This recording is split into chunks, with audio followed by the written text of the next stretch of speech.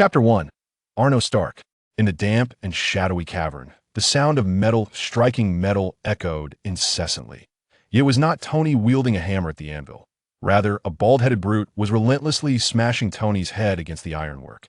"Thud, damn you, Stark! How dare you deceive me?" The menacing figure pressed Tony's defiant face against the anvil with brute force. This a Jericho missile. How the hell was I unaware that missiles could take human form? The bald man yanked Tony by the hair, angrily confronting him with the disassembled parts of the mark, hanging nearby. Would you believe me if I said it's an upgraded version? Despite his tattered clothing, bleeding lip, and bruised visage, Tony remained relatively composed.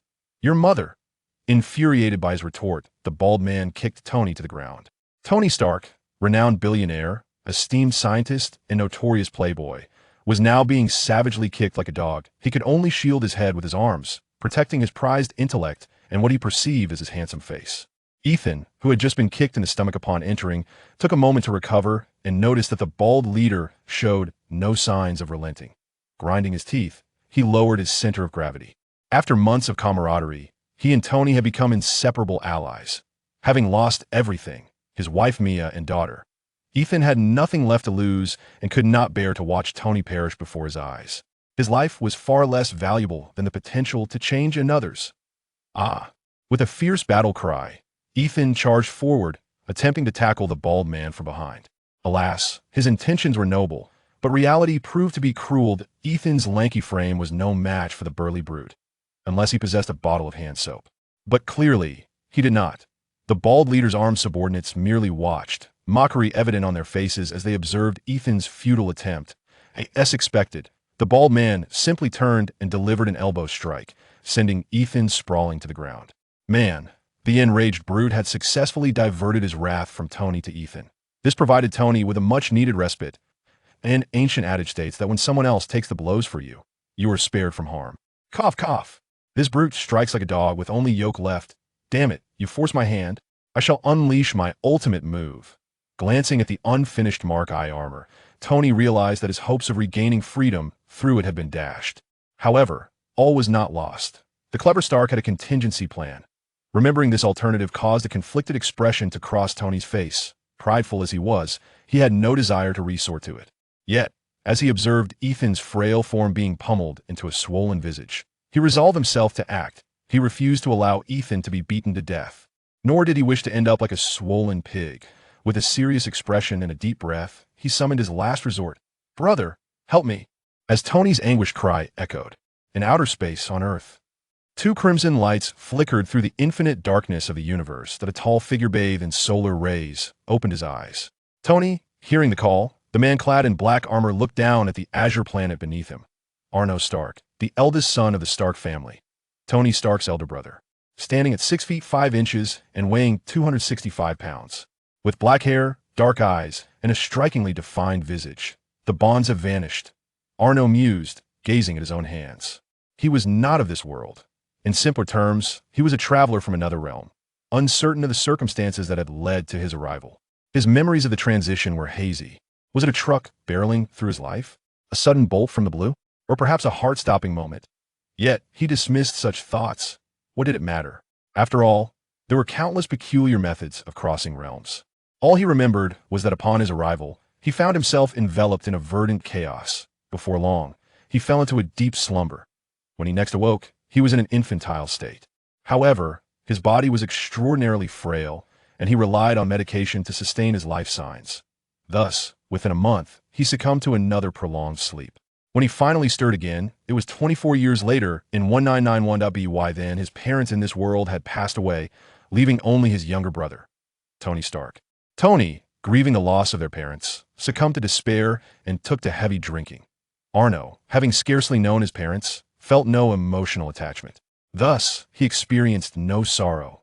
Calmly, he summoned the family's longtime butler, JRVS, to inquire about their current circumstances, though surprised by Arno's remarkable clarity of mind after decades of slumber.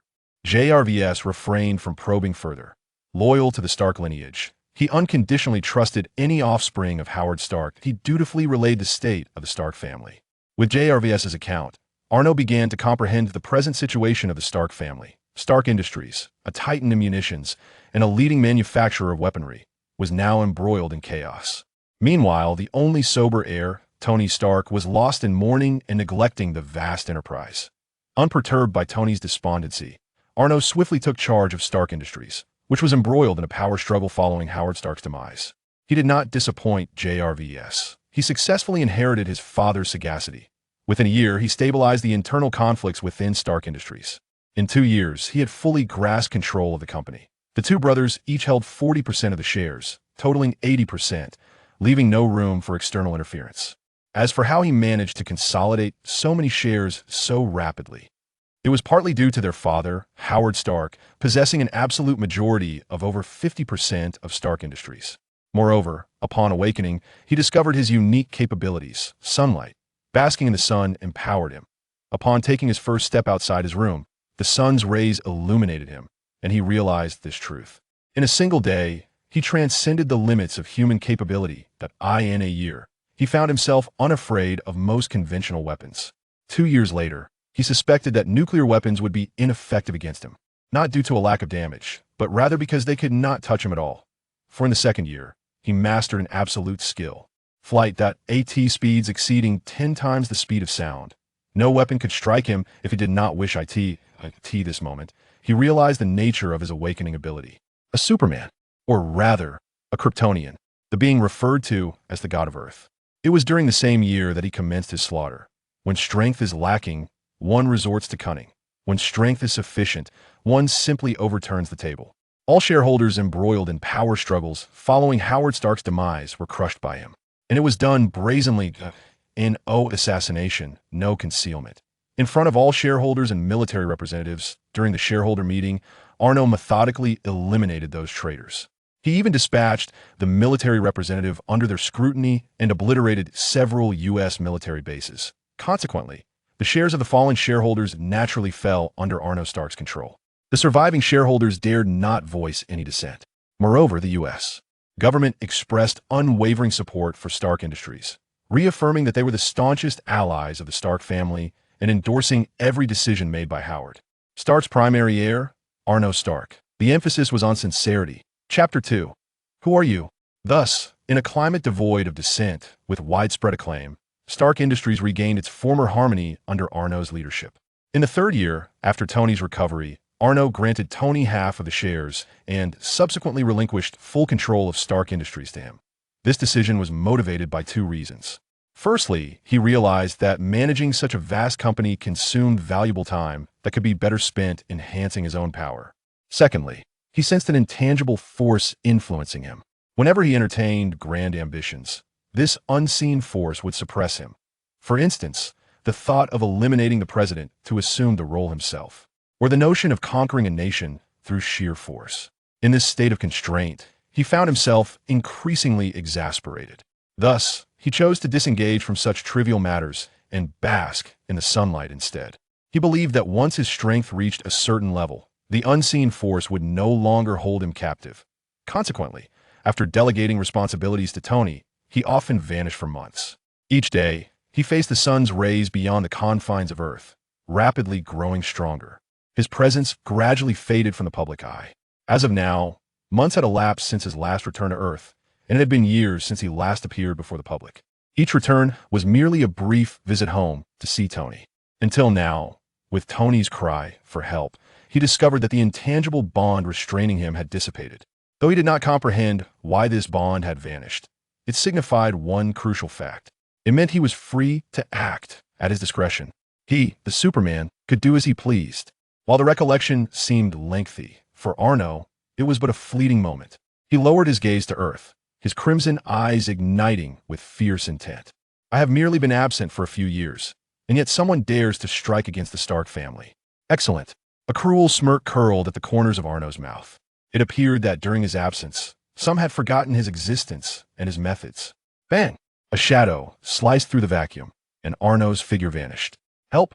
No one can save you, even if you scream until your throat is raw. The bald man ceased his assault on Ethan and turned, revealing a derisive grin at Tony's plea for aid. He beckoned with his right hand, and a henchman promptly presented him with a glowing red iron rod. Though you still hold value, I don't wish to kill you so soon. However, providing you with an unforgettable experience sounds delightful. The bald man brandished the red-hot rod, a wicked grin adorning his face. In short, surrender the Jericho missiles to me by tomorrow, or else. The bald man remained silent, but Tony's mouth twitched in response. A sense of discomfort washed over him. The rod appeared increasingly sinister. Yet, at this moment, he felt no fear. He retaliated with an international gesture. Go play with your stick at home, you son of a squid. Despite being a mere nameless character, the bald man still desired to maintain his dignity. After all, he was the leader of a formidable terror faction. Being humiliated in such a manner by his captive ignited his fury. With a fiery rod in hand, he aimed to teach Tony Stark a lesson about the consequences of his insolence. Boom! With a resounding crash, the iron rod struck a towering figure, producing a metallic clang. What was initially aimed at Tony's head collided squarely with a large S emblem on the newcomer's chest. Do not misunderstand. This does not represent the symbol of hope from Krypton, but rather the emblem of the Stark family. The bald man gulped, fear coursing through him as he gazed at the figure descending from above. Who are you? He uttered the quintessential American inquiry. In response, a hand the size of a fan grasped his head. Arno lifted the bald man's head, expressionless as he glanced at the 10 rings emblem within the cave. Let me go. Do you have any idea who I am? The bald man, feeling the immense pressure on his head, pounded his hands and feet against Arno's body. But this feeble attempt at resistance was as futile as having Ethan challenge Tyson in a fight. It was a display of utter arrogance. Not only did he fail to inflict any harm on Arno, but the bald man's limbs also throbbed painfully under the grip. His henchmen, witnessing their leader's predicament and being intimidated by Arno's presence, stood paralyzed. However, they need not worry about their leader's safety any longer. Though the bald man's strikes failed to harm Arno, they successfully captured his attention. Bang! The watermelon exploded. You talk too much. Arno crushed the bald man's head and turned to address the shocked terrorists. Where is your leader? The other terrorists exchanged terrified glances, unable to comprehend his words. This motley crew hailed from various nations, yet none spoke English. It was Ethan, still weak, who managed to speak up, cough. The one you just crushed is their leader. After a moment of silence, Arno turned to see Tony's stifling laughter, his expression a mix of amusement and restraint. Arno felt it necessary to assert his elder brotherly authority. Then you are of no further use. Before the terrorist could grasp the meaning behind his words, a crimson beam swept across. The light moved with incredible speed, and before the terrorists could react, their vision spun chaotically. Moments later, they found themselves severed at the waist, their lower halves remaining standing in the cave. Realization dawned upon them that they had been cut in two. Though the severed individuals did not die immediately, the cave was soon filled with anguished cries. Ethan touched his scorched bald head, eyes wide with terror. Fortunately, he had fallen to the ground. Had he been a mere centimeter closer, he would have joined the terrorists in their fate. Sizzle. Another beam of heat swept through, and the wails in the cave abruptly ceased. Turning to see Tony's expression frozen in shock, Arno's lips curled into a barely perceptible smile. What has happened? Tony certainly understood what Arno meant that a few months ago, I journeyed to Afghanistan to showcase the new Jericho missile. However, on my return trip, I was ambushed, and the assailants wielded weapons manufactured by Stark Industries. Tony cast a glance at the firearms discarded by the terrorists. Arno followed suit, then turned his gaze towards the cave entrance. The thick walls did little to obstruct Arno's sight as he peered through the rocky barrier, observing numerous weapons emblazoned with the Stark emblem outside. He also noted the many terrorists that had gathered to surround the cave entrance, along with several antiquated tanks. Yet, rather than concern himself with the encirclement, he focused intently on the Stark-branded weaponry. It seems my prolonged absence has led some to believe I have perished, he mused, a cruel smile flickering across his face, his eyes aglow with a fierce light. It appeared the board had become too bloated. A trim was evidently in order. Tony felt a shiver run down his spine at the sight of his brother's smile, sensing that misfortune awaited someone. Although Arno had spent 2 years cleansing Stark Industries while Tony wallowed in sorrow, it did not imply that he was oblivious that in fact he was fully aware of the bloodshed within the board, the violent reclamation of shares, and the destruction of military bases. He knew it all too well. Chapter 3. The Iron Body, the God Among Men. Initially, when he learned of his brother's actions upon awakening, Tony was struck with shock and a whirlwind of emotions. Born into a family of arms dealers, he inherently leaned towards lawfulness and benevolence. Ultimately, after enduring a protracted internal struggle lasting 2.5 months, he chose to believe in and support the only family member he had left. He emerged from the shadows and returned to the forefront, eager to unite with his brother and bolster Stark Industries. However, upon re-entering the fold, he found himself burdened with an immense responsibility thrust upon him by Arno. Although Stark Industries had been stabilized through Arno's ruthless methods, Tony had no desire to compete for control.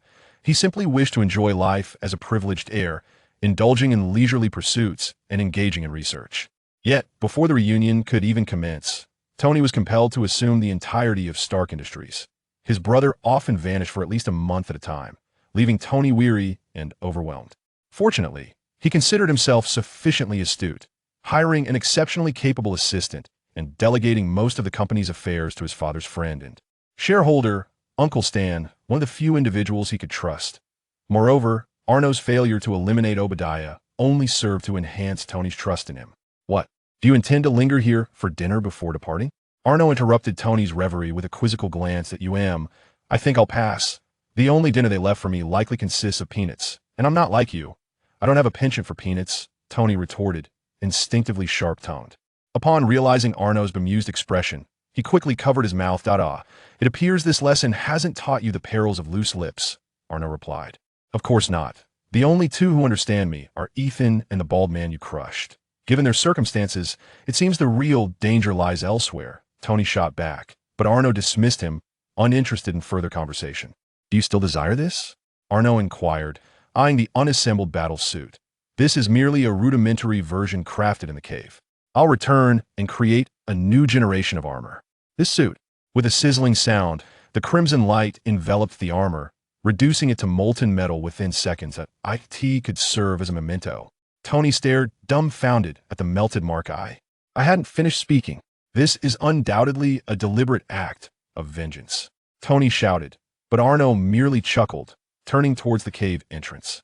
Tony stood in impotent fury for a moment before assisting the injured Ethan and following suit. Tony, we can no longer see your brother. Shouldn't we hasten our departure? Ethan, supported by Tony, ambled slowly, growing anxious as Arno's figure vanished from sight. Initially startled by Arno's entrance and methods, Ethan now felt an unparalleled sense of security in his presence. Thus, the absence of Arno left him unsettled. No, our current pace is just right, Tony implied, causing Ethan to pause in confusion. Boom, boom, boom. The cave trembled violently, and outside, explosions and gunfire erupted. A cacophony of screams followed. Ethan broke into a cold sweat, finally grasping the meaning behind Tony's words. Outside, the yellow sand swept away the black smoke and the stench of blood as a dark cloak billowed in the wind. Arno's towering figure loomed above, his eyes gradually dimming from their fiery glow, replaced by the stark reflection of a gruesome scene of carnage below. As Tony assisted Ethan in emerging, despite his unwavering confidence in his brother, he was profoundly shaken by the sight before him. The ground was littered with the dismembered remains of terrorists and the twisted scraps of armored vehicles. From the remnants, still warm from the recent destruction, it was clear that to Arno, these tanks and armored cars were as fragile as paper. Truly, an extraordinary display of power. Tony couldn't help but exclaim, igniting a fervor within him to forge his own iron armor. With his brother embodying iron and laser beams, he, too, could not afford to lag behind. Lacking innate talent, he resolved to create his own iron body. If his brother was a god among men, then he would be the creator of gods. Tony's eyes blazed with ambition, brimming with confidence in the forthcoming creation that would undoubtedly alter the world's landscape. While Tony was filled with fervor, Ethan's expression remained unchanged, not due to his immense fortitude, but rather because his head was still swollen and bruised, rendering his features unrecognizable. Arno descended slowly, casting a discontented glance at Tony. As Tony wore a puzzled expression, Arno unleashed a heat vision into the cave, incinerating the Mark I schematics that had previously imprisoned Tony. Carelessness. Can such things be left behind? Realizing this, Tony sheepishly scratched his head. Cough, cough. But I had you here. I felt reassured, Arno remarked, surprised by his brother's begrudging admission. Never mind, just be cautious next time. Let's return. Tomorrow, we'll remove that shrapnel from your chest, Arno instructed, gesturing towards the reactor embedded in Tony's chest. Tony's expression shifted, but he maintained a facade of nonchalance. All right, you caught me, but the shrapnel is perilously close to my heart. Given current technology, the success rate is likely low, Besides, I think this looks rather cool. Trust me. Prepare for surgery tomorrow. I have 2 friends who are experts in this field, Arno replied, lifting Tony with one hand and Ethan with the other. As Ethan gazed in bewilderment and Tony in resignation, the 3 ascended slowly into the sky. Tony, unable to suppress his sarcasm, remarked, "Hey, wouldn't it be better to wait for rescue? Must you carry me back like this? It makes Ethan and me appear as mere chicks in your grasp. Waiting for rescue would take too long. I have many matters to attend to," Arno replied, lifting the 2 of them to a considerable altitude. His eyes ignited with a crimson glow, unleashing scorching beams that obliterated the surrounding Stark Industries munitions before he soared into the distance. At the Malibu beachfront villa, 3 figures descended from the heavens, landing before a door imbued with a sci-fi allure. Sheesh, the sensation of free flight is exhilarating. It would be even better if I were the one piloting, Tony exclaimed, his face alight with excitement. Although he was aware that his older brother could soar, this was the first time he experienced being flown. The thrill of unrestrained flight captivated him, igniting an eagerness to create a new generation of Mark armors to fulfill his dream of flying. Arno, supporting the weak-legged Ethan, teased, "I should have tossed you midway, allowing you to savor the experience of free flight yourself." Tony raised an eyebrow. "Oh, then you should have dropped me at a burger joint. I could really go for a cheeseburger right about now." Chapter 4. The Fortunate Miscreant. "Excuse me, may I enter first? I would like a glass of water," Ethan stammered, interrupting the banter between the 2. After their recent swift flight, his stomach was in turmoil. Arno paused his exchange with Tony and glanced at Ethan, whose complexion was a disturbing mix of green, purple, and white. He mused that if it weren't for Ethan's absurd biological constitution, the speed of their return would have left him in a far worse state, perhaps even igniting a firestorm within him. With one hand supporting Ethan, Arno stepped forward. The glass door slid open with a magnetic hum. "Welcome home, young masters and Mr. Ethan. Lastly, Mr. Stark, it is a pleasure to see you return safely." Arno was unfazed by this. It was the intelligent butler Tony had developed, named after their late steward, Jarvis. Was it merely an illusion, or did Jarvis's voice carry a hint of emotional resonance? Tony raised an eyebrow, feeling a twinge of curiosity. Yet he withheld his thoughts, much like the resolute loyalty inherent in the name he had given Jarvis. He had unwavering faith in the intelligent system he had created, akin to the confidence he had in himself, which often bordered on arrogance. Pouring a glass of water for Ethan, Arno turned to Tony and said, "Do not disclose your return just yet. I need to ascertain who leaked your whereabouts before you step back into the limelight." Tony nodded, aware that he was no fool. Only a handful of insiders were privy to his route, and given that terrorists wielded weapons produced by Stark Industries, it was evident that there was a mole within the company.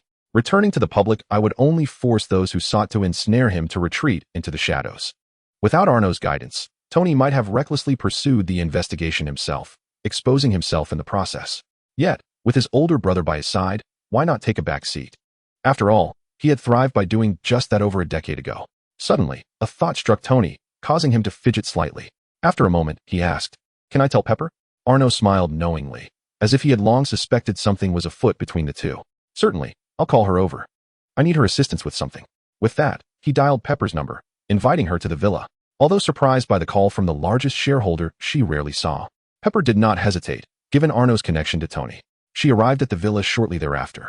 Stepping from her car, she was greeted by the imposing figure of Arno, now clad in a deep blue suit, having changed out of his combat attire. Her heart raced involuntarily. His presence was overwhelmingly oppressive. She finally mustered the courage to step forward, gritting her teeth as she addressed Mr. Stark. "Is your summons related to Tony's disappearance?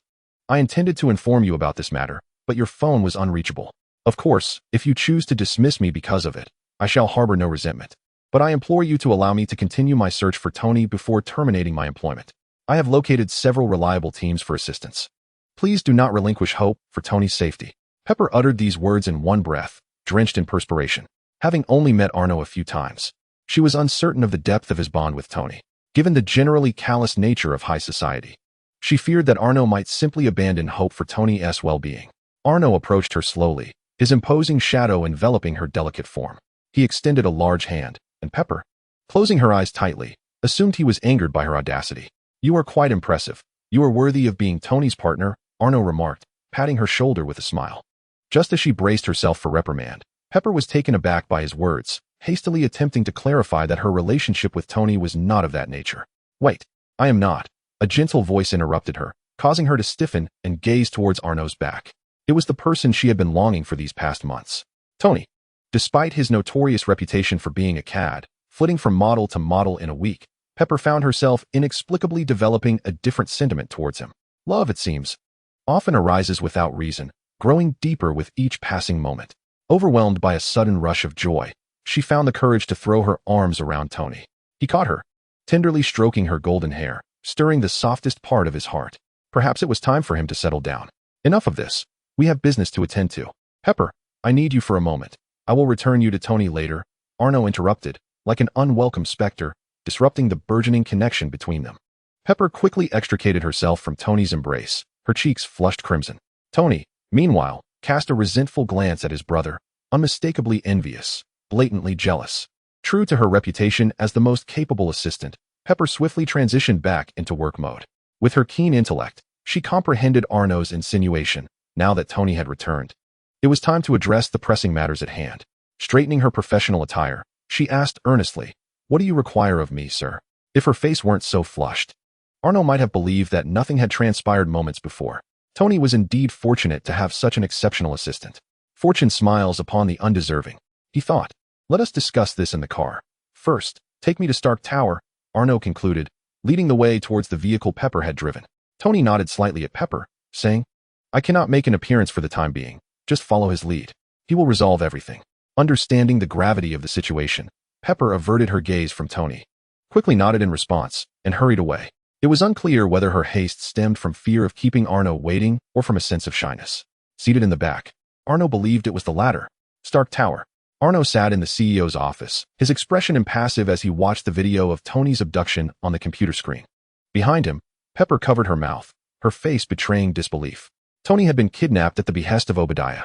No, it was not merely abduction, it was attempted murder, revealing Obadiah's grave misjudgment of the credibility of those desperate rogues.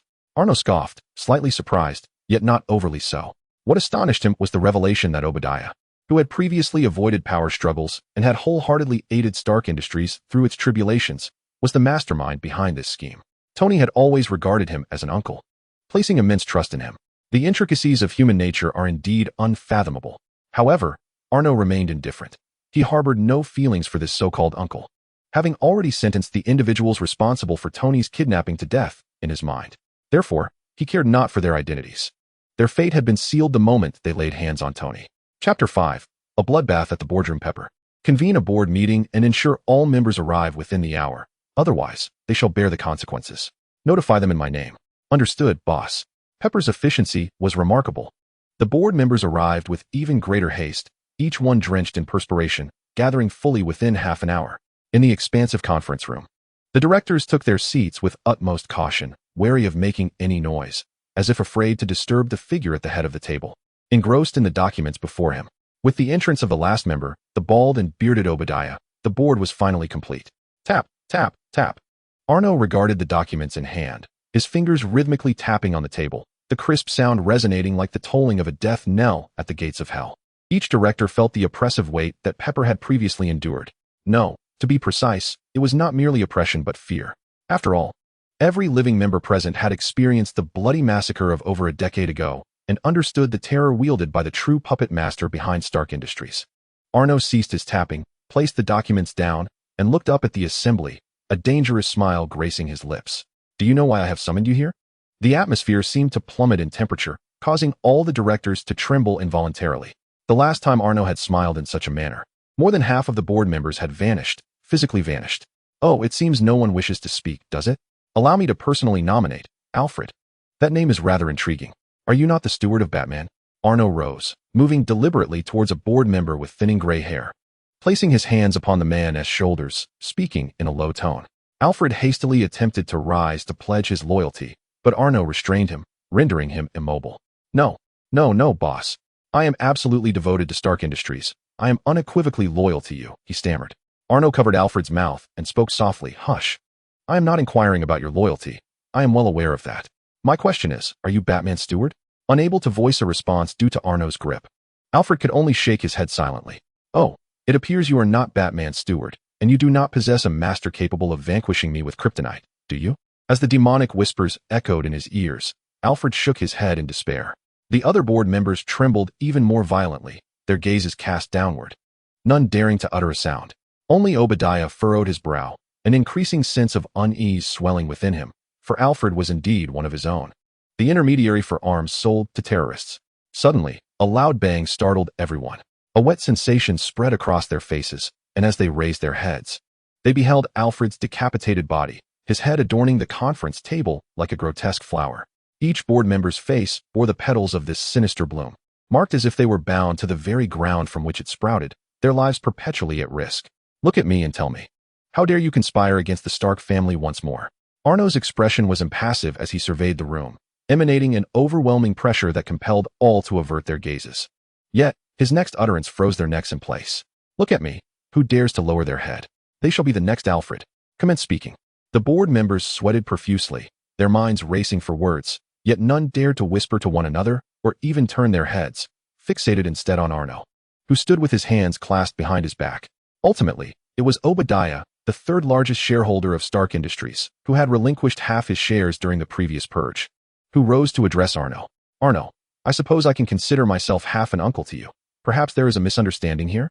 Perhaps your fury stems from Tony's disappearance. However, the board has convened several times to discuss how to rescue Tony. We have fully supported Ms. Potts in her efforts to assemble a team to search for Tony in Afghanistan. Trust us, Tony will be unharmed. We will surely bring him back.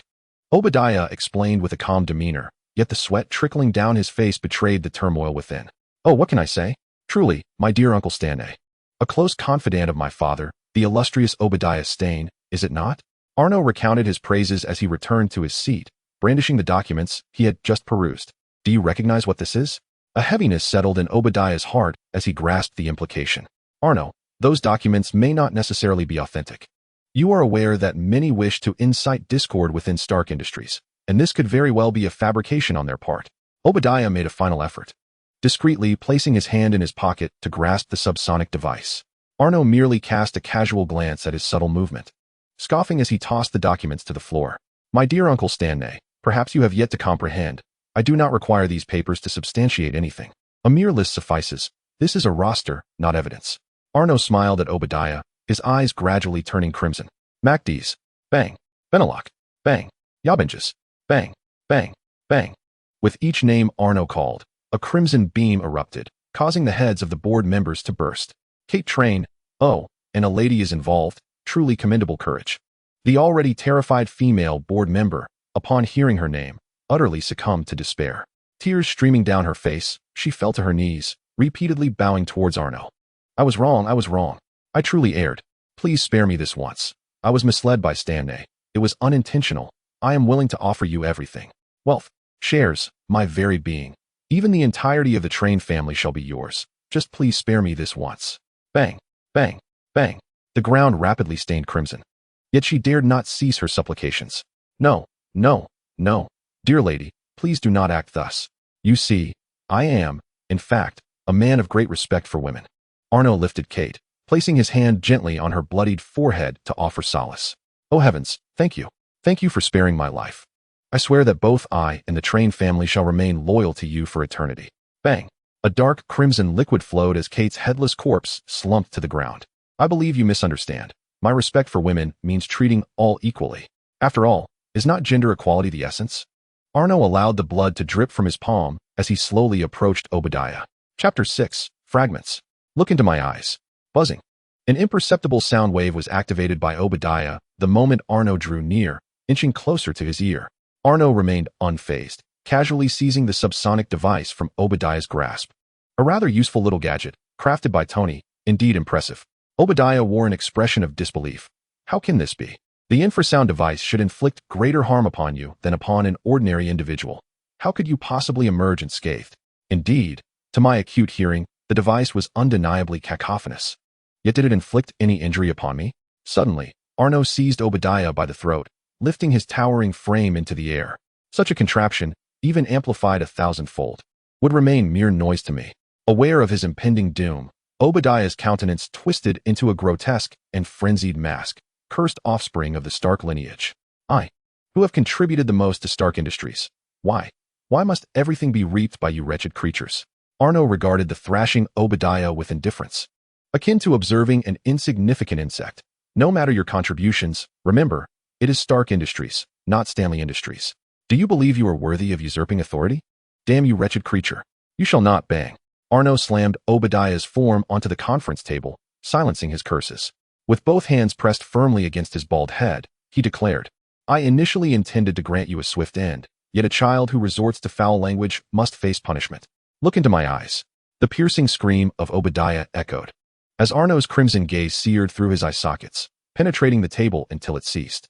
Under Arno's deliberate control, Obadiah endured the excruciating agony of his eyes being burned through before he succumbed to death. Arno's unextinguished gaze shifted toward the surviving board members, the residual scarlet glow and bloodstains rendering his visage exceedingly menacing. This time you are fortunate. I discovered no incriminating evidence against you. However, should even one of you dare to act behind my back or defy the will of the Stark family again, you shall all descend into perdition. The room fell into an oppressive silence, the board members paralyzed by fear, their eyes wide with terror, their throats choked as if filled with lead, unable to utter a sound. Now tell me, have you understood? With Arno's thunderous command, the remaining individuals jolted back to reality. Understood. I vow lifelong loyalty to the Stark family. To you. With the first declaration, the others hastily echoed their allegiance. Very well, then, military representatives. Do you have any further comments regarding my actions? Arno directed his gaze toward the board member clad in military attire, the representative of the armed forces. No. We, the military, have no connection to this matter. We have always been the staunchest allies of the Stark family. As other arms dealers were treated like deities by the military representative, he stood up in a fluster, akin to a schoolboy called upon by a teacher, even saluting in a flurry. Haha, I am not your superior. There is no need for salutes. Lower your hand, Arno jested. Yet, none present dared to laugh, all shrinking back in trepidation. The meeting concluded successfully today, and I hope everyone will continue to work diligently to elevate Stark Industries to new heights. Let's disperse, Arno said with a smile, as he opened the door to the conference room and stepped outside. Instantly, the room was filled with the sound of bodies collapsing to the floor. Oh my God, boss, what happened? Are you injured? Pepper, stationed just outside the door, was taken aback by the sight of Arno, who emerged covered in blood. His appearance was indeed alarming, his deep blue suit nearly saturated in crimson. It must be noted that the soundproofing of the Stark Tower's conference room is remarkably effective. After notifying the board members of the meeting, Pepper had taken on the responsibility of greeting them at the door while Arno entered. Once all the directors were inside, her rank did not permit her entry, so she waited outside, completely unaware of the turmoil within.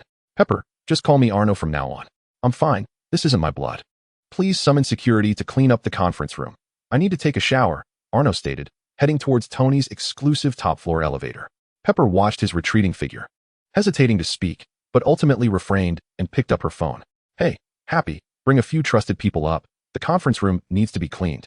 Before she could finish her sentence, the conference room door swung open once more, and one by one, the directors emerged, trembling and supporting themselves against the walls. Through the gap in the door, Pepper glimpsed a hellish scene inside. Her phone slipped from her grasp, her blood running cold as if frozen. Hey, Pepper, are you all right? Pepper, I'm on my way. Happy's voice echoed from the fallen phone, but at that moment, Pepper was lost in a void of thought. Water cascaded over a figure sculpted with the perfection of ancient Greece, washing away the blood and the stench of violence. Clad in loose white shorts and a short-sleeved shirt, Arno emerged from the bathroom. Pepper, having waited anxiously, turned stiffly and spoke mechanically. Boss, the conference room has been cleaned. The military representatives assisted with the bodies. Arno nodded and patted Pepper's shoulder. Just call me Arno, Pepper. Take a seat in our place. Light has long ceased to exist. There is no need for everyone at Stark to become like me, but the Stark family requires someone like me.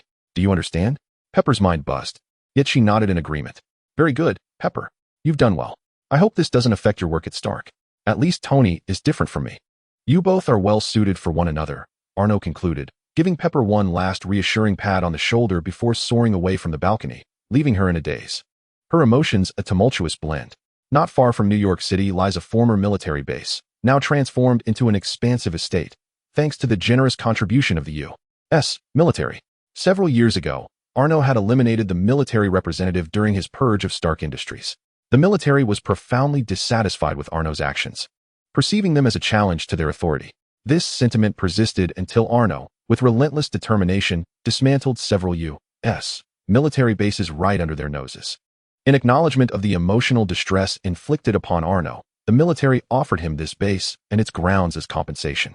Consequently, he converted it into an enormous estate, reminiscent of the grand mansions in domineering novels, where one might lose their way from the bedroom to the restroom, primarily due to its proximity to New York, facilitating easy access to the city.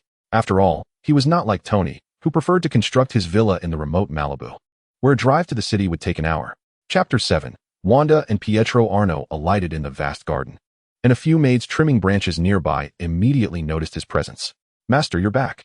Several youthful and vibrant maids dropped their pruning tools and rushed toward him.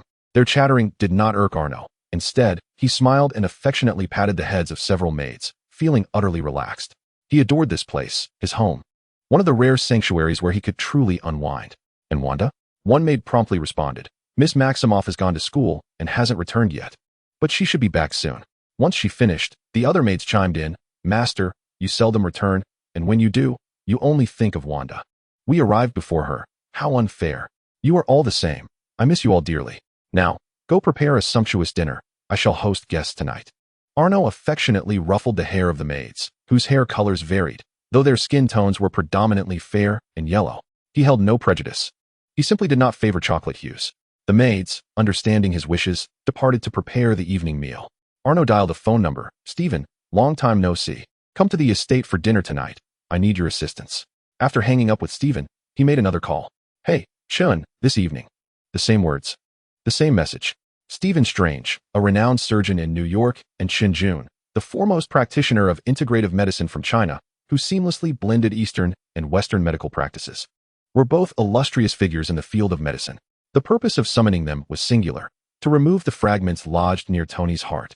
He could not bear the thought of his only brother harboring shrapnel that posed a constant threat to his life. Although neither Arno nor Tony articulated their feelings, they cherished their bond as the only family they had. Buzzing. The roar of a sports car echoed through the air as a striking red Ferrari boldly surged into the estate. Upon spotting Arno, the car visibly jolted before coming to a swift halt not far from him. The door swung open, and a charmingly disheveled man with silver hair emerged, trotting over with an apologetic demeanor. "Brother Arno, I'm sorry I didn't know you were back." "My sincerest apologies," Pietro said, his face flushed with embarrassment. Despite Arno having taken him and his sister under his wing without imposing any constraints, he couldn't help but feel a childlike anxiety in Arno's presence. From the car, a girl also stepped out. With chestnut hair, a radiant countenance, and an innocent, alluring figure, Wanda Maximoff was Pietro's twin sister. Born in 1989, they were separated by mere minutes. Now 19, the siblings had been taken in by Arno a few years prior and sent to New York for their education. In truth, nearly all the residents of the estate were orphans whom Arno had rescued. Some had become his trained assassins, while others contributed to the estate's operations. A select few elites had even joined Stark Industries, infiltrating various departments within the organization. This network enabled Arno to swiftly compile a list of individuals engaged in unsavory dealings under the Stark name. Although he possessed sufficient power independently, he recognized the impracticality of managing everything personally. It was both tiresome and unrefined. After all, he was the current head of the Stark family.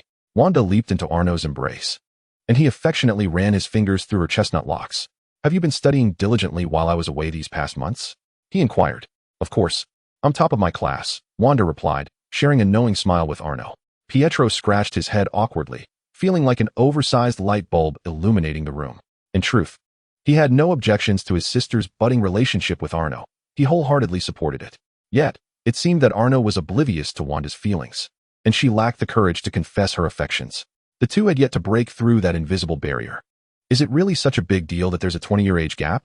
If I were a girl, I would have pursued brother Arno long ago," Pietro mused, quickly dismissing his unrealistic thoughts. "Never mind, let them be. It's not my concern." With that, he declared, "I'll head to the kitchen to see what delectable treats they've prepared.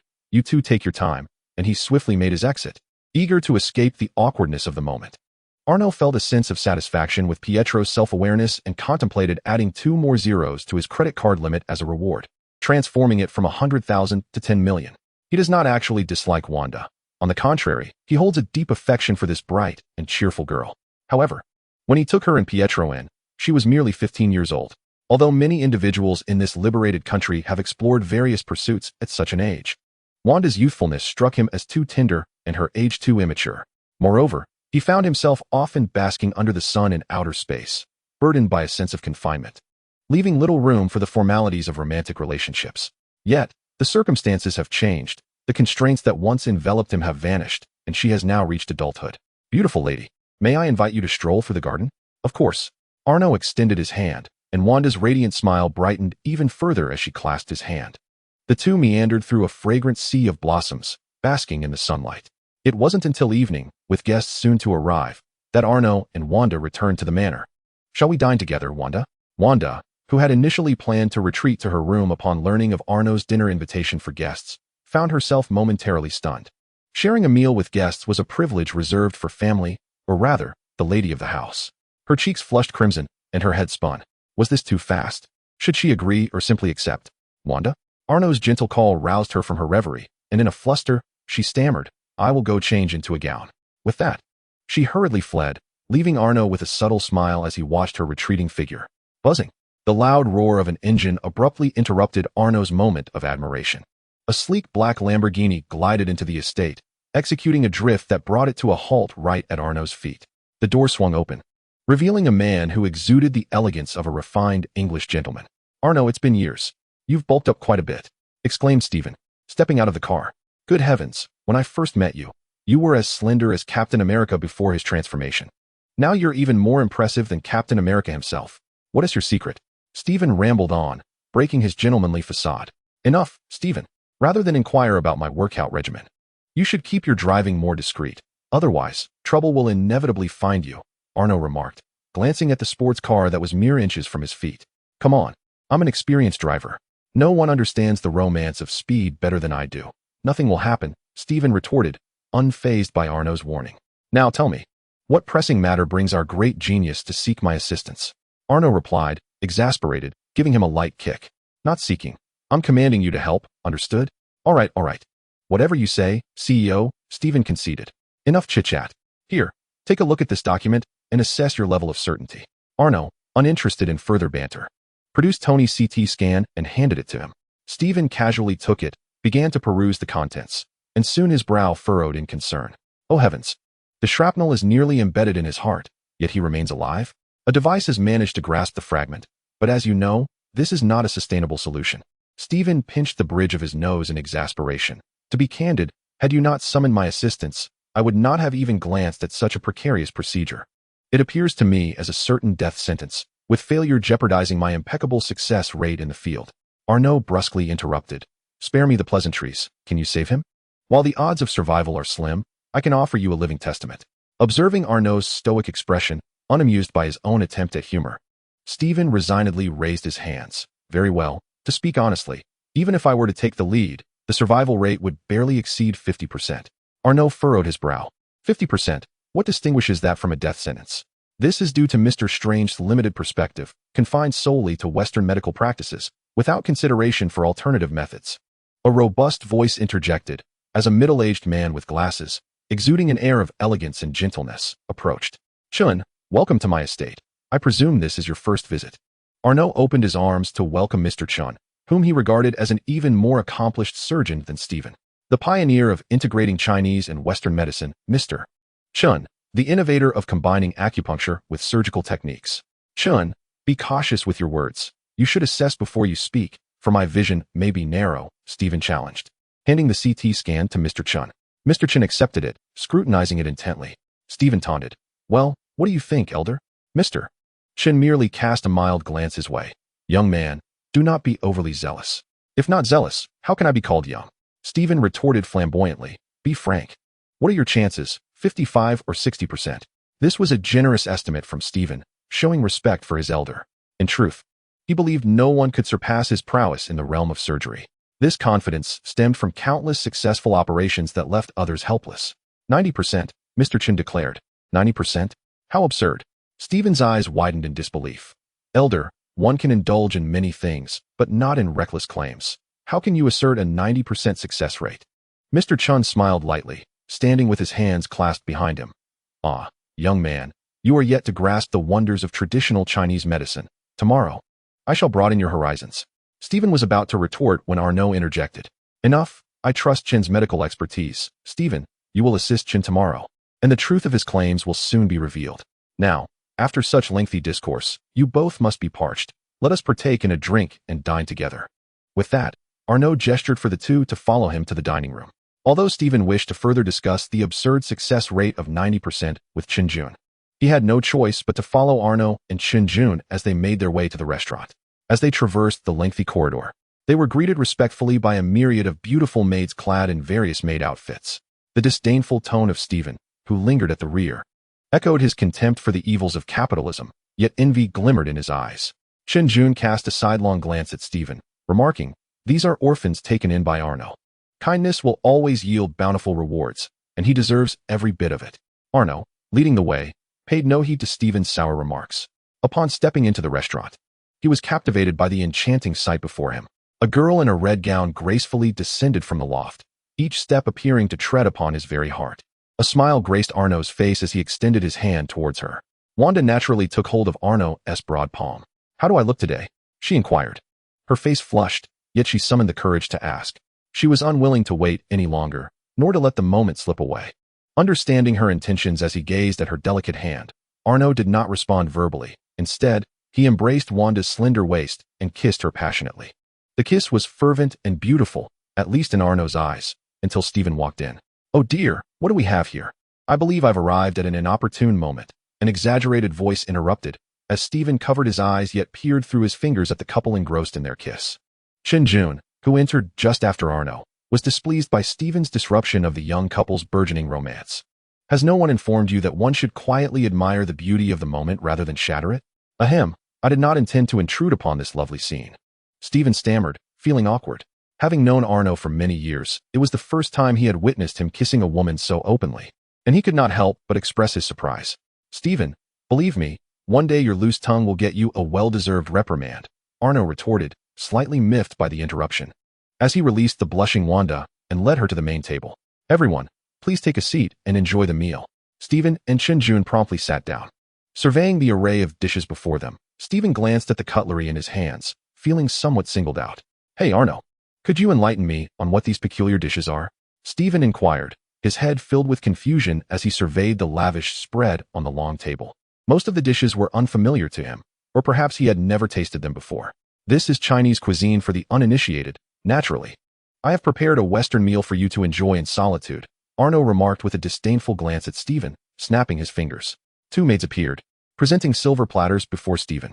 Stephen lifted the silver dining cover to reveal exquisite steak and foie gras. "Ah, this looks much more appetizing," he remarked. "All right, Chun, disregard this fellow and let us dig in." Arno was the first to pick up his chopsticks, selecting a piece of glutinous rice-stuffed duck and placing it into Wanda's bowl. Qinjun also took up his chopsticks, gazing at the bountiful spread and exclaiming, "I never imagined I could savor authentic Chinese cuisine, rivaling the grandeur of a Manchu Han imperial feast all the way in the distant west. Truly, Mr. Stark, you have gone to great lengths." Although this meal was somewhat more lavish than usual, my everyday fare at the estate consists of Chinese dishes, and I personally prefer the intricate flavors of Chinese cuisine. Chapter 9. Wanda's Nightmare. Arno raised his goblet, toasting to Qinjun and Stephen before downing the moutai within. Qinjun lifted his glass, sniffing the air, immediately detecting the rich aroma of the liquor. He caught a glimpse of Stephen, who wore a faint smile, and without hesitation, he too drank it all in one go. Although Stephen recognized the intoxicating scent of a liquor he had never encountered before, he surmised that it was normal for Arno, a wealthy connoisseur, to possess such rare delights, and thus thought little of it. Instead, driven by a spirit of rebellion against the affluent, he resolved to indulge liberally himself, gulping it down as well. Ugh, cough, cough. The moment it touched his lips, Stephen felt as though his mouth, throat, and entire being were ablaze. "What is this? Is it alcohol?" Qinjun's typically earnest expression broke into a mischievous grin. "It's a potent spirit from Huaxia, rich and fervent, wouldn't you agree?" As Stephen endured the fiery sensation in his throat, his lips twitched uncontrollably. "Potent spirit? Do all you Huaxians consume this? It hardly aligns with your gentle and peace-loving disposition." "Gentle? Perhaps," Qinjun replied noncommittally, as the uncultured lands were entirely unaware of the terrifying history of ancient Huaxia dynasties. "Let's bypass this sensitive topic and continue dining." Arno interjected appropriately. However, Stephen, observing the vibrant array of delectable dishes and the enjoyment of his companions, felt disinclined towards the singularly colored and simplistic flavors of the steak and foie gras on his plate. "Hey, I am a guest at this banquet too. I want to eat what you are having," he declared, pushing aside his plate and skewering a four-happiness meatball with his fork. "Not bad. Although it differs from what we have back home, it is quite acceptable." With that, Stephen decisively set aside the steak and foie gras, sampling other dishes one by one. Despite some being unfamiliar to his palate, overall, he found it rather pleasing. After all, one cannot expect a boar accustomed to Western fare to easily adapt to every delicate nuance of cuisine. Arno and Qin exchanged knowing smiles, realizing that Stephen had opened a new door of experience. After several rounds of drinks and a variety of dishes, Stephen, feeling uncomfortably full, slumped in his chair, overwhelmed by the sheer volume of food. Even a mere taste of each dish had left him satiated. Arno wiped the corner of his mouth and began to address the matter at hand. "You two shall stay at the estate for the night and diligently prepare the surgical plan for tomorrow." Stephen felt as though he could no longer speak. He feared that uttering a word would cause the food in his stomach to surge forth. Qin took a sip of the tea served by a maid, then retrieved a CT scan from his bag, saying, "No problem. Tonight, Mr. Strange, and I will devise a comprehensive plan for tomorrow's surgery. With the assistance of this surgical prodigy, I am confident the operation will proceed smoothly." Stephen raised an eyebrow at Qin, a hint of pride in his expression. He had not anticipated that this old fellow, despite his arrogance, possessed a discerning eye to recognize his genius. Qin remained unfazed by Stephen's smug demeanor. He understood the distinction between their abilities. Although he held disdain for Stephen's haughty character, he acknowledged his professional prowess. In all of America, there were scarcely a handful of surgeons who could rival Stephen. In terms of straightforward surgical procedures, Qin admitted that he fell short of Stephen's expertise. Yet, he possessed his own unique skills. Drawing from the ancient medical heritage of 5,000 years of Chinese tradition, which was incomparable to a nation merely over 2 centuries old. "Well, I entrust my brother to both of you," Arno stated, his confidence in Qin and Stephen's medical skills unwavering. His assurance stemmed not only from their abilities, but also from his own proficiency in surgery. He would be present throughout the procedure to mitigate any unforeseen complications. Although he had spent a day learning the entire surgical process and how to handle various emergencies from Stephen, he was still not a professional. Thus he had invited the two specialists. He would serve as a final safeguard. With his keen eyesight and swift hands, he could ensure timely intervention should anything go awry, thereby preventing Tony's demise. Arno beckoned, and 2 maids approached promptly. "Escort our esteemed guests to the conference room. No one is to disturb them without my express permission." "Yes, sir." Arno turned to Qin and Stephen. "Focus on formulating the surgical preparations. Should you require anything, do not hesitate to instruct them. They will remain at the door of the conference room." Qin and Stephen nodded in acknowledgement. One maid respectfully gestured for them to proceed and led the way. Qin followed suit, while Stephen, having overindulged, was assisted by another maid as he trailed behind. Wanda, who had been quietly seated beside Arno, waited until he finished conversing with the two before inquiring curiously, "Brother Arno, do you have another sibling?"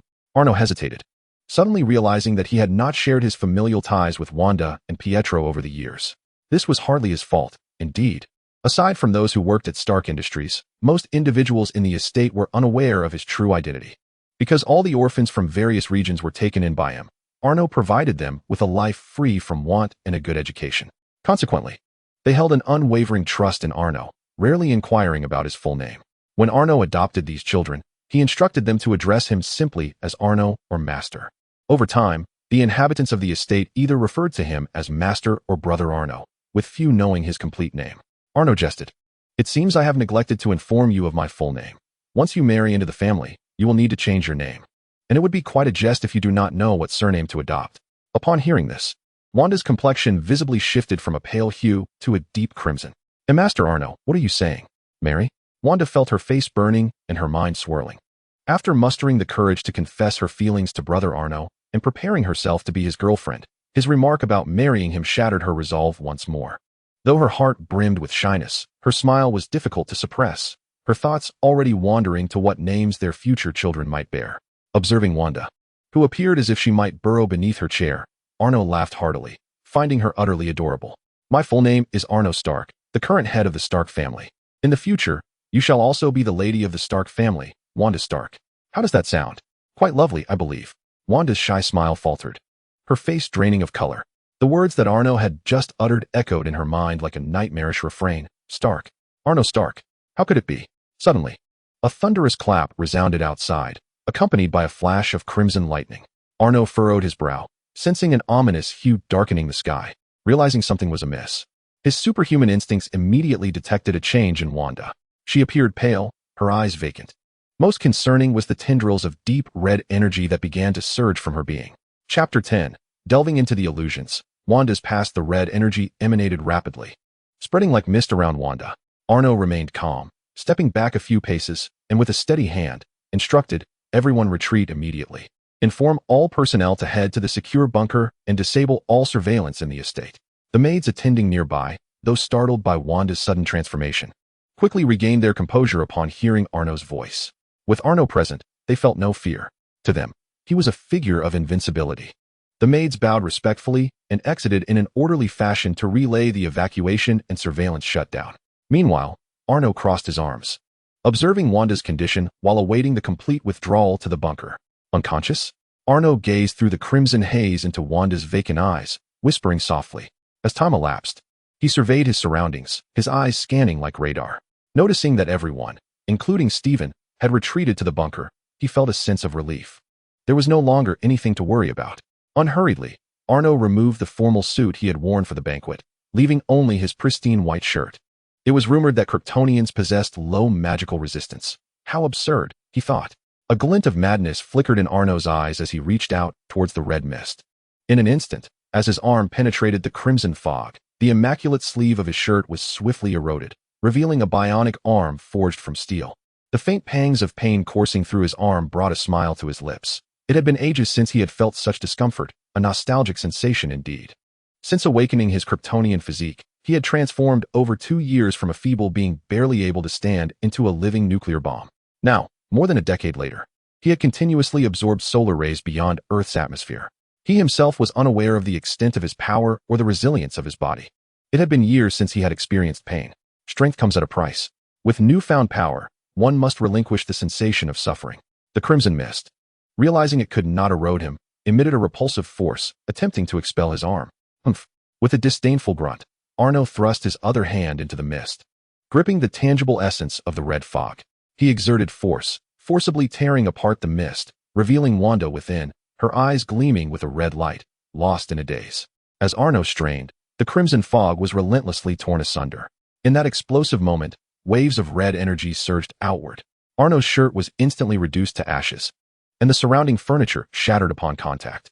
Though it caused some damage, it was too feeble to pose a threat. Magic indeed inflicted harm upon him, but he was uncertain whether it was Wanda's weakness or the inherent low caliber of this energy that rendered it ineffective against him. Disappointment washed over Arno as he shook his head, expecting a more significant injury, yet his skin remained unscathed. Chaos power. Do you heed the words of mortals? Ignoring the wreckage of the restaurant, ravaged by the red energy, Arno scooped up the unconscious Wanda in a princess carry. The moment their bodies touched, a wave of disorientation swept over him, akin to the sensation of a drill attempting to penetrate his skull. Alas, it encountered the indomitable Arno. His titanium alloy had impervious to such intrusions. However, Arno pondered Wanda's still glowing red eyes, deep in thought. He needed to unravel the source of Wanda's abilities and understand why she had spiraled out of control. Arno opened his mind, his vision clouded by the crimson mist. What he did not know was that at the same moment, within the bunker, Pietro suddenly succumbed to unconsciousness. Steven and Chunjun hastily approached to inspect. As Arno's vision returned, he found himself in an ancient town, surrounded by groups resembling rebels rushing forward. Glancing down at his still bare upper body, Arno concentrated, and a gray suit materialized upon him. Indeed, it was an illusion. As Arno had anticipated, he possessed no ability to conjure objects in reality. Hey, who are you? Raise your hands. A sudden, commanding shout resounded from behind. Turning around, he was confronted by a squad of rebels, one of whom was nearly pressing a gun against his forehead. Arno couldn't help but marvel at the high degree of autonomy exhibited by this illusionary NPC. To awaken with such realism suggested that Wanda's powers were perhaps more formidable than he had initially believed.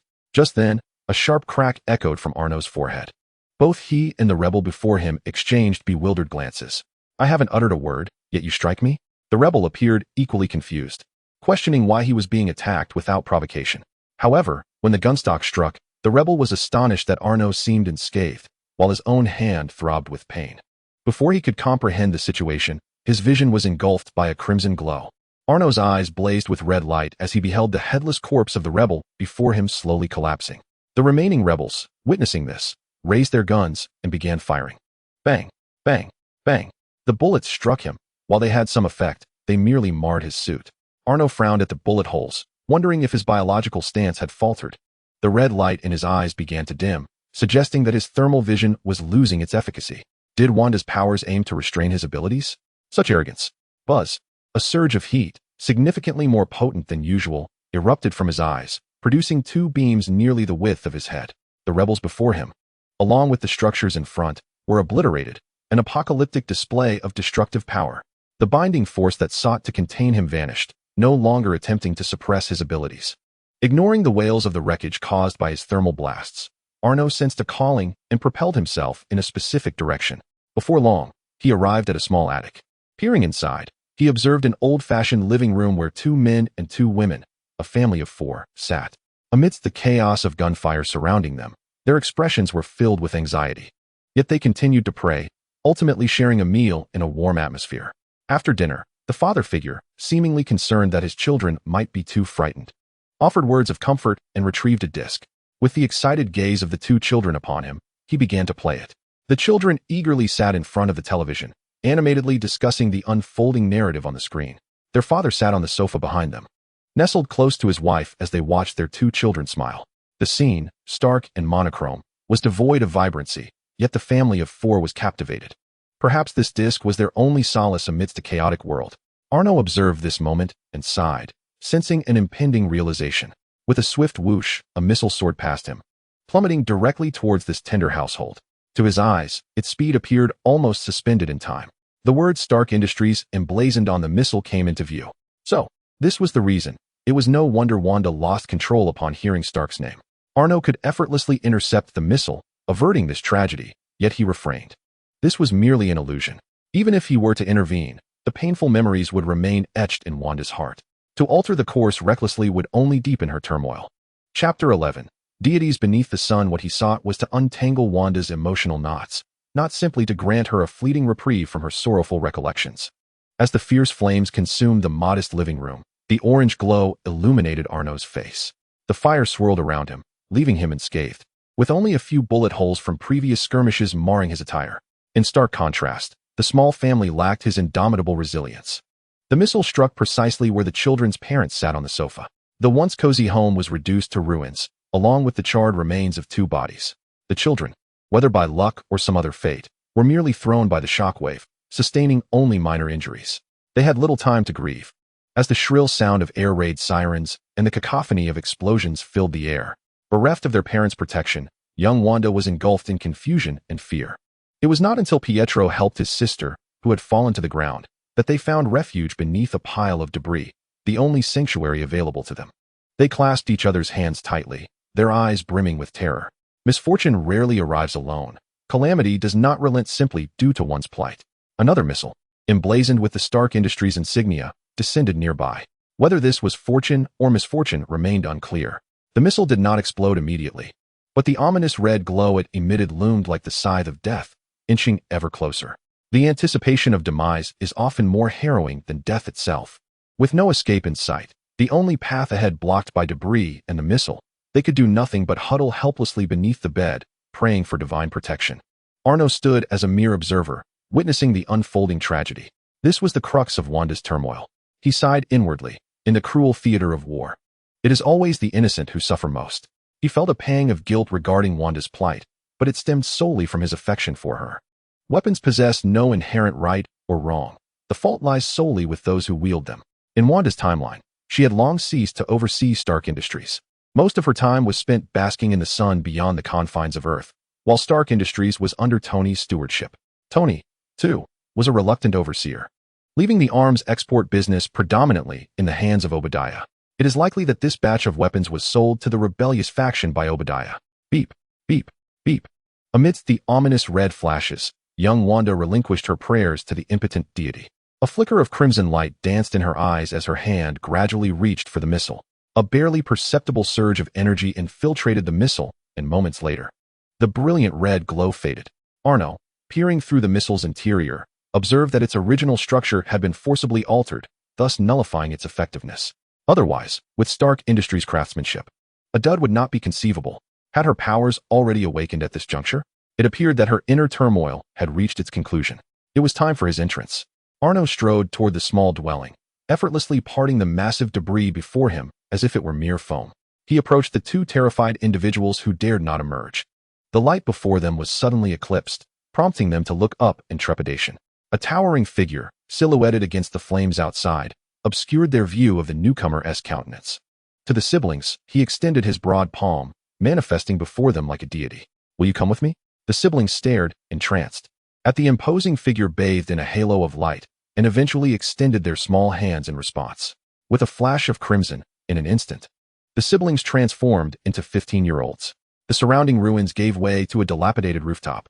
The boy and girl sat within the worn shelter, gazing vacantly at the towering man illuminated by sunlight. This ramshackle abode was their temporary sanctuary, an abode that was bone-chilling in winter and stifling in summer, one that even the most destitute would scorn. Residing here was akin to enduring torment. Lying on a park bench would offer more comfort. Yet for the boy, the situation was untenable. He could endure, but his sister could not be left to brave the perils of the park at night. At 15, while other children his age frolicked carefree in school, he had already assumed the mantle of manhood, mustering the responsibility to ensure his sister's sustenance and safety. However, as undocumented individuals lacking stable housing, no one would formally employ him. In this wretched country, the absence of a home rendered the pursuit of legitimate work nearly impossible. How absurd. Thus, the boy resorted to menial tasks in the shadows, scraping by with the occasional provisions bestowed by benevolent strangers. Despite his youth, he sported a shock of silver hair, his appearance concealing the fragile self beneath the facade of a hardened streetwise demeanor. The young man's face bore the marks of a scuffle, having been denied payment for his labor, while he clutched a bag of donated bread in his left hand. The girl, with her chestnut red hair, tattered clothing, and a face marked by hardship, still radiated an undeniable beauty. She understood that, lacking any connections, her allure would only serve to complicate her brother's life, prompting her to remain dutifully indoors. "Will you come with me?" The siblings, who had wandered for over a decade, were momentarily stunned by the man who extended his hand towards them under the sunlight. Without hesitation, they placed their hands into his outstretched palm. This marked the first encounter between Arno and Wanda, as well as Pietro. Bathed in a crimson glow, Wanda opened her eyes to find herself enveloped in Arno's sturdy embrace. "Arno," she gazed at his handsome visage with a mixture of emotions. Arno gently stroked her hair and spoke softly. "Wanda, weapons are not inherently good or evil. Only people can be so. Even without Stark's missiles, there would have been others from Hammer Industries. As long as there are those who wish to wage war, conflict will inevitably arise." Wanda's expression remained conflicted. But if Stark Industries hadn't sold missiles to the rebels, those weapons might never have fallen upon our home. Arno shook his head. "You speak truthfully. That is indeed a possibility. However, I bring you good news. The man who sold weapons to the rebels, I dealt with him this noon. Consider it retribution for you." Wanda stared at Arno in disbelief. "But isn't the CEO your brother, Tony Stark? Did you truly kill him?" Arno chuckled as he playfully tapped her forehead. "What are you thinking? Tony would never sell weapons to terrorists. That was all orchestrated behind his back by Obadiah Stane, the third shareholder of Stark Industries. I trust you've heard the news of Tony's peril in Afghanistan. I returned to rescue him and to purge the traitors within Stark Industries, including Obadiah, who was complicit in the arms trade with the rebels." Chapter 12. The Red Bodysuit Abomination. As a longtime target of her animosity, Tony Stark had always captured her attention. When news of his ambush in Afghanistan broke, she had reveled in it, nearly toasting with champagne in celebration of what she perceived as divine justice. Yet, after hearing Arno's words, confusion enveloped her. Did this mean she had misdirected her hatred for over a decade? She recognized that Arno spoke no falsehoods. He had never concealed his extraordinary nature from those at the estate, and she was aware of his prolonged absence from Earth, absorbing solar energy. He had never deemed it necessary to hide or deceive.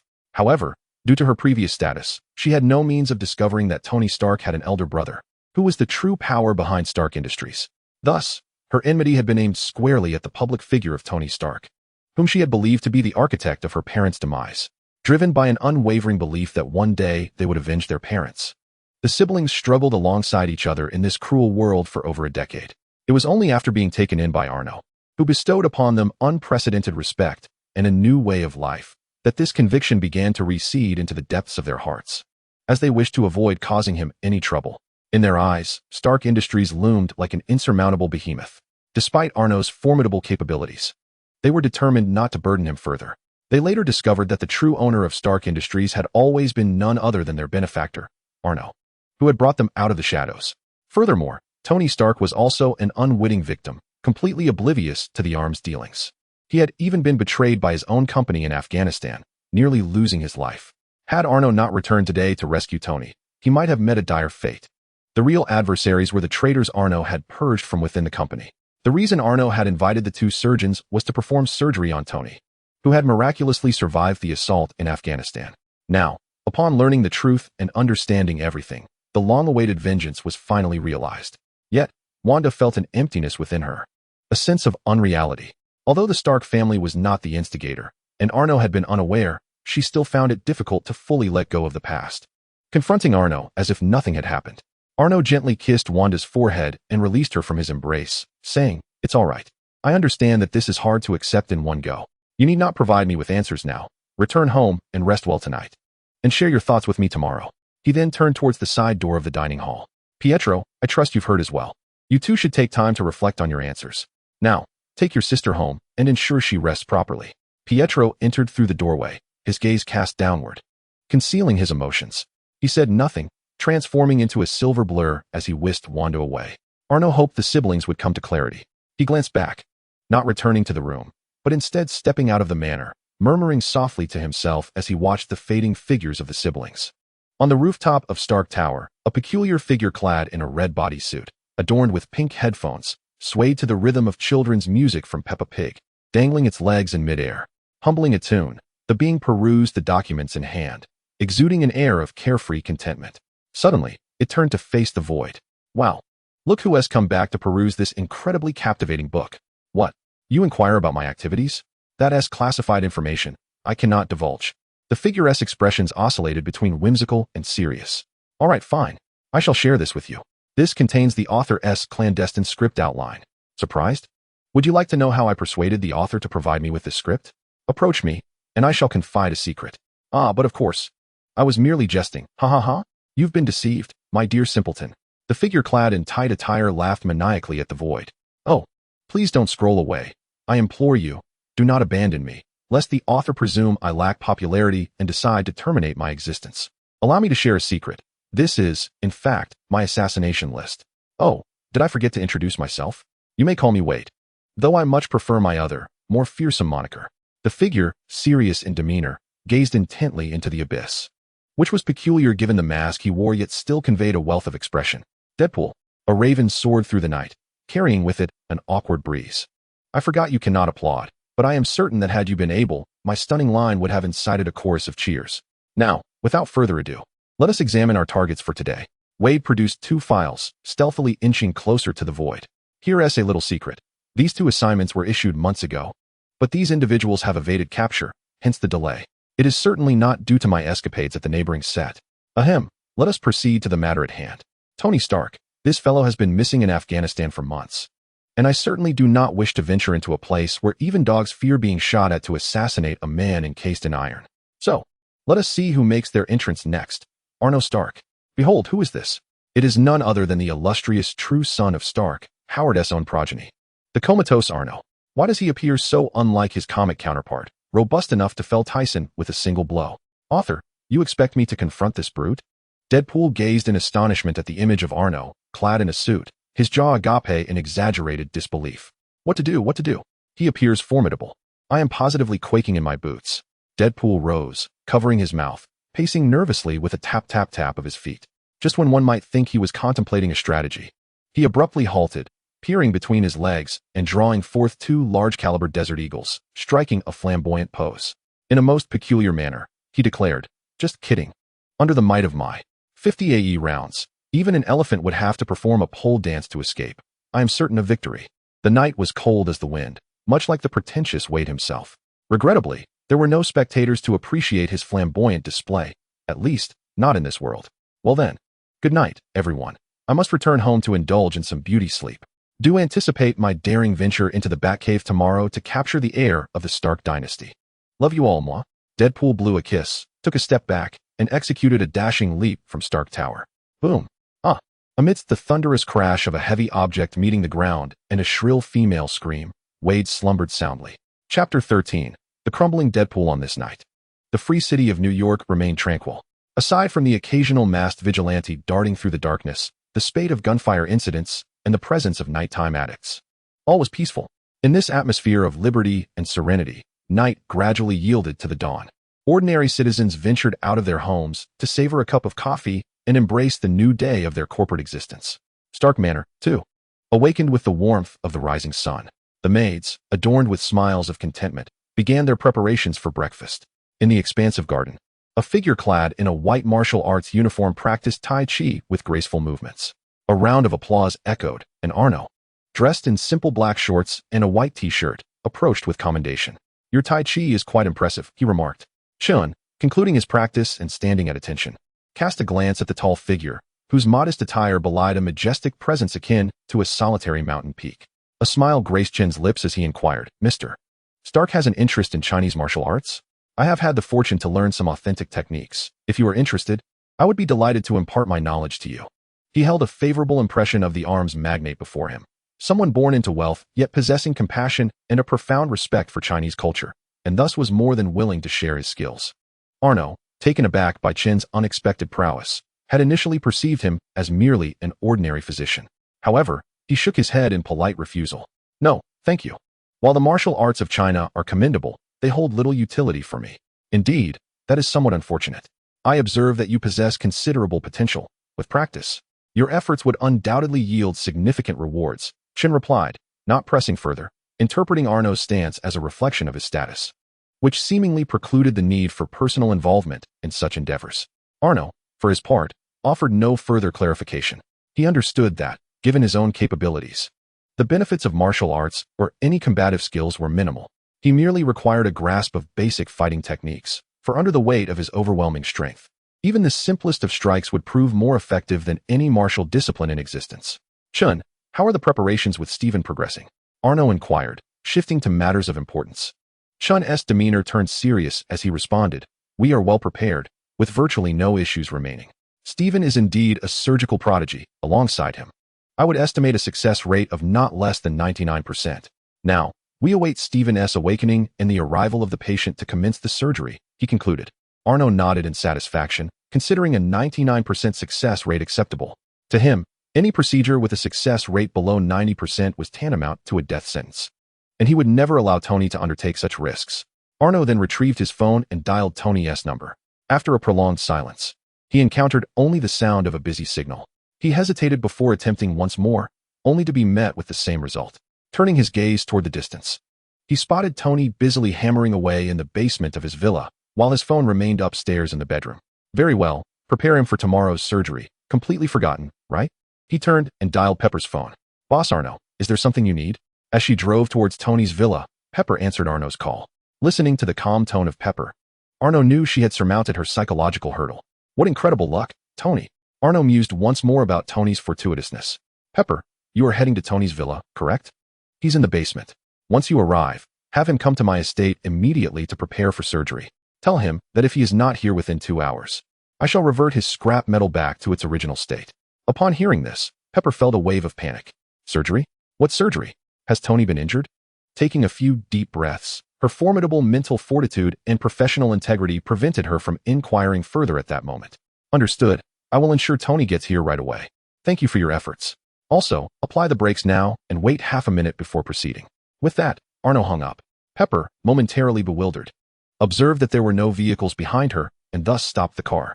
Just a few seconds after her halt, a heavy truck came around a sharp bend in the opposite lane, clarifying Arno's message. Staring blankly at the truck that passed by, she swallowed hard, already feeling the cold sweat on her back. This sharp turn on the mountain road obscured visibility ahead. Had Arno not warned her, she might have collided with the truck. But how did he know? Beep, beep, beep. A series of urgent horn blasts interrupted her thoughts as a vehicle approached from behind, urging her to move. She reluctantly set aside her questions, pressed the accelerator, and headed towards Tony's residence. Far away at the estate, Arno, seeing that Pepper was safe, withdrew his gaze. He was quite pleased with this sister-in-law and deemed her worthy of his attention. Thus, even if Pepper had not heeded his advice and continued forward, Arno would not have simply stood by and allowed her demise. He could have rescued her, and even her Audi before a collision occurred. Chun, let us have breakfast first. The patient will likely need another 2 to 3 hours to arrive. After breakfast, accompany me for a game of chess. Once he arrives, we shall commence. The estate has a fully prepared surgical room. Chun had no objections, as Mr. Stark wishes. The restaurant in the building had been left in disarray by Wanda and was still being cleaned up. So, the two chatted as they walked to another dining area. While Arno enjoyed his conversation, on the other side, Deadpool was exclaiming profanities. FCK, a shoal, are you telling me your car is out of gas? And I now have to walk a dozen kilometers to Stark's estate? The red-clad Deadpool grabbed the seemingly honest and simple Indian driver by the collar. The Indian gentleman glanced at the twin swords and handgun behind Deadpool, raising his hands with remarkable dexterity. I apologize, sir. I was robbed of all my money last night, so I lack the funds to refuel. I had intended to use the earnings from my first fare today for that purpose, but I did not anticipate that your destination would be so far. By the way, it's barely 10 kilometers out of the city. Where's the distance in that? The thief who robbed me also drained most of the fuel from my vehicle. Deadpool was left speechless, feeling pity for the unfortunate lad. Kid, in America, if you're going to be a driver, you ought to be armed. If you don't rob, then who will? Remember to carry a weapon next time. Damn it. With that, Deadpool hurled the Indian gentleman into a yellow taxi and furiously continued down the highway. He muttered soothingly to himself, consider it a morning stroll. The breakfast made by that blind old lady was hard to digest anyway. Let this serve as my morning jog. The Indian gentleman, observing Deadpool angrily kicking stones along the roadside, timidly spoke up, sir. Deadpool whirled around, brandishing his knife. Shut up. The fact that I've spared you today is a testament to my good mood. If you utter another word, I'll stuff you into the rear end of an Indian lizard. Chapter 14. The desperate Deadpool. The Indian gentleman hastily covered his mouth. After all, he was of mixed heritage, not a purebred Indian, and had no desire for intimate encounters with lizards. He continued to grumble until they had walked 10 kilometers, when Deadpool suddenly turned around in horror. Oh no, my weapon bag. He crouched down, cradling his head in despair. He had forgotten his beloved weapon bag. Despite being merely a bag of weapons, its importance lay not only in the equipment needed for the assault on Stark Manor, but also because it contained all his possessions. Now he had lost it all, leaving him with just 2 handguns and 2 knives. Sorrow came swiftly, but for Deadpool, it dissipated even faster. In no time, he was standing up as if nothing had happened, his fingers pinching a small yellow flower plucked from the roadside. This little flower shall commemorate my lost loved ones. I hope that Indian lizard treats you well. Otherwise, I swear I will shove his head into the Ganges and teach him what it means to be drenched in filth. After mourning his departed loved ones, Deadpool resumed his indifferent march. This wretched place, after 2 hours of walking, he hadn't seen a single vehicle. Suddenly, a supercar whizzed past him like a silver lightning bolt, its speed nearly blowing off his mask. Damn it, are you rushing to deliver warmth to God? Don't let me encounter you again. I remember your license plate. Deadpool grasped his cherished red mask, sending a friendly greeting towards the speeding car. Oh dear, Tony. Slow down. You almost hit someone just now. Pepper Potts tightened her grip on the steering wheel, her heart racing as she glanced at the wildly fluctuating dashboard. Don't worry. I know what I'm doing. I won't collide with that Disney clown, but if I don't hurry, Arno will truly turn my Mark II into molten metal. Tony, calm and collected, deftly maneuvered the steering wheel with one hand while the other indulged in a bite of the cheeseburger he had purchased along the way. Amidst the roaring engines of the sports cars, Arno and Shinjun paused their game of chess, directing their gaze toward the vehicle that had just entered the estate. Beside them, Stephen, who was rubbing his stomach from the delightful breakfast that had left him quite stuffed, also turned to look. Suddenly, a thunderous sound echoed through the sky as the patients made their grand entrance. The car door swung open, revealing Tony and a visibly shaky Pepper Potts.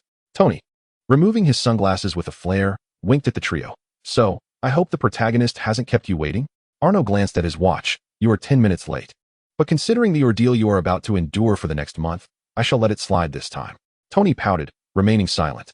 Although he had escaped reprimand, it did little to lift his spirits. He understood Arno's implication all too well.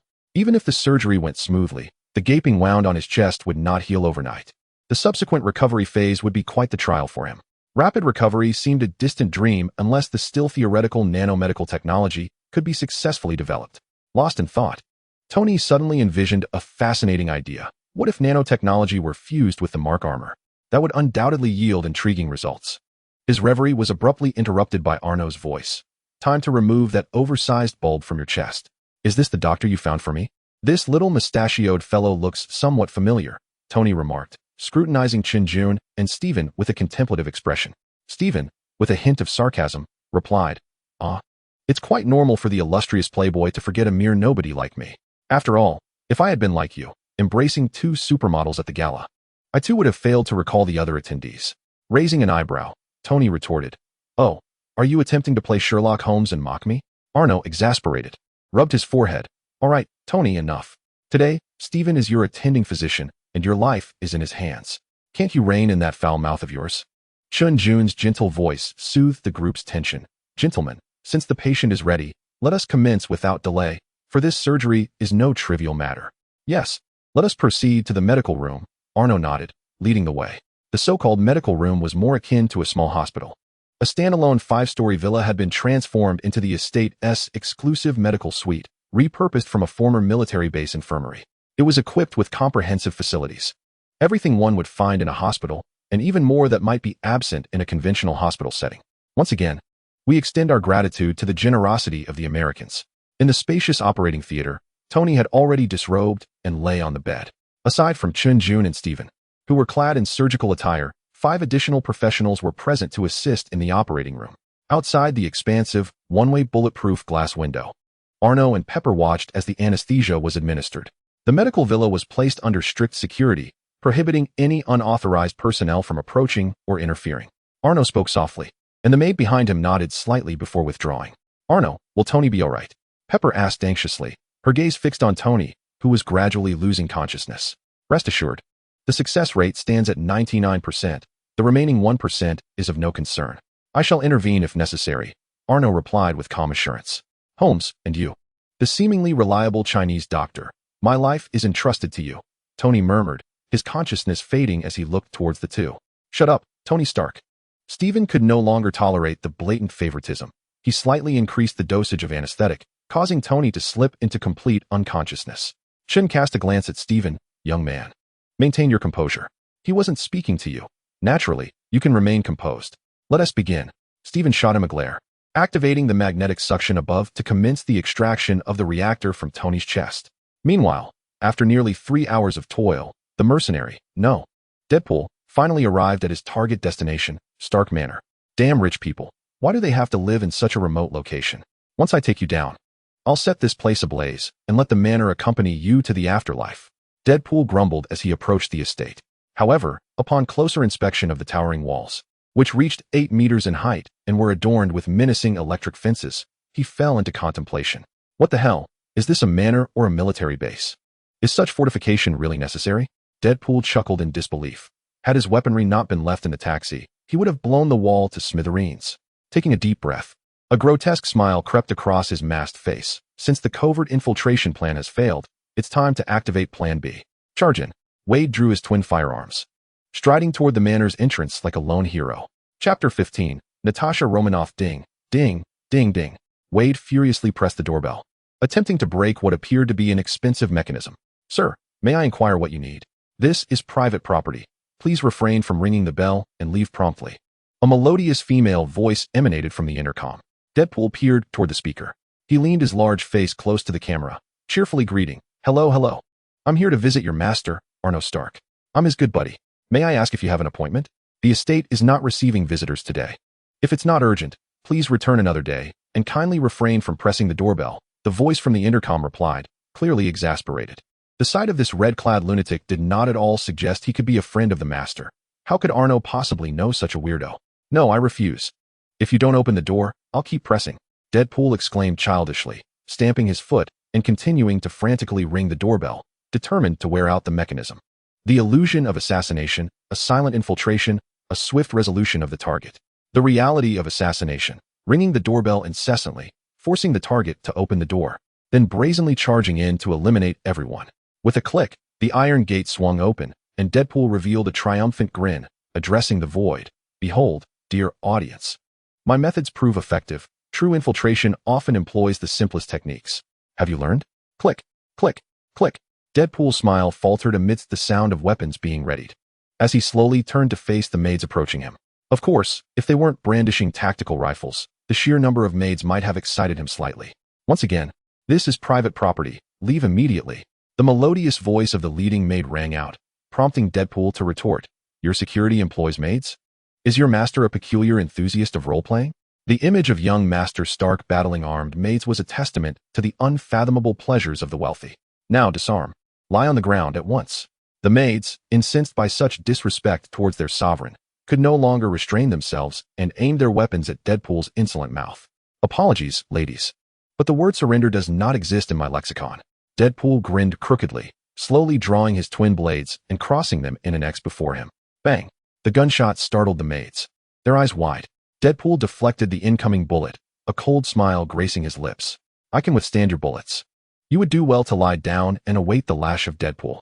A crisp sound echoed as Deadpool, reveling in his bravado, glanced at the rolling grenade at his feet that sent chills down his spine. Damn it, you lack martial virtue. Boom. The maids, who had taken cover, finally emerged after the grenade exploded. The leading maid signaled, and they dispersed, encircling the cloud of dust and debris. Streams of green lasers illuminated the motionless Deadpool. Captain, he appears to be dead. A relatively young maid remarked, gazing at Deadpool, bloodied and missing a leg. Indeed, it seems he is quite dead. Bang, bang. 2 shots to the torso and 1 to the head. Even death would shake his head. Observing the young maid's stunned expression, the lead maid calmly stated, Our master has decreed that we must ensure the enemy is truly dead. If they are to die, let it be thoroughly. Once the matter is resolved, we shall depart with grace, hidden in both form and name. The maid finished her task, turning without a backward glance toward the manor. The other maids, pulling the still-dazed young maid along, followed suit without a hint of surprise. However, such thoroughness in ensuring death would indeed leave even Death shaking his head. Yet, regrettably, Death would not claim this peculiar figure clad in red spandex. He possessed a golden ticket to evade mortality. Hello, ladies, are you leaving without a word? A voice, as grating as a malfunctioning machine, pierced through the air from behind the maids. Instantly, they turned around, weapons drawn and aimed. To their astonishment, the disfigured Deadpool was slowly rising, his missing parts regenerating before their eyes. The jarring sound emanated from his throat, where flesh was grotesquely forming. The maid squad stared in terror at this horrifying sight. What manner of monster is this? Open fire, the captain shouted, and immediately pulled the trigger. The other maids swiftly followed suit, unleashing a barrage of gunfire. The bullets fell like rain, yet the resurrected Deadpool displayed an uncanny ferocity, deftly deflecting most of the shots with his dual blades. Even when bullets grazed him, they did little to impede his advance. As Deadpool drew nearer, poised to unleash chaos among the crowd, a long leg intervened, kicking him away just as his blades were about to pierce 2 maidens. It was an unfair fight, a superhuman against a throng of ordinary individuals. Emerging from behind the maids was a striking figure clad in a sleek black combat suit, her voluptuous form accentuated by fiery red hair. She flashed a seductive smile at Deadpool. What do you think, Deadpool, or should I say Mr. Wade Wilson? The immense force propelled Deadpool backward until his blade struck the ground, halting his movement. Gaping at the red-haired enchantress, he exclaimed theatrically, Wow, did I stumble into the wrong script? What is a high-ranking S.H.I.E.L.D. agent, the renowned Black Widow, doing in a billionaire's lair? Is S.H.I.E.L.D. so short on funds that they send you to seduce a billionaire, hoping he LL fund more safe houses for you? Deadpool's crude insinuation failed to faze Natasha. Her identity had never been a secret here. In the presence of that figure with crimson eyes, looming in the sky, she had realized that lying meant certain death.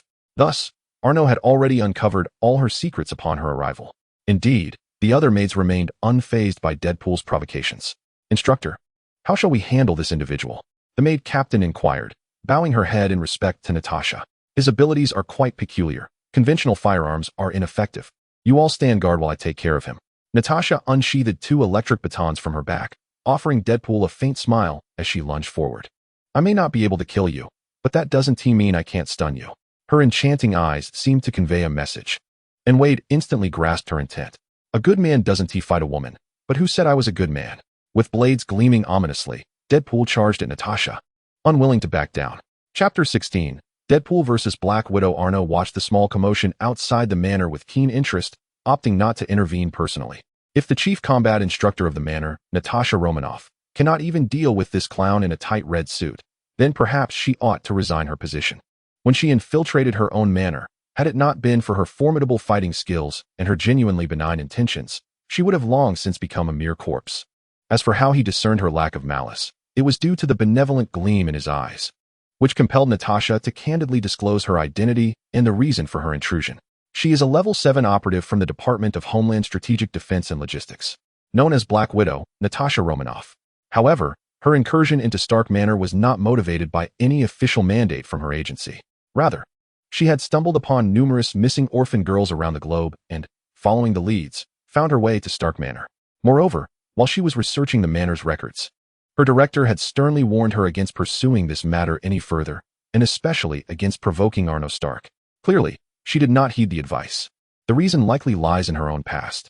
Watching these missing girls, she couldn't help but recollect that terrifying place, the Red Room. One must experience the rain to truly appreciate the significance of an umbrella. Only those who have endured the brutal training and torment within the Red Room can fathom its horror. She could not allow other girls, akin to her younger self, to suffer the same fate. Even if Arno abducted those girls not to train them as assassins, Natasha surmised that his intentions could not be benevolent. After all, what noble purpose could a billionaire have in taking away a multitude of orphan girls? Regardless of the motivation, it provided Natasha with an imperative reason to act. Thus, she resolutely ventured into the lion's den, despite her director's repeated admonitions. Unsurprisingly, she was soon caught off guard, as a towering figure descended from above and seized her by the throat. To her astonishment, she later discovered that the girls she believed were suffering unbearable torment were, in fact, thriving and content within the manor. The man she had deemed a pervert, Arno Stark, never forced the girls in the manor to do anything against their will. On the contrary, for those who had yet to reach adulthood, Arno would utilize his connections to ensure they received an education. Once of age, they could freely choose to leave or remain in the manor to work. Naturally, most girls returned to the manor after graduation, as it had long since become their home. Even those who ventured out to work typically did so because of their exceptional talents. Arno, not wishing to stifle their potential, arranged for them to showcase their abilities on grander stages. Arno had rescued them from despair, providing them with an excellent education and a life of beauty and freedom. Consequently, the girls held Arno in profound admiration and affection. To the maids of the estate, Arno is akin to a deity, a figure of unwavering faith.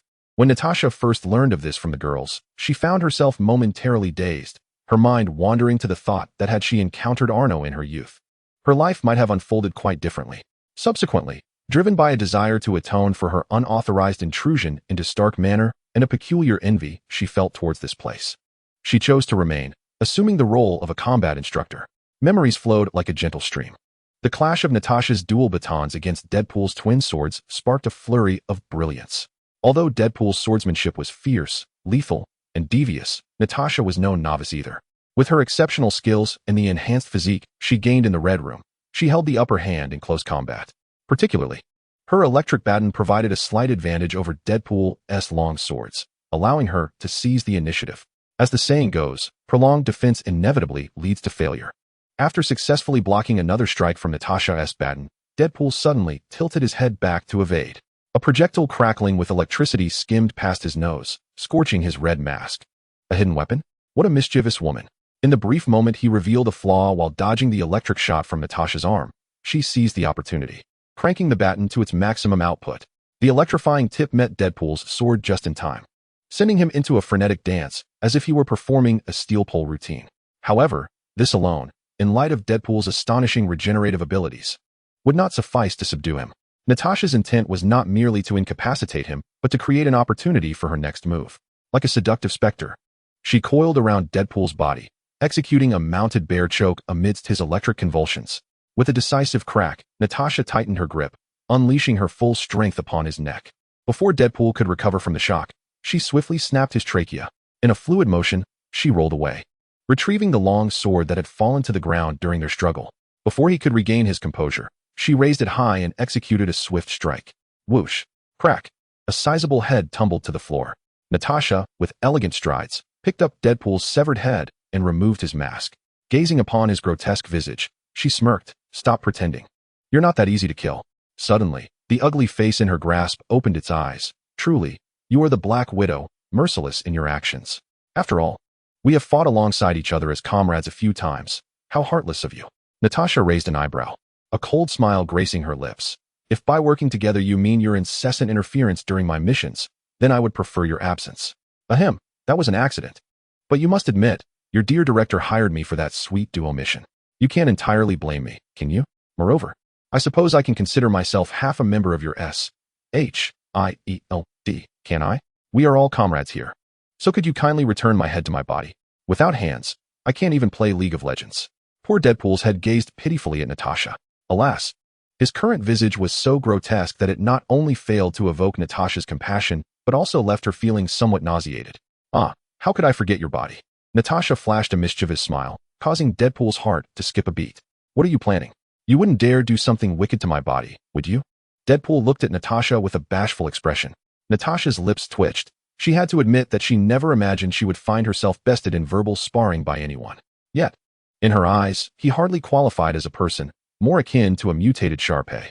Disregarding Deadpool, Natasha beckoned one of the vigilant maids nearby, who promptly approached her.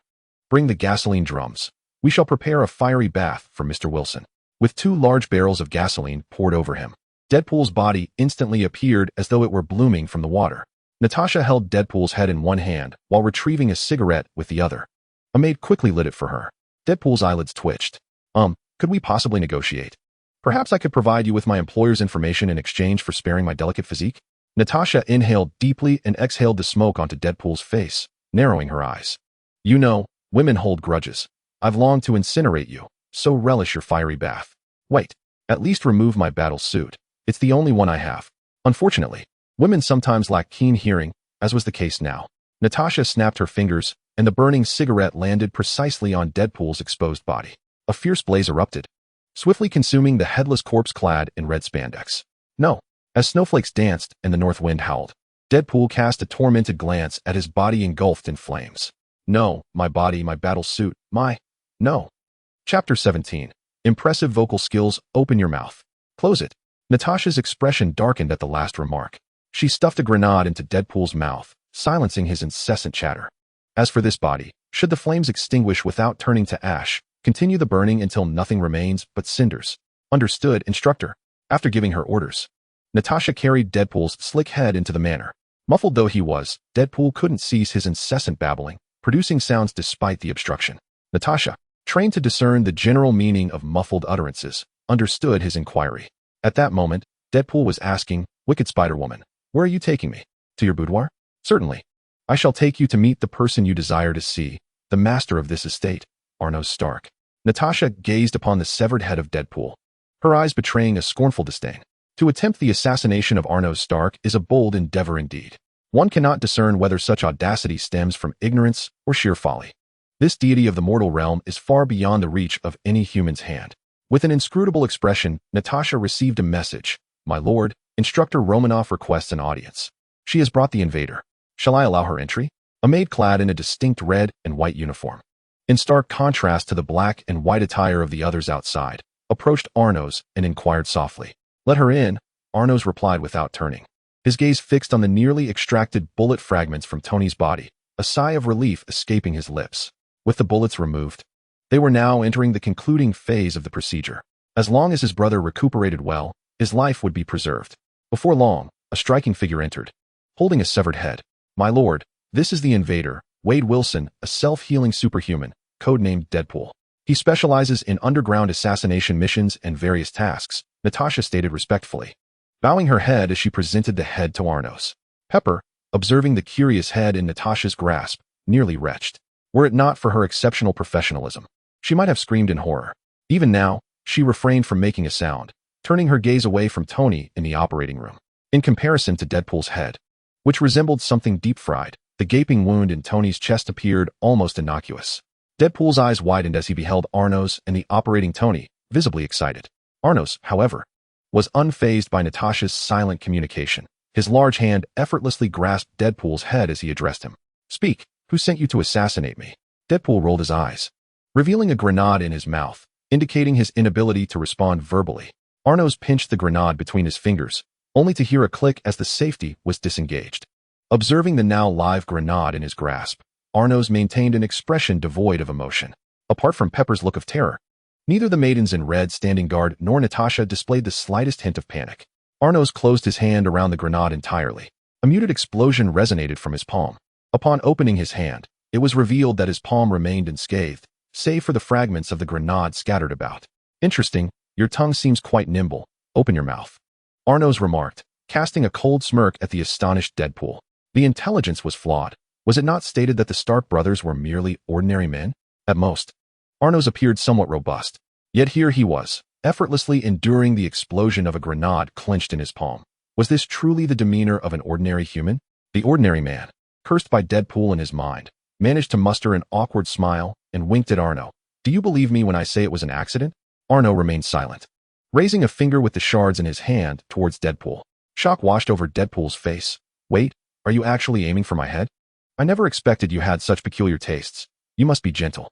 Arno paused, the smile vanishing from his face. Then, with a flick of his raised finger, Deadpool's lips and teeth were instantaneously obliterated. Arno forcefully stuffed the shards into Deadpool's reluctantly agape mouth, then forcibly closed his dislocated jaw. I'll give you one last chance. Who hired you? Faced with Arno's increasingly frigid gaze, the audacious Deadpool felt an involuntary shiver run down his spine. He harbored a foreboding sense that even his immortal body might be utterly extinguished by the figure before him. Though this sensation struck Deadpool as absurd, having attempted countless methods of self-destruction without success, he still did not wish to perish so easily. Even when reduced to a mere pulp, he would eventually regenerate. The only difference lay in the duration of recovery. Now restored, Deadpool's expression turned resolute. I've been in this game long enough. Do you think I'm a fool? Do you know what my motto is? Natasha chimed in quietly from the side, betraying brothers, backstabbing compatriots, sleeping with the beautiful sister-in-law. Shut up, woman, Deadpool bellowed, then turned to Arno with a conciliatory grin. It's all about chemistry. To be honest, the moment I laid eyes on your imposing figure and handsome face, I nearly lost my composure. I never thought I'd find someone who resonates with me so deeply. We might as well be fraternal twins. Amused, Arno lifted Deadpool's head to meet his gaze. Oh? Was it really not the bounty on me and Tony that got you excited? A single grenade could secure a double kill. Deadpool chuckled awkwardly. Heh, of course not. A mere 20 million is insignificant to me. Do you think Tony and I are worth only 10 million each? How amusing. While it's not surprising that someone would hire an assassin to target both Tony and me, the bounty being only 10 million per person feels rather insulting. Their idle chatter came to a halt. Now, tell me your employer. Deadpool appeared quite at ease. All right, it's Obadiah Stane, if my memory serves me correctly. Arno regarded Deadpool with a peculiar look. Deadpool flashed a sincere smile. I'm not lying. It's really him. He even paid half the bounty up front. I can provide you with the account details, and I trust your skills will confirm its authenticity. Arno tossed Deadpool's head towards Natasha. No need for that. But don't expect to see your remaining bounty. Huh, why not? Lock him up until he recovers and begins his duties. Huh, duties? Is there a salary? What are the benefits? Is there insurance? Amid Deadpool's incessant chatter, Natasha dragged him outside. Before long, the operating room door swung open. Steven and Shinjun emerged. The surgery having proceeded smoothly, all that remained was a period of proper recuperation. Chapter 18. The attack duo. Steven removed his mask and flashed a triumphant smile at Arno. Arno reciprocated with a grin, saying, Thank you both for your assistance this time. I owe you a favor, and should you ever require help, do not hesitate to ask. Upon hearing this, both Steven and Shinjun couldn't help but smile. A favor from the heir of the Stark family is not something to be taken lightly. It could even be a lifeline in critical moments, which was quite tempting for them. Little did they know, this favor was far more valuable than they could imagine, as it came not only from the head of the world's largest arms conglomerate, but also from a being of extraordinary power. Understanding that their involvement had come to an end, Shinjun wisely stated, Since the surgery is complete, we shall not intrude on your reunion any longer. We take our leave. Arno nodded in acknowledgement, aware that he had hastily summoned them and delayed their time. For world-class surgeons like them, patients awaiting their services were already lined up until the following year. The fact that they had come at his request was a significant concession. Otherwise, even Tony would struggle to summon them without an appointment. Well, I shall not keep you any longer. Kia, please see them out. As the crimson-clad maid escorted them away, Arno refrained from disturbing the still unconscious Tony and instead furrowed his brow, gazing northward. Pepper, stay here and keep an eye on Tony. I have matters to attend to. Without waiting for a response from the fiery redhead, Arno vanished from sight. Far to the north, near the Sokovia border, a wounded man and woman supported each other as they fled. The shrill whir of helicopters echoed behind them, accompanied by the rapid approach of armored vehicles. Wanda, you must go on without me. I will only hold you back in this state. Head to the mansion and find Brother Arno. He will surely protect you. Pietro shouted, clutching his thigh that had been pierced by a trap, urging Wanda, who stood resolutely before him, her hands glowing with crimson light. No, I will not abandon you. Just as you never thought of leaving me behind. Wanda's gaze was unwavering as she stared ahead. Before them, heavily armed combatants advanced menacingly. while several armed helicopters circled above. They were encircled on all sides. As for the reason why Pietro and Wanda were pursued and attacked, the story begins after the two departed from the estate yesterday. In a swift manner, Pietro took Wanda back to their hometown, Sokovia, the place they once called home. However, over a decade had passed, and everything had changed beyond recognition. Their former residence had been replaced by a newly constructed building, which appeared far superior to their previous abode. The inhabitants of this place seemed to be living much happier lives than they did in the past, at least free from the shadows of war. The two stood on the rooftop of what used to be their home, leaning on each other as they gazed somewhat dreamily at the peaceful Sokovia before them. Wanda watched the carefree children playing in the streets and murmured, "Pietro, look, it seems that the people of Sokovia have forgotten the wars of the past. Do they not harbor any hatred?" When she was a child, her greatest desire had been to frolic outside with her brother, free from the fear of gunfire. Yet, merely a decade later, had they truly let go of their hatred? Hatred for the wars, and for the demons who had taken their loved ones away. Wasn't it this very hatred that had driven them away from their homeland, setting them on a path of vengeance? Yet, the enemies they once perceived as such were far too formidable. Two orphan souls, striving against the colossal entity of Stark, were but ants attempting to shake a tree. Even more despairing was the realization that in a nation that professed freedom and equality, their mere survival seemed a daunting challenge, let alone seeking retribution against the nation's foremost arms dealer. Yet, amidst despair, hope quietly emerged. Destruction and redemption coincidentally stemmed from Stark. Pietro bore a relieved smile. They harbor hatred, but they also understand that hatred cannot facilitate revenge. Unlike us, they have chosen to accept reality. Wanda, Brother Arno was right. Weapons themselves are neither right nor wrong. The fault lies with those who instigate wars and wield them. Although Stark Industries' arms found their way into the hands of the rebels due to Tony Stark's mismanagement, it was ultimately not his intention, and he had indeed faced consequences for his negligence. Moreover, Brother Arno had relinquished full control of Stark Industries to Tony long before, perhaps even before he had left Earth. Brother Arno was unique and remarkable, having saved many orphans like us. We should not direct our hatred toward him. Pietro's words were the final straw that allowed Wanda to relinquish her animosity toward Stark. A radiant smile graced her face, her tone lightening. "Let us return home, brother." With her heart unburdened, she eagerly longed to reunite with the one who had brought them hope and whom she cherished deeply. However, before Pietro could respond, Wanda felt every hair on her body stand on end, as the chaotic energy within her wildly signaled danger. Suddenly, she lifted her gaze to see a missile hurtling down from the sky towards them with alarming speed, just like when she was a child. Yet, she was no longer that helpless little girl who could only watch the missile descend, awaiting her demise. She was the Scarlet Witch. Deep crimson energy enveloped the missile, halting its powerful descent in midair. With a roar of fury, Wanda unleashed the anger she had harbored since childhood. The missile was propelled upward by the vibrant red energy, resulting in a violent explosion. Just as Wanda exhaled deeply, she noticed several armed helicopters approaching from the distance. Without hesitation, she shouted at the stunned Pietro, "Pietro, we must leave the city. They are coming for us, and staying here will result in tremendous casualties." Regaining his composure, Pietro swiftly scooped Wanda into his arms, transforming into a silver blur as they sped away from the city. Once they had escaped the urban confines, Pietro glanced back at the relentless helicopters and exclaimed angrily, "Who are they, and why are they attacking us?" Wanda shook her head, speculating, "I don't know, but it might be related to our awakened powers. We need to evade their pursuit as quickly as possible. Don't worry, they won't catch us." Pietro replied with a confident smile. Though newly awakened, he was brimming with self-assurance regarding his speed. Indeed, in the blink of an eye, the armed helicopters could no longer even see the tail lights of Pietro's vehicle. Chapter 19. The Great Joy and Sorrow of Baron Strack. Yet, it seemed as though the armed helicopters were aware of their route. They swiftly adjusted their course, pursuing the direction in which Pietro and Wanda fled. In a hidden ancient castle, a man with a monocle gazed fervently at the images on the screen.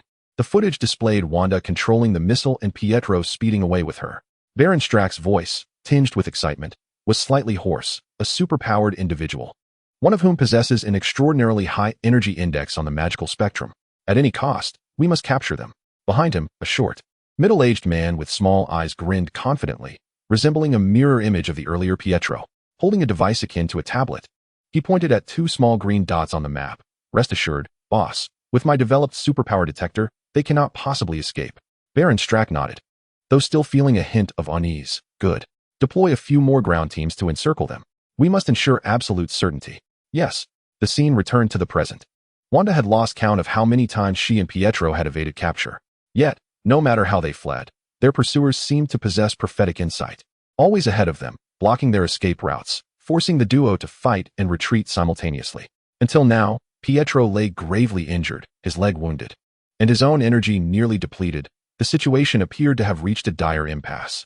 Yet, even as the chaotic power in her hands flickered uncertainly and her head throbbed from excessive exertion, Wanda resolutely positioned herself before the incapacitated Pietro. Undeterred by the multitude of armored vehicles and armed personnel closing in from all directions. In the face of such overwhelming despair, fear had abandoned her. Instead, her heart brimmed with longing and regret, sentiments stemming from a single individual. Brother Arno, we shall meet again in the next life. Wanda's eyes ignited with a crimson glow, her chaotic energy swelling as she prepared for a final stand. She sensed that, apart from the energy she could command, there resided within her a powerful force that eluded her control. However, the inability to harness it did not preclude her from utilizing it. With the last remnants of her strength, she could forcibly ignite that formidable energy, albeit at the cost of her own life. Yet, even in death, she vowed to take those who threatened them along with her. The scarlet radiance enveloping her intensified with fervor, just as the chaotic energy within her threatened to erupt. A warm hand grasped her wrist from behind. There is no need for another life. In this one, you are mine. As the chaotic crimson energy brushed against Arno, it recoiled into Wanda as swiftly as a mouse would from a cat, clearly recognizing this fearsome presence that had effortlessly escaped its grasp in the illusion. Arno Stark, the deity in the eyes of Wanda and Pietro, now stood as the very devil confronting Hydra. Hearing the reassuring voice behind her, Wanda, having reached her limit, could no longer endure. She closed her eyes and leaned against the broad chest of the man behind her, succumbing to unconsciousness. Arno tenderly caressed Wanda's sleeping face, gently placing her beside the agitated Pietro. Slowly, he turned, his black cloak billowing without wind, his indifferent black eyes gradually suffused with a crimson hue. You wretches, tell me, who gave you the audacity to lay hands on my people? His mere whisper rendered the air almost palpable with silence. Though the Hydra forces numbered only one, they felt their hearts falter at the sight of those blood-red eyes. Fire! A captain raised his hand, prepared to issue the command. But before he could utter a single word, he was bisected by a beam of red laser. There was no need for orders. Hydra's soldiers directed their fire at Arno with unrestrained fury. The cacophony of gunfire and explosions erupted, deafening in its intensity. Arno's towering figure shielded Pietro and Wanda from the onslaught, unfazed by the paltry attacks that barely registered as irritations. The crimson light in his eyes began to boil, his fierce gaze sweeping outwards like a fan, ready to unleash the storm. The crimson light emanating from the chaos of gunfire resembled a razor-sharp sword, effortlessly cleaving through the heavily armed combatants and robust armored vehicles as if they were mere paper, eliciting countless screams along its path. Baron Strack, monitoring the scene from his castle, was taken aback by the sudden appearance of a man who swiftly decimated a significant portion of his elite Hydra forces. What infernal power is this? Yet, almost immediately, his gaze intensified with fervor and greed. He desperately yearned to possess this newly emerged superhuman. He commanded all squads to pursue him at all costs. If he could capture this individual, he would ascend to become the most formidable leader of Hydra, the true head of the serpent. Strack, who had long been overshadowed by Pierce and Madame Viper, was spiraling into madness. Pierce had his Winter Soldier, and Madame Viper wielded her extraordinary abilities. Meanwhile, he was devoid of any special powers or talents, merely commanding a group of ordinary Hydra members. His yearning for a powerful superhuman of his own drove him to relentlessly hunt down those with extraordinary abilities across the globe. However, he could not operate with impunity in every nation as he did in Sokovia. In those formidable countries, his arrogance would have led to his swift demise. Moreover, capturing powerful superhumans was no easy feat. Thus, he had only succeeded in apprehending a handful of useless ones, a delusional fool who could sprout spikes all over his body and fancied himself the strongest in the world. It wasn't until Wanda and Quicksilver, two exceptionally potent superhumans, intruded upon his territory that a flicker of hope reignited within him. The arrival of Arno doused that flicker with gasoline, igniting a blazing inferno of ambition. Yet, just as the flames began to roar, a bucket of cold water was thrown over them. Boss, perhaps you should reconsider. I sense something amiss with this superhuman. He seems excessively powerful, whispered the bespectacled doctor behind him. Baron Strack, consumed by his frenzy, was on the verge of fury when a shattered tablet struck his face. My energy detector surged dramatically upon that individual's arrival, ultimately causing it to explode, the doctor informed him. Strack fell silent, glancing at the screen displaying his nearly obliterated forces. Ultimately, reason triumphed over impulse. Clearly, even if he dispatched all remaining personnel, it would merely serve as a delivery for his adversary. Chapter 20. Strack's desperate retreat. As Pierce seized with rage, he severed all signals to the dispatched squads, issuing a final command for a suicidal assault. Baron Strack felt a pang of sorrow as he waved his hand to give the order. After all, that contingent represented half of his resources. And now they were to be sacrificed without hesitation. His heart bled at the thought. Yet, regaining his composure, he understood the necessity of severing ties for survival. Judging by the formidable strength exhibited by the individual in the scene, should he be discovered, the power in his grasp would be utterly insufficient to withstand him. As long as the Green Mountains remain, one need not worry about a lack of firewood. When it is time to cut, one must cut. Opportunities will abound in the future. Upon receiving the order, the doctor behind him swiftly entered commands into the computer. Meanwhile, the surviving members of the Hydra team received the final command from their leader: fight to the death. They realized they had been forsaken. Yet fear did not flicker in their eyes. Everything was for Hydra. Long live Hydra. In unison, they uttered a low growl, their gazes igniting with fervor. Combatants pulled the pins from their grenades and charged towards Arno. Armed helicopters, having exhausted their ammunition, barreled forward with reckless abandon. Armored vehicles surged towards Arno, machine guns blazing incessantly. Hydra, you say? Arno's ears perked up at the mention, whispering a phrase. Having gleaned the information he sought, these individuals were no longer necessary. After all, it was evident they had been subjected to profound brainwashing, far more thorough than that of any cult. Even if captured alive, they would yield no valuable intelligence. However, they could never fathom that Arno could hear their low murmurs amidst the cacophony of gunfire. With one hand, Arno braced against an armed helicopter that was hurtling towards him. In the terrified gaze of the pilot, his fingers sank into the thick armor of the aircraft. Arno wielded the armed helicopter like a colossal hammer, bringing it down upon several suicide bombers. Boom! The bombers were reduced to mere pulp. Yet the grenades in their hands detonated simultaneously. The massive helicopter in Arno's grasp was obliterated, leaving only its skeletal remains. He casually hurled the remnants, smashing an incoming armed helicopter to smithereens. His body ascended slowly, gazing impassively at the ants below. The farce was drawing to a close. With a swift turn of his head, a crimson glow swept across the sky, unfurling like wildfire. In less than 10 seconds, fireballs rained down from the heavens. The ground was littered with corpses and fragments of armored vehicles, a testament to the chaos. The crimson glow in Arno's eyes gradually dimmed as he descended before the astonished Pietro. At that moment, Pietro yearned to awaken his foolish sister, to show her the divine spectacle and Arno's godlike stature.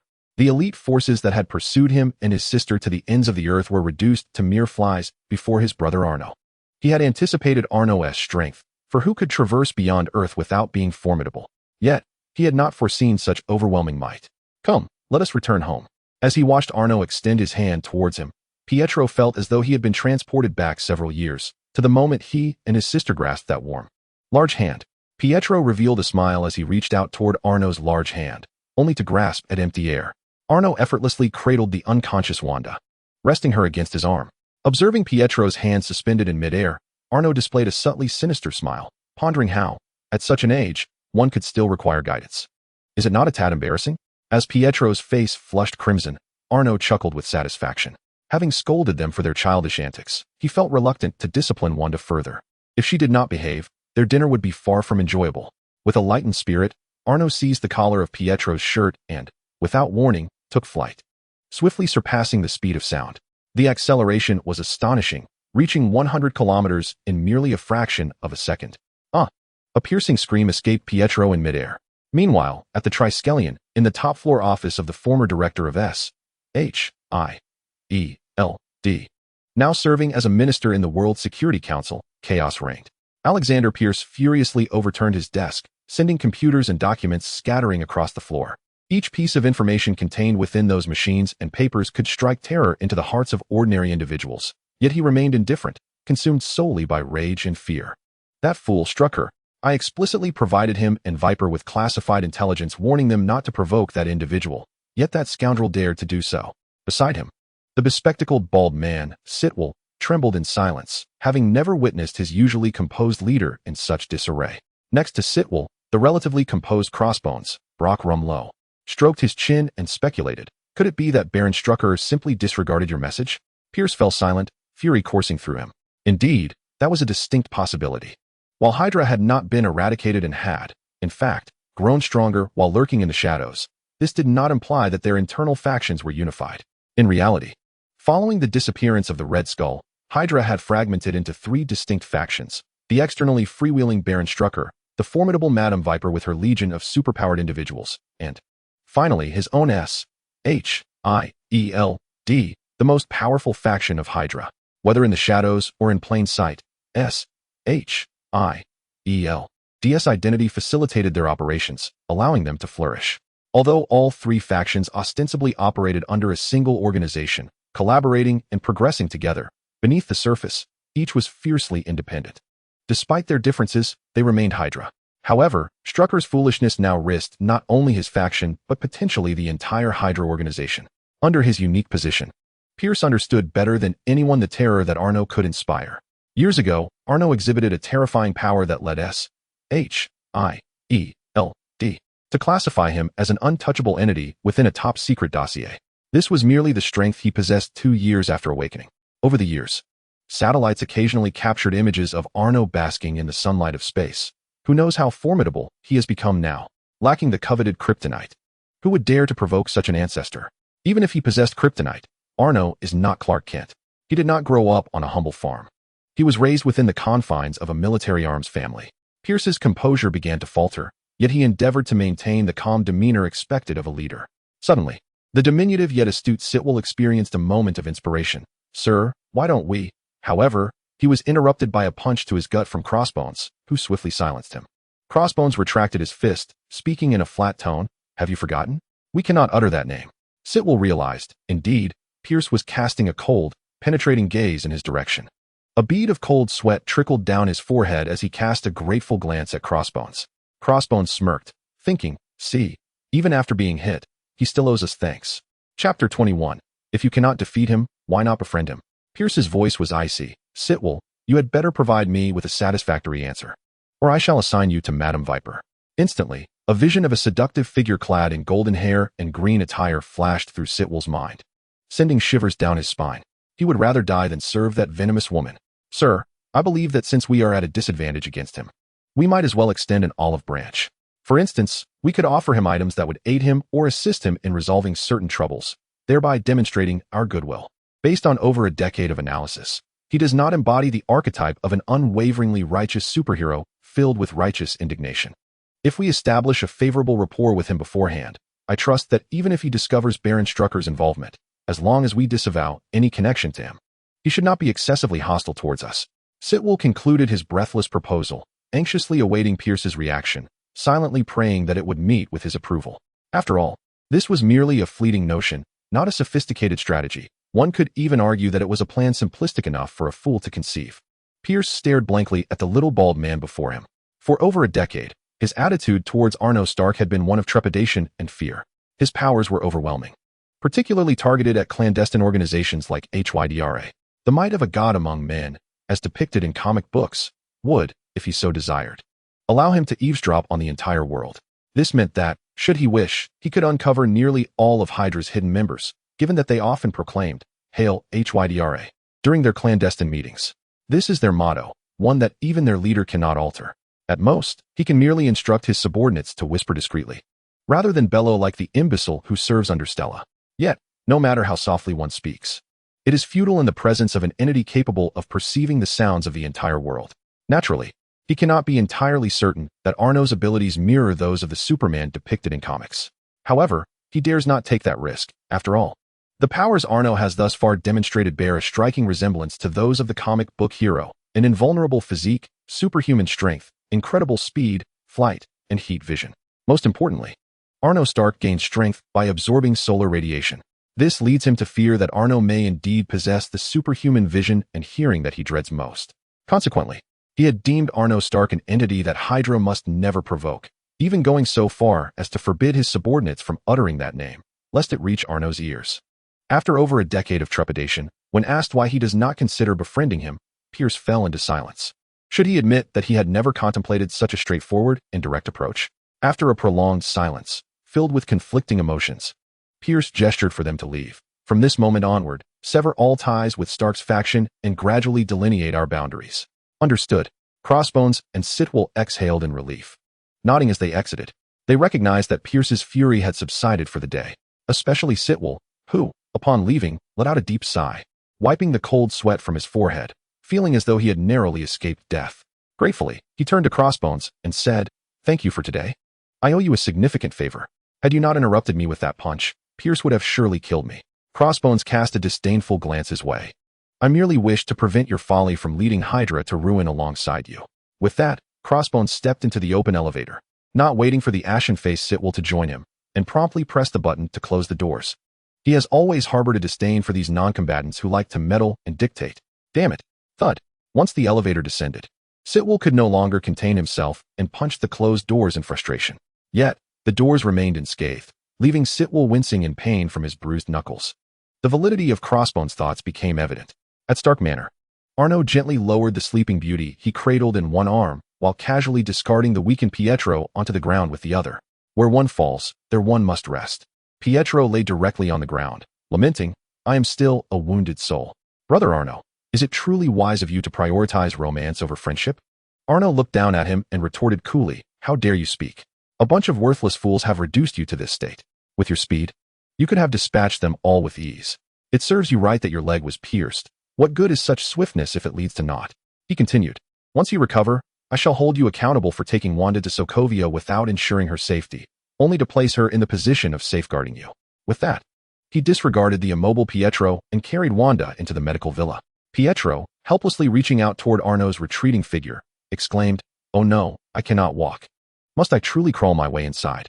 His cries were not in vain. The golden-haired maid, Kia, emerged from the villa and approached him, extending her hand. "Kia, you are the best," Pietro remarked, flashing a charming smile as he reached for her. Yet again, he grasped at air. Kia seized his collar and effortlessly lifted him, carrying him toward the villa. "Hey, not again." Pietro covered his face, wishing to spare the maids from witnessing his humiliating predicament. "Wow. Oh my, look what I've discovered. Am I seeing things? Is Arno really holding a woman?" Tony, seated in a wheelchair, turned to Pepper, who was pushing him, and exclaimed with exaggerated astonishment. Despite his theatrical tone, the surprise in his eyes was genuine. While Arno had had several girlfriends, Tony had never before seen his brother embrace a woman in public. "My girlfriend, Wanda, my future wife, just as your Pepper is to you," Arno stated candidly. Tony was momentarily silenced, his teasing smile frozen on his face. Lies are not sharp blades. The truth is the true dagger. With this singular remark, he deftly controlled the conversation. Pepper momentarily forgot about pushing Tony, and the wheelchair began to glide forward. Arno braced the wheelchair with his leg and patted Tony on the head, saying, "Your brother remains your brother. You still have much to learn if you wish to spar with me verbally." He handed the wheelchair over to a flushed Pepper. His mood buoyed further as he carried Wanda into the medical room. Chapter 22. Tony's determination. "Ah, this younger brother of mine, he is quite the charmer. With girlfriends counted in days. Yet when confronted with genuine affection, he appears timid, more so than a high school student." In the long corridor, only the somewhat awkward atmosphere between Tony and Pepper lingered. Both were at a loss for words, and silence enveloped them. Fortunately, the sound of approaching footsteps soon shattered the tension. Pietro was being carried in by the red-clad maid, Kia. The two injured souls, one seated and the other suspended. Locked eyes, Pietro stared intently at Tony, his breathing quickening. Tony was perplexed, yet Pietro's gaze unsettled him. "What's the matter, buddy? Why are you looking at me like that? Did I date your girlfriend?" Pietro struggled internally for a moment before taking a deep breath to quell his urge to physically confront the man before him. "Tony Stark, you would be wise to leave this estate promptly, or I cannot guarantee that you won't find yourself permanently confined to a wheelchair." Tony glanced at the gaping wound in Pietro's leg and scoffed, "In your current state, I believe it's you, the silver-haired lad, who should contemplate the likelihood of being in a wheelchair, not me. I've already warned you. Although I have let go of our past, my sister may not be so forgiving." As Pietro was escorted into the medical room by Clary, he cast a lingering glance at Tony before departing. Leaving behind a final remark, Tony turned to the closed door, frowning slightly, and pressed a concealed button on the armrest of his wheelchair. Instantly, a blue virtual projection materialized before him. "Jarvis, retrieve information on that silver-haired fellow. I must understand why he harbors such animosity towards me." "Understood, sir." Commencing inquiry. Under normal circumstances, Tony would dismiss someone like Pietro, who displayed a hint of hostility. After all, countless individuals were envious and resentful of him.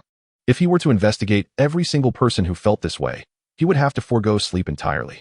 However, This silver-haired youth was different. He belonged to the Arno estate. The Arno estate was home to a singular type of individual, either one of their own or family. It was less a mansion of wealth and more a warm, familial haven. From the head butler to the ordinary cooks, each was a stray brought back by Arno. Every one of them a forlorn orphan. Though they expressed deep respect for the life Arno provided, he never regarded them as mere servants. Each individual enjoyed freedom within the estate. It was a home for them all. At times, Tony envied his brother for having such a nurturing environment. Yet his own nature prevented him from creating a familial bond like Arno did. After all, he was a tech enthusiast who preferred solitude and research over socializing, especially outside of nightlife. It was precisely this reason that compelled Tony to uncover the source of the silver-haired boy's animosity. He could not allow any potential threat against the Stark family to linger within Arno's domain. "Sir, here is the information I have gathered regarding Pietro Maximoff." A series of images and details unfolded before Tony's eyes. Sokovian, an orphan, smuggled in, quite a distance indeed. Survived through under-the-table work until he vanished 4 years ago. He has a sister. Tony paused, recognizing that the sister mentioned in the files was the very girl Arno had just carried inside. Indeed, Arno, that fellow, seems particularly fond of adopting orphan little girls. It stands to reason that if he were to rescue a boy, he would also save his sister. However, such information bears little significance. Jarvis, please search their records for any information related to Stark. Instantly, the display condensed to a single page. The Maximoff siblings. Their parents perished in the 1999 rebel uprising. A mere line of text accompanied by a black and white photograph. A missile stood tall amidst the ruins, marked unmistakably as a Stark Industries product. Pepper, standing behind Tony, was taken aback by the sight. My goodness, Tony's parents. The elation Tony felt from having the shrapnel removed from his chest was swiftly overshadowed by a heavy heart. He touched his chest, though the shrapnel was gone. He sensed an added weight within, a burden named responsibility. Tony's gaze grew resolute. While he had miraculously survived the Stark-manufactured missile, countless others had met their demise by the weapons he produced. At that moment, he resolved to destroy all Stark Industries weapons that had fallen into the hands of terrorists. He would take it upon himself. Although, if he were to inform Arno, he was certain that Arno would handle the situation. Yet, it was his mismanagement that allowed Stark Industries weapons to be scattered among terrorists. Arno entrusted the company to him, but he had failed to govern it properly. This was his responsibility. Thus, he must personally bring these matters to a conclusion. He could not allow more children like the Maximoff siblings to lose their loved ones due to his manufactured weapons. The prerequisite for all this was the completion of the Mark II. Pepper, return to the villa. But your injuries are not yet healed. You should remain at the estate to recuperate. No, we must go back immediately. Ultimately, Pepper could not withstand the determination in Tony's eyes and reluctantly assisted him into the car. The sports car sped away into the distance. Arno stood silently at the hospital window, watching Tony's retreating figure. You've grown, Tony. Go forth and act. No matter the outcome, do not worry. If mistakes are made, it is of little consequence. I shall intervene. Arno turned his gaze back to Wanda, who lay asleep in the hospital bed, her brow furrowed. The doctor had diagnosed her with mere exhaustion. There was no cause for alarm, just a need for rest, though she appeared far from fine. Arno grasped Wanda's hand. And indeed, he felt an elusive energy pulsating beneath her skin. Was this the force Wanda had sought to unleash? Arno pondered. The immense power within her, poised to erupt, was evidently beyond her control. The force within him felt akin to an autonomous energy entity residing within Wanda, of which she could only wield a mere fraction. Under normal circumstances, when Wanda's energy was abundant, her consciousness could maintain dominance.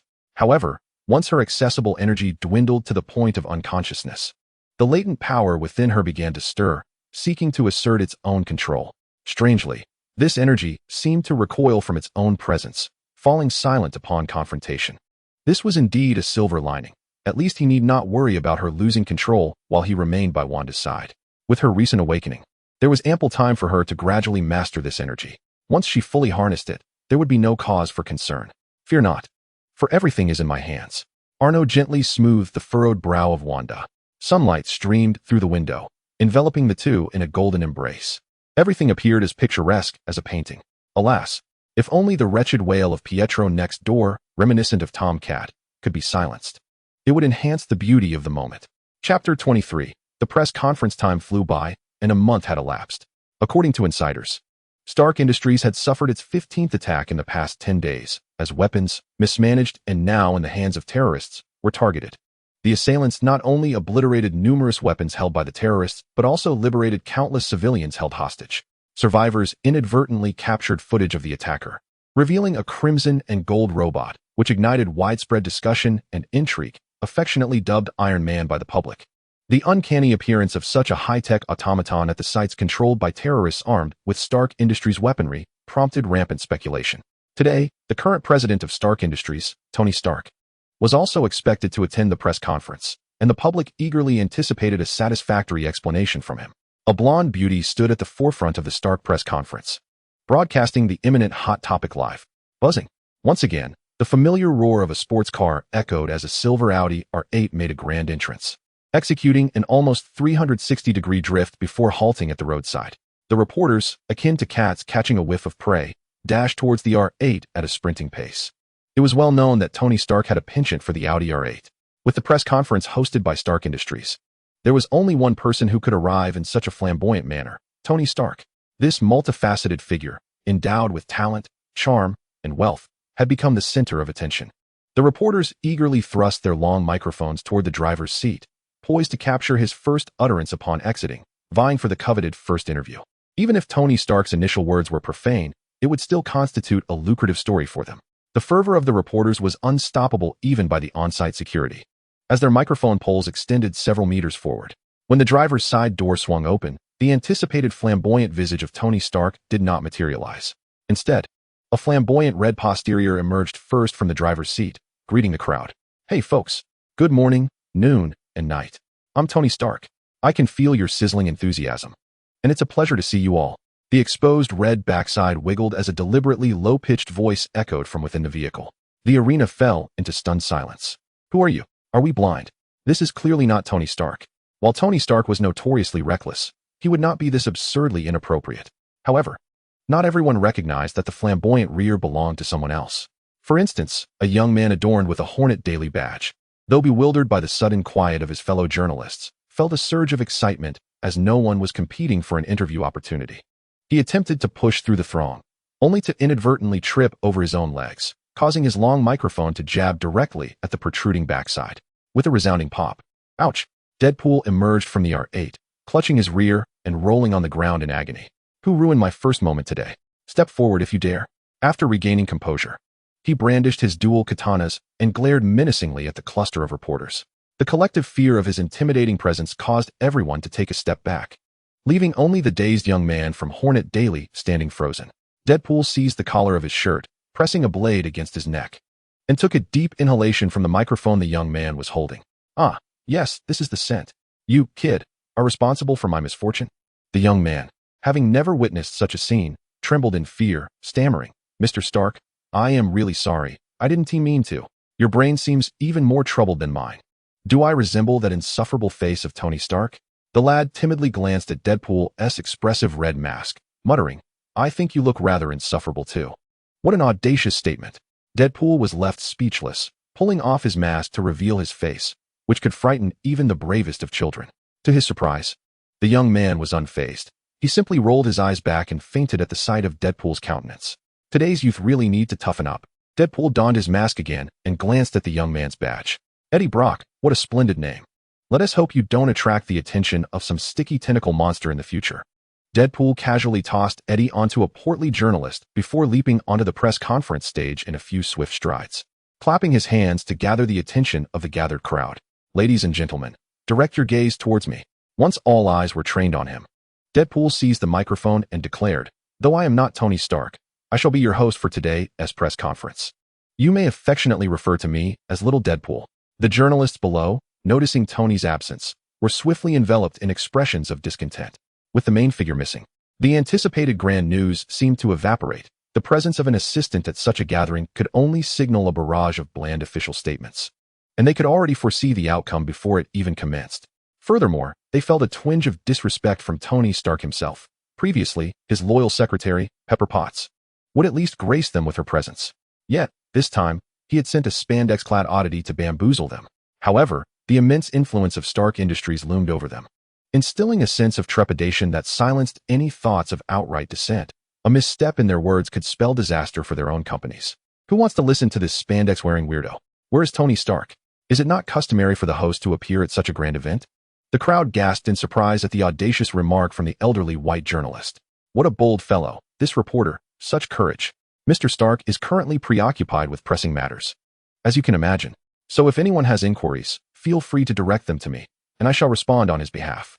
Deadpool, unfazed by the criticism, mischievously gestured with one hand to form a 1 and the other a 0, making several universally understood signs. At that moment, Tony emerged like a crimson sword from a swirling inferno, sneezing beneath his helmet, wondering who was maligning him. What's the point of asking you, you spandex-wearing weirdo? Bring out Tony Stark. The elderly journalist dismissed Deadpool's presence, defiantly raising a middle finger in response. Wow, what a rude gesture. A bit inappropriate, don't you think? Is this how a journalist behaves? Not my concern. I'm merely passing through. Chapter 24. I am Iron Man. With that, the obstinate elderly journalist sauntered out of the press conference with an air of arrogance. Shut up, Stanley. Deadpool could no longer contain himself, shouting at the departing figure. Yet, the only response he received was the back of the man, adorned with an international gesture. Step aside, please. Make way. At that moment, a rotund figure accompanied by several security personnel escorted Pepper Potts through the throng, ascending to the stage. Without hesitation, she seized the microphone from Deadpool, greeting the audience with a professional smile. I apologize for the jest, everyone. I will be hosting today's press conference, and I encourage you to ask your questions in an orderly manner, to which I will respond at my discretion. Pepper's arrival invigorated the atmosphere, much to Deadpool's chagrin as he glared at the crowd, now animated and engaged. You are treating me differently. This is discrimination. Unfortunately, his grievances fell on deaf ears. Happy and several security personnel lifted him by his arms and legs and carried him away. The journalists present expressed their delight at this turn of events.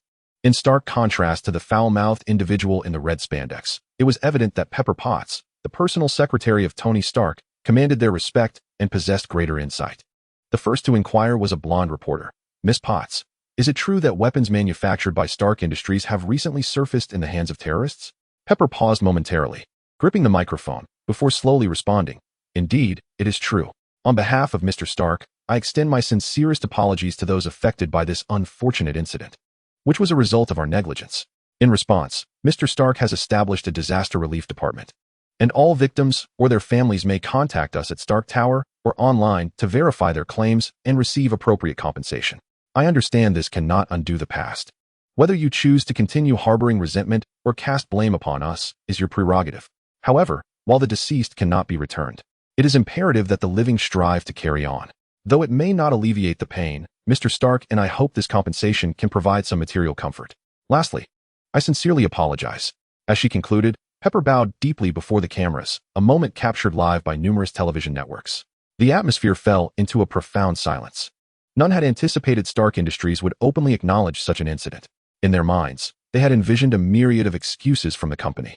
Miss Potts, might there be any underlying details regarding this matter? How did Stark Industries come to experience a weapons leak? The same blonde reporter pressed on. As the other journalists regained their composure, they cast her envious glances, for she had monopolized 2 inquiries. Yet, they remained captivated by Pepper's previous statements. Straightening her posture, Pepper produced a prepared statement, only to tear it up and let the shreds fall to the ground.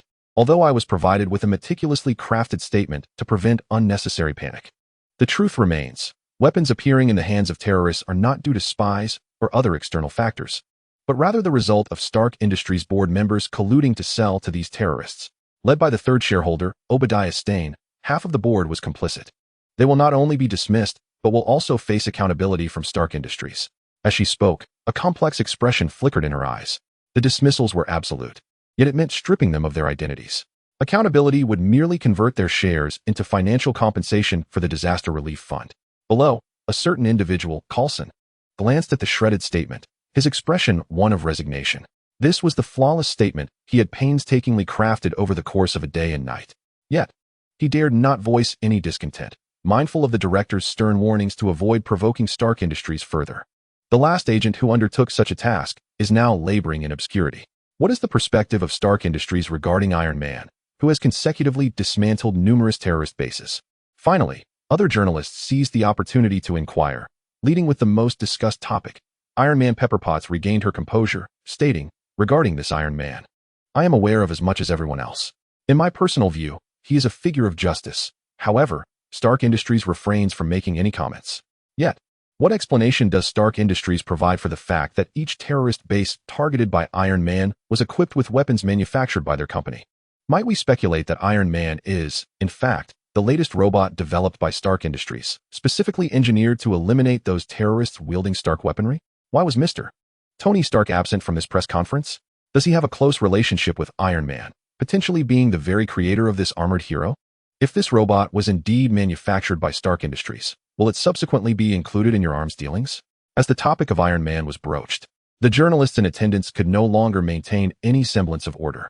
Questions erupted in a cacophony, all centered around Iron Man. Pepper, confronted with the chaotic scene and the multitude of inquiries, remained expressionless. She was acutely aware that Tony was Iron Man and that Iron Man was not merely a robot. It was a suit of armor, a weapon of vengeance piloted by Tony himself. Since Tony's return, even while recovering from surgery, he tirelessly toiled day and night on his Mark II design.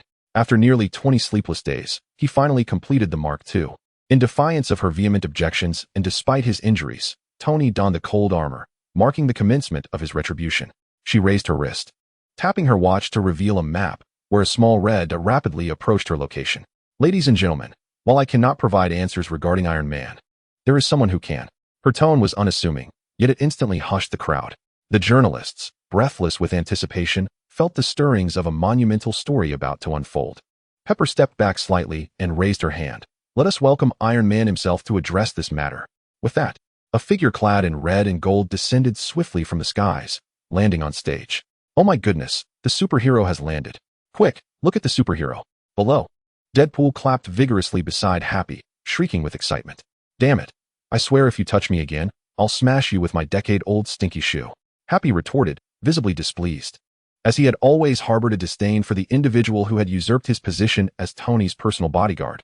Yet now, he found himself devoid of the leisure to strike his foul visage with his worn-out shoe, his gaze fixated intently upon the formidable figure upon the stage. Deep within, he harbored an unsettling premonition, a sense of having irrevocably lost his role as a bodyguard. Amidst the gasps of the crowd, the iron figure gradually rose. The metal mask lifted, revealing Tony's resolute countenance. I am Iron Man. Chapter 25. A surge from all sides. Tony Stark, the president of Stark Industries, descended from the heavens clad in his iron armor during a press conference, boldly declaring himself the Iron Man who had recently captured public attention. He proclaimed that this suit was born of vengeance and justice. Henceforth, should even a single bullet from Stark Industries' weaponry fall into the hands of terrorists, he vowed to annihilate the entire terrorist faction responsible. Let those who dare to challenge him give it a try. He would hold true to his word. Moreover, Tony Stark announced that the iron armor would never be included in Stark Industries' weapon sales, asserting that he was Iron Man, the one and only. In a dimly lit room, a rugged man with unkempt hair sat in silence at the edge of his bed, staring at the news on the television.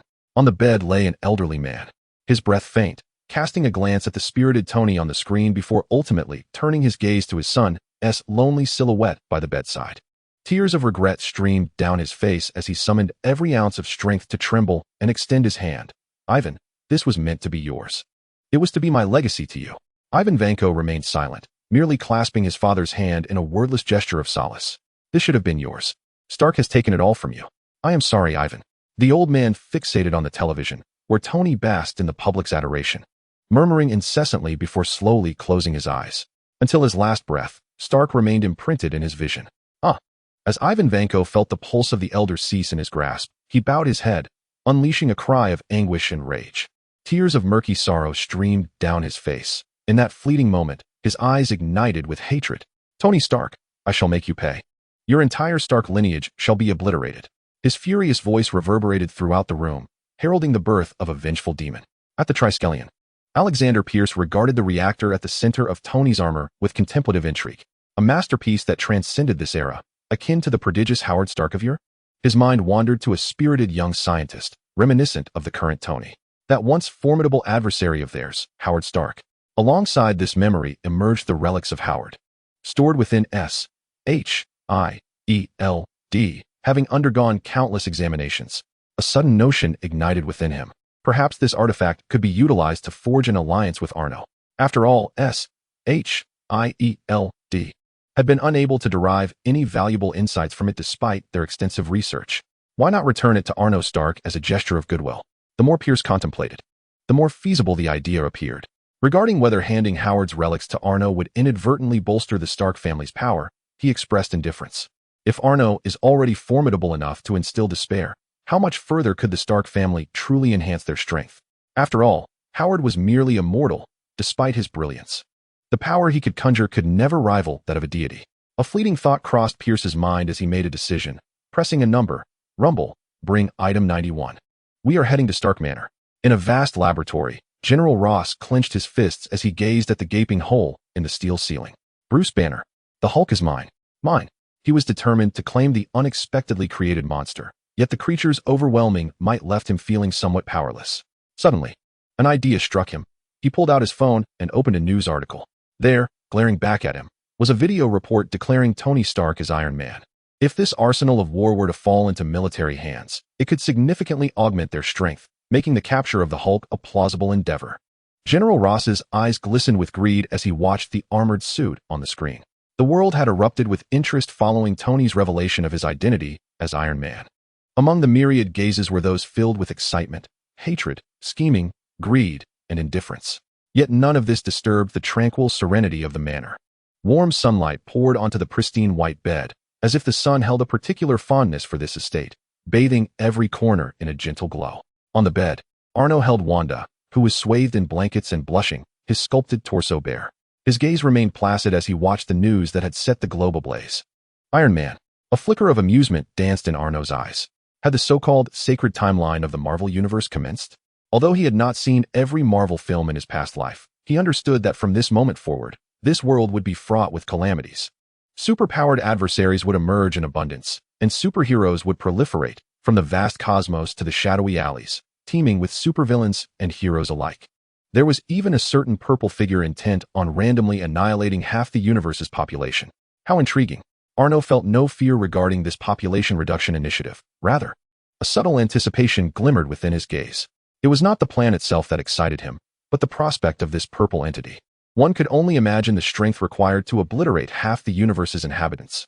He secretly hoped that when the time came, he could exchange a few blows with that being. After all, an invincible existence could become rather tiresome over time.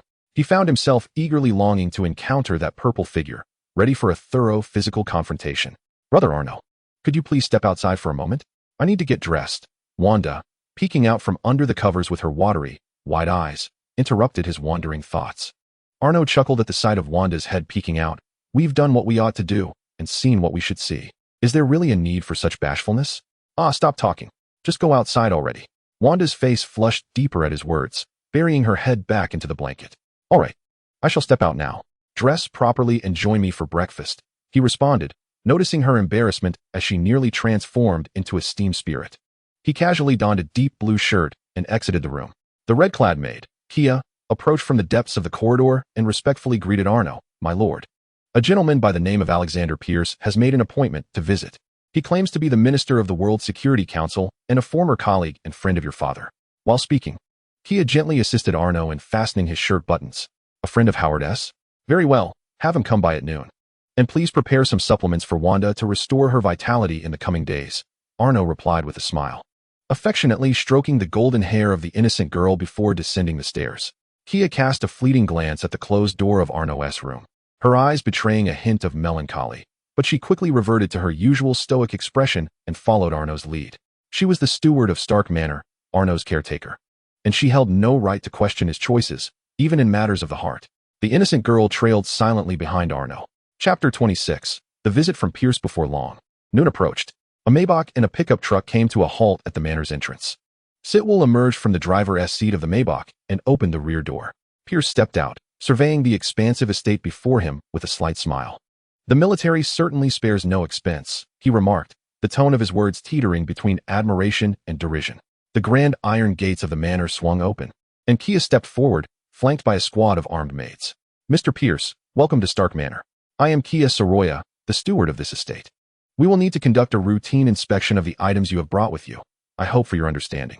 In response to Kia's expressionless demeanor, Pierce displayed no airs of his esteemed position as Minister of the World Security Council. He smiled warmly and replied, Not an issue, Miss Soroya.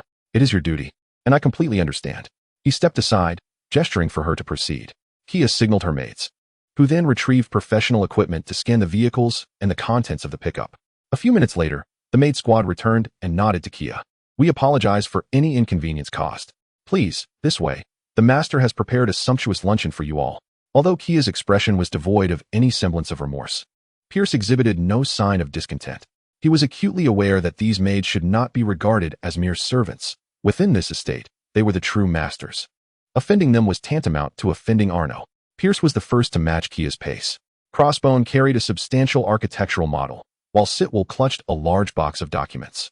Both closely following suit, Pierce refrained from summoning too many people to accompany them. In truth, had it not been for the numerous items they needed to collect, he might have ventured alone. After all, the number of attendants bore little significance here and would only serve to portray him as narrow-minded. Upon arriving at the dining hall, Arno was already seated at the head of the table, with a woman possessing auburn hair positioned to his left. Pierce instantly recognized her as the woman who nearly caused the downfall of Hydra, the target of Baron Strucker's pursuit, codenamed the Scarlet Witch.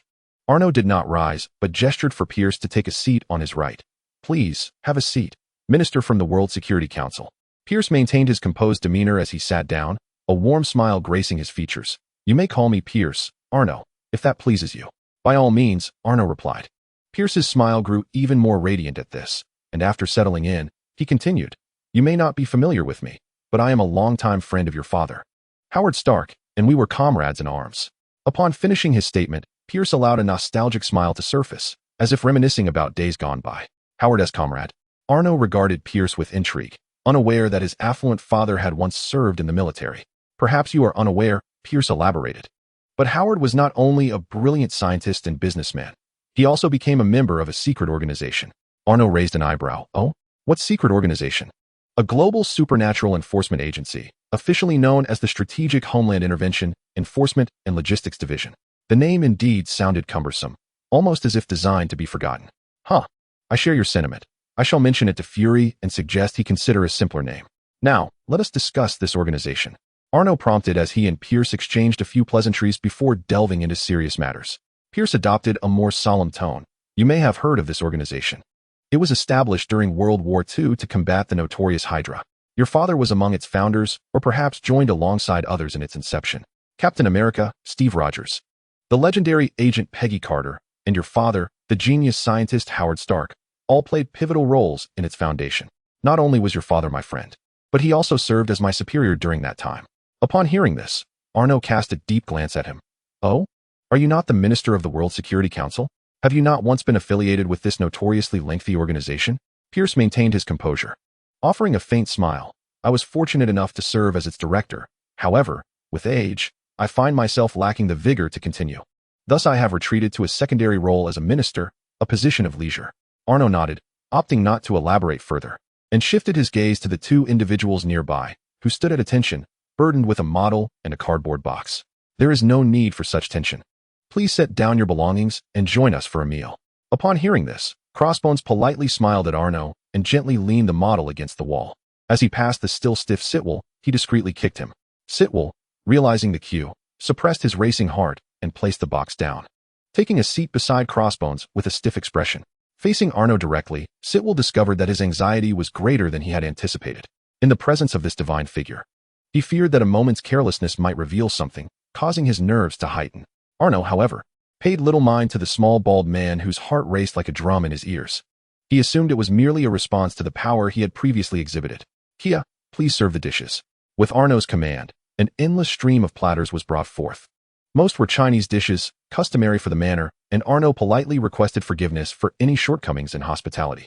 Pierce, entirely unfazed, adeptly picked up his chopsticks. "In truth, I find Chinese cuisine, with its rich flavors, quite delightful. It seems we are indeed well matched." Throughout the meal, Pierce refrained from deliberately broaching topics concerning homeland strategic defense and logistical support. Instead, he engaged in light conversation with Arno, ultimately presenting Howard's belongings as he took his leave. During the return journey in the vehicle, the temporary driver Sitwell could not contain himself. "Sir, are we truly to deliver such significant items so casually? Should we not seize the opportunity to foster a closer relationship? To us, it may hold great importance, but to him, even if he were to unravel its secrets, it would merely be a keepsake. Today marks a commendable beginning." Pierce, reclining in the back seat with his eyes closed, replied languidly, The mere act of establishing a connection is already a worthwhile endeavor. The hardest part is always the beginning. Once the relationship is forged, future communications will be far simpler. A subtle smile graced Pierce's lips. For the first time in over a decade, he felt a sense of ease. In New York City, Manhattan, on Central Avenue. Roar. A massive, gray-green skeletal monster howled to the heavens. A colossal shockwave emanated from it, shattering countless windows. Hulk, come out. Chapter 27, Iron Man battles Abomination. In the helicopter, General Ross's expression was as sour as if he had consumed something foul. It had been several months since Tony Stark had declared himself Iron Man. During this period, I relentlessly petitioned Congress to exert pressure on Stark Industries, compelling Tony Stark to relinquish the technology behind the Iron Man suit. Yet, the imbecilic legislators consistently rebuffed my proposals, refusing to entertain my requests, and even declined to summon Tony for a hearing. They argued that this would jeopardize diplomatic relations with the Stark family. To hell with diplomacy. Do they even comprehend the significance of the Iron Man armor in warfare? As a result, General Ross has not only failed to acquire the Iron Man suit, but has not even laid eyes on Tony himself. This might be tolerable, considering that the matter of the Iron Man suit is beyond his control due to its vast implications. However, just a few days ago, his operatives finally tracked down the whereabouts of the elusive Banner. Today, he was filled with confidence, having laid an intricate trap, eagerly awaiting Banner's involvement. The man was indeed captured, but to his utter dismay, Banner had already injected himself with the serum, rendering him an ordinary human. This infuriated General Ross to no end. What use was an ordinary person to him? To make matters worse, just as he was preparing to take Banner back and force him to continue his research on gamma rays in hopes of reproducing the Hulk phenomenon, a creature even more formidable and grotesque than the Hulk emerged. This abomination was none other than his loyal subordinate, Emil Blonsky, a monster retaining his original intellect, yet exhibiting unprecedented ferocity. Should Congress discover that this rampaging monster is one of his own, he would be in deep trouble. General Ross felt as though he was enduring a streak of bad luck. Nothing was going his way. Thaddeus, you must allow me to stop this monster. It was born of my actions and must be ended by me. Banner implored, disregarding Betty's protests. The Hulk has vanished. You are merely an ordinary man now. What can you possibly do? General Ross was reluctant to let Banner take such risks, not out of concern for his safety, but because the Hulk was Banner's creation. Without him, his plans for a super soldier army would be rendered futile. Would he simply stand by and watch this monster wreak havoc in the city? You must understand. The more destruction it causes, the greater the repercussions for you. I believe the Hulk has not truly disappeared. I must take this gamble. Banner argued fervently. General Ross's gaze wavered, and just as he was about to relent, a raucous blast of music accompanied by a brazen voice erupted from the helicopter. Hey, General Ross. Have you missed me? I hear you've been dreaming about me lately. Whoosh, whoosh, boom, boom, boom. The missiles arrived before the person did. 3 missiles, forming a triangular formation, sealed off the monster's escape routes, striking it and erupting in a violent blaze. Tony, clad in his crimson and golden suit of armor, soared beside General Ross's helicopter. Oh, you've conjured yet another monstrosity. Why am I not surprised? Our very own purveyor of monsters, General Ross. General Ross's face turned ashen. Tony Stark, mind your place. You are merely a weapons dealer and have no authority to meddle in military affairs. Tony scoffed. Oh really? Then perhaps you should resolve this mess yourself. Before Ross could respond, Tony suddenly kicked the helicopter away, propelled backward by the recoil. At that moment, a massive boulder hurtled through the air, narrowly missing both Tony and the helicopter. A second later, the helicopter would have plummeted like a stone. Oh Ross, it seems your beloved offspring harbors quite a grudge against you, displaying a rather volatile temper, clearly a product of insufficient affection. Through the thermal imaging of his suit, Tony observed the creature, struck by 3 missiles, slowly rising amidst the smoke and debris. It appeared largely unscathed, lacking any visible wounds. All right, Ross, it's time for you to retreat. Your presence will only hinder the upcoming battle. With that, Tony increased the power of his repulsors, surging into the haze. The immense thrust, coupled with a spiraling kick, sent the newly risen creature flying several meters away. What an astonishing level of physical resilience, Tony mused, feeling a tingling sensation in his legs as he silently cursed General Ross and his entire family. The creature stood again, dismissing Tony's attack entirely. Its disdain equal for all but Hulk. Little insect, your feeble scratches mean nothing to me. I am Abomination. With a thunderous roar, the ground trembled, sending sand and debris swirling around. Suddenly, a small missile found its mark, detonating within Abomination's gaping maw. Apologies, but your breath was far too foul. I couldn't resist freshening it up a bit. Abomination expelled a plume of bloodied black smoke, fury igniting in its eyes. Now, it truly began to harbor a hatred for Tony. With a powerful push from its legs, the ground fractured beneath it. With a resounding boom, Abomination dashed forward with such speed that only a blur was visible, appearing directly before Tony. Insect, perish! It seized Tony with a colossal hand, slamming him forcefully into the ground. The impact reverberated, sending Tony deep into the earth, and he felt the wound on his chest, still healing, threatening to reopen.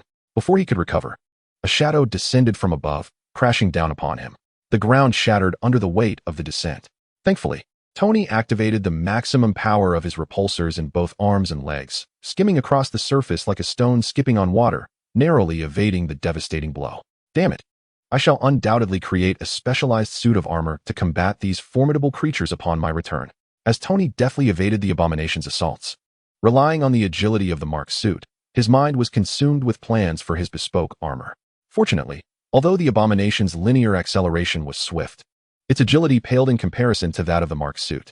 Alas, Tony Stark was no match for the Abomination. Only the Hulk could vanquish him. Banner could no longer bear General Ross's dilly-dallying. Disregarding the handcuffs binding him, he cupped Betty's face and kissed her fervently. I love you, Betty. Just as General Ross was about to turn crimson, Banner wrenched the hatch open and leaped from the sky. The wind howled past his ears as the ground drew nearer, his heart racing, a glimmer of green flickering in his eyes. Finally, with a resounding crash, he plummeted to the earth. Of course, this was impossible. A massive green hand reached out. The Hulk had arrived. Roar. Chapter 28. Hulk vs. Abomination. A thunderous roar halted the Abomination's relentless pursuit of Tony. With a sweeping 360-degree Thomas spin, he sent Tony flying, who had been harrying him from the periphery. The Abomination's eyes gleamed with excitement as he beheld the Hulk charging towards him. This was his destined adversary, the only one worthy of being considered a rival. With purposeful strides, he raced to meet Hulk head-on. Vehicles and structures in their path were reduced to mere rubble. My heavens! I never imagined such a colossal figure could execute such intricate maneuvers, Tony thought, rising gingerly after being struck by the Abomination's spinning kick. He gazed helplessly at the two titans colliding. I've been protecting for so long, yet you two monsters wreak havoc far more effectively.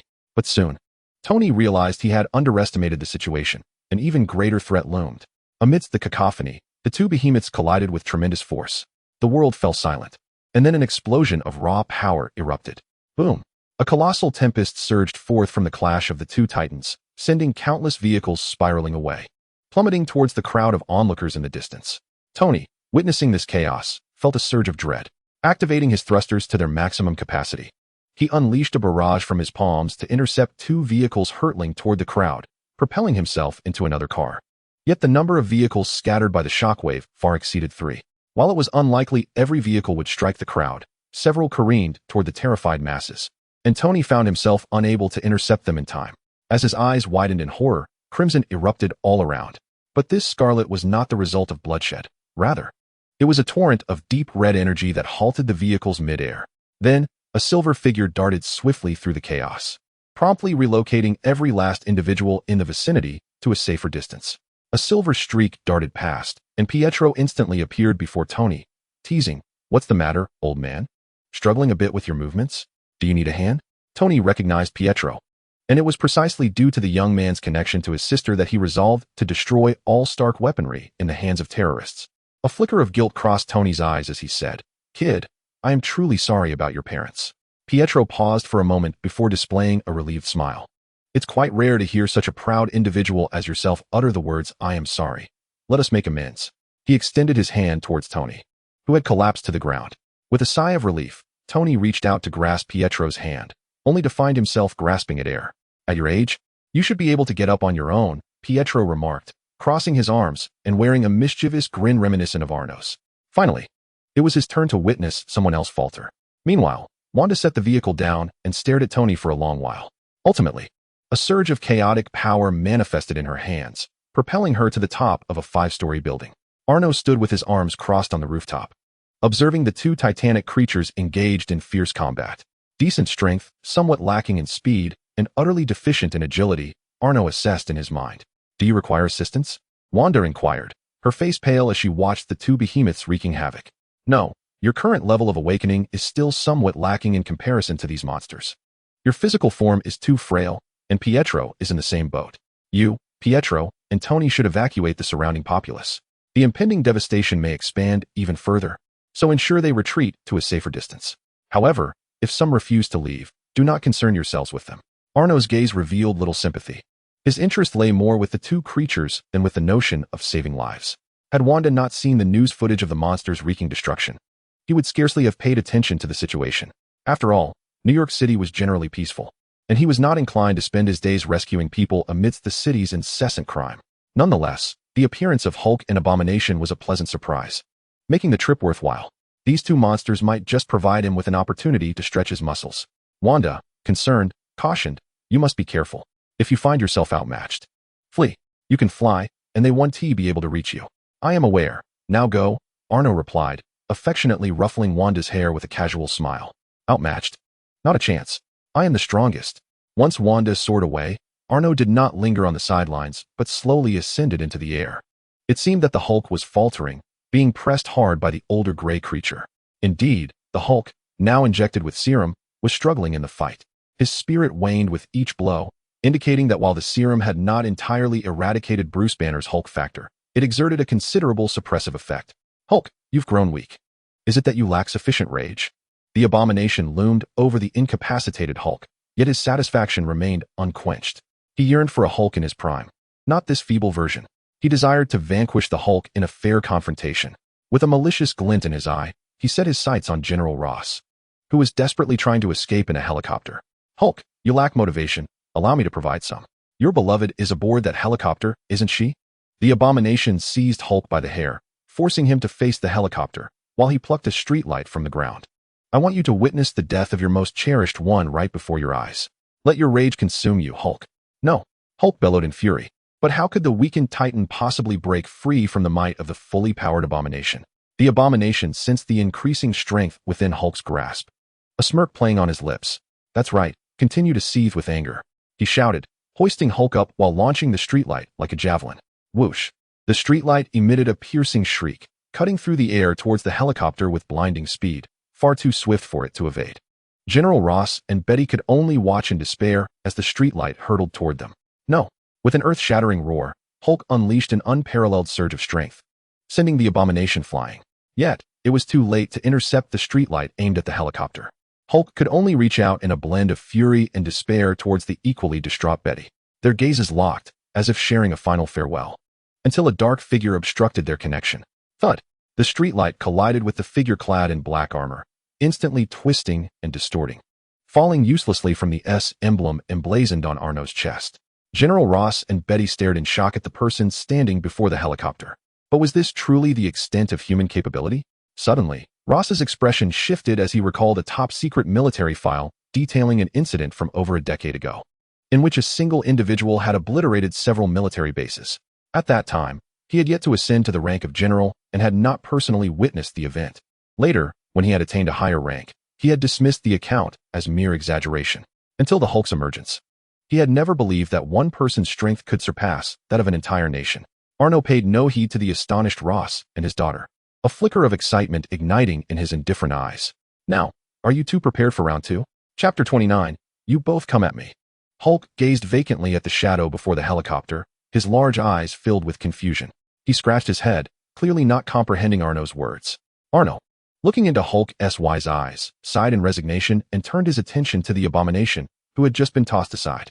"Surely, you aren't as dim-witted as he is?" Fortunately, despite Abomination's violent demeanor, he still retained a semblance of intelligence. Under the control of the Abomination, there was no emergence of a secondary personality akin to that of the Hulk. "You little insect, seeking to showcase your bravado, but alas, you have chosen the wrong target. I am the Abomination." Although Arno effortlessly deflected his attack, the Abomination clearly dismissed him as inconsequential. Merely an insignificant bug, he could effortlessly shatter countless such creatures. Perish!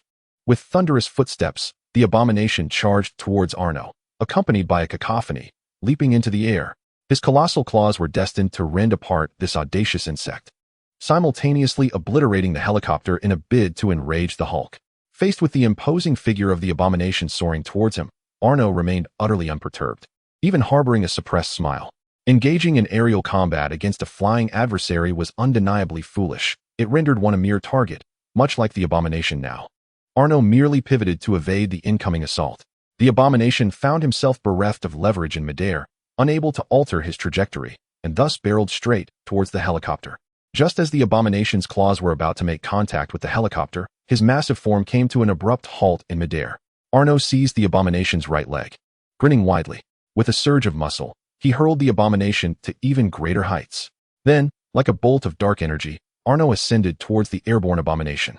The aftermath of levitation would surely lead to a flurry of attacks. Whoosh!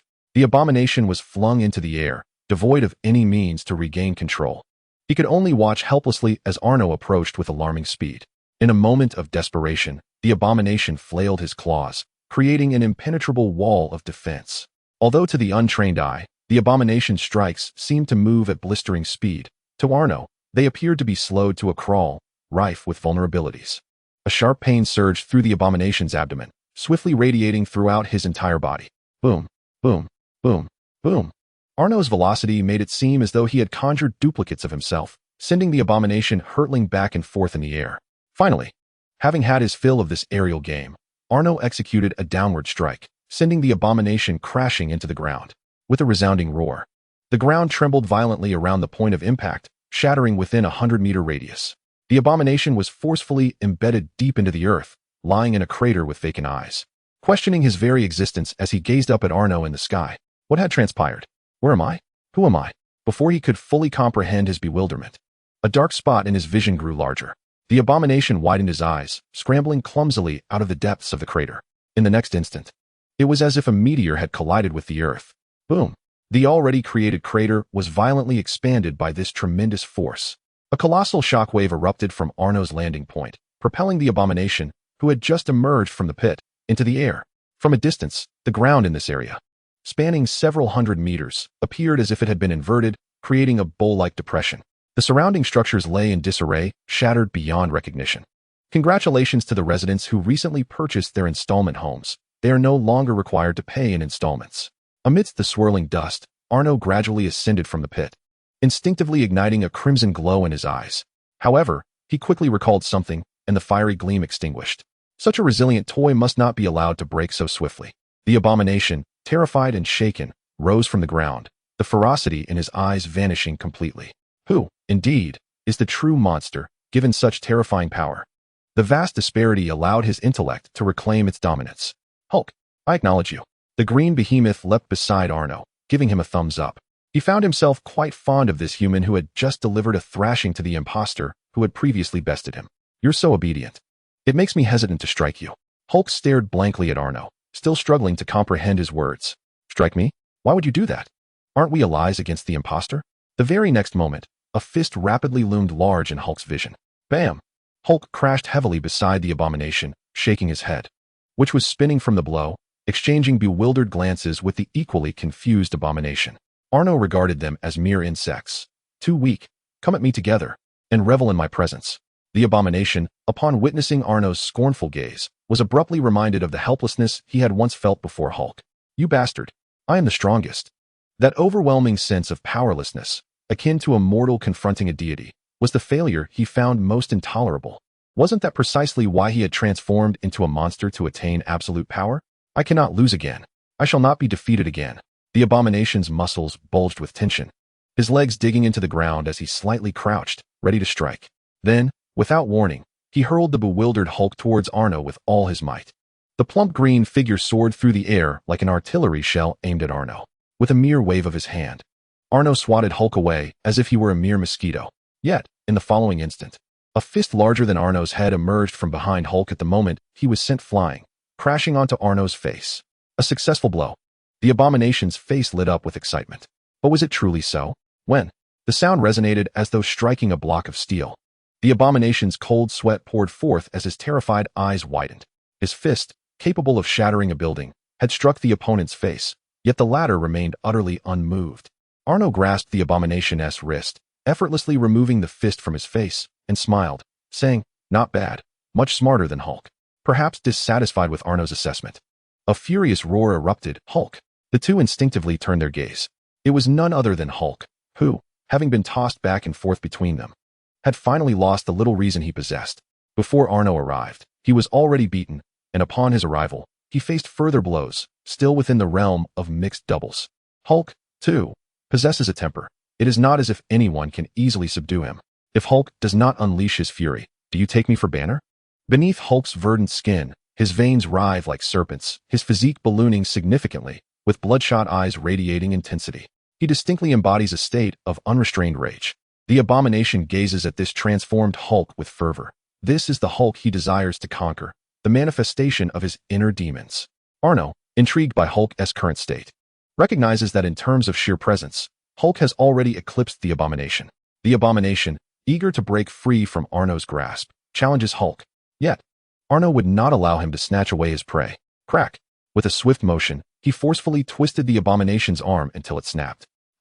As the abomination howled in agony, Arno delivered an elbow strike to his temple.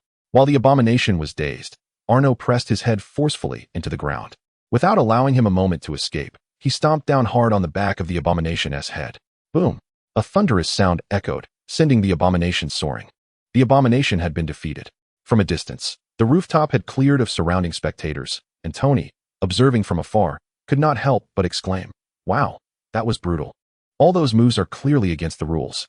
The actions were indeed too ruthless. Pietro and Wanda nodded in agreement. Deadpool, standing alongside the trio atop the rooftop, remarked, "Isn't that right? The dark atmosphere feels like it has crossed over from the neighboring DC universe." Tony and the others nodded in acknowledgement, then were startled. Turning to Deadpool, "When the hell did you arrive?" Chapter 30, Hulk in a childlike slumber. Deadpool spread his hands. "Come on, did you forget? I'm your personal bodyguard. Wherever you are, I'm sure to be there as well." Tony gestured towards his armor, then at Deadpool's inferior spandex suit, exasperatedly stating, "Do I look like someone who needs protection? And are you certain that wearing this thing can shield me? Well, I don't care. Lord Arno has declared that beneath your steel suit, you remain exceedingly fragile. He has granted me a salary of 10 million a year to ensure your protection. And I mean closely." Deadpool emphasized the word closely, playfully thrusting his posterior towards Tony in a heart shape. Tony felt a wave of nausea as he glanced at his red armor and then at Deadpool's red spandex. For the first time, he pondered whether he should alter the color of his Mark series. This pervert has utterly tainted this hue, making him feel somewhat queasy. "Then don't follow me. Return to the mansion, and I will still grant you 10 million each year." Deadpool sighed. "That's not going to work. Arno mentioned that every time you block a fatal blow for me, he'll add another 10 million to my bill. And if I dare to return, he'll make me experience the sensation of flying heads again." Tony, unable to contain himself any longer, unleashed a torrent of expletives upon Deadpool. "FCK, you absolute amp." Deadpool, undeterred, retorted, "Thank you. How can you speak so vulgarly, you amp?" Meanwhile, Wanda and Pietro, covering their faces, expressed their embarrassment at the woeful conduct of the two. A sudden, thunderous noise abruptly interrupted their magical exchange. A fierce gust swept towards them, causing chaos.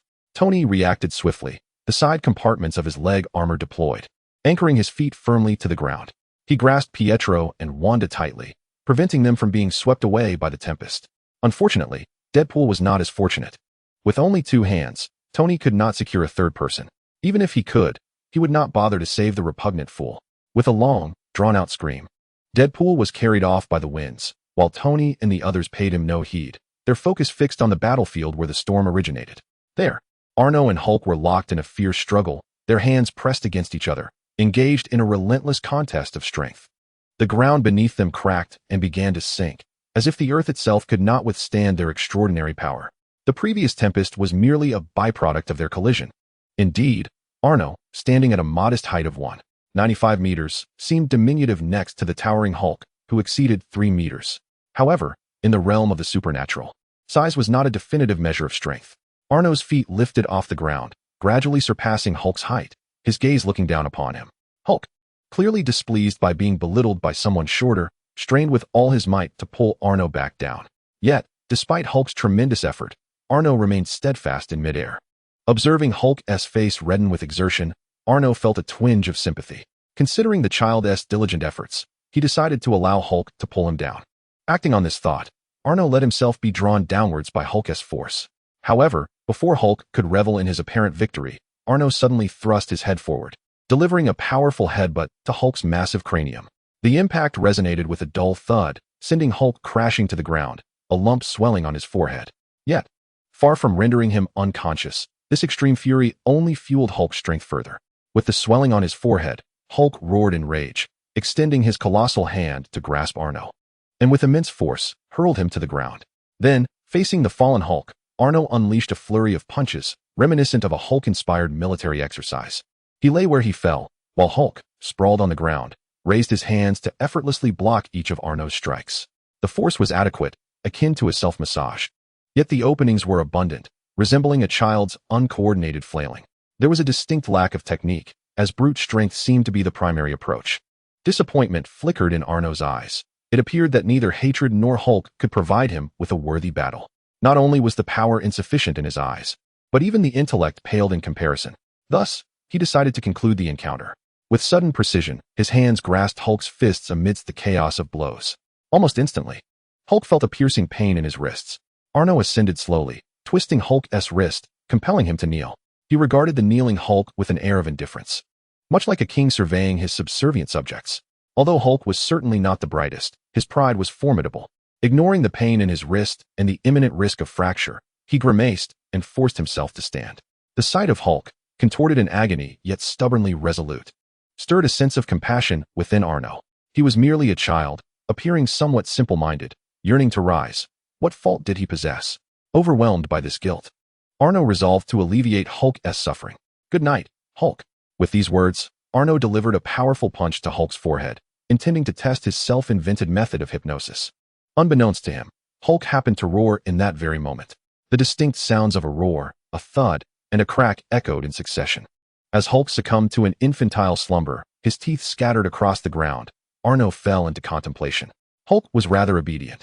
He had no intention of shattering his own teeth. Nevertheless, with Hulk's regenerative abilities, his teeth would likely grow back, one would hope. Observing Hulk gradually revert to a normal human form, Arno felt a twinge of uncertainty. The sound of helicopter blades whirring approached as General Ross descended from the aircraft. A multitude of military vehicles encircled the area, with soldiers rapidly surrounding him. General Ross approached with an air of pride, adopting the same haughty demeanor he reserved for arms dealers, and commanded, "You must be Arno Stark. Thank you for aiding the military in subduing these two monsters. However, they are of utmost secrecy. I must take them back for personal confinement. And you, as a principal, are required to accompany us for further investigation." Without allowing Arno a moment to respond, he signaled for the apprehension of the now-human Blonsky and Banner. In his view, these arms dealers were merely dogs kept by the military. It was absurd to think that a master should require the consent of his dog to undertake his duties.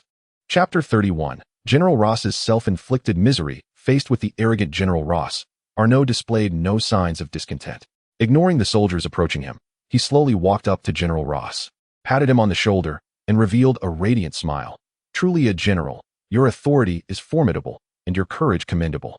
Suddenly, several soldiers making their way toward Banner and Blonsky were severed in two by a sudden beam of crimson light.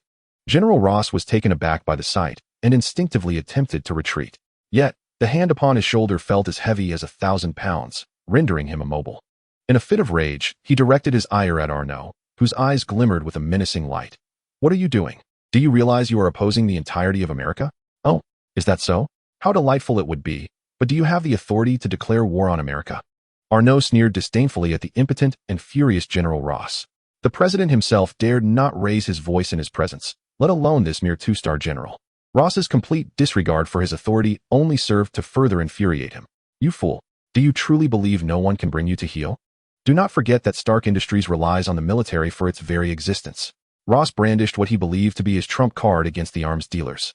Unfortunately for him, he had misjudged his opponents. While others might have recoiled, Arno was utterly unconcerned, even unable to suppress a laugh. Spare me the nonsense. Stark Industries needs the military? It seems we need to clarify our respective positions," Arno retorted with a mocking grin. General Ross, seething with rage, declared, "You are challenging the authority of the military." With a violent yank, Arno wrenched General Ross's shoulder and right arm clean off, brutally interrupting his speech. "Authority? What good is your authority now?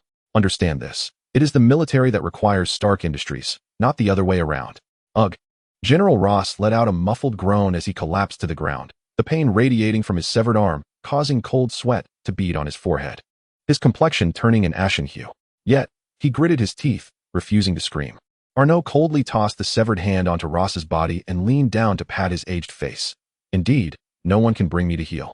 Perhaps you should create a few more monsters to test that theory. These two are far too weak. The smile gracing Arno's lips appeared demonic in Ross's eyes. Another beam of searing light erupted forth. All soldiers attempting to rescue General Ross were obliterated by the crimson glow. Arno lifted General Ross's head, blood streaming down, and turned him to face the remaining soldiers.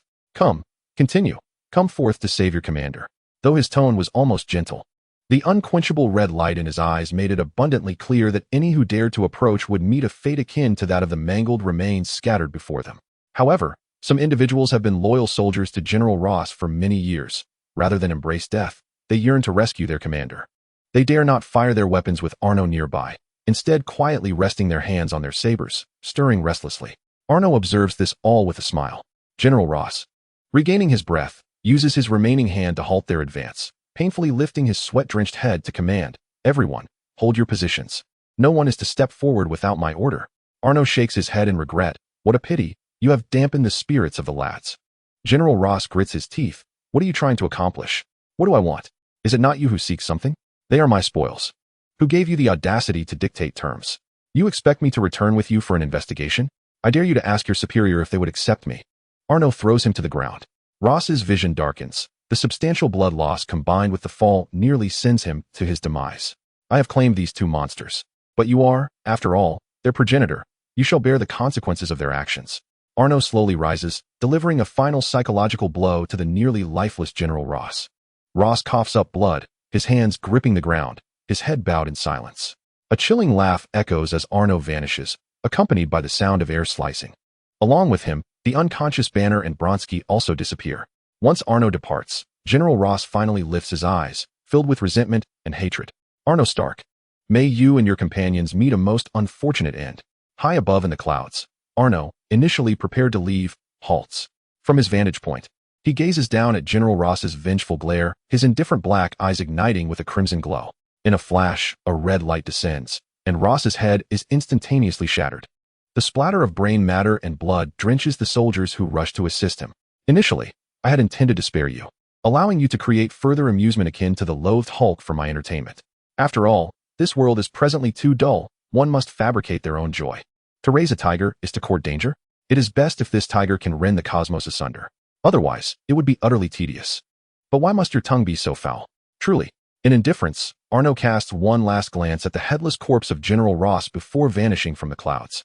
Having departed, there is no amusement left to behold. It is time to return home. A voice emerges behind him, startling the three who were observing the scene of General Ross's body being carried away. Tony and Pietro are the first to react, turning around. After all, they had already witnessed Arno's bloody methods, so although they were shocked by his indiscriminate slaughter against the military, they quickly regained their composure. However, Wanda was different. It was her first encounter with the radiant figure she held in such high esteem, revealing this gruesome side. "What's wrong? Are you frightened?" Arno casually discarded Banner and Blonsky to the ground and approached Wanda, gently stroking her hair. Wanda shook her head, burying her face in his chest and murmuring, "No. No matter what you become, I and everyone at the manor will always stand by your side." Arno embraced Wanda tightly, displaying a sincere and warm smile. "Rest assured, I have never changed. I remain the same ordinary family member to you and everyone at the manor." Pietro, wearing a broad smile, watched this scene with delight, feeling relieved that Wanda had found her place, especially with Arno as the one who held her heart. Soon enough, he would become Arno's brother-in-law. Should he start calling Arno brother-in-law? Pietro found himself drifting into daydreams. "All right, what are you two doing here, spreading affection? Save it for your cozy home." Tony interrupted the tender moment between Arno and Wanda, as well as Pietro's reverie, clearly unwilling to indulge in their display of affection. "By the way, I know Bruce Banner. He's a decent scientist, but he doesn't belong with you. Hand him over to me, and I will arrange everything." Arno nodded in agreement, having no objections. After all, one pet for the manor was more than sufficient. Chapter 32. Pierce's invitation. "Oh, take him, but be careful not to let him transform at will. While I could easily restrain him with one hand, he could just as easily crush you with his own. I'm not using him for anything. Forget it. I know what I'm doing," Tony replied distractedly, as he was about to retort. "If you need anything, just call me. Don't overexert yourself." Okay, I understand. I must leave now. Pepper is waiting for me to return home for dinner. Goodbye." Tony waved to Arno, swiftly grabbing Banner and soaring into the sky with urgency. Although Tony's decision to take Banner was clearly more than just a matter of him being unsuitable for the manor, Arno chose not to dwell on it. After all, it was merely Hulk, nothing of great consequence. He could indulge his little brother. Meanwhile, Tony was blissfully unaware that his intentions were far from concealed. On his flight back, he eagerly commenced his new plan. Hey, Jarvis, create a new document titled Veronica. I am going to build something grand. This recent Hulk incident had illuminated the deficiencies in the Mark armor, particularly regarding absolute power. His proud nature would not permit him to continually rely on his older brother, even if it was quite enjoyable. However, to create an invincible suit of armor oneself, would that not be far more exhilarating? He, Tony, is certainly not inferior to anyone. Regardless, the indomitable Tony, Arno effortlessly lifted Blonsky with one hand while embracing Wanda with the other, soaring into the sky. Oh, not again, leaving me behind. Pietro, with a sense of resignation, moved his legs and vanished like a silver shadow. Not long after their disappearance, a blood-red hand emerged from the edge of the rooftop. Deadpool struggled to climb up to the high platform, panting and collapsing. Okay, guys, don't worry about me. A mere drop from 10 stories is nothing but a shattering fracture. I'm absolutely fine. The rooftop fell into a profound silence, a few crows flying overhead. Deadpool turned to the empty rooftop, weakly lamenting, has no one noticed the absence of a baby? It must be said that Arno is not only remarkably strong, but also a competent dog trainer. Previously, Deadpool had succumbed to his monetary prowess, and now, the abomination bowed before his iron fist. The awakened Blonsky had completely regained his sanity and readily accepted Arno's invitation to guard the premises. After all, it was evident that outside, there was no longer a place for him to call home. Aside from Arno, anywhere else would lead to a fate akin to Banner's. Forever fleeing. Moreover, Arno's terms were quite appealing. An annual salary of 10 million, with all meals and accommodations covered. Although there were no holidays, freedom was not restricted. One merely needed to inform in advance about their whereabouts. Furthermore, the job was straightforward, literally, to guard and protect. When idle, one could relax, and when duty called, one would respond, akin to a high-end community security guard. Of course, the most compelling reason for him to accept this position was the fiery glint in Arno's eyes when he made the offer. Should he dare to refuse? He would not be serving here, but rather be attending to duties in the afterlife. Even without Arno's implicit threat, he found himself rather content. After being easily subdued by Arno, he realized that there are always greater powers at play. The Hulk, whom he once deemed invincible, was not the ultimate force. Since the Hulk had been effortlessly defeated by Arno, his obsession with conquering the Hulk had become utterly meaningless. To put it simply, he had chosen to let go. Now, after several months of working at the estate, he had begun to relish this leisurely lifestyle. Each day, he would lounge at the entrance, sipping on a refreshing juice, closing his eyes to welcome yet another splendid day. Blonsky, keep an eye on the house. I'm stepping out. Only the voice echoed, with no sight of the speaker. Blonsky, unfazed, gestured an okay sign toward the shadow in the air. Let us rewind to 10 minutes prior, 5 months after the Hulk and Abomination incident. Under the military's deliberate suppression, the events surrounding the Hulk and Abomination had not been reported, and naturally, Arno was even less likely to be mentioned. After all, Arno's threat to the military and his blatant elimination of a general from his own ranks would undoubtedly inflict a severe blow to the military's credibility if such actions were to become public knowledge. As for General Ross, although he was killed by Arno, the absence of direct evidence linking Arno to the act meant that the military refrained from retaliating against Stark Industries. Even the most discerning observer could discern that the descending laser originated from Arno's eyes. However, the upper echelons of the military feigned ignorance, leaving Ross's soldiers powerless to vindicate their fallen commander. Moreover, even in death, General Ross was not spared from the ravages of political interests. Following a congressional trial, he was stripped of his title on the grounds of endangering national security. In a shocking turn of events, an overwhelming majority of the members of Congress voted in favor of this unfathomable justification. Concurrently, he was also ordered to pay for all damages incurred by Hulk and Abomination following Arno's heroic intervention, should funds prove insufficient. They would be deducted from his previous military budget. This ultimately led to the bankruptcy and dissolution of his military division, which was then divided among other factions. In the end, even his remains were interred with the dignity afforded to an ordinary citizen. Not a single officer or congressman, once a friend, attended his funeral. It was a lamentable affair. The demise of General Ross left Arno with little to occupy his time, prompting him to periodically check on Earth for any significant events, akin to a reader awaiting updates from a favorite author. While readers focus on the author, Arno's gaze was fixed upon the planet. The reason for his lack of engagement in other pursuits stemmed primarily from his overwhelming strength, which rendered mundane matters utterly uninteresting. Although the announcement of Tony as Iron Man had inexplicably given rise to an increase in superhuman crime on Earth, most offenders were of a trivial caliber, unworthy of Arno's attention. Conversely, Pietro, having garnered gratitude from the civilians he saved during the Abomination incident, seemed to revel in the sensation of heroism. He frequently patrolled the streets of New York, combating crime and assisting elderly citizens across the street.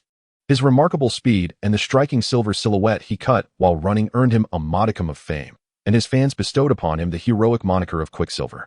As Pietro would proudly declare, he was as swift as silver lightning. His sister, Wanda, however, exhibited little interest in the life of a superhero. Aside from occasionally intervening in acts of injustice, she did not actively seek out opportunities to combat wrongdoing. Her daily routine primarily consisted of attending school and spending time with Arno. Due to Arno's absorption of solar radiation, he had surpassed his rapid growth phase, and his development on Earth had slowed considerably, rendering prolonged periods of solar exposure unnecessary. For several months, he had found himself engulfed in ennui. However, a phone call received just 10 minutes ago piqued his interest. A telephone call from Alexander Pierce, the Minister of the World Security Council, brought forth an unexpected invitation amidst their usual reminiscences. It was about a hammer that had fallen from the heavens, one that could not be lifted by any means. Pierce earnestly invited Arno to give it a try. With a sense of boredom, Arno readily accepted, eager to discover what made this hammer so extraordinary. In the blink of an eye, he found himself hovering over the coordinates provided by Pierce, in a desolate area not far from a small town in New Mexico. Chapter 33, Coulson and Hawkeye at the temporary base of S.H.I.E.L.D. A sharp sound pierced the air. The agents within the facility instantly became alert. Were there fighter jets flying in the vicinity? Phil Coulson, the officer in charge of this incident, furrowed his brow and quickly made his way outside. S.H.I.E.L.D. had jurisdiction over the airspace in this region, and the presence of fighter jets could only signify one thing: an enemy attack. In the very next moment, Coulson's apprehension transformed into dread. With a resounding thud, a shadow rapidly descended from the sky, crashing to the ground nearby and kicking up a cloud of dust. Soon after, a tall figure emerged from the haze. The top-secret S.H.I.E.L.D. files bore the codename Superman. "Everyone, stand down," Coulson instructed, exasperation evident in his voice. "Mr. Stark, may I inquire about the purpose of your visit? I heard there is a hammer here that cannot be lifted, and I have been invited to assist," Arno replied, waving towards the tall tower in the distance. "It's been a while, Clint." The man with the bow atop the tower also waved back. "Hey, Arno. After I finish my shift, you must join me for a drink. There's a fantastic tavern in the nearby town." Arno responded with an affirmative gesture. Clint Barton, codename Hawkeye, was a level 7 combat specialist in S.H.I.E.L.D. and a close friend of the former level 7 agent, Black Widow, Natasha Romanoff. Over the years, as Natasha worked at the estate, Barton would often come to visit her, which led to a long-standing acquaintance with Arno. Initially, Barton had been displeased with Arno's decision to forcibly retain Natasha for work. However, upon visiting the estate, he realized that Natasha was far happier than during her time in S.H.I.E.L.D., even earning a salary that was beyond his reach. This revelation left him contemplative, even considering the prospect of working at Arno's estate himself. After a couple of years, he could achieve financial independence, surely better than toiling in S.H.I.E.L.D. as an underpaid agent. Yet, after receiving an intense glare from Nick Fury, whose expression darkened further, he ultimately abandoned the idea. After all, Fury had assisted him greatly, especially regarding the sensitive information about his wife and daughter, known to only a few. With a resigned sigh, Barton leaned against the railing of the tower, feeling like a fish out of water. The splendid life remains an unattainable dream, leaving one to continue to toil away in obscurity. As for his nonchalant work ethic, one wonders if it might be discovered by the vigilant observer. He retorted, "You can certainly try to manage Superman." With his extraordinary vision, he recognized that the figure in the sky was Arno, prompting him to relinquish his bow and arrow. This was not solely due to their familiarity as friends, but also because the multifunctional bow in his grasp seemed akin to a mere toy in the presence of Arno, unless, of course, he possessed kryptonite-tipped arrows.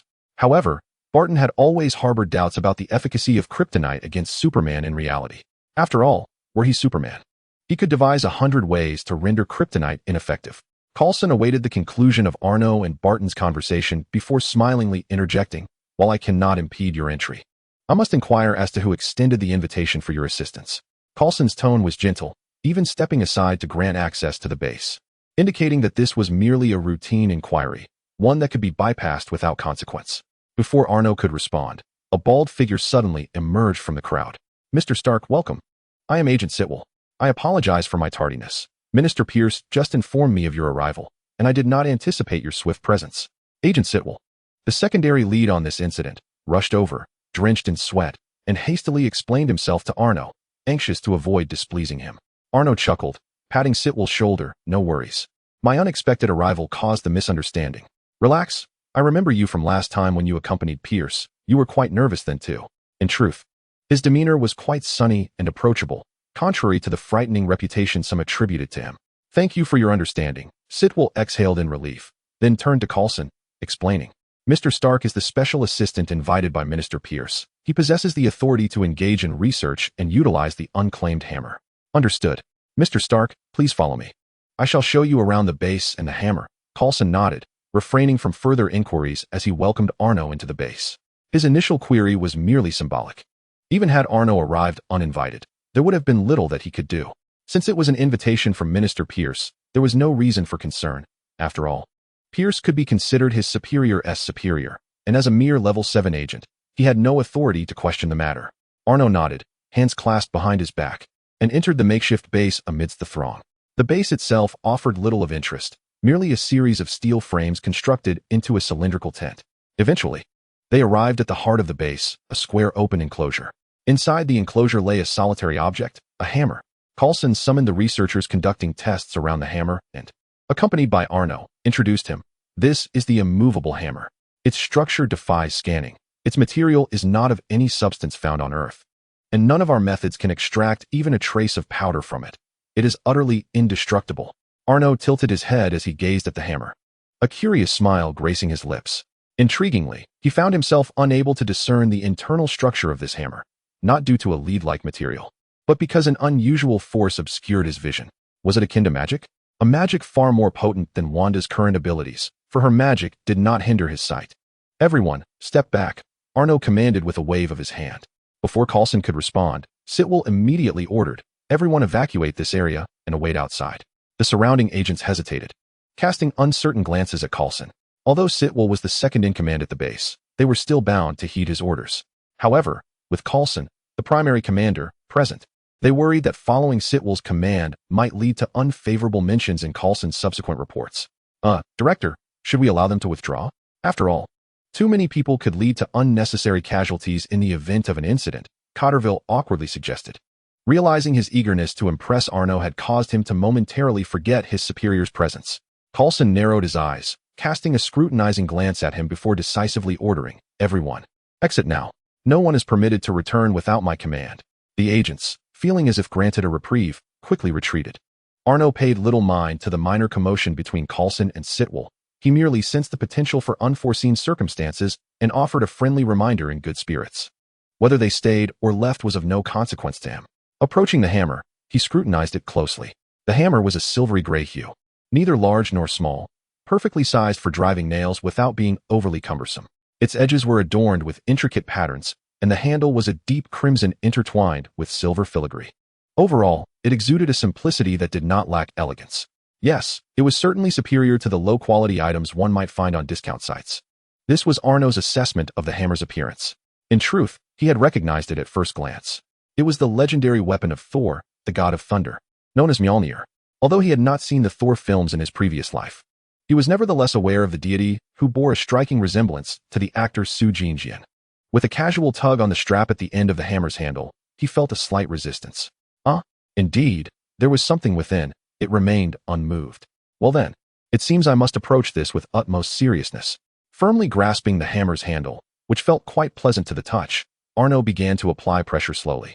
Chapter 34. Seizing the hammer of Thor, a deep rumbling echoed as the ground began to tremble violently. The inhabitants of the entire base were thrown to the ground by the sudden quake. Even the nearby town, several miles away, felt the tremors. In the eyes of Coulson and his companions, numerous fissures, as thick as arms, emerged beneath the hammer and swiftly spread outward. "Retreat! Quick, retreat!" Coulson shouted, scrambling to his feet and turning to flee. Yet, his call was unnecessary. The intensity of the tremors had already sent others racing away. With the base on the verge of collapse, who could remain? A mere $200 a month was hardly worth risking one's life. Lift it, Arno commanded, his right arm bulging with muscle as he forcefully wrenched the hammer of Thor from the ground. Boom! The moment the hammer was raised, dark clouds enveloped the sky, and countless bolts of lightning roared within. Strikes of blue and white lightning descended like divine retribution. It seemed the heavens were displeased with the audacity of one who dared to seize the artifact that commanded thunder. Coulson and the S.H.I.E.L.D. agents scrambled out of the base, eyes wide in astonishment at the sight of their headquarters engulfed in a tempest of blue and white lightning. Is this still our base? We have such a vast stronghold. Bathed in the sea of lightning, Arno paid no heed to the raging bolts that struck around him. For him, the intensity of the lightning was of little concern. The potential damage? Nonsense. It felt no different than a leisurely soak in a hot bath. Compared to the overwhelming fury of the storm, he was far more intrigued by the hammer in his grasp. Arno's fiery gaze fixated on the hammer of Thor, which he had forcibly lifted, yet still felt impossibly heavy. This hammer is quite fascinating, he mused, noting not only its weight, but also a peculiar force that continually sought to wrench it from his grip and return it to the ground. It seemed the hammer itself resented his method of seizing it. But I relish your stubbornness. The more you resist, the more exhilarated I become. His muscle strained, nearly tearing his black battle suit. Yet he steadfastly raised the hammer of Thor before his eyes. Arno grinned broadly. Little hammer, you seem quite defiant. But it matters not. How does it feel to be forcibly taken? Provoked, the hammer of Thor erupted with even more ferocious lightning, attempting to escape Arno's grasp. The hammer's surface shimmered with arcane runes, exuding a terrifying aura. This presence startled him. The owner of the runes was likely no weaker than he himself. Interesting. Yet you are merely a tool, not my master. With his other hand gripping the hammer's handle, an overwhelming power surged forth as he lifted the hammer of Thor high above his head. A crack echoed in Arno's ear, reminiscent of something shattering beneath a hammer. With that sound of brokenness, the once heavy Mjölnir in Arno's grasp became light. Thunder roared. Immediately, a tremendous bolt of lightning enveloped him completely. Unlike a fleeting flash, this thunder cascaded upon him like a relentless waterfall. Yet, this seemingly ferocious lightning bore no harm. Instead, it sought to penetrate his being, merging with him. Is this the power of the thunder god? Arno felt the information coursing through his mind, raising an eyebrow momentarily before relaxing and allowing the thunderous energy to assimilate within him. Not far from there, in a quaint town, Thor suddenly turned his gaze toward the distance. What is it? Jane looked curiously at the man who had just been proudly introducing himself as the thunder god. Mjölnir. It is the aura of Mjölnir. Thor excitedly focused on a particular direction. However, in the next moment, his expression froze. The area he was observing darkened with ominous clouds, and bolts of lightning rained down incessantly. Yet, that was not the main concern. The most alarming sight was a powerful lightning bolt striking down, revealing a figure wielding a hammer amidst the tempest. How familiar this scene appeared. Was it not reminiscent of his own moment of inheritance? No. How could this be? Who has taken my Mjölnir? Thor dashed madly toward the source of the lightning. Although Jane was perplexed, the spectacle in the distance compelled her to follow suit with Dr. Eric and assistant Daisy, inadvertently bringing the frenzied Thor along. In the realm of the gods, Asgard, Odin abruptly opened his lone eye from his deep slumber. Rising slowly, he gazed toward Earth.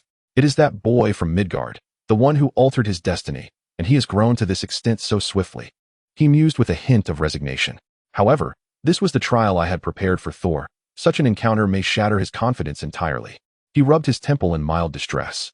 Perhaps it is best to let the youth navigate their own tumult. I, as an elder, should refrain from intervening. This may indeed facilitate Thor's release from Mjölnir, allowing him to become the true thunder god. Odin contemplated, a mischievous smile forming. Yet, the lad from Midgard. Divine weapons are not easily wielded. Let us add a touch of difficulty. A glimmer of golden light flashed from Odin's solitary eye. Upon the throne, Loki, wielding Gungnir, remained oblivious to the simultaneous golden flash emanating from the artifact representing the king of the gods in his grasp. Finished. Time for slumber. Odin smiled contentedly, surrendering once more to his eternal sleep. Meanwhile, Loki sensed the awakening of the thunder god's power, his countenance darkening as he tightened his grip on Gungnir. Had Thor truly reclaimed Mjölnir so swiftly? Was Odin merely feigning the deprivation of his divine power? The more Loki pondered, the greater his dissatisfaction grew. His already somber demeanor darkened further. Why should the throne belong to Thor, and why should Mjölnir be his? Even the people of Asgard seemed to favor Thor. As a prince of Asgard and a child of Odin, Why must he forever dwell in Thor's shadow, serving as his eternal backdrop? Why could not his father acknowledge him? If only once. With a furious clang, Loki slammed Gungnir into the ground, a surge of golden divine energy coursing through the earth, causing a luminous portal in the treasure vault to gradually swing open. Through Gungnir, Loki established a connection with the destroyer, his voice trembling with rage as he commanded from afar, "Now, go and eliminate my foolish brother, ensuring he never returns." A heavy hum resonated. From the portal of the treasure vault emerged a towering silver-gray figure, the guardian of the celestial treasury, the destroyer. Chapter 35. I am Thor, the god of thunder. Meanwhile, on Earth, Thor's face was etched with anxiety. He remained unaware that his dear brother, far away in Asgard, believed he had obtained the hammer of the thunder god and harbored murderous intentions against him. Thor leaned halfway out of the car window, his gaze fixed intently on the figure amidst the lightning, his fists clenched. "Mjölnir, hold on. I am coming. I will never allow anyone to take you from me." In that moment, Thor's eyes sparkled with unwavering determination, as if he were pledging allegiance. He, Thor, the god of thunder, could not allow Mjölnir to fall into another's grasp. He was the one and only officially recognized thunder god. A resounding explosion echoed through the sky. Thunder rumbled ominously. Above the base, dark clouds gradually dispersed. The lightning diminished, until the colossal column of thunder enveloping Arno extinguished. In midair, Arno opened his eyes, flashes of blue and white lightning flickering within them. His previously steady demeanor now bore traces of tempestuous fury. The black battle attire he wore underwent a remarkable transformation, adorned with numerous scales of an unknown metallic armor. And even his black cloak turned crimson. He had shifted from a modern combat style to an ancient European armor aesthetic. As Arno felt the surge of newfound thunderous power within him, he casually tossed the now compliant hammer of the thunder god. Indeed, the notion that merely lifting the hammer would confer the legacy of the thunder god was absurd. It merely contained a fraction of thunderous power. For an ordinary individual, this power was formidable, and with careful usage, it could last an extended period. Yet for him, it was pathetically weak. The inherited thunderous force was not entirely absent. Rather, it held no substantial benefit for him. At most, it would enhance the visual effects of his strikes, causing each punch to burst forth in dazzling lightning. Beyond its superficial allure, it bore no true significance. The only aspect that caught his attention was the hammer he held in his hand. Its material was commendable, its weight perfectly balanced, and it was resistant to damage. Furthermore, it boasted an array of features such as flight, automatic targeting, and remote attack capabilities. However, despite the hammer's commendable functionalities, Arno was not accustomed to wielding it in battle. To him, his iron fists were the finest weapons. As for those superfluous features, they held little utility for him. He had no need for the hammer's flight. His own thermal vision surpassed any remote attacks. In short, Arno's appraisal of the hammer and its inherent divine power could be succinctly summarized in 2 words: useless trinket. It was of no benefit to him, nor was it worth lamenting its abandonment. After all, although he had managed to bypass the seal atop the hammer through sheer strength and forcibly harness its power, others could not. The weight of the hammer was no exaggeration. On Earth, aside from him, no one could lift it through pure force. Even disregarding the seal, the hammer's weight was beyond estimation. He was certain that none among Earth's inhabitants, not even the Hulk, could lift it. Therefore, even if others were to attempt to wield it, none would succeed.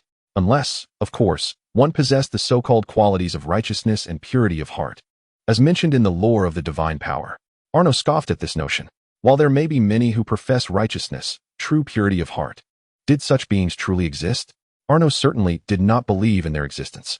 At the very least, he was certain that none resided in his vicinity. "Arno, are you all right?" A shout echoed beneath him, prompting him to look down and see Hawkeye Barton swinging an arrow with a grappling hook from the high tower. Barton wiped the cold sweat from his brow. Had the tower not been constructed more towards the outskirts, he would undoubtedly have been transformed from Hawkeye into roasted hawk. Not a problem. It felt like a warm bath, Arno casually remarked as he descended from the air before Barton. You still have that air of arrogance," Barton said, his lips twitching. "A single bolt of lightning could have taken your life, yet you stood amidst a storm of thunder. And you call that merely a warm bath? Only the inept boast. I merely demonstrate my prowess in front of others." Upon hearing this, Barton felt that Arno's arrogance had only escalated, and he found himself unable to dispute the truth in his words. Wisely, Barton chose to redirect the conversation. "So what exactly is this thing? What could possibly cause such a commotion to obliterate the entire base?" Arno raised the hammer nonchalantly, stating, "It's nothing much, merely a weapon, the hammer of the thunder god." "Oh, just a weapon? The thunder god? You can't be serious." Initially, Barton nodded calmly, but soon his eyes widened in realization. Are you saying there are gods in this world? Barton's disbelief was palpable as he gazed at Arno. Initially, he thought the mere appearance of a superhero from comics in reality was already absurd, but now, even legendary deities had emerged? Did this mean that titans and celestial beings could appear as well? Arno gently patted Barton's shoulder in reassurance, saying, "Do not be so astonished. Clint, gods are merely beings of a higher order of existence. For instance, if I were to proclaim myself a god on earth, who would dare to voice dissent?" While there was truth to this statement, the notion of thunder gods still seemed rather implausible to him. It felt utterly impossible. Just as Hawkeye completed his thought, a furious roar erupted from outside. "I am Thor, the god of thunder. My hammer is inside. By what right do you deny me entry?" Hawkeye exclaimed, "No way." The slap in the face comes so swiftly.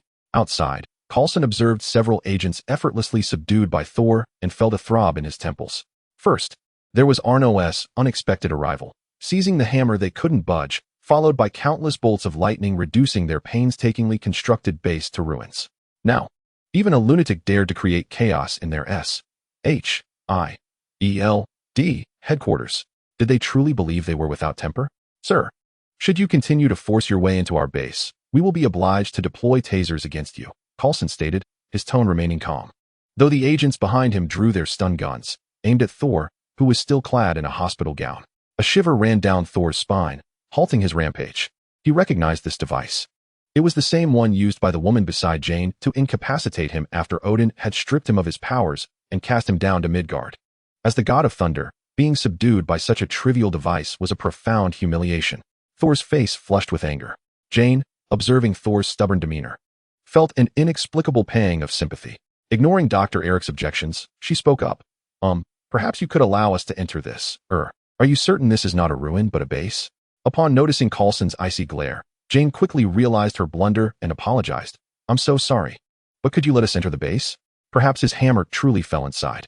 Coulson, his expression unyielding, firmly replied, "No, you may not. Please leave." Thor could no longer restrain himself and prepared to charge inside. The storm had dissipated, and perhaps Mjölnir had already been taken. "I am Thor, the god of thunder. I have truly had enough of you mortals." Boom. Just as he took a step forward, a hammer descended from the heavens, landing perilously close to his feet. However, at that moment, Thor paid no heed to the near miss of being crushed. Instead, his eyes gleamed with excitement as he focused on the hammer at his feet. He eagerly reached for it, but a jolt of electricity coursed through him, causing him to recoil in pain. Only then did he look up to see Arno, clad in the armor of the god of thunder, emerging from the ruins alongside Barton.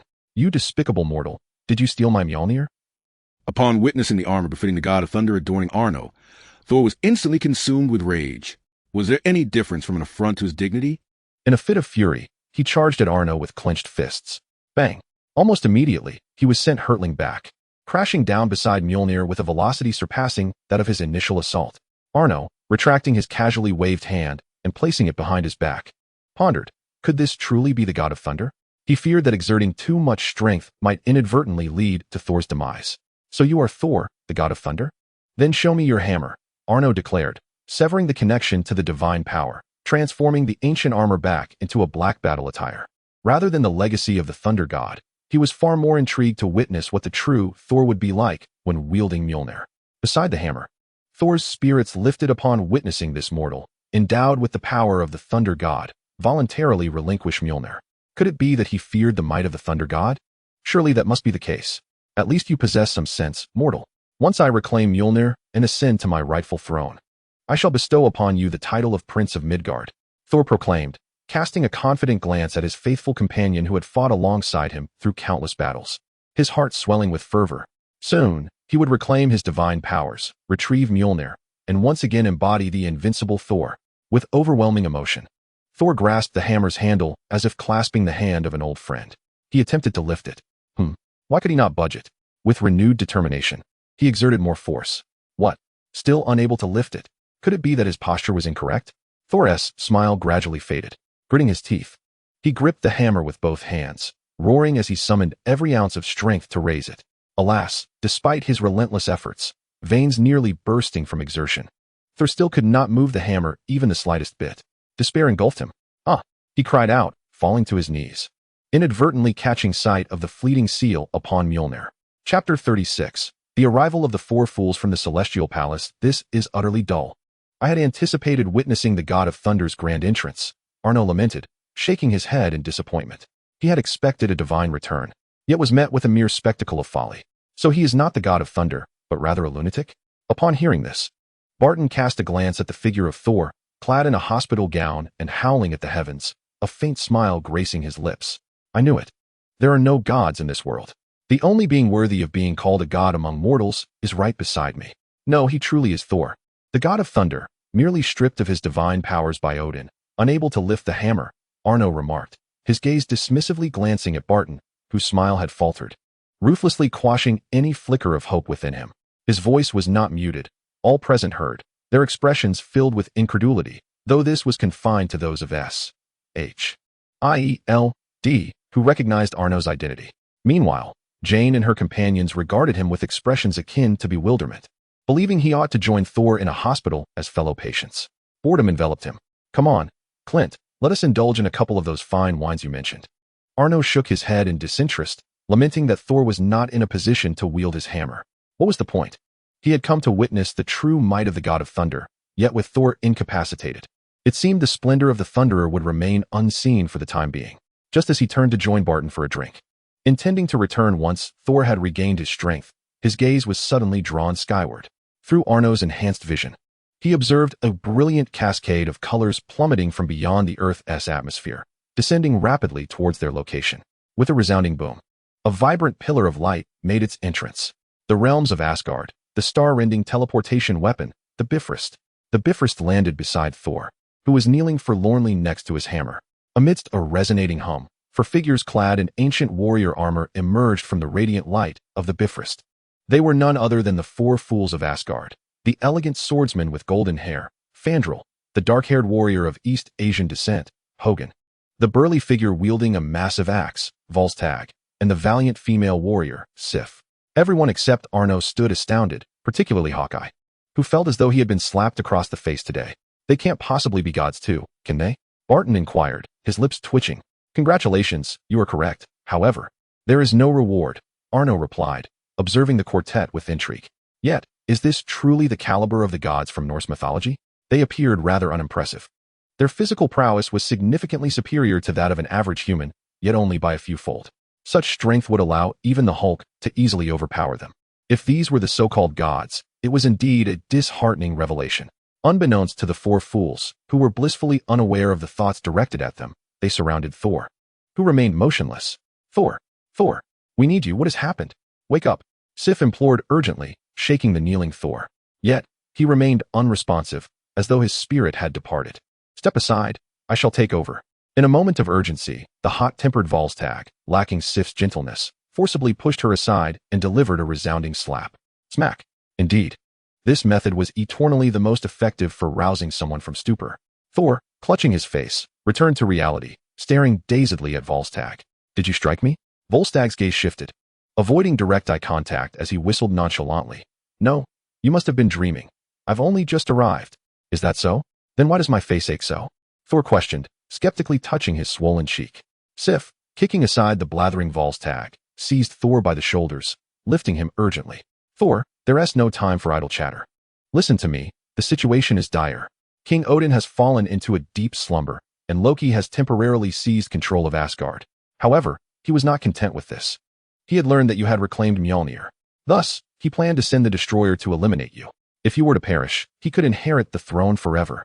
Thor, suspended in midair by Sif, grasped the gravity of the situation, his face a canvas of disbelief as he exclaimed, Loki wishes to kill me?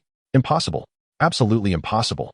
Although Loki enjoys playing pranks on me, such as stabbing me with a sword or letting snakes bite me, he would never resort to murder. We are brothers.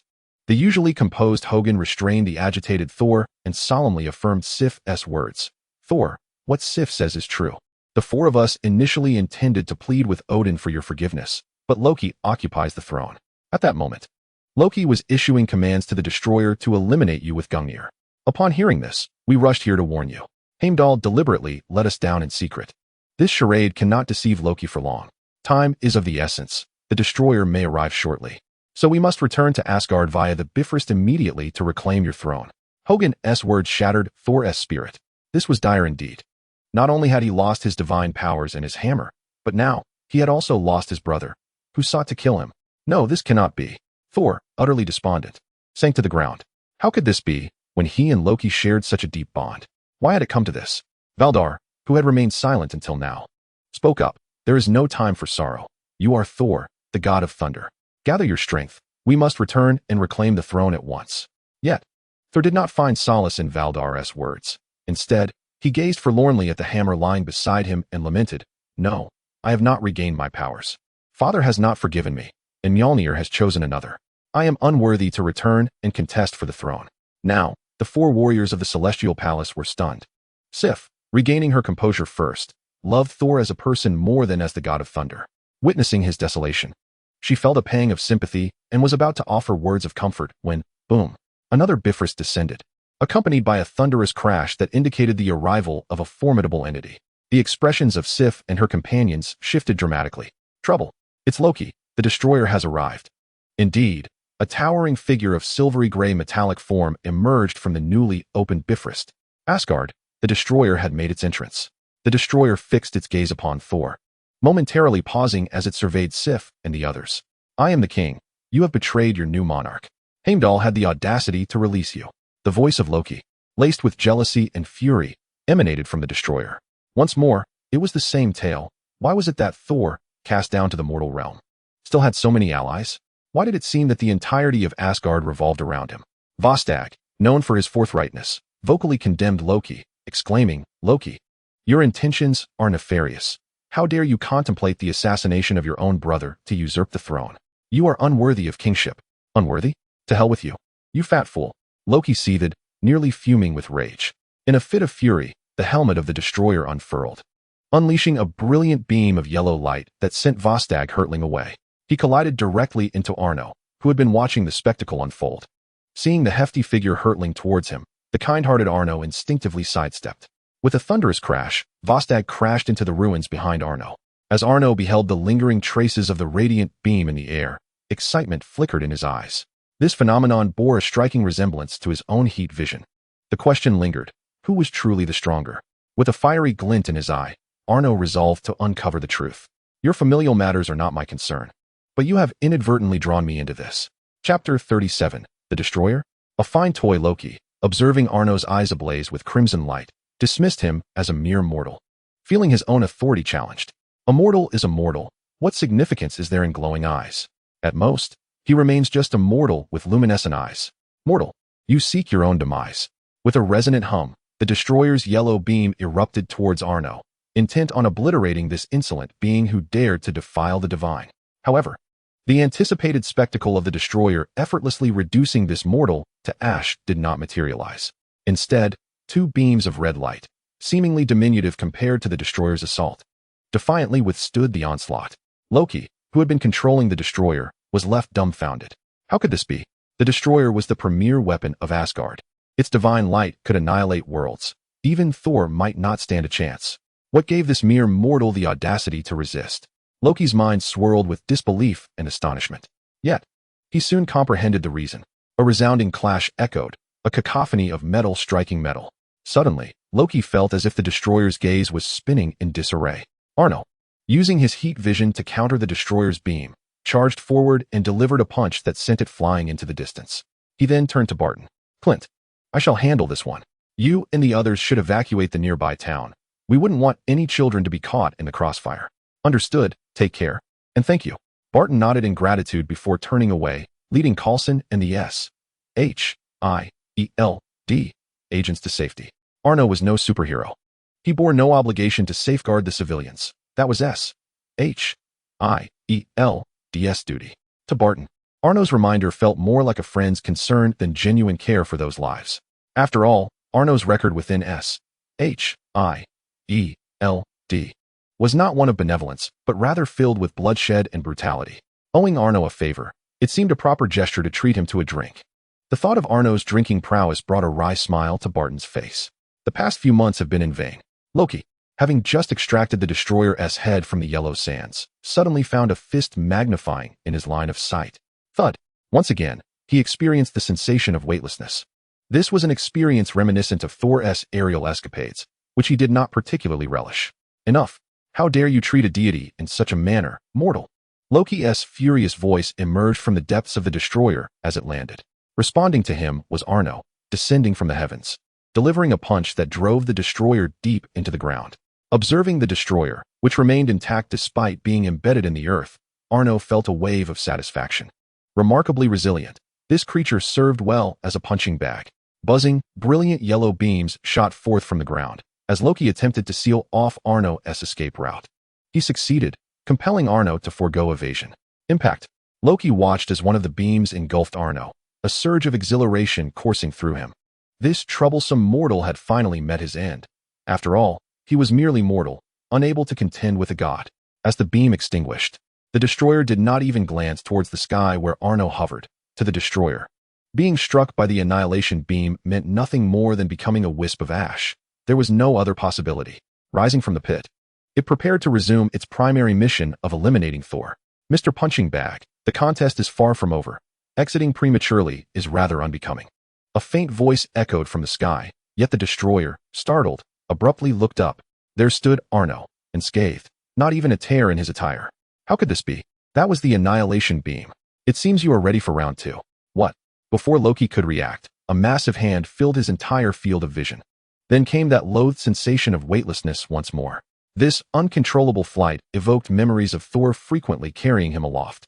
Thor always wearing a look that suggested no thanks were necessary, yet never inquiring if he enjoyed such experiences. He did not. But it was futile.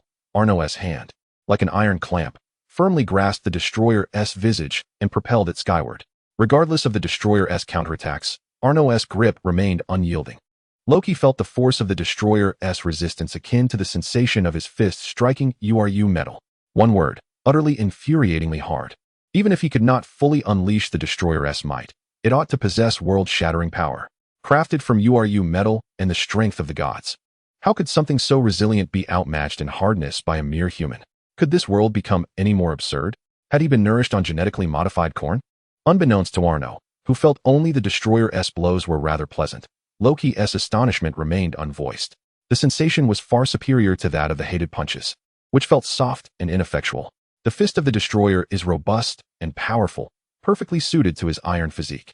Far away, basking in the sun with a drink in hand, Bronski sneezed. This cannot continue. The destroyer is no match for this mortal. Loki, seated on his throne, wore a grim expression. Although the destroyer had yet to breach its defenses, it was only a matter of time before it would be vanquished. At that point, not only would killing Thor be impossible, but the destroyer's very return would be in jeopardy. The second plan must be employed. A glint of madness flickered in Loki's eyes. This method would incur substantial casualties. He had never intended to resort to such a strategy. Yet, who could blame him for this mortal's interference? The mortals of Midgard. Let them blame the one who obstructed my ambitions. Loki severed the connection, instructing the destroyer to initiate its automatic mode and ensnare Arno. Meanwhile, he would set forth to execute his deranged scheme. Unbeknownst to him, as he activated the destroyer's automatic mode, a golden light flashed across the machine, its power surging exponentially. Loki approached the entrance of the Rainbow Bridge, confronting Heimdall, the guardian of the bridge. Will you pledge your allegiance to me, Heimdall? Loki, wielding Gungnir, coldly posed his final question to the sentinel. I only serve Asgard, Heimdall replied, his golden eyes meeting Loki's indifferent gaze without a hint of fear.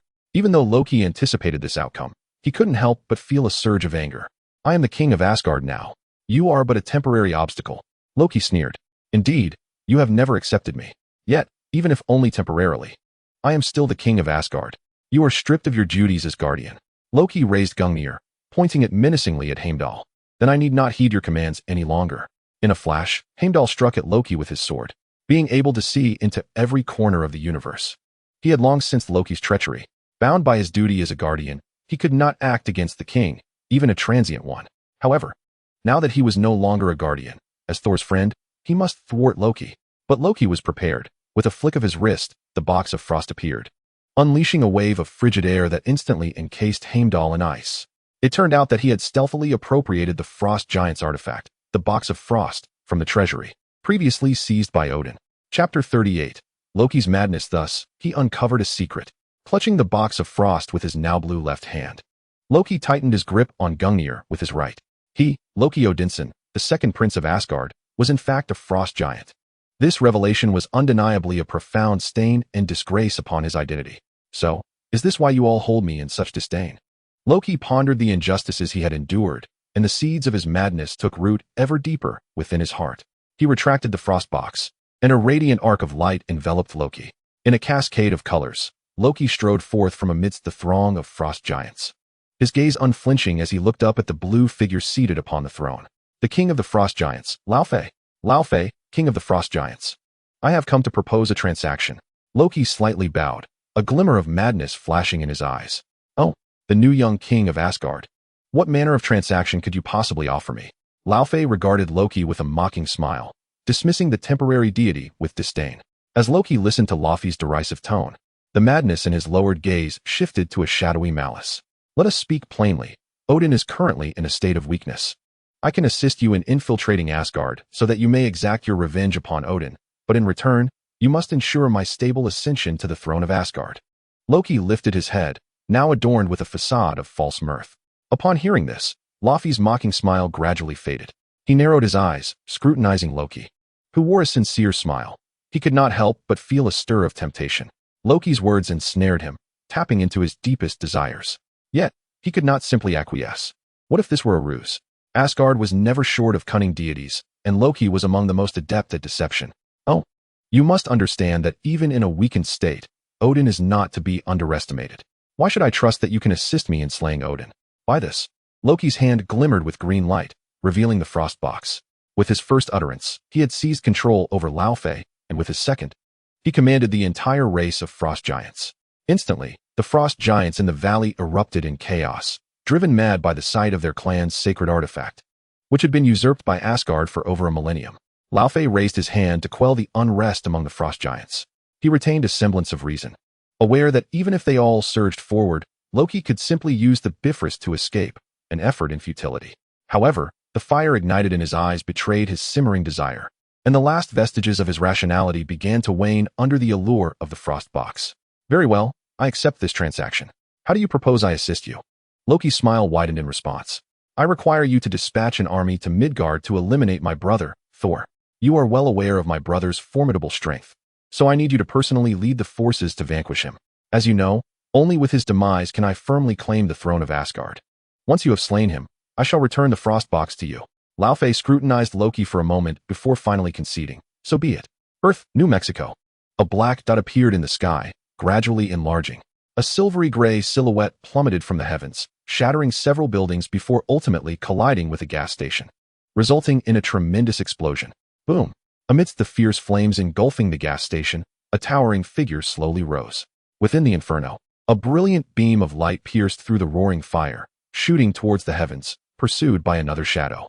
Simultaneously, a crimson light ignited in the sky, colliding with the vibrant yellow beam. With a resounding hum, a violent shockwave emanated from the intersection of the two rays, violently tearing the surrounding structures and ground as if they were mere paper. Arno's eyes were illuminated by the intense heat, his lips curving into an uncontrollable smile. What a splendid toy! As he grasped it towards the sky, it unexpectedly grew stronger. Not only its strength and speed, but its energy rays and every aspect were enhanced. It could even fly. Marvelous. It had transformed into a more resilient plaything. This was simply extraordinary. A punching bag superior to both Hulk and Abomination had been born. Excited, Arno instinctively increased the output of his heat vision, directly pushing back the destroyer's beam, pinning it to the ground. Shaking his head, he blinked his searing eyes, and then dove towards the destroyer with a raised fist. Boom! With his arms crossed in defense, Arno felt the tremendous force of the destroyer propel him backward, leaving a trail of hundreds of meters on the ground. Indeed, not only strength and speed had improved, but even reflexes had been enhanced. He had barely charged down before being sent flying by a single punch. Impressive, quite powerful. Arno grinned, feeling the force in his arms. He was already much stronger than both Hulk and Abomination, yet this was only the beginning. With a powerful stride, Arno covered 100 meters in an instant. Crouching before the destroyer, a sweeping kick. The destroyer was knocked down by the strike, and before it could hit the ground, Arno executed a foul play, kicking it squarely in the head. Boom! With a thunderous sound, the destroyer was sent flying through the air, creating a shockwave as it soared into the distance. At the same time, the four warriors of Asgard, who were assisting Thor in evacuating the nearby townsfolk, suddenly sensed something, turning their gaze ahead. Buzz! A massive rainbow bridge descended before them, far wider than when they had arrived. Following this, numerous towering figures with blue skin and red eyes surged forth from the radiant light. They poured out in such abundance that they resembled a sea of blue. Oh my goodness! Frost giants, and so many of them. The 4 warriors of Asgard stood dumbfounded. A single destroyer had instilled despair in them. Fortunately, a formidable warrior from Midgard had restrained it, yet now countless frost giants were arriving. They felt a shiver run down their spines. Desperately wishing to ask if Midgard had any more of those mortals to come and assist, Arno was preparing to pursue when he suddenly twitched his ears, frowning as he gazed toward the distant town. The townsfolk, who had previously resisted evacuation by S-H-I-E-L-D, now fled with remarkable speed at the sight of the menacing frost giant army, outpacing even Bolt. Witnessing the throng of blue giants pursuing the townspeople, he couldn't help but recall a certain renowned anime. What a useless bunch S-H-I-E-L-D was, had they still not managed to evacuate the populace. Arno ascended, flying towards the town. A searing beam of heat descended from the sky, obliterating a circle of frost giants and rescuing the surrounded Barton from peril. Barton sighed in relief, preparing to express his gratitude, but his keen eyesight caught sight of a small black that approaching from behind Arno. Watch your back. Arno sensed the impending threat and swiftly turned, delivering a powerful punch. The collision of their iron fists unleashed a tremendous force. The shockwave swept away the frost giants that had surrounded them, along with Hawkeye, who experienced the exhilarating sensation of flight, despite his inability to soar. Chapter 39. Rending the destroyer. After sending the destroyer flying with another punch, Arno surveyed the grim scene around him, his brow furrowing in concern. The town beneath him was increasingly overrun by frost giants, and S-H-I-E-L-D agents, alongside local law enforcement, were powerless to resist.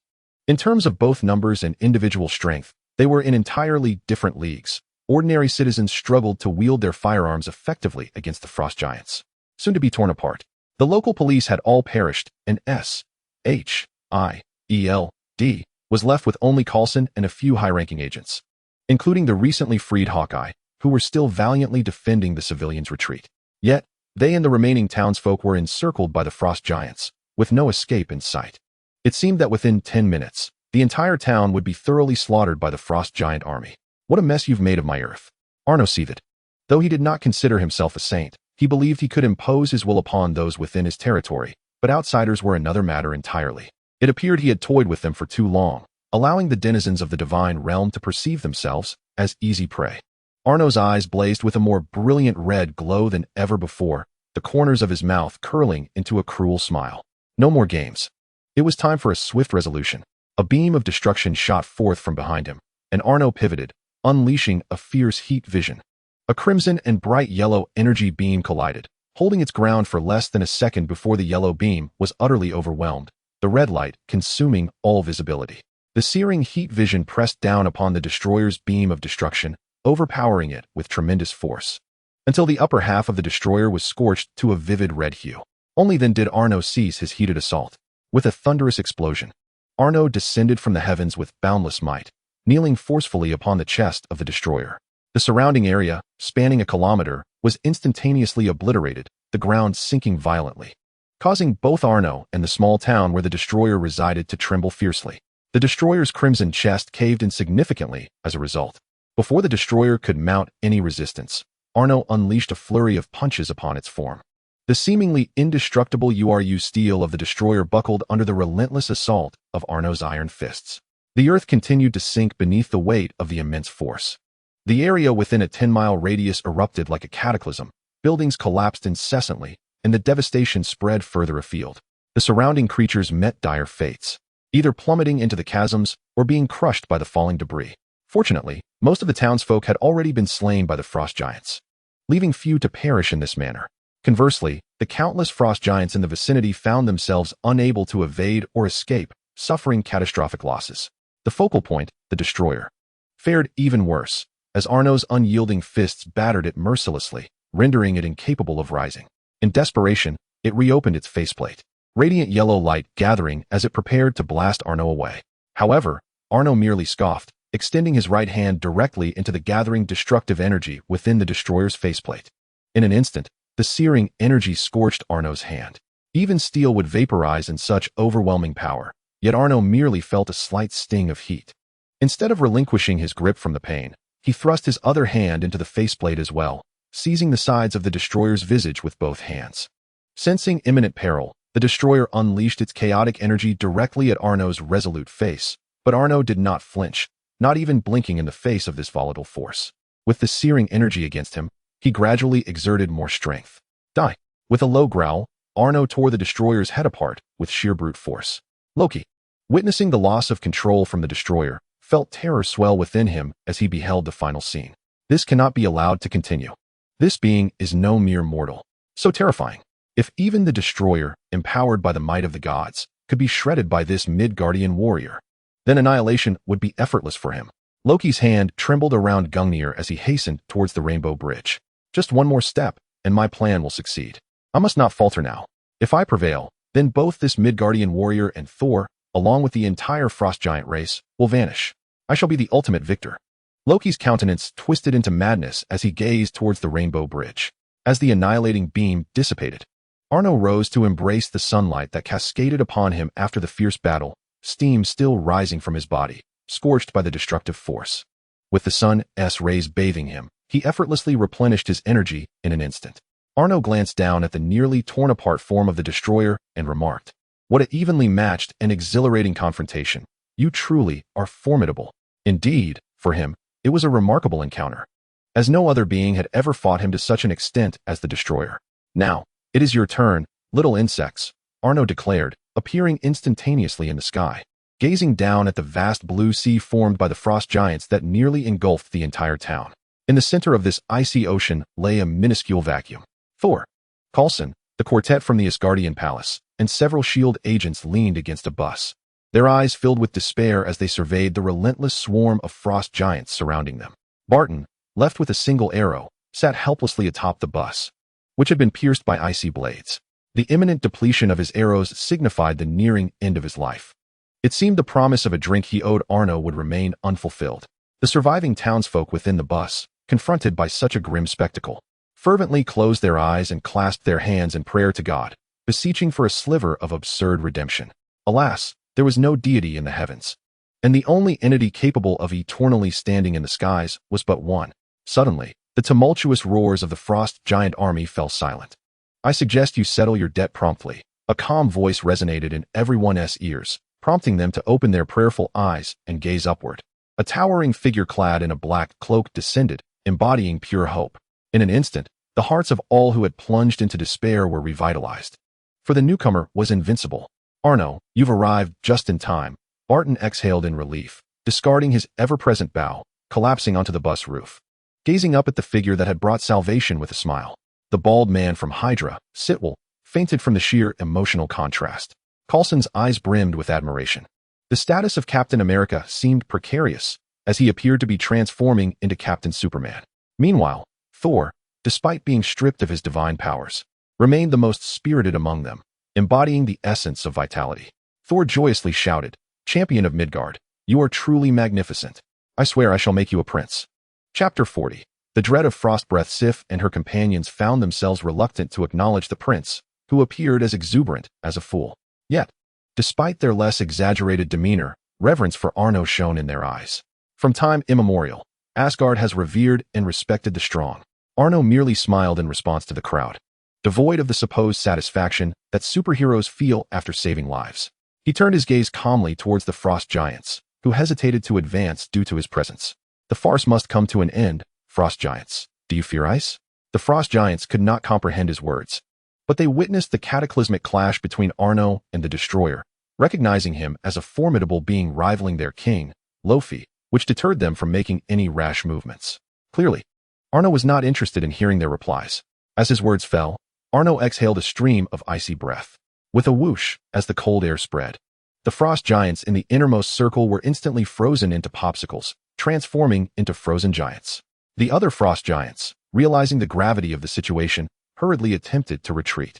Their initial exuberance in advancing was now matched by their rapid flight. It seemed that the frost giants were not entirely unafraid of ice. A flicker of curiosity and satisfaction danced in Arno's eyes as he amplified his freezing breath. In an instant, the cold air enveloped the entire town, and tens of thousands of frost giants were encased in ice sculptures. The surviving members, including Coulson, trembled in awe at this breathtaking icy spectacle. You claim you are not superhuman, yet now you unleash your freezing breath. Not only the survivors, but also Nick Fury and Pierce, far away in the Triskelion, were profoundly shaken by the scene captured by satellite imagery. While Fury remained outwardly composed, his hand instinctively grasped an old-school beeper in his trench coat pocket, as if that could provide him with a semblance of security. Pierce, on the other hand, chuckled wryly, indeed. Refraining from testing whether Arno was superhuman and instead choosing to befriend him was the right decision. The freezing breath could now unequivocally be classified as a superhuman ability. With such an alien incursion, it was evident that SHIELD was not the only organization observing through satellites. The military had also been monitoring the situation, and in reality, their forces had already surrounded the town within a 100-mile radius. However, upon learning of Arno's involvement, the military high command abandoned their plans for an assault, wishing not to disturb the interests of the powerful. With a figure of such stature present, what need did they have for their army, risking unnecessary casualties? Upon witnessing Arno's freezing breath, the military's higher-ups were not overly concerned. It was absurd, as if they would feel safer without Arno Stark exhibiting his freezing abilities, regardless of whether or not he possessed them. Arno could extinguish their lives with the ease of crushing an ant. The only difference lay in whether they would perish by laser, by a punch, or in ice. Was it not wiser for them to remain docile and avoid antagonizing Arno? It is worth noting that the last military official to cross Arno now bore the loss of an arm, and his support in Congress had dwindled to nothing, leaving him without allies. His future prospects could only be described as bleak. The complex emotions of those secretly observing this scene remained unspoken, each harboring their own intricate sentiments. The survivors were increasingly trembling, not from the chilling breath of Arno, but from the unbearable cold. The entire town was blanketed in frost, and it was likely colder here than in the Arctic. If this continued, it wouldn't be long before they succumbed to hypothermia. Arno noticed their rapidly plummeting body temperatures, especially that of Barton, who, clad in his sleeveless combat attire, had arms that were turning purple from the cold. Arno landed atop the vehicle and effortlessly hoisted the exhausted Barton from the roof and into the car through the window. He then cast a glance at Coulson and the others, instructing, "You lot, get inside." The agents, including the nearly frozen Coulson, whose lips had turned a deep shade of purple, could only nod gratefully at Arno before hastily lifting the unconscious Sitwell into the vehicle. Although Thor was also dressed in a short-sleeved shirt, he appeared to be faring well. He approached Arno with a hearty slap on his chest, exclaiming, "Mighty warrior of Midgard, I thank you for your assistance and valiant spirit. Upon my return to Asgard, I shall certainly commend you to my father. Should you ever require my aid, do not hesitate to ask. I will never refuse." Sif and the others readily echoed his sentiments, expressing their gratitude. After all, without Arno, not only would they have struggled to bring Thor back, but even his survival would have been in jeopardy. Arno appreciated Thor's forthrightness and patted his shoulder, saying, "No need for thanks. It was merely a matter of convenience. If you truly wish to express your gratitude, once you regain your powers, I would like to engage in a friendly bout with you, to witness the true might of the god of thunder." "Absolutely. I will reclaim Mjölnir, and then we shall have a proper contest." Thor readily agreed, for it was a great honor for Asgardians to spar with formidable opponents. "Now let us get inside. I will see you safely away." Thor and his companions nodded decisively and boarded the bus. While they had not lost their combat prowess in this frigid environment, as warriors, they understood that their strength would not be of much assistance to Arno, and remaining would only serve to burden him. The driver, Chris, acknowledged Arno with a nod before closing the door. Arno glanced at the sky above the Bifrost, where another figure was descending. It appeared that the main force was arriving. He lifted the bus with one hand and vanished in an instant, only to reappear moments later. Of course, he did not teleport. It was merely an illusion created by his incredible speed. At the Triskelion, headquarters of SHIELD, numerous agents drew their firearms, bewildered as they stared at the bus that had materialized before their doors. "Wait, are we home?" Barton, just settling down, was startled upright by the sound of safety catches being disengaged, his expression one of utter confusion upon seeing the SHIELD headquarters outside. "Agents, lower your weapons, stand down, and return to your posts," commanded a steady voice as a bespectacled figure emerged before them. "Very well, Agent Coulson, Agent Barton. Let us discuss the matter at hand." Without mentioning the paranoid egg of SHIELD, the timing of Arno's return was impeccable, as a towering figure clad in azure emerged from the Bifrost. Laufey slowly stepped forth, arms outstretched, eyes shut, ready to embrace the cheers of his subjects.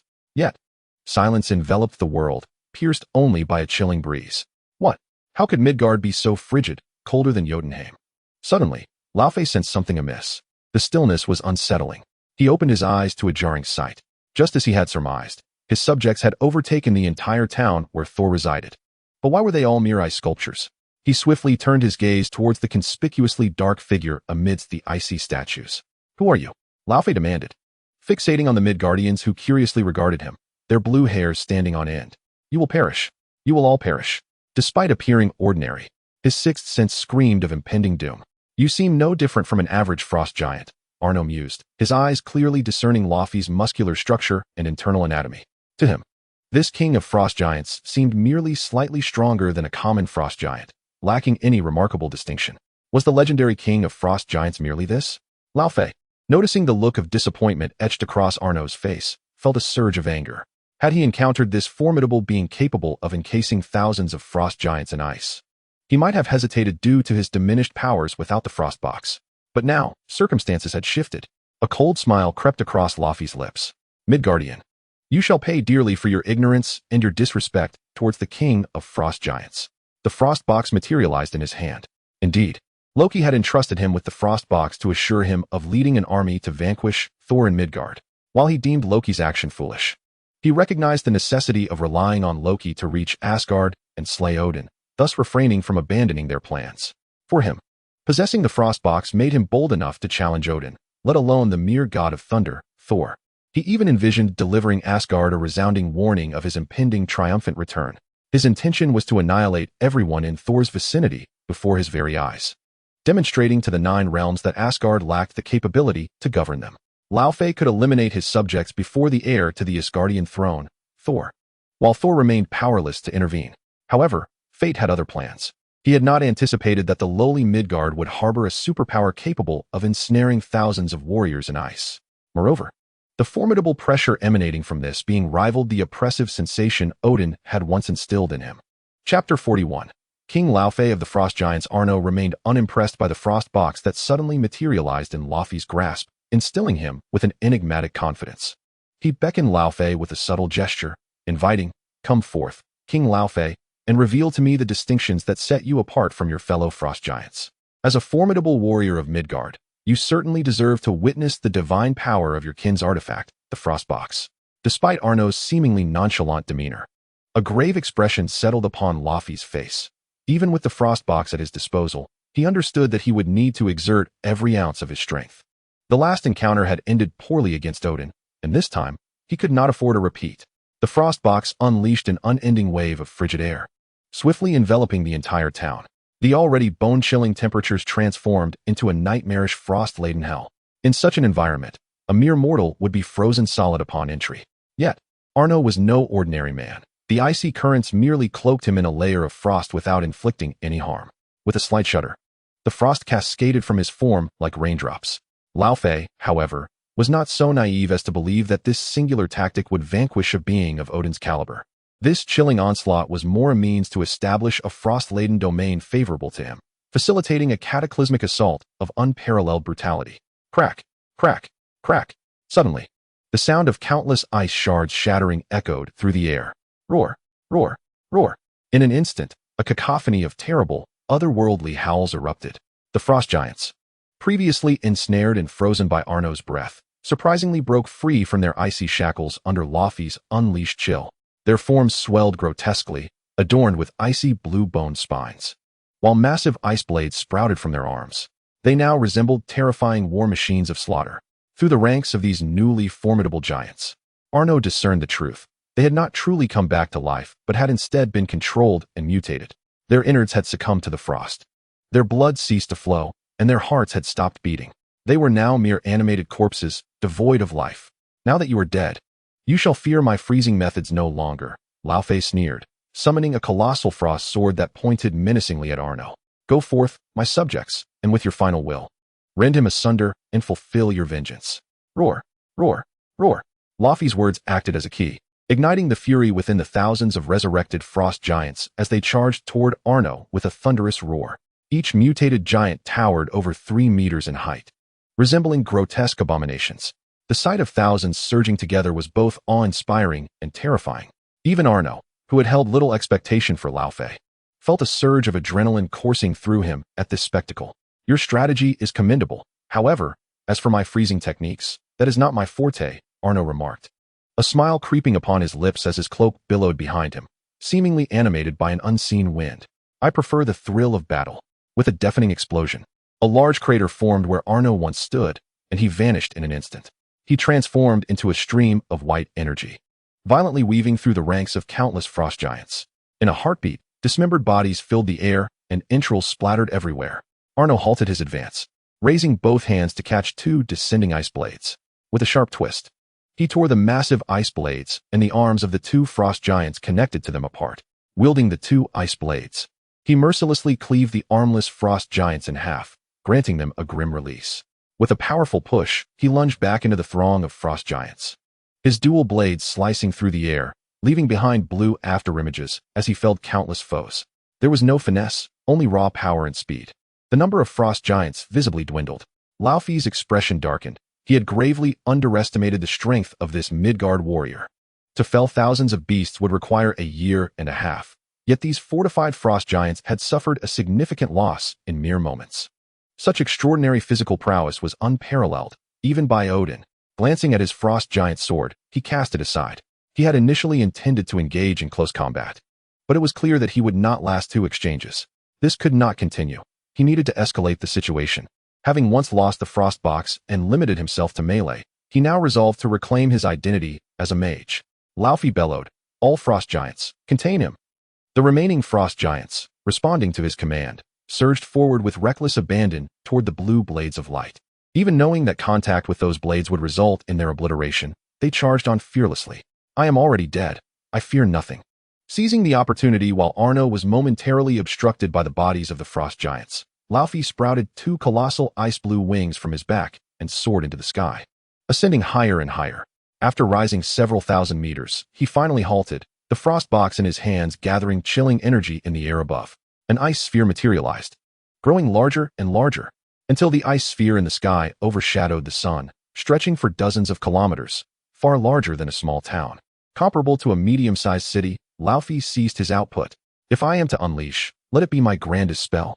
I shall not repeat the mistake of underestimating my opponent as I did over 1,000 years ago." A pallid hue, reminiscent of dehydration, washed over Laufey's blue visage. Yet a frenzied smile curled upon his lips. "Ha ha. This is the true power of the frost box. It is your honor to perish beneath this strike from a Midgard warrior. Originally intended for Odin after his ambush, this lethal move would now be bestowed upon you." Gripping the now dimmed frost box tightly, Laufey thrust it down into the void with all his might. Instantly, the frozen meteorites above trembled and began their slow descent toward the ground. Following his lead, Laufey gazed fervently at the descending frozen meteorite, its overwhelming might poised to create cataclysmic havoc. At this moment, those fixated on this spectacle worldwide felt an icy chill envelop them, as if their very blood had congealed, rendering them immobile. It was nothing short of a miracle. Only a deity could wield such world-destroying power. This colossal frozen meteorite, while not possessing the capacity to obliterate the Earth's surface entirely, would surely spell disaster for New Mexico and even the entirety of the United States upon impact. High-ranking military officials, their faces contorted with rage, bellowed, "Launch the nuclear missiles. Immediate action. Obliterate that frozen meteorite. It must not descend. Should it land, the United States would face tremors that could lead to catastrophic ruin, perhaps even national annihilation." Time was of the essence. The analysts, their eyes devoid of hope, stared blankly at the screen depicting the cataclysmic descent of the immense ice sphere, engulfed in despair. As the gargantuan ice mass, cloaked in a turbulent wake, hurtled toward Arno, the surrounding landscape dimmed, as if shrouded in darkness. Are we finally prepared? Arno would never be ensnared by a cadre of frost giants, even those enhanced. He merely sought to witness the true extent of Laufey, the frost giant king's ultimate prowess. With a resounding thud, Arno swung his arm, sending the towering, mountain-like frost giants sprawling like mere rags. He gazed upward at the descending frozen meteorite, his expression one of immense satisfaction. Truly magnificent. At last, you have lived up to your title as the frost giant king, and I have not awaited in vain. With a slight bend in his legs, the icy ground trembled, and the biological energies surged wildly. Boom! A tremendous explosion echoed across the skies, leveling the entire town beneath the force of this colossal momentum. Arno, akin to a streak of black lightning, unleashed the most powerful punch of his life toward the falling frozen meteorite. Chapter 41. As the ice meteor falls, Laufey meets his demise. A thunderous roar erupted between two vastly differing entities, one blue and one black, each symbolizing unparalleled destructive potential. The shockwave reverberated throughout all of New Mexico. In the next moment, cracks began to appear on the ice surface, rapidly spreading across the entire ice sphere. Amidst the fervent prayers and pleading gazes of countless witnesses, this colossal ice meteor, capable of annihilating a nation, shattered into countless fragments in an instant. With a resounding rumble, countless shards of ice exploded outward before Laufey's bloodshot eyes. Arno's dark pupils ignited with a fiery glow as he surveyed the vast array of ice debris, still cascading down despite its fragmentation. While the falling ice would likely not cause significant casualties, the surrounding area spanning hundreds of kilometers would undoubtedly be affected. However, he had already employed his superhuman vision to ascertain that the vicinity had been evacuated by the military, leaving only personnel from the armed forces behind. With his superlative cognitive prowess, he disregarded the remaining shards of ice after melting the colossal fragments that could potentially fall upon the cities yet to be evacuated. As for the fate of the American soldiers scattered within the area, that was of no concern to him. Although Arno remained indifferent, our benevolent benefactor, King Laufey, held a different perspective. How could I be defeated? How could I suffer defeat once more? Laufey's eyes, bloodshot with fury, roared as he forcefully activated the frost box despite his weakened state. The frost box hovered between Laufey's hands, his gaze a frenzied crimson. As he pressed down upon it with all his might, Laufey's veins bulged, as if an invisible force sought to thwart him. Yet, he cared not for the consequences. Even as his veins threatened to burst and blood spattered, he pressed down with relentless determination. Die! With a thunderous roar, Laufey's arms exploded, blood showering upon the frost box. As the blood was absorbed, the once dull surface of the frost box ignited with a brilliant blue-white radiance. Subsequently, it transformed into a streak of blue light, hurtling towards Arno at a speed exceeding 10 times the sound barrier. Crack! Arno raised his hand, effortlessly seizing the oncoming frost box. For others, this assault would have been nearly impossible to react to, but he was no ordinary man. Is this it? After all this effort, merely to hurl a brick at me? Arno turned to gaze at Laufey, who had lost both arms and was plummeting from the sky, now emaciated. Laufey smiled silently as he fell, his lips forming the words, "You fell for it." In the next moment, the frost box in Arno's grasp erupted with a dazzling blue light.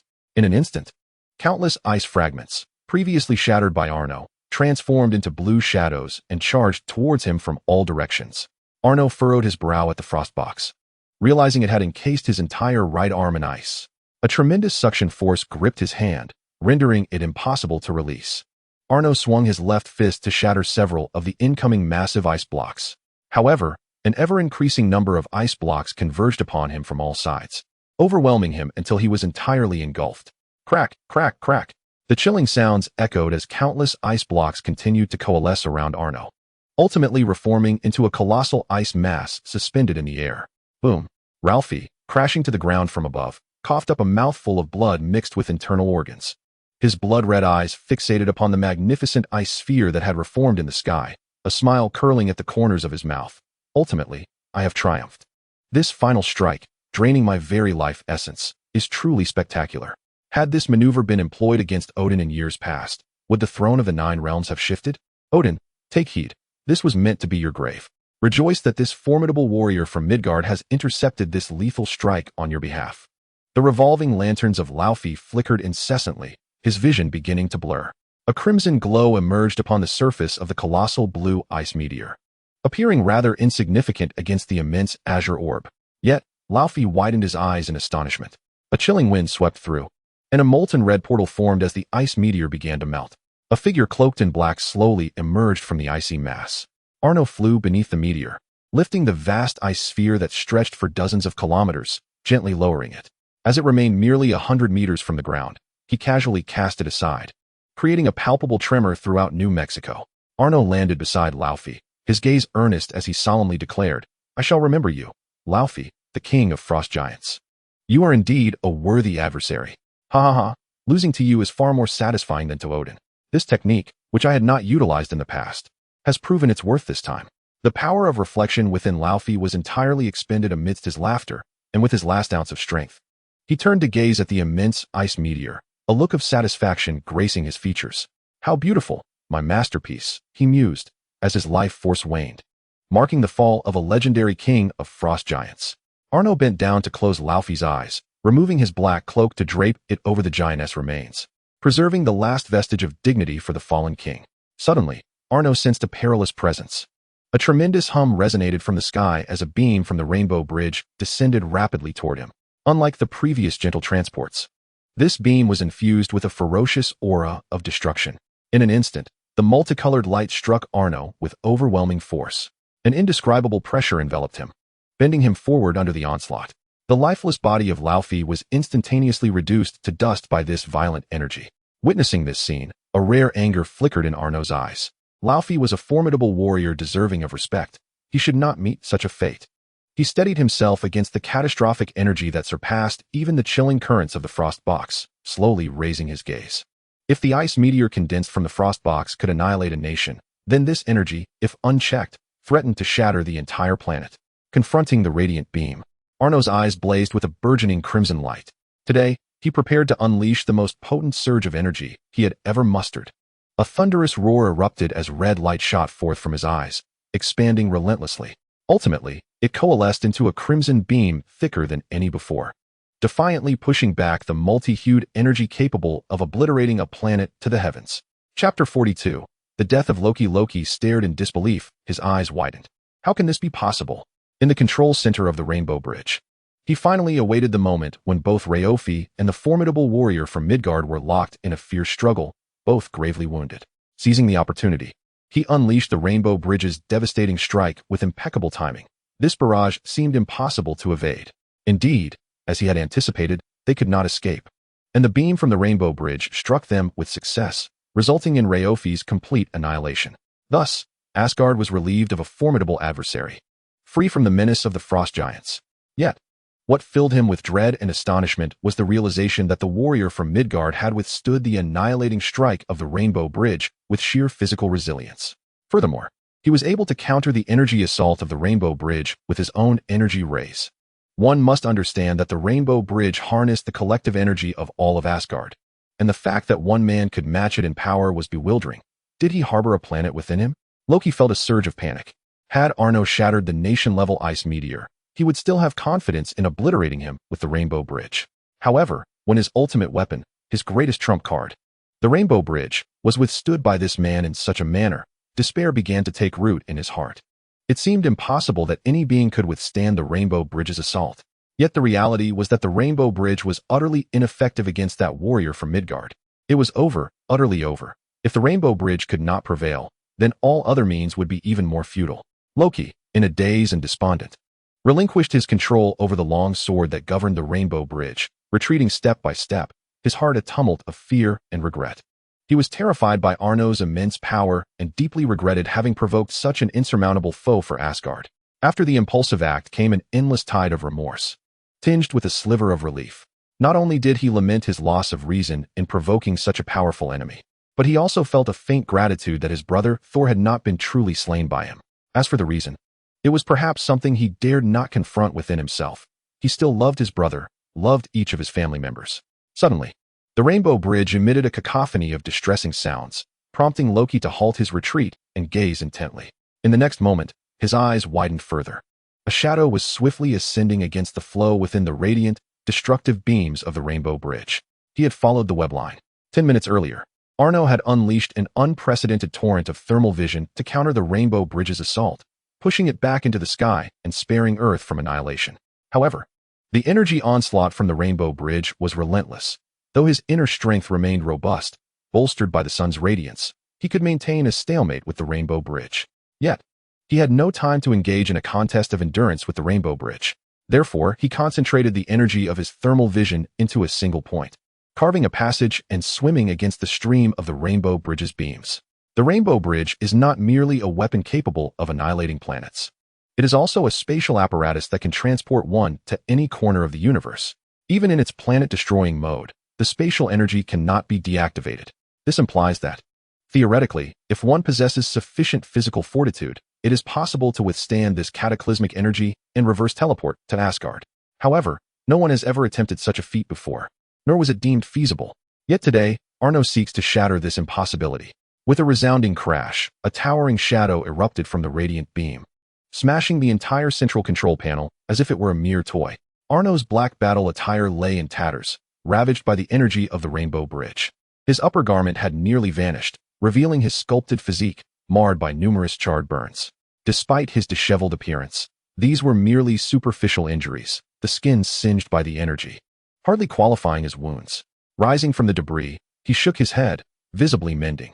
The crimson glow in his eyes gradually dimmed. Nevertheless, prolonged exposure and excessive power had left his eye sockets lined with crimson veins, rendering him a ghastly figure. Suddenly, without warning, Arno reached out and grasped the air to his right. Loki, brandishing a golden spear, found himself seized by the throat and suspended in midair, compelled to materialize from his cloaked state. In Arno's gaze, invisibility proved futile unless one achieved complete physical concealment. Arno scrutinized Loki with a hint of disdain, remarking, "Ah, the juvenile trickster, so you are Loki?" Though Loki had not been stripped of his divine powers, in Arno's eyes, this so-called god of mischief was scarcely superior in physical prowess to a frost giant. Loki's complexion flushed with indignation. The disdain reflected in Arno's gaze, evoking memories of Asgardian warriors' contempt for him as the trickster god. Grasping Arno's arm, he bore the immense pressure on his throat, forcing out each word with difficulty. "I am a god. I am the God King." While there was a semblance of spirit, it was overshadowed by his apparent weakness. Arno admired Loki's courage, his insistence on his divine status in the face of death. Yet, such bravado would not alter the fate that awaited him at Arno's hands. Although a strange familiarity tugged at Arno's mind, as if he had encountered Loki before, it ended there. Tightening his grip, Arno prepared to conclude Loki's lamentable existence. Crack! A sharp sound echoed, but it was not the sound of Loki's neck breaking. The Loki in his grasp vanished, replaced by Mjölnir, the spear Loki had readied for a surprise attack. Arno's gaze shifted, turning to the source of the disturbance. There stood a weathered, one-eyed elder, beside the coughing, kneeling Loki. Arno scrutinized the old man, arching an eyebrow. "You appear rather impressive. I presume the seal upon Mjölnir was crafted by your hand, father of the gods, Odin." He sensed an inscrutable aura emanating from the elder, akin to that of Mjölnir, and realized that only Odin possessed such power in the divine realm. Odin gazed at Arno with a complex expression, a mix of gratitude and resignation. "Child, cease your actions. All is concluded. Loki shall receive his just punishment." "Punishment?" Arno chuckled lightly, casting a dispassionate glance at Odin. "Allow me to handle it." With a swift motion, Mjölnir was unexpectedly hurled by Arno, piercing Loki's heart in an instant. Loki, in a state of panic, touched his heart, only to find no wound. Arno narrowed his eyes, observing Mjölnir now in Odin's grasp. Odin smiled faintly. "To wield my weapon against my son is surely implausible." "That is a valid point.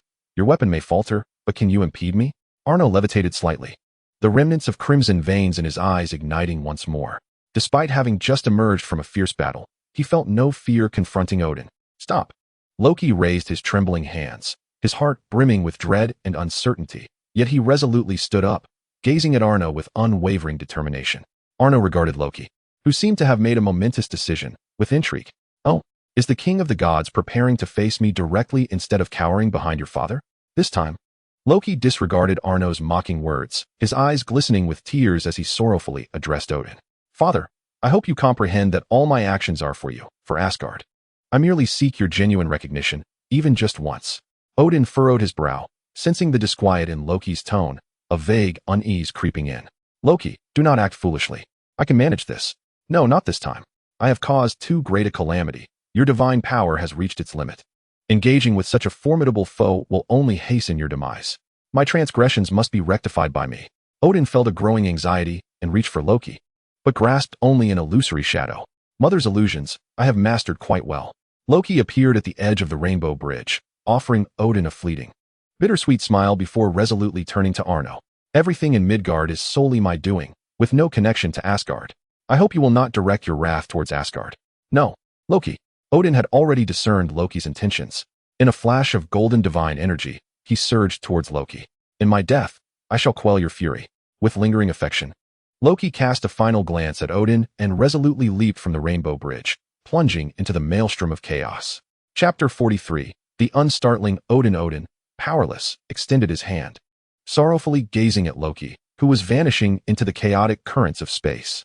Arno slowly descended, the crimson light in his eyes extinguished, casting a sidelong glance at Odin, who appeared profoundly melancholic. Cease the pretense. With your power, you could have effortlessly prevented him from leaping, and your final subtle maneuver did not escape my notice. He had perceived the moment Loki plunged. A nearly imperceptible golden light from Odin had merged into Loki's being. Yet, Odin's presence meant that he was destined not to slay Loki before the latter's own demise was achieved, which is why he refrained from obstructing Loki's fatal plunge. Odin sighed deeply and shook his head. I never intended to deceive you. I did indeed leave a measure of protection on Loki to ensure he would not perish amidst the spatial turmoil. I am merely sorrowful for the trials he is about to endure. This is an inevitable, yet agonizing journey of growth. Oh, Arno replied, indifferent to the sentiment. As one ages, one tends to become more loquacious. Do not take offense. Odin glanced at the impassive Arno, no longer wishing to appeal to emotions. Furthermore, I shall compensate for the damages Loki has inflicted upon Midgard. At the mention of compensation, Arno's interest was piqued. Oh? How do you intend to repay me? Odin paused, rolling his eyes. The compensation is for the Midgardians who suffered due to this incident. In my view, your gains from this encounter far outweigh your losses, would they not? While this battle had indeed been exhilarating, marking the first time he felt such satisfaction since acquiring his superhuman physique, Arno was not swayed by Odin's rhetoric. He shrugged. What gains could I possibly have? I merely toiled to shield my earth from the ravages of frost giants and the divine realm. Odin was somewhat speechless at Arno's brazen demeanor, his lips twitching. In truth, Midgard, what you now refer to as Earth, rightfully belongs to me. It is my Earth. At this, Odin shifted the conversation. However, if you truly desire it, I have no objections. After all, with that woman present, I have no authority to intervene in Earth's matters. Arno pondered. That woman? Ancient One. Oh, you are acquainted with her? Odin inquired, somewhat taken aback, yet quickly reassured. Though, it stands to reason, anything could transpire in your presence. Arno, intrigued, remarked, you seem quite familiar with me. From the outset, he had sensed that Odin held no animosity towards him. His gaze and words imbued with a benevolent, elder-like warmth. Odin did not respond to this inquiry, instead gesturing towards the distant splendor of Asgard. Behold, this realm is exquisite, devoid of pollution, war, or hunger. Arno followed Odin's gesture, his gaze penetrating layers of space to behold the resplendent ancient city, its harmonious inhabitants, joyful children at play, and the vibrant forests and flowing streams. The stark contrast with Earth's myriad wars, civil strife, pollution, and fratricide was undeniable. He couldn't help but exclaim, indeed, this place is as beautiful as the legendary paradise. Odin sighed. Yes, this is Asgard. We have spent countless millennia to achieve this dreamlike existence. Alas, alas. What? Alas, according to the original trajectory, its glory has less than a decade left to live. It is on the brink of twilight. Not even your strength can prevent it. Arno inquired gravely. Although he was not afraid of Odin, the thought of a calamity that even Odin could not avert was terrifying. If such disaster were to manifest on Earth, could he contend with it given his current power? Odin shook his head and replied nonchalantly, no, I can prevent it. But that would no longer be my destiny. If I intervene prematurely, I would only usher in a far more dreadful catastrophe. What about Thor and Loki, as your progeny? Can they not intervene? In response to Arno's inquiry, Odin expressed his disappointment. Thor? He possesses courage but lacks wisdom, and he is not yet strong enough. He is far too reliant on his hammer. He is the god of thunder, yet he has become the god of the hammer. Arno pondered for a moment, recalling Thor's incessant reference to Mjölnir, and nodded in agreement. Odin continued, as for Loki, he is clever but lacks fortitude. Moreover, he is not my biological son, but rather the offspring of the frost giant king Laufey, whom you defeated. Arno was taken aback. He was unaware of this fact, and it was difficult to associate the frail Loki with the towering frost giant. Furthermore, Loki's previous demeanor suggested he intended to eliminate both himself and Laufey. He had even orchestrated events that led to the demise of thousands of frost giants, nearly stripping their race of the power to resist in the future. What a revelation it was. It turned out he was the son of the frost giant king, truly an act of familial betrayal. Odin, perceiving Arno's thoughts, defended Loki. Loki was abandoned in infancy due to his frail physique. I took him in and raised him as my own. He regards Asgard as his true home, in my eyes. He is no different from Thor. Both are genuine denizens of Asgard. Arno waved his hand, interrupting Odin's lengthy discourse, indicating his disinterest in unraveling their family's tangled relationships. Why did this old fellow speak so much? Did he perceive me as a suitable confidant? Enough of this. It bears no relevance to me. I find it vexatious. Please provide me with compensation and send me back to Earth. Odin did not take offense at Arno's abrupt interruption. He nodded. Compensation? Yes, certainly. He stroked his white beard, pointed towards the distance, and smiled. Look, what is that? Arno turned to follow his gaze towards Asgard, feeling somewhat bewildered. Hadn't they just discussed this? Was Odin so eager to flaunt his achievements once more? Asgard, what else could it be? Odin nodded in satisfaction and spoke with a tone that brooked no argument. Indeed. It is Asgard. I shall compensate you for it. How would you like to assume the mantle of king? Arno was taken aback. What? Earth, New Mexico. Beside the colossal ice meteor, Tony, clad in his iron armor, gazed upon the mysterious patterns left by the Rainbow Bridge, his expression one of profound distress. His brother had vanished into that kaleidoscopic brilliance merely 10 minutes prior, sacrificing himself to combat an unfathomable force of terror. Despite his desperate rush to aid Arno in his battle against Laufey, he had arrived a moment too late. He recalled the miraculous ice meteor and the energy capable of annihilating planets. Today, his worldview had been shattered. Any one of those powers, in his estimation, would have rendered Earth defenseless without his brother's intervention. Yet, at this moment, he wished fervently that Arno had refrained from confronting it all. He was the last of his kin in this world. Tony clenched his fists, feeling an overwhelming sense of impotence for the first time. Even during the months of torment at the hands of terrorists, he had not felt this despondent, for he had always known there was someone steadfastly supporting him, his brother, Arno Stark. Now, with his brother's fate uncertain, he found himself powerless, drowning in self-loathing. If only he could have safeguarded the Earth. Perhaps his brother would not have had to risk himself. If only he had exerted himself more, prepared more thoroughly, then could he have protected his only remaining family member? A multitude of if-onlys echoed relentlessly in Tony's mind. Sir, I detect that you are experiencing severe anxiety. I recommend immediate emotional stabilization and medical attention, Jarvis interjected, pulling Tony back to reality. You will be all right, Arno. You must be. Otherwise, even if it takes the remainder of my life, I shall ensure the so-called divine realm is obliterated. I vow it. Tony's expression was one of fierce determination, teetering on the brink of darkness. Jarvis, initiate the Ultron Protocol. I intend to arm the entire world. In New York, at Hammer Industries, Ivan Vanko observed the images transmitted from the company's satellites, his expression mirroring Tony's earlier rage. The footage depicted Arno and the Rainbow Bridge's disappearance. Tony Stark, the Stark family, your guardian is no more. The Stark legacy is drawing to a close. After waiting so long, the moment had finally arrived. Ha! He laughed maniacally, tears of murky despair streaming down his face. Behind him hung dozens of lifeless bodies, with the foremost being Justin Hammer, the current president of Hammer Industries.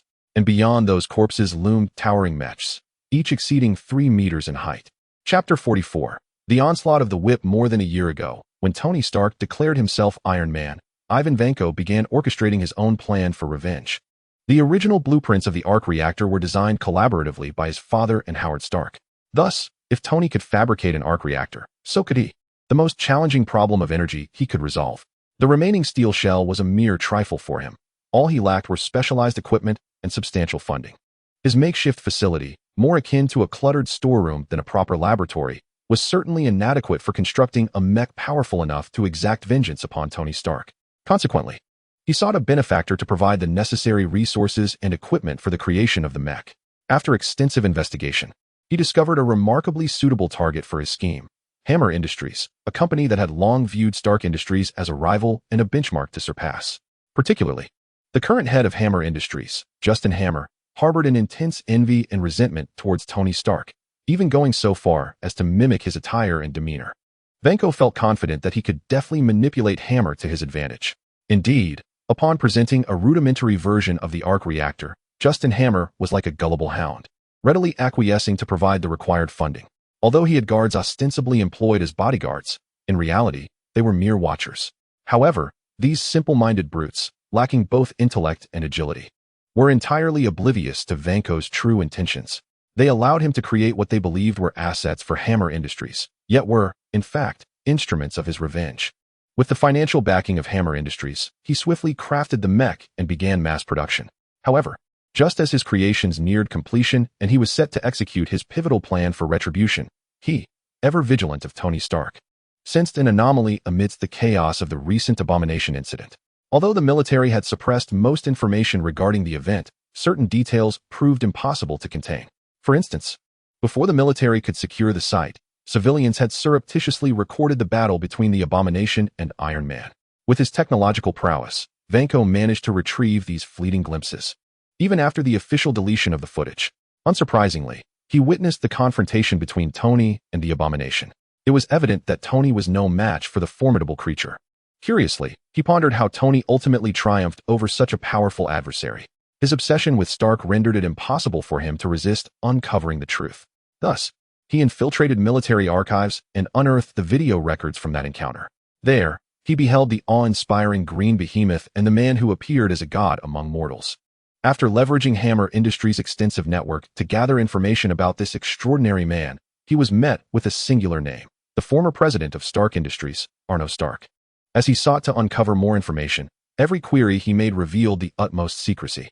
The classification of Hammer Industries was insufficient to access such data, and his technical prowess could not penetrate this level of information. Even if he were to force a breach, it would undoubtedly alert the Guardians of that knowledge. Thus, he orchestrated an unfortunate incident, staging a faux death to abduct one of the board members of Stark Industries. Initially, when that board member was confronted with a photograph of the man in question and asked for information, he resolutely refused to divulge anything, regardless of the methods employed. It was only when the captor presented the board member's son and daughter and, in a horrific display, severed their tongues before him, that he finally relented. At last, he gleaned the identity of the man: Howard Stark's eldest son, Tony Stark's brother, and the former president of Stark Industries. A being of divine caliber, akin to the invincible superheroes of comic lore. Arno Stark. Upon learning this, he felt a wave of despair wash over him, for with such a figure in existence, his chances for vengeance against the Stark family seemed utterly futile. Yet, the death of his father and the decades of resentment he harbored towards the Stark family compelled him to persist in his quest for retribution. Consequently, he resolved to await the opportune moment while continuously refining his mechanized suit. Now, after numerous enhancements, his suit had evolved significantly from its initial design. Although it could not rival Tony's armors crafted from billions of dollars worth of top-tier materials, it had certainly transitioned from a cheap alloy to a far sturdier composition. Fate often favors the diligent, and after much perseverance, he finally awaited his moment of glory, the miraculous arrival of divine intervention. As the vibrant light whisked away the guardian of the Stark family, with the deity's disappearance, his followers were destined to perish. Ivan Vanko murmured as he pressed the final key on the keyboard, rising slowly. The eyes of all his mechanized suits ignited with a crimson glow in unison. Tony Stark, you are about to lose everything, and I shall be the avenger that brings your downfall, the end of the Stark lineage, Ivan proclaimed with fervor, striding towards his ultimate creation. It was a towering suit, exceeding 4 meters in height, a formidable steel behemoth that leaned more towards the aesthetics of a warrior than the sci-fi elegance of Tony's armors. The suit's chest plate opened, and Ivan stepped inside. With a click, the cockpit sealed shut, the suit's eyes illuminating with a blue glow, while twin whips crackling with electricity emerged, emitting a cacophony of sparks. This was his meticulously crafted gift for Tony Stark, the harbinger of the Stark family's demise. Whip and chain, commence. Target, Malibu Estate, Stark Manor. Ivan issued his preordained command. Indeed, he intended not only to eliminate Tony Stark, but also to obliterate his home and Arno Stark's estate. With the absence of the divine, the followers were destined for extinction. Ivan's eyes gleamed with a frenzied intensity as he activated the propulsion system beneath his feet. In an instant, the multitude of mechs behind him soared skyward from the Hammer Industries factory, swiftly dividing into 2 distinct formations, each departing towards a different horizon. Meanwhile, he alone charted a course towards a solitary destination, a villa nestled along the shores of Malibu. From the distance, 20 mechs approached with rapidity. The air was rent with the sound of piercing projectiles as a deluge of missiles cascaded towards him. Foreboding words were unnecessary. The initial assault commenced with a barrage of overwhelming firepower. Yet, the villa belonging to Tony Stark was not so easily susceptible to such bombardment. This was no mere Marvel cinematic spectacle. As the villa's automated defense system detected the onslaught, an array of infrared decoy flares was launched from every corner by Jarvis. Missiles were intercepted, resulting in a cacophony of violent explosions that rocked the entire structure.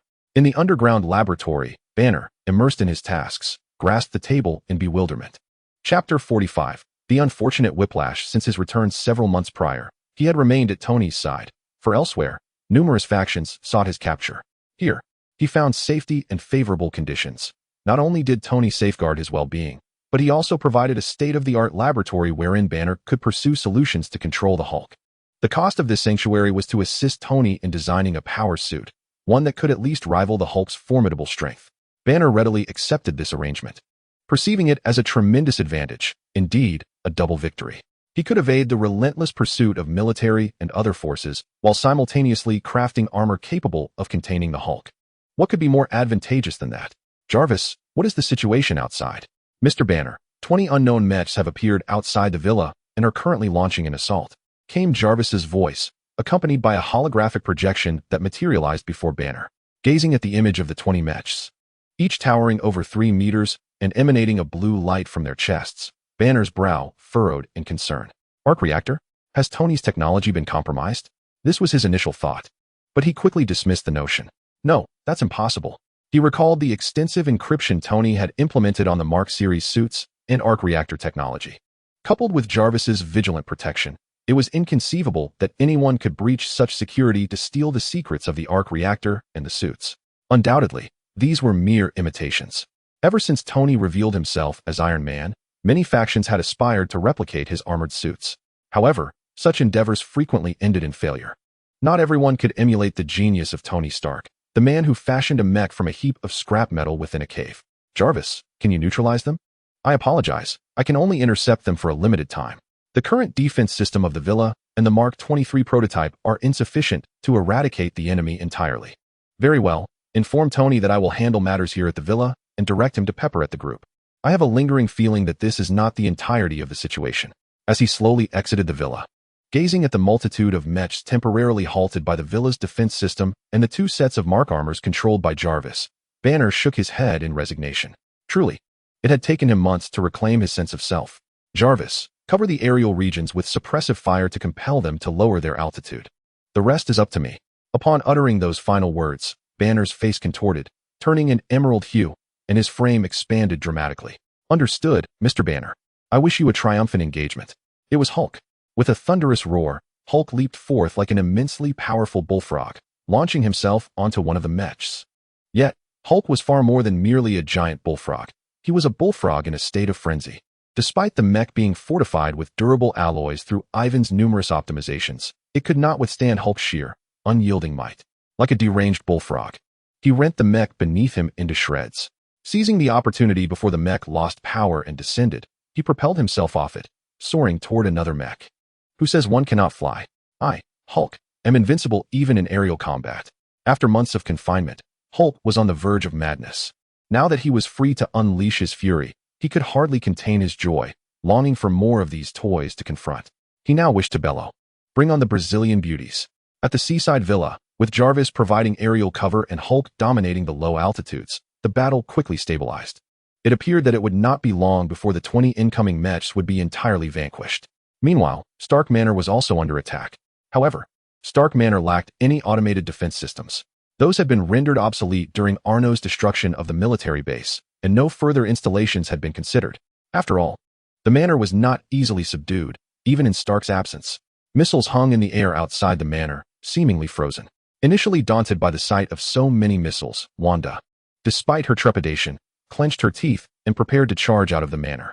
Suddenly, a series of crisp footsteps echoed behind her, and the red-clad maid gradually emerged from the mansion. As the steward of Stark Manor, she could not permit wanton destruction. Kia Soroya, a premier experimental subject from a certain laboratory. Her primary abilities stem from brain development, resulting in various physical enhancements and telekinesis. She was among the most exceptional individuals brought back to the manor in Arno's earliest group and the sole surviving subject of the brain development experiment. In a certain sense, she was the second most powerful being in the manor, rivaled only by Arno. Even the current Wanda pales in comparison. Kaya remained motionless, merely gazing at the distant throng of mechs. The stationary missiles adjusted their trajectory in accordance with her line of sight, subsequently soaring towards the approaching 20 mechs at an even swifter pace than before. The defense systems of the mechs had yet to react when countless missiles struck their reactor cores. Boom! The cacophony of destruction echoed as mech fragments scattered across the ground. The crimson-clad maid cast a fleeting glance at the stunned Wanda before turning to depart. Equally dazed was Blonsky, who had just transformed into the Abomination, preparing to confront the threat. The Abomination glanced at the glowing red Wanda in his grasp, then at the retreating Kaya, unable to suppress a sarcastic remark. Well, it seems the manor hardly requires my vigilant protection. He shook his head and obediently set about clearing the fallen mech debris. After all, one couldn't transform without purpose. As a security figure, if unable to safeguard peace, one might as well tidy up the refuse. A rather extravagant garbage collector with an annual salary of $10 million. The crisis at the villa and manor had been averted, but Pepper was not so fortunate. Although she had received an urgent evacuation notice from JARVIS, she chose not to flee immediately for the safety of Stark Industries employees. Only after ensuring the evacuation of all personnel did she prepare to leave. A decision that proved exceedingly unwise, wasting precious time. Damn it! An elegant exclamation in her native tongue echoed behind Pepper, followed by a sharp pain as she was kicked away. Boom! In the next moment, a towering 4-meter mech descended from the sky, splattering tomato juice everywhere. My goodness! Pepper gasped, covering her mouth, retreating a couple of steps in terror before turning to flee. Her reflexes were commendable. At least she was not frozen in fear. Yet, her legs could hardly outrun the mech. The whip-like appendage of the mech ignited, landing right in front of her and blocking her escape. A heavy mechanical voice resonated from within the mech. Pepper Potts, beloved of Tony Stark.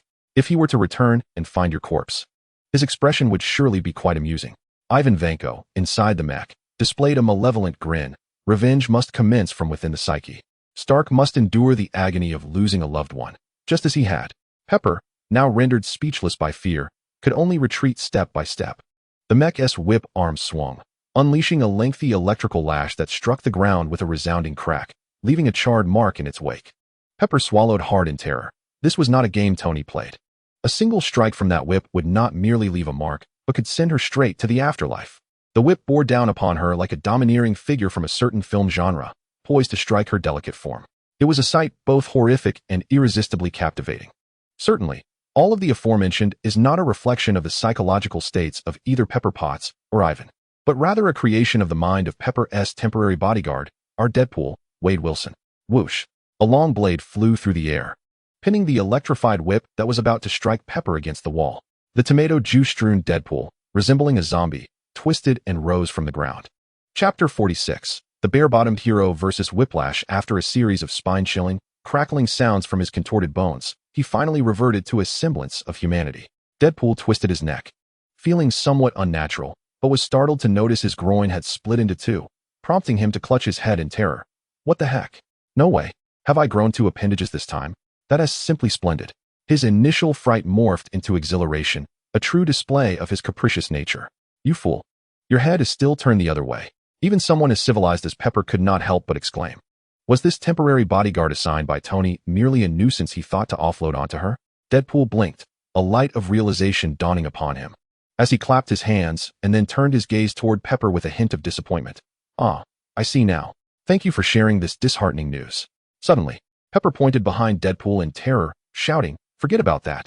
The big guy behind you is approaching." Unfazed, Deadpool casually turned his back to Whiplash and greeted him. "Hello there. Mr. Bootleg Iron Man. Could you hold on for a moment while I turn my head around?" Whoosh. The response was a rocket missile. Ivan had no intention of wasting words on this imbecile. Boom. The explosion erupted, flames bursting forth. Yet, Deadpool emerged, sword in hand, unfazed from the inferno. If I can slice through bullets, it's only natural that I can cleave a missile too, right? His tone was casual, dripping with bravado. If one overlooked the fact that his battle suit was entirely obliterated from the explosion, he did indeed look rather dashing. "Madam, you should leave now. I'll handle things here." Deadpool, gripping his sword, stepped past Pepper's silhouette, advancing coldly toward Whiplash. Pepper watched in awe as he strode forward with such nonchalance, her heart slightly heavy with concern. Hey, your backside is singed. Moreover, not only was his rear scorched, but his face was also on that side. Can one imagine such a sight? A person with their head turned backward, their entire back, including their backside, charred, walking in reverse. Ah, that image transcended dimensions, searing itself into the authoress' eyes. Pepper rubbed her stinging eyes, vowing she would never forget this moment. Yet, there was no time for further lamentation. She swiftly dashed outside. Remaining would only serve to distract the bare-bottomed hero further, so it was better to flee. Indeed, it is certainly not due to the excruciatingly garish imagery of the battle between the Buttocks warrior and the Iron Giant. Whiplash did not pay heed to the fleeing Pepper Potts, but instead contorted his face to glare at the glaringly flamboyant Deadpool approaching him. Even he found Deadpool's current appearance somewhat unbearable and regretted firing that rocket earlier. Pepper had already been firmly locked onto, with no chance of escape. He intended to first eliminate this repulsive, twisted creature. Whiplash mockingly addressed Deadpool. Ah, how surprising that Stark Industries would employ a superhuman. It seems Tony Stark lacks confidence in his armor technology. Deadpool halted within 7 paces, raised a middle finger towards him, and replied, strictly speaking, I am not a superhuman. I am, in fact, a mutant, considering my rights were sold to another company. However, this universe lacks mutants, so to be precise, I am not a mutant either. What I should be is rather difficult to define. Perhaps I could be likened to a Walmart shopping bag. Impatiently, Whiplash interrupted Deadpool's rambling. What on earth are you babbling about, clown? Deadpool's mask revealed an exaggerated grin, his mouth stretching up to his ears. Haven't you noticed? I'm merely drawing your attention while engaging in a bit of mischief. Suddenly, Deadpool shifted his head and flung a long knife towards Whiplash's face. Yet, Whiplash merely raised his right hand to snatch the blade aimed at his ocular display. Is that all you've got? Whiplash scoffed. However, Deadpool produced a handgun from his rear, unbeknownst to Whiplash, and fired 7 precise shots that struck the connection point on Whiplash's left shoulder armor. Beyond 7 paces, the gun was swift. Within 7 paces, it was both swift and accurate. Deadpool, holding an empty Desert Eagle in his right hand, conjured a grenade with a flick of his left hand, clearly revealing that he had performed numerous little tricks while diverting Whiplash's focus. With a flourish, Deadpool leapt back, tossing the grenade in a graceful arc towards Whiplash's left side. Whiplash instinctively attempted to swat the grenade away with his left hand, only to discover it had lost control. His right hand, still poised to grip the long knife, left him no time to intervene. Whiplash looked up to see Deadpool winking at him, mouth agape. Boom. A violent explosion erupted at Whiplash's shoulder, engulfing his massive form in a conflagration of flames. The resulting shockwave propelled Deadpool backward until he collided with a wall, where he casually extracted 2 shards embedded in his body, muttering, goodness gracious, can one say that Stark truly lives up to its reputation? This power is no mere grenade. I could have sworn it was C4. Having come to serve as Tony's bodyguard, despite Tony's evident disdain for him, he had received a complete upgrade of his gear. As Tony put it, using his previous subpar equipment would have been a disgrace to Stark's legacy. Thus, aside from Deadpool's beloved katana and costume, he resolutely refrained from replacing them, opting instead to switch all other firearms for the exquisite equipment crafted by Stark Industries.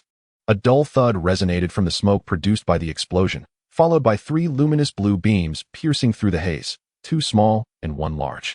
Suddenly, the heavy sound of footsteps echoed as a colossal figure emerged from the smoke. Deadpool barely had time to evade as a gigantic hand seized him. Boom. The Whiplash, in a fit of rage, plowed through the wall with Deadpool in its grasp, bursting forth from the Stark Tower. In that instant, the crowd outside, initially curious about the happenings within Stark Tower, erupted into a cacophony of shrill gasps. You repugnant jester, how dare you deceive me? Whiplash's left arm was now in tatters, exposing the intricate circuitry within. I can't breathe. The Black Rhino, Deadpool, found himself ensnared in the Iron Giant's grip, utterly unable to escape, while the immense force constricted his chest, rendering him breathless. Tell me, what audacity possessed you to blow up my place? Whiplash's grip tightened inexorably.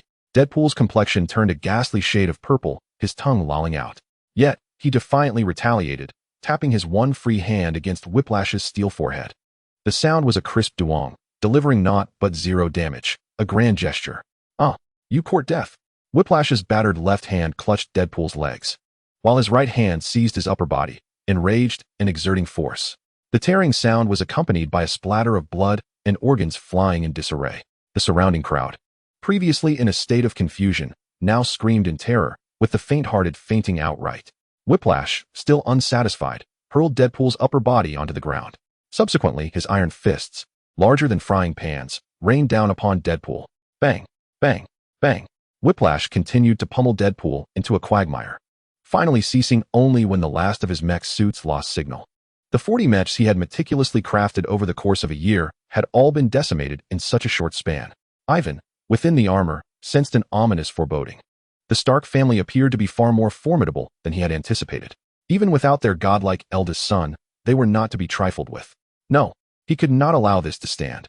At the very least, he must make Tony Stark aware of the anguish of losing a loved one. Whiplash's gaze turned toward the direction where Pepper had vanished, activating his thrusters in pursuit. Zing! Just as Whiplash's legs lifted from the ground, A crimson and white energy propelled him back to the earth. A golden-red figure soared towards him at breakneck speed, halting midair. Chapter 47. The onslaught from Tony. It was none other than Tony, clad in Mark IV.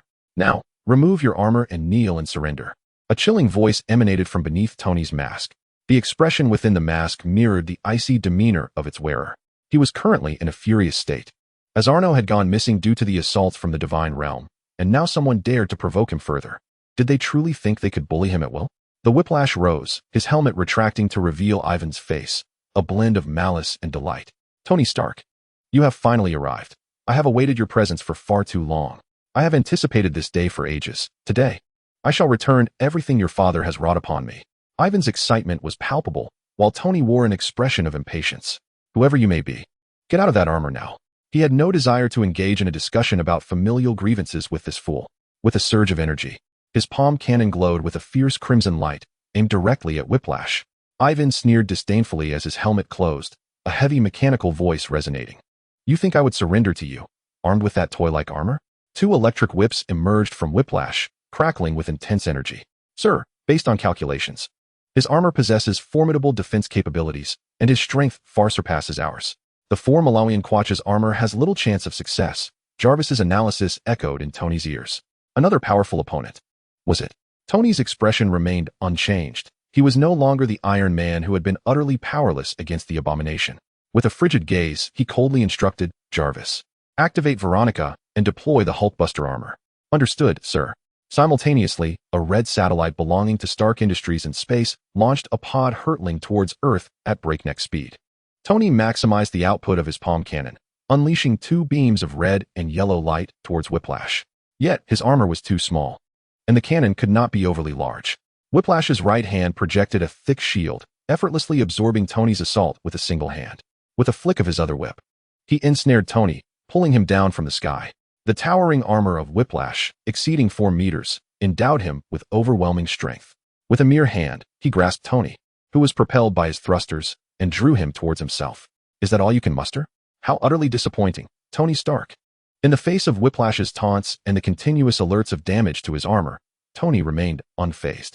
The time was ripe. Boom. A crimson steel pillar descended from the heavens, crashing before Whiplash and severing his electric whip. What? Whiplash looked up in astonishment as colossal pillars hurtled towards him from the sky.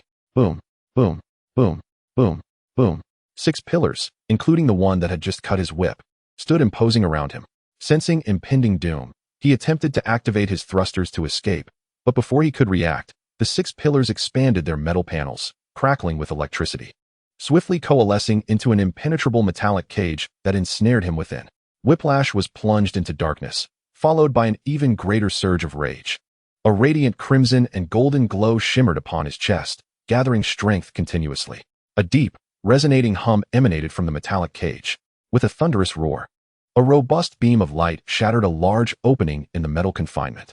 The tendrils forcefully pried at the edges of the gaping hole, angrily thrusting half of its form through.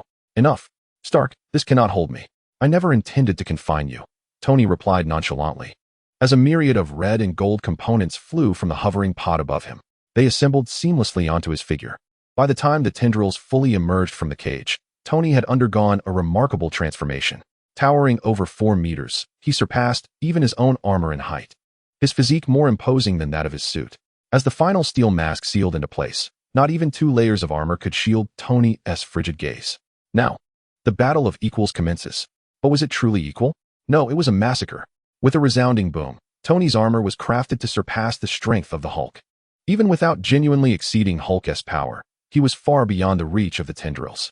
In a mere exchange of blows, the right hand of the tendril was obliterated, disintegrating along with Ivan's right hand into mere fragments. Ah, die! Ivan screamed, as the orange glow of the reactor at his chest began to charge, unleashing a laser towards Tony. Unfazed, Tony retaliated with a blue laser from his own chest. The outcome was evident, within mere seconds. The energy of the Hulkbuster armor overwhelmed that of the tendrils. A resounding explosion of blue light engulfed everything, completely consuming the tendrils in its radiant energy. Tony was not surprised. He could easily discern that his opponent was also utilizing an arc reactor. However, his armor boasted an externally fitted, cutting-edge reactor of his own design, utilizing the new element derived from Howard's relics brought back from Arno. This was the culmination of 2 generations of genius, far beyond what Ivan Vanko could ever aspire to match. Observing Ivan, grievously wounded and exposed due to the shattered armor, Tony felt little emotional stir. Even acknowledging that Ivan's father had once collaborated with his own on research into new energy sources, there was no ripple in Tony's heart. His sole concern lay with Arno's fate and the path to the divine realm. Everything else was a temporary distraction. He was aware that a prince still lingered on Earth, and he intended to interrogate him personally. Components detached from Tony's form. Returning to the hovering pod in the air, he turned to depart, knowing well that Ivan Vanko had lost the ability to fight back. His fate was to languish in prison for eternity. As for Deadpool, reduced to a state resembling tomato sauce, he held no worries. Tony had witnessed firsthand during his last visit to the mansion that Deadpool, despite being left with merely a head, had somehow transformed overnight into a grotesque spectacle of a large-headed, diminutive body. The remarkable resilience of this individual allowed him to recover completely after a brief period. A mere fatal wound posed no significant threat to him. Tony had no intention of pursuing the matter further. However, certain villains revel in their taunts. "Hey, Tony, how does it feel to be palladium poisoned?" Ivan Vanko's mocking voice echoed from behind. "You will perish, even if it is not by my hand. The arc reactor you acquired from your father will bring you excruciating suffering. Do you know why? Because it is a technology stolen from my father." "Ha!" Ivan laughed maniacally. Fully aware of Tony's ambush in Afghanistan, he had even tracked down surveillance footage of Tony forging in a cave. Realizing that it was the arc reactor near his chest that had sustained his life, Ivan's words successfully halted Tony in his tracks, and the Mark IV suit automatically deployed. Without hesitation, Tony stepped out of the armor. With a cold gaze, he approached Ivan Vanko, seizing him and tearing open his shirt to reveal his smooth chest. "I removed those shrapnel fragments long ago. Your information is outdated," Tony declared, discarding the stunned Ivan to the ground, grasping his hair and forcing his head toward the Mark IV suit. "Furthermore, I no longer require your obsolete arc reactor. Your father's research is hardly noteworthy. The new energy source created by my father is the true marvel, not your father's collaboration with terrorists, which is precisely why he was ousted from Stark Industries." After delivering this scathing retort, Tony released the disoriented Ivan and turned away without a backward glance. "Tony Stark, you will not kill me. Your hypocrisy forbids it. But my revenge shall not cease. When God bleeds, people will not believe him. Mortals care not for the blood of God, but will only see your armor replicated. I shall not die. My vengeance will endure eternally. I will return." Ivan screamed hoarsely, attempting to provoke Tony into killing him, shattering his facade of righteousness. "Indeed, I shall not kill you. I am hypocritical," Tony replied without turning, merely waving his hand dismissively. "However, you have not merely provoked me. Thus, farewell." Ivan paused, only to feel a shadow cast over him. He looked up to see a horrific figure, its upper body marred with numerous wounds and its jawbone and nasal structure grotesquely exposed, looming over his damaged armor. "Have you tasted death?" A raspy voice emerged from the throat of the terrifying apparition, which appeared nearly crushed. 2 bulging eyeballs, devoid of eyelids, inched closer to Ivan Vanko. Even a being as ruthless as Ivan found his heart skipping a beat at this sight. The figure lunged towards him with alarming ferocity. "No!" A sound that sent shivers down his spine erupted. Ivan Vanko was torn apart, mirroring the fate he had previously suffered. The scene of death was utterly gruesome, to the extent that it could not even be presented. In Chapter 48, The Struggle for the Soul, Ivan's meticulously orchestrated revenge plan, which he had devised over a year, crumbled within a mere day. He had underestimated the Stark family, and, even more so, the current Tony Stark. After patiently awaiting a chance for vengeance following Arno's departure, the damage inflicted upon the Stark family was minimal. Aside from the chaotic disarray in the Stark Tower's lobby and the destruction of a wall, there were virtually no losses incurred. This long-standing feud between their forebears concluded abruptly with the death of Ivan Vanko.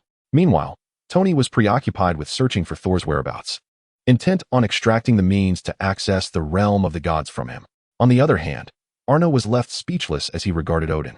"The throne? Have you lost your senses? I am no member of your so-called divine race, nor am I your son." Odin chuckled dismissively. "I am not senile just yet. As for your divine lineage, your powers are more than sufficient to be deemed divine. The solar energy within you surpasses that of any sun god I have encountered.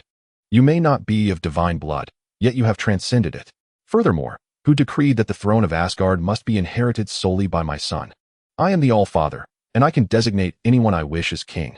Arno's lips twitched in disbelief at the capriciousness of the old god. The title of king could be given so easily, even to an outsider. However, he wondered whether such a fortuitous circumstance could truly be so simple. With a bemused expression, he regarded Odin. Are you certain you wish for me to inherit the throne? Do you trust me so implicitly? Are you not concerned that I might bring chaos to your Asgard? In response to Arno's barrage of inquiries, Odin extended Gungnir, the artifact symbolizing kingship, towards him as a gesture of sincerity. I am absolutely certain. Trust me, you are far more suited to Asgard than Earth. Under your stewardship, Asgard shall flourish even more. Arno gazed at the unwavering Gungnir being offered by Odin, taken aback momentarily. Yet before he could ponder the acceptance of such a divine title, a gentle voice interrupted their exchange. Not necessarily. Mr. Stark is, after all, a native of Earth. That is where his true home lies. Both Arno and Odin turned towards the source of the voice. A magnificent burst of light expanded, revealing a figure clad in a yellow robe of a sorcerer stepping through the swirling portal. The newcomer removed their hood, revealing a cultured and amiable visage. Odin squinted, his smile vanishing, replaced by a steely tone as he remarked, "What a fortunate coincidence, Supreme Sorcerer, Ancient One." The Ancient One retained her warm smile, nodding respectfully to Odin. "Your Majesty, I apologize for my unannounced visit. I hope for your understanding." Odin remained silent, his expression grim, internally fuming at the timing of her arrival. This woman was certainly no ally. Her choice to appear at this pivotal moment of transition was far from fortuitous, especially given her mastery of the Time Stone. Ancient One paid no heed to Odin's frosty demeanor, greeting Arno with a beaming smile. "Mr. Stark, it has been quite some time. You are indeed a different person from the last we met." "Oh, I do not recall encountering the most enigmatic Supreme Sorcerer on Earth," Arno replied lightly, showing no surprise at Ancient One's words. His knowledge of Marvel was not comprehensive, yet he was aware of Ancient One, the financial overlord of Marvel, whose interventions often resulted in explosive budgets and abrupt narrative resolutions. As the Supreme Sorcerer of Earth, and possessing the Time Stone, an artifact of considerable significance, her awareness of his existence as a variable was entirely plausible. Ancient One naturally positioned herself between Odin and Arno, effectively distancing them and compelling Odin to retract his Gungnir. The cold hardness of Odin's expression darkened, yet Ancient One, seemingly oblivious to Odin's scowl, continued her casual conversation with Arno. "It is quite understandable that you do not remember, as our last encounter was over 40 years ago. In fact, I once held you in my arms when you were merely a month old, a fragile porcelain doll, incredibly weak, yet undeniably adorable. Regrettably, you had already succumbed to a prolonged slumber at that time, and thus we were never able to meet." Arno was taken aback to learn that Ancient One had sought him out long ago, shortly after his birth when he had just entered his deep slumber. Puzzled, he inquired, "Since you found me back then, you must have known my identity. Why did you not eliminate me in my weakened state?" "As far as I know, that is the duty of the Supreme Sorcerer." Ancient One appraised him thoughtfully before extending her hand. Although somewhat perplexed, Arno reciprocated the gesture. With a smile, she pointedly remarked, "You see, your identity is none other than Arno Stark. Regardless of who you were in the past, you are now an integral part of Earth. Why then would I wish to eliminate you? The duty of the Supreme Sorcerer is to protect Earth and the Time Stone, not to safeguard every individual upon it. While you may cause harm to some, would you truly harm the planet itself?" Arno paused, the answer crystallizing in his mind. He would not endanger Earth, as its guardian, who would willingly destroy their own domain. Releasing Ancient One's hand, he found her to be a formidable presence, powerful, wise, yet unyielding. "That question was indeed presumptuous of me. However, your presence here must not merely be a coincidence for a nostalgic reunion with King Odin." Ancient One shook her head, stating plainly, "Certainly not. I have come specifically for you." "Oh, what business does the Supreme One have with me? Do you wish for me to inherit your title as Supreme Sorcerer?" Arno jested lightly, yet Ancient One smiled and nodded affirmatively. "Indeed, while it is not a throne, I have come to invite you to become the next Supreme Sorcerer." Even Arno at this moment found himself somewhat at a loss, the corners of his mouth twitching slightly as he inquired, "So, you do not have your own heir? You have all come to seek me?" Ancient One and Odin exchanged glances, speaking in unison. "We do, but none would be more suitable than you. The future shall shine brilliantly because of you." Arno regarded the two who were fixated on him, pondering for a long while before finally shaking his head. The position of the God King, the Supreme Sorcerer, is indeed intriguing, yet for now, I shall pass. I will notify you when I am inclined to reconsider. Although Arno's demeanor may have seemed somewhat disrespectful toward the sacred titles of God King and Supreme Sorcerer, neither Ancient One nor Odin exhibited any dissatisfaction. Should Mr. Stark find himself in a more favorable mood one day, he is always welcome to visit Kamartaj, Ancient One remarked with a subtle smile. Then, Recalling something, he added, "Oh, by the way, Mr. Stark, you might want to return to Earth promptly. Your brother is seething with anger over your disappearance.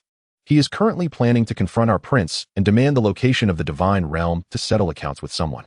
The corners of Ancient One's mouth lifted slightly as he cast a knowing glance at Odin, then pointed forward. Instantly, the air around them seemed to solidify, forming a transparent mirror. In the next moment, images slowly materialized within the mirror. It depicted Tony bursting into the Stark Tower, seizing Thor, who was being warmly entertained by Nick Fury in his office. Odin's expression darkened, despite having sealed Thor's divine powers. Witnessing him effortlessly overpowered by a mere mortal stirred a sense of frustration within him. If Thor were to fully awaken his powers without relying on that wretched hammer, he could easily break free from the seal. Instead, he appeared utterly powerless in the hands of a human. Chapter 49. Thor bewildered by Tony's assault. "Perhaps you could assist me in opening a door, Master Ancient One. Otherwise, I fear Odin's son may soon find himself beaten to a pulp by Tony," Arno suggested. Although his eyes glimmered with amusement as he watched the scene of Tony already interrogating Thor with vigor. "Excellent. This is the spirit. This is how my brother should be. His methods should not always be so gentle. Occasionally, one must resort to harsher tactics. After all, we are arms dealers, not cotton merchants, are we not?" On Earth. At Stark Tower, Tony, with red-rimmed eyes, hoisted Thor with one hand and slammed him onto Nick Fury's desk, while his other hand ignited with the repulsor blast aimed at Thor's face. "Did you really claim that the colorful beam was the annihilation weapon of Asgard, the Rainbow Bridge?" Thor struggled against Tony's iron grip, his complexion reddening from the immense pressure, yet he defiantly spoke what he believed to be the truth. "Indeed, the Rainbow Bridge serves as the most formidable annihilation weapon of Asgard, a force from which no one can emerge unscathed. The warrior from Midgard is undoubtedly worthy of respect. Yet he has surely met his end, reduced to ashes alongside Laufey by the Rainbow Bridge's devastating assault." Upon hearing Thor's repeated confirmation of the divine realm's use of annihilation weaponry against his brother, Tony found it increasingly difficult to restrain his emotions. The palm cannon in his hand glowing with radiant energy, poised for release. "You insufferable protagonist, I shall obliterate that foolish visage of yours." At the critical moment of Tony's impending strike, the brooding Nick Fury forcefully shoved him aside, causing Tony's shot to veer wildly and crash into the wall. "Tony Stark, cease this at once. Do you presume I am invisible? This is S.H.I.E.L.D., not your Stark Industries. You cannot act with impunity here." Fury's finger jabbed toward Tony, his demeanor imposing, his gaze imbued with an air of authority. Yet, he overlooked the fact that he was confronting an enraged Tony, who was far from inclined to heed his words. With a swift retaliatory motion, Tony unleashed a punch, sending the imposing Fury sprawling. Fury's vision blurred momentarily, as if he were witnessing the torment of his ancestors. He glared at Tony in fury, yet an instant later, his expression transformed into a stoic mask, betraying no emotion. He clenched his fists, striving to regain his composure. Now was not the time to incite enmity with the Stark family. Although Thor claimed that no one could survive the onslaught of the Rainbow Bridge, Fury had glimpsed through satellite imagery that Arno appeared less like ash and more as if he had surged against the Rainbow Bridge's energy. That was truly terrifying. To withstand an energy strike capable of annihilating a planet and still persevere? No earthly weapon could possibly affect him. Hence, regardless of whether he was merely imagining things, Fury was unwilling to risk antagonizing Stark without absolute confirmation of Arno's demise. Noticing Fury's prudent silence, Tony pivoted and delivered a powerful punch to Thor's face. The impact echoed resoundingly. Thor's nose was left askew as he lay amidst the wreckage of his shattered desk, questioning his very existence. In his mortal form, he was nearly sent to meet his grandfather, bore by that iron fist. Yet, Tony had no intention of allowing Thor to escape so easily. He seized the bloodied Thor by the collar and demanded, "Reveal to me the method to reach the divine realm. I refuse to believe that mere annihilation weaponry could be the end of him. Compared to you, a feeble god, he is the true deity. It is futile. Even if you were to venture into the divine realm, he is already dead. Your journey would be in vain." One must commend the simple-minded Thor, who, even bloodied and battered, remained undeterred in his candor. "I shall repeat once more. Provide me with the means to access the divine realm. He did not perish. I shall retrieve him. If he is dead, then I will ensure that you deities accompany him to the grave." Tony's gauntlet revealed a laser cannon, the infrared beam fixating on Thor's forehead. This was the most formidable weapon in his armor, inspired by Arno's thermal vision, capable of slicing through most materials as effortlessly as cutting tofu. Of course, this included Thor's head. "All right, Tony, that's enough. Do not slay this hammer-wielding gentleman. A swirling portal gradually opened, and Arno emerged, his upper body exposed. In an instant, numerous gazes, each tinged with different emotions, turned towards him. Tony's surprise. I told you he wouldn't die so easily. Thor's astonishment. Is it truly possible for someone to withstand the impact of the Bifrost? And the relief of the egg, fortunately. I wisely chose not to provoke Tony. Before the others could regain their composure from their intense emotions, another voice resonated from the portal. Arno, remember that you are always welcome to visit. Asgard will eternally embrace your presence. Simply call upon Heimdall, and he shall open the Bifrost for you. Odin's voice echoed from the other side of the portal. Arno merely nodded slightly, while Thor's eyes widened, nearly brimming with tears. Father, someone is bullying me. Thor gazed through the portal at Odin's figure, resembling a wronged child seeking comfort from his father. Father, I knew you would not truly abandon me. Are you here to take me back to Asgard? To Thor's dismay, Odin merely cast a disdainful glance in his direction. Return to Asgard? First, you must reclaim the qualities befitting the god of thunder. Master Gui, it has been far too long since we last met. Let us retire to the realm of the celestial to sip tea and converse leisurely. Gui instantly understood, nodding with a smile at Arno before closing the portal. No. Thor struggled to rise and dashed towards the portal, only to grasp at the sparks left in its wake. All right, God of Thunder, do not despair. Your beloved is still awaiting you in New Mexico. Arno patted the disheartened Thor, offering a semblance of comfort. Upon hearing this, Thor paused, realizing Arno was referring to Mjölnir. The hammer. He contemplated retorting, but found an odd sense of agreement with Arno's statement. Indeed, he preferred his hammer over any woman. Arno chose not to further engage the bewildered Thor, instead peering through Tony's iron helmet at his reddened eyes, unable to resist teasing. What? Are you shedding tears for me? Should I construct a lead alloy helmet? Your eyes are rather invasive of personal privacy. Tony lifted his iron mask, exasperated. Who else would be concerned about you? Of all people, as the saying goes, good men do not live long. While calamities endure for a millennium, you shall undoubtedly outlive a millennium, perhaps even 3. Chapter 50. The Destroyer's Armor. Upon hearing this, Arno raised an eyebrow and regarded Tony with a playful glint in his eye. Whether I shall live that long remains uncertain. Yet surely you do not believe that lead could prevent me from seeing, do you? Perhaps you are unaware that I recently demolished several clandestine bases laced with lead out of sheer boredom. Care to give it a try? I jest. For while lead can indeed obscure my vision to a degree, it only does so from a distance. At close range, lead is no more impenetrable than any other material. It merely lacks clarity. Even if I cannot see through lead, to dare construct a base beneath my very nose using it, that would be tantamount to courting death. I am no Clark Kent. It is evident that most who utilize lead for their bases harbor ill intentions towards me, clearly plotting against my interests, and remain unfazed. In my eyes, to employ lead in such a manner is to declare war upon me. You may engage in your clandestine projects without lead, but should you choose to use it, well, I am afraid you must contend with my heat vision, super strength, or freezing breath, your choice. While I often bask in the sun and space, one of my favorite pastimes is to occasionally check for bases on Earth infused with lead. It is akin to opening a blind box. One never knows what surprises lie within. Sometimes it may merely reveal a modest experimental weapon, while at other times, it could unveil a living biological specimen. For instance, the crimson-clad maid, Kia, was extracted from one such lead-infused biological facility.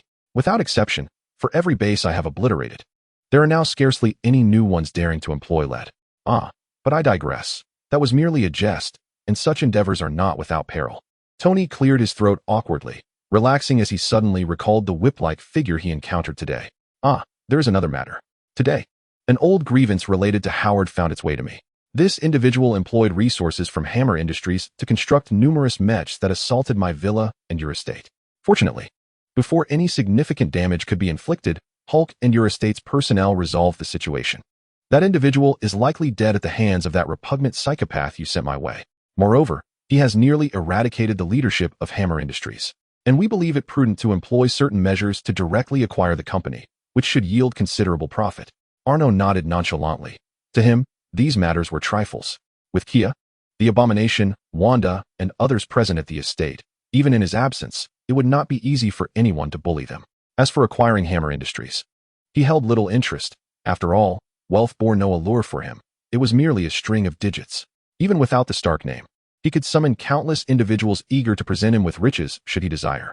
After all, as the reigning lord, is it unreasonable to collect a protection fee? Surely. You wouldn't want to face unforeseen misfortunes for failing to pay it, would you? Yet, being the eldest son of the Stark family, he lacked for nothing, and thus, in his benevolence, had never collected such fees. As the two conversed, they nonchalantly ascended through the window shattered by Tony. Leaving no regard for the true occupant of the director's office, the sovereign of S.H.I.E.L.D., Nick Fury. Even Thor, who had previously welcomed this earthling with enthusiasm, ignored him and hurriedly sought Jane, eager to return to New Mexico. He was determined to reclaim Mjölnir swiftly, to demonstrate to his father that he indeed possessed the qualities of a god of thunder. Little did he know, if Odin were aware that Thor was still fixated on his hammer, he might very well hurl the unerring Gungnir at him, piercing his backside.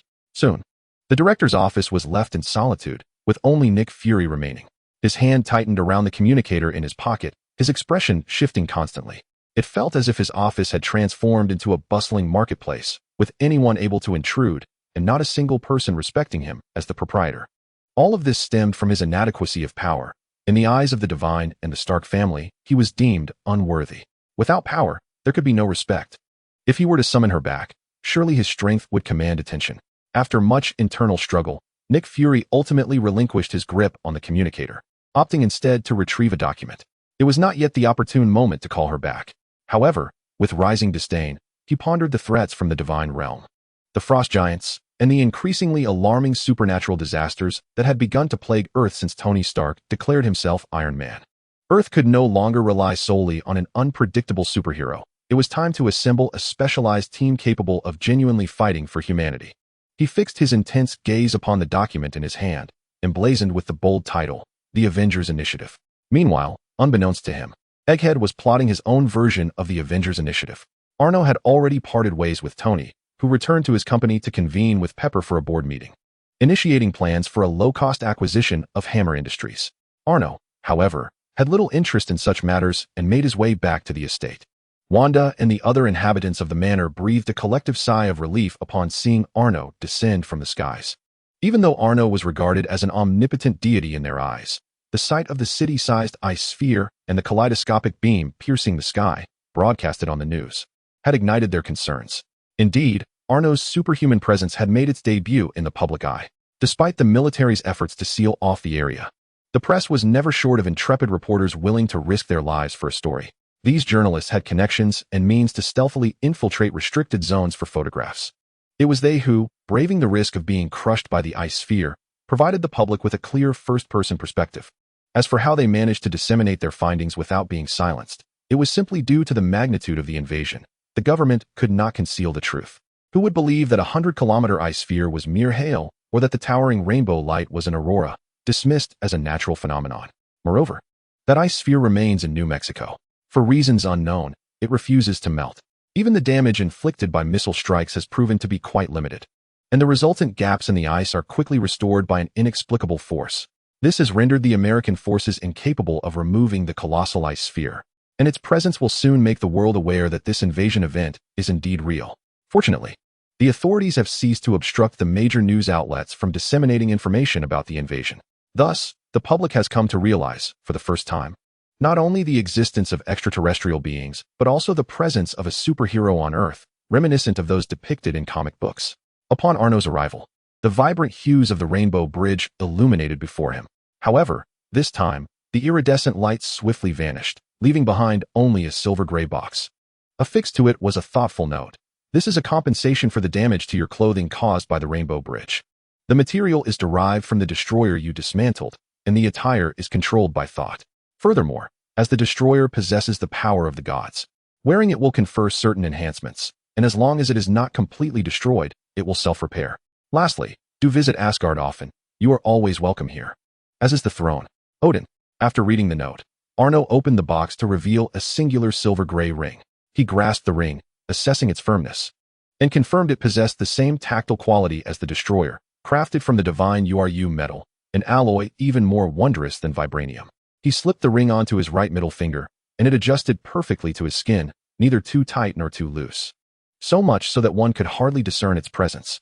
Then, with a mere thought, the ring enveloped his entire body, save for his head, in a silvery gray battle suit. The suit resembled a conventional superhero costume, yet its material shimmered with a metallic luster. As he envisioned further, the silver-gray fabric seemed to come alive, rippling into the form of a standard Kryptonian battle outfit, akin to that worn by General Zod in the film Man of Steel. Arno nodded in satisfaction. It was indeed impressive.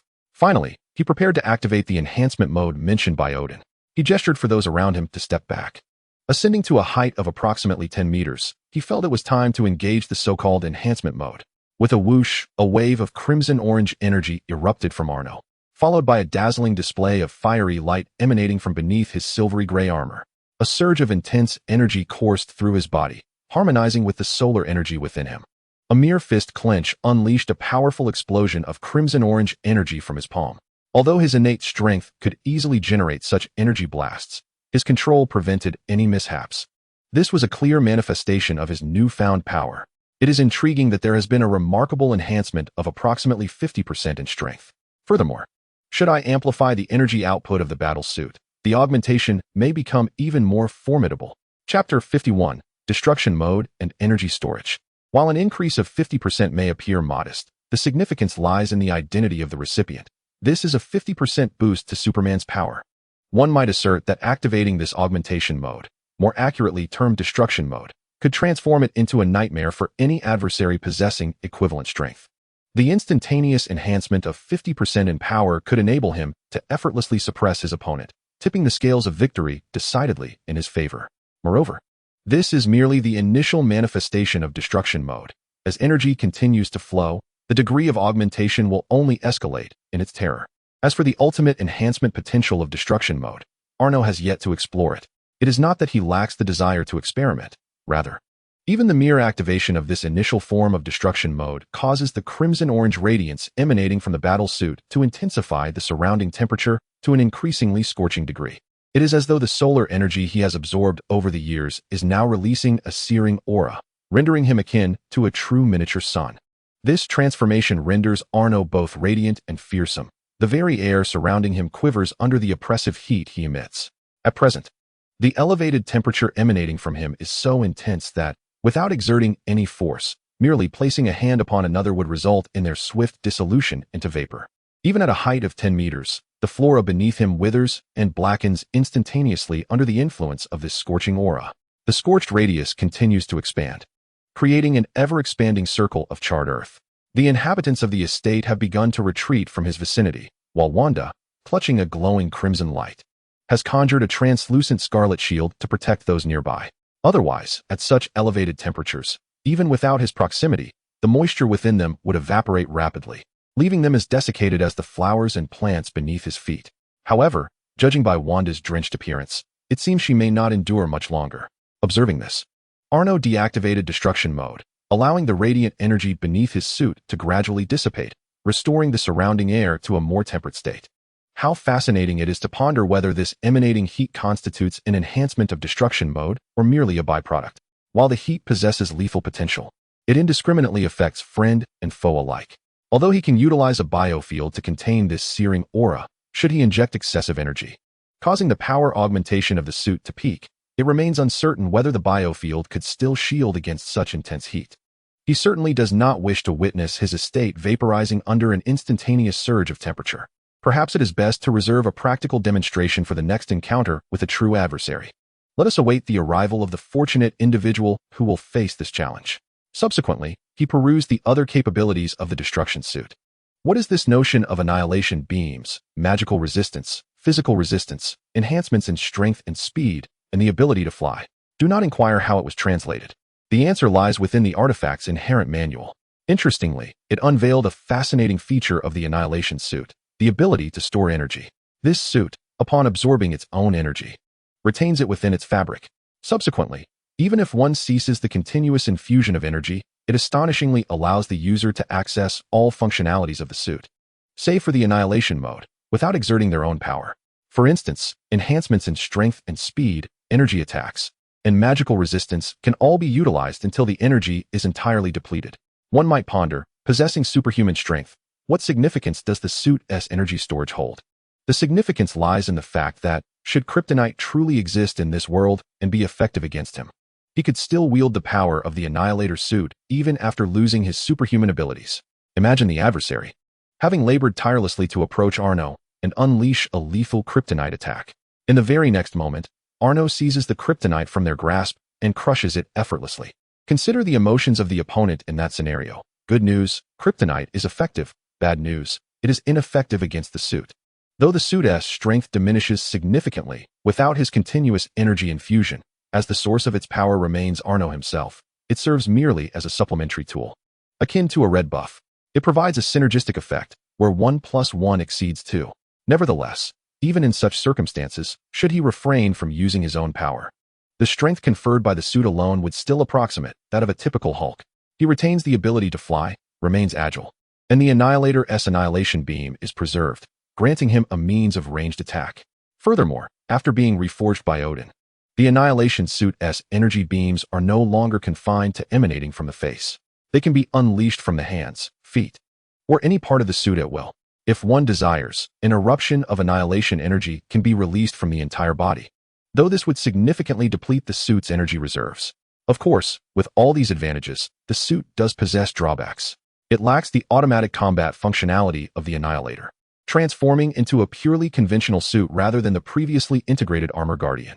However, Arno remains indifferent to this change, believing that its current form is the finest manifestation of the Annihilator, whether in Odin's possession or his own.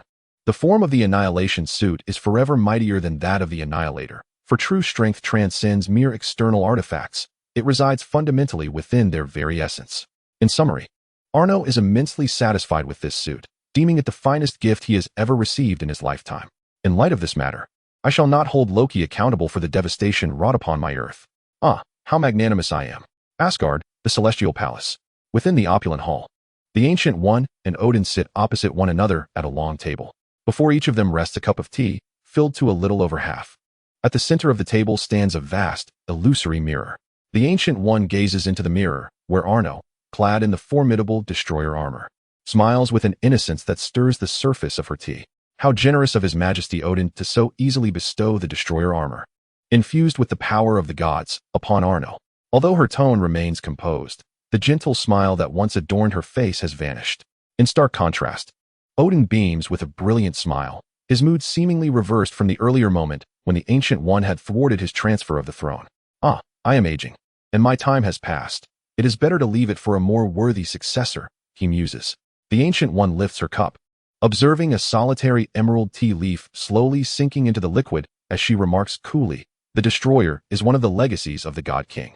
It appears that His Majesty Odin is resolute in his decision to appoint a mere earthling as the new God King of your divine realm. Chapter 52. A conversation between Odin and the Ancient One. Odin pays no heed to the veiled mockery in the Ancient One's words, instead nodding approvingly at the mirror's reflection of Arno, now clad in the destroyer armor, exuding an air of greatness. Young, powerful, and brimming with potential, he is nurturing towards his own while merciless toward his foes, employing a ruthless yet judicious hand.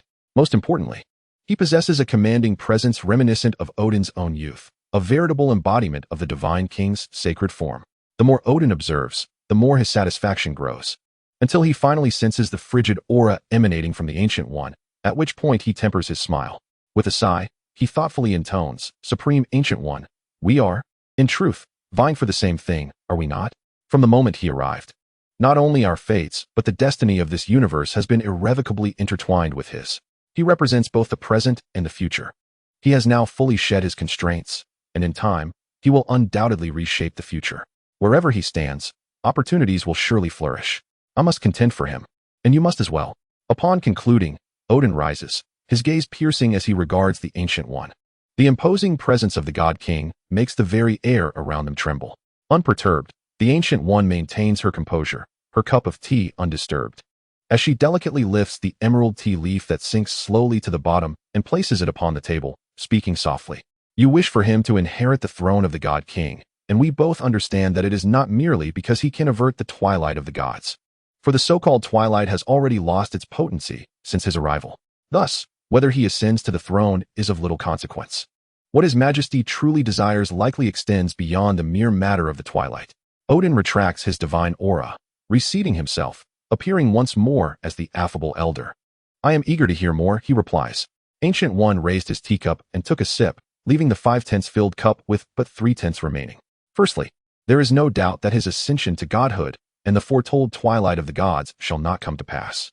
Secondly, his formidable power enables him to exercise complete dominion over the entire divine realm. Even your two sons would find themselves impotent before him, and under his leadership, Asgard is destined to attain even greater brilliance. Thirdly, with him present, Asgard shall be shielded from impending calamities, no matter how grave the disasters may be. As long as he resides within the divine realm, Asgard shall remain largely unscathed. Fourthly, this aligns with your ultimate objective, your daughter, the goddess of death, Hela, whom you have sealed away for millennia. You aspire to strike two birds with one stone, resolving the dilemma posed by your daughter while binding him irrevocably to Asgard. Upon finishing his words, Ancient One set down the teacup and regarded the still composed Odin. It remained uncertain whether my assertions align with the thoughts of His Majesty Odin. Though phrased as a question, Ancient One's tone bore an air of conviction. Odin smiled faintly, neither affirming nor denying, and remarked, "I do not possess the time stone. Unlike you, I cannot clearly envision these future scenarios. I am too old to comprehend your discourse. One of my eyes has dimmed, rendering me unable to see.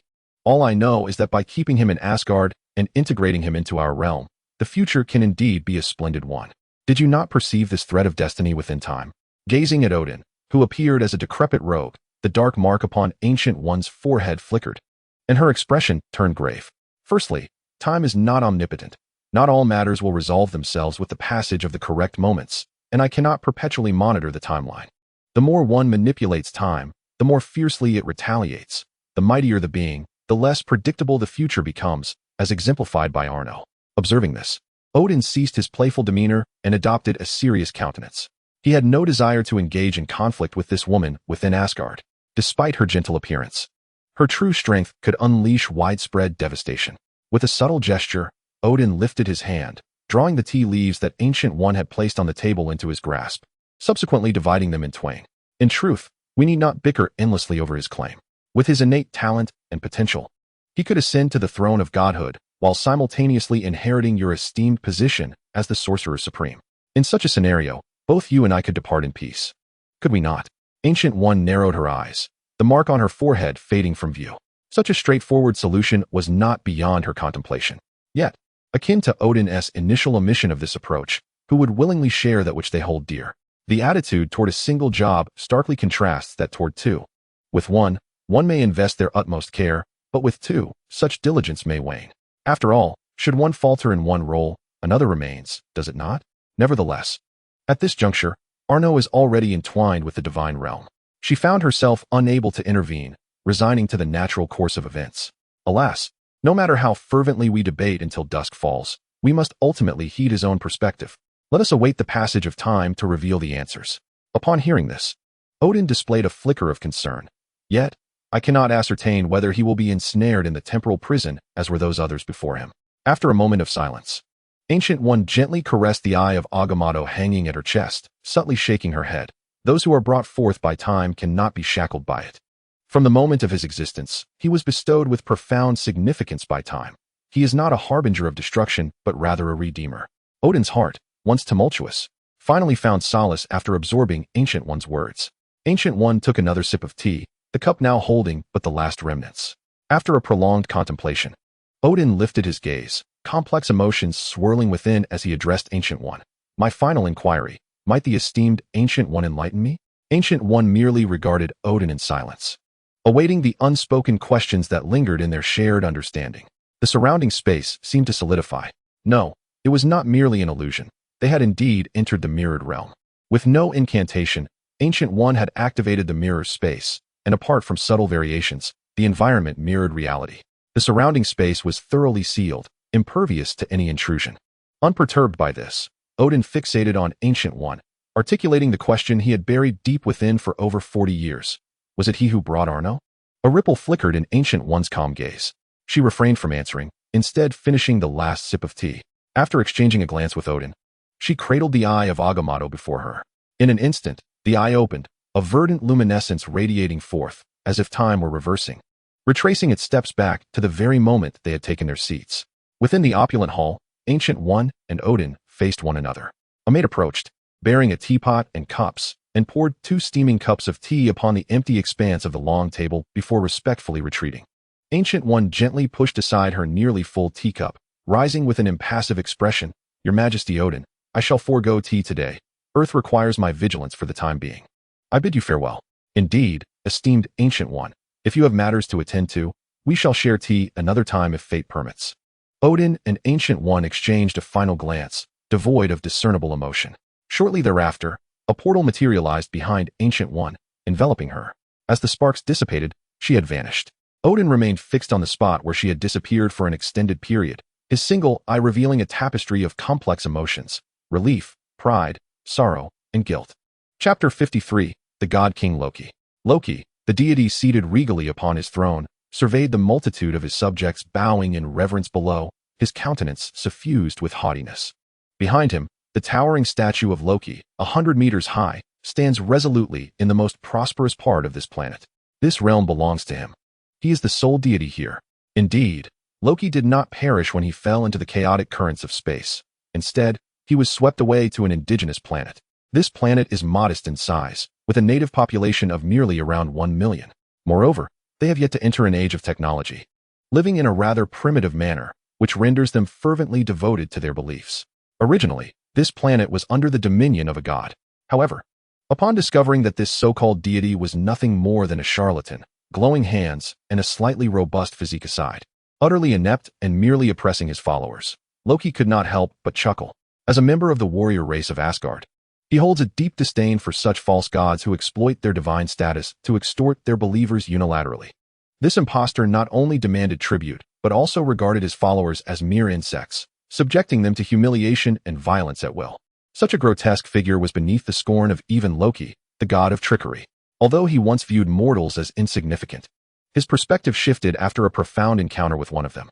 Even in his former mindset, he would not have resorted to mindless hedonism like this false god. At the very least, he believed he would not mercilessly slaughter his own followers. Rather, he would accept their faith and offerings while providing them with reasonable assistance. He understood that a mutual benefit between deity and devotee would strengthen the latter's belief in their god, unlike the one who merely took, oppressed, and even delighted in the suffering of his followers. Such a false god would face execution in Asgard. Fortuitously, he is an Asgardian himself. Thus, he harbored no reservations about becoming the executioner, personally delivering justice to this pretender and simultaneously inheriting his divine status on this planet. Yet, as the god of trickery, he knew that killing him outright would be far too simplistic. He aimed to strip him of all his followers' faith before his demise, employing a cunning ruse alongside his illusions. He crafted a vision for the false god to perceive, one where he appeared naked before his followers, performing lewd acts, while mocking their subservient status. As the faith of the planet's devotees teetered on the brink of collapse, the true god emerged, a magnificent figure, towering 100 meters and radiating a green luminescence. Materialized from thin air, he proclaimed himself the God King, having sensed the suffering endured by the people under the tyranny of the false god. He, King Loki, had come to purge the impostor and unveil the truth. With a mere wave of his hand, a colossal emerald mirror appeared, reflecting the myriad acts of violence and murder perpetrated by the false god against his followers. At last, the devotees were overwhelmed with disillusionment and fury, disregarding all caution as they surged forth to assail the exposed false god. However, a god is not so easily vanquished. As Loki observed the emotions of his devotees reaching a peak, his colossal hand, akin to a 100-meter deity, effortlessly crushed the feeble false god. Such was Loki's divine might that the believers irrevocably altered their faith, fervently kneeling before him. In comparison to the corpulent and ineffectual false god, Loki's handsome and sacred form was undeniably more convincing. Of course, the 100-meter stature was merely an illusion. The act of annihilating the false god was nothing more than Loki delivering a simple, yet lethal strike from behind. Yet, the followers remained oblivious to these truths. All they comprehended was the unparalleled strength of their new deity. In the following 2 years, Loki truly refrained from the indulgent excesses and malevolence exhibited by the false god. He employed the relatively simple technology of Asgard to enhance the lives of the planet's inhabitants and imparted advanced knowledge that opened up a broader future for them. One could assert that Loki had not only ascended to divine status in the spiritual realm for the devotees of this planet, but had also provided them with material blessings that the former god had never bestowed upon them. He became the undisputed true god in the hearts of all the inhabitants of this world. In honor of this transformation, the devotees spontaneously erected a monumental statue of Loki. towering at 100 meters, replicating the scene of his salvation in precise detail. This sense of achievement was something Loki had never experienced in Asgard. For an entire month, a smile remained etched upon his lips, and even in dreams, he occasionally chuckled with delight. Now, after 2 years of being the god of this planet, beneath the statue stood a grand throne. Seated upon it, adorned with a crown, Loki slowly raised his head and lifted his right hand. Arise. As he spoke, thousands of devoted followers respectfully stood, their eyes filled with fervor as they gazed upon their deity. Loki surveyed the throngs of reverent and passionate devotees below with immense satisfaction. He relished this feeling. Every individual here regarded him with profound respect, gratitude, and adoration. In this place, he experienced the unassailable royal status of a god-king, reminiscent of Odin in Asgard. Today marked the second anniversary of his establishment of faith, and countless devotees gathered from every corner of this planet to congregate in the city named after him, Loki's holy city. This metropolis was unparalleled in its splendor. Not only was it the most prosperous city, but it also served as the royal palace constructed specifically for him by his followers. Just as he contemplated regaling his fervent devotees with tales of his glorious past as a god, such as vanquishing the thunder god Thor and besting the mightiest of Midgard, suddenly, the sky darkened. Loki furrowed his brow and looked up.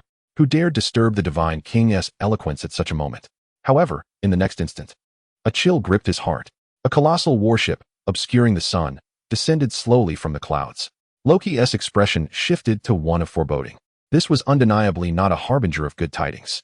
The invasion of a higher civilization upon a lesser one can hardly herald any good tidings.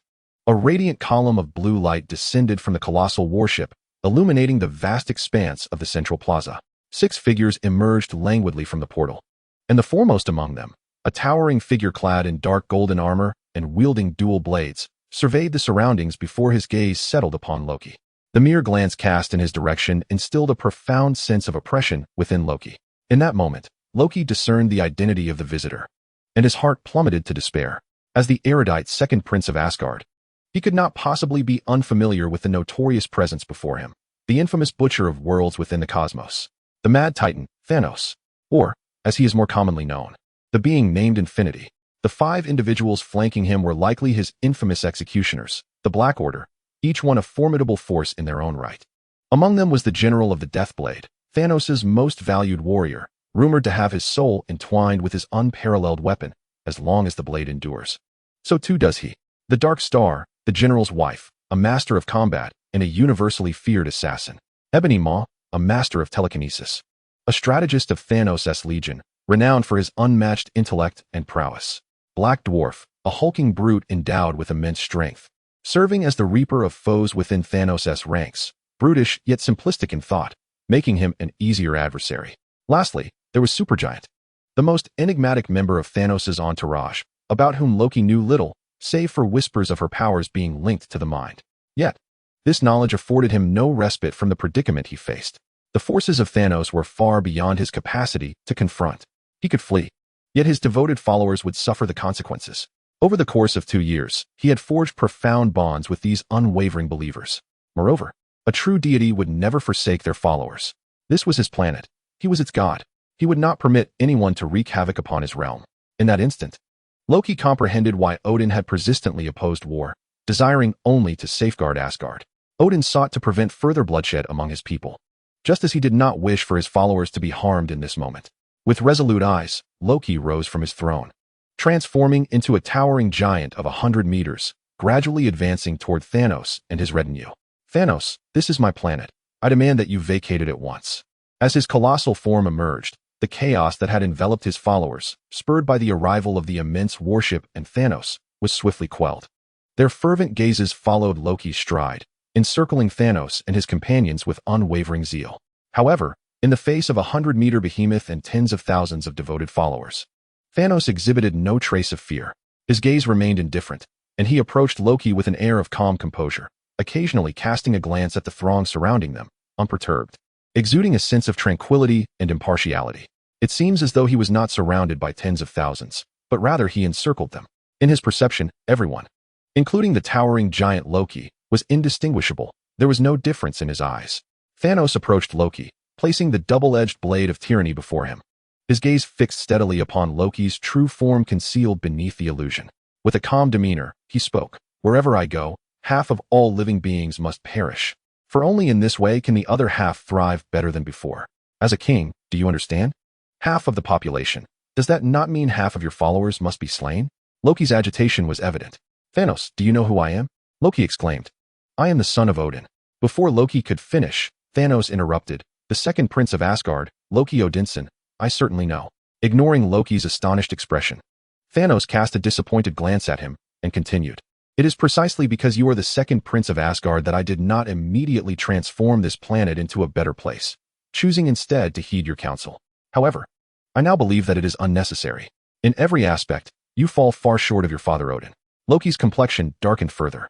The knowledge of his identity did not deter Thanos, and any hope of persuading him with Asgard's name was futile. Yet, he was reluctant to abandon his followers and attempted to resist.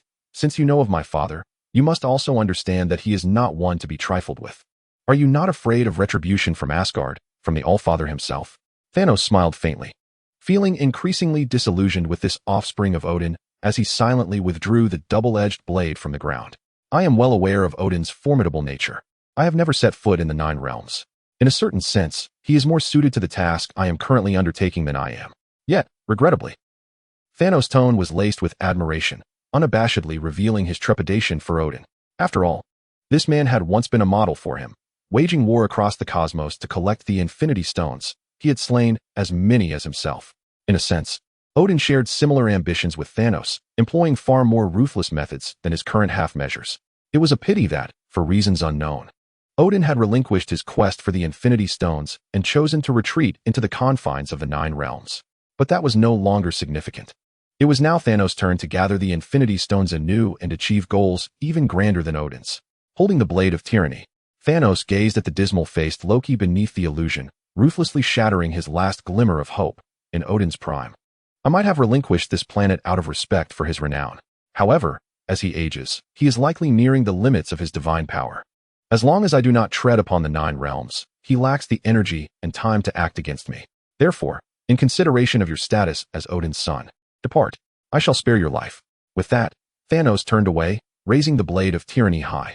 The general of the Blade of Death received his orders, raising the unparalleled sword in his hand and bellowing, attack. In an instant, numerous colossal beams of teleportation descended from the massive vessel. No, Loki's pupils constricted sharply. He understood all too well what this signified.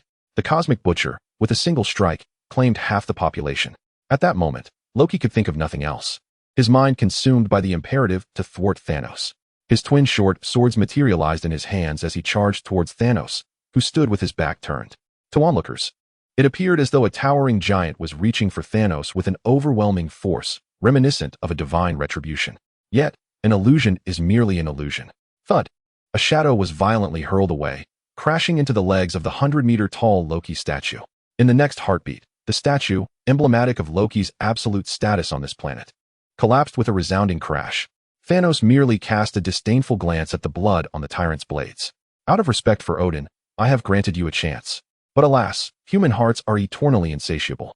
The devotees, witnessing their revered deity being struck down, were momentarily stunned, only to be engulfed by an overwhelming fury. They seized their weapons and surged towards Thanos and his companions, intent on exacting retribution upon those who dared to insult their god.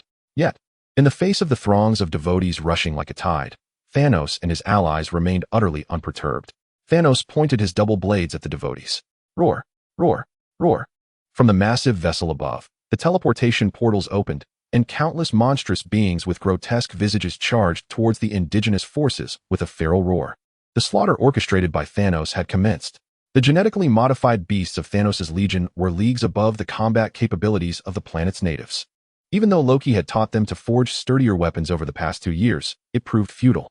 Even the occasional gifted devotee with unique abilities was effortlessly dispatched by the Obsidian Five.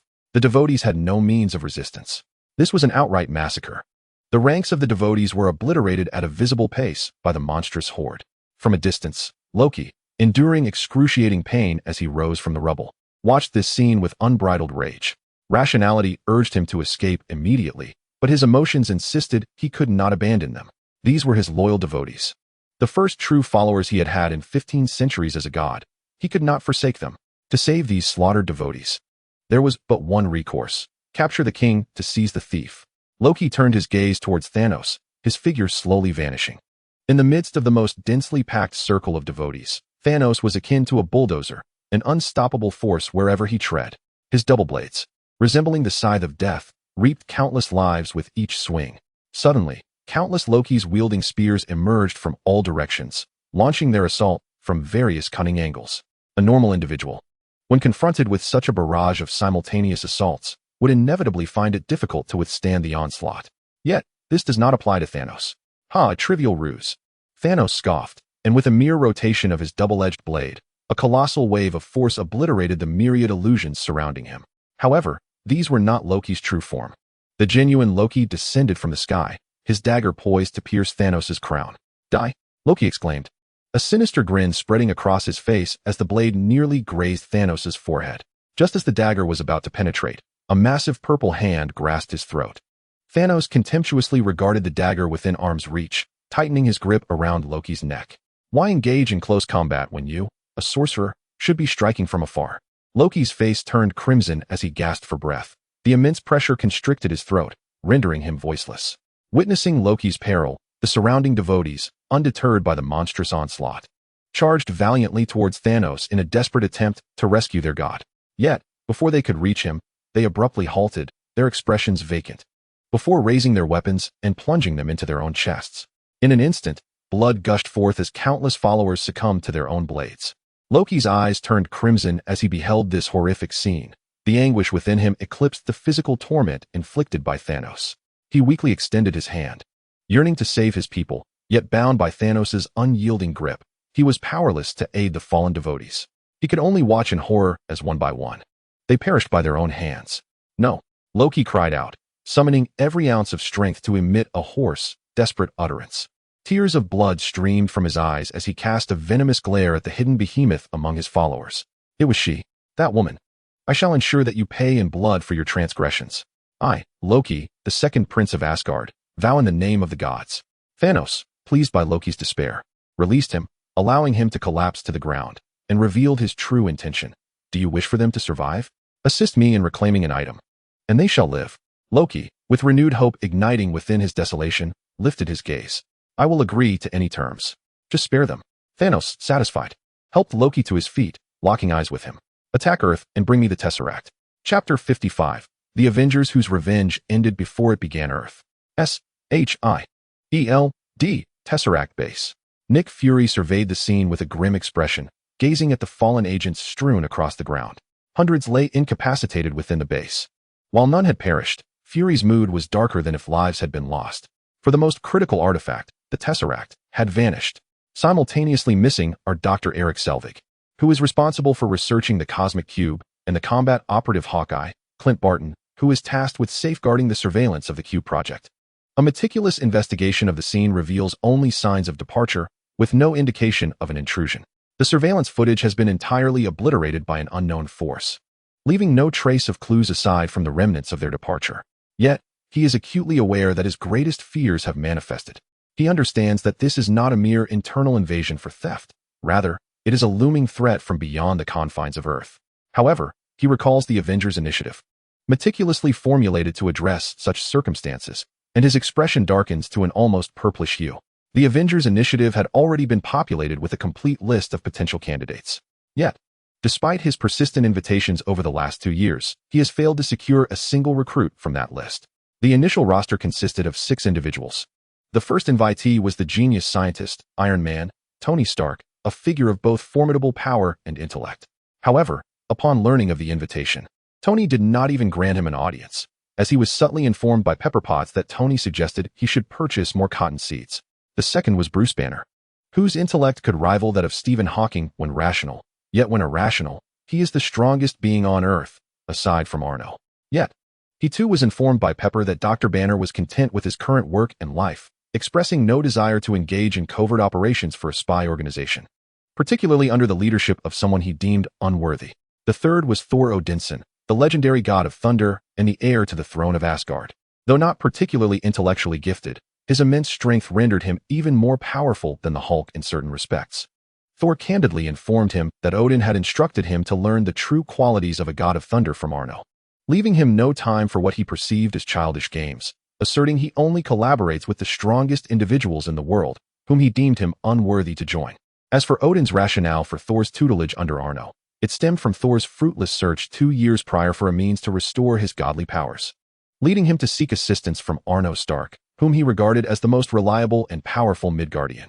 Ultimately, after spending a week in a refugee camp in the Middle East under Arno's guidance, he gained a profound understanding of the devastation war wreaks on civilians, which enabled him to reclaim his hammer. However, it was evident that Odin remained dissatisfied, as he ordered Thor to continue his studies with Arno, prohibiting his return to Asgard until he had advanced further. The 4th and 5th candidates were previously selected, being 2 of the most exceptional agents of S.H.I.E.L.D., Natasha Romanoff and Clint Barton. While their combat prowess may not be particularly high, each possesses unique skills that complement those of the others, such as infiltration, assassination, and interrogation techniques. However, now there is someone who, years ago, infiltrated a private estate and is still working for others, while another has vanished without a trace along with the cosmic cube.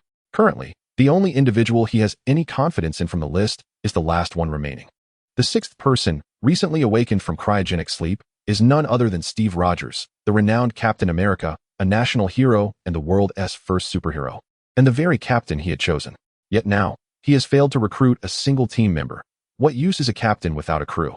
Although Captain America once represented the pinnacle of human physicality, the times have changed. With advanced technology, mutated monsters, superpowered beings, alien invaders, and even legendary gods from comic lore making their appearances, a single peak human cannot hope to make a ripple amidst such forces. Nick Fury, weary and troubled, rubbed his temples, feeling a profound sense of failure for the first time. His originally planned Avengers team had, astonishingly, failed to materialize even before it began. This marked his first complete failure in his long tenure as the king of espionage. Without the Avengers, how could he possibly protect Earth from external threats? The answer was simple. He need not protect it himself. At Stark Manor, Arno, Tony, Pepper, Banner, Thor, Natasha, Deadpool, Wanda, Quicksilver, Kia, and numerous estate staff gathered in the Grand Hall.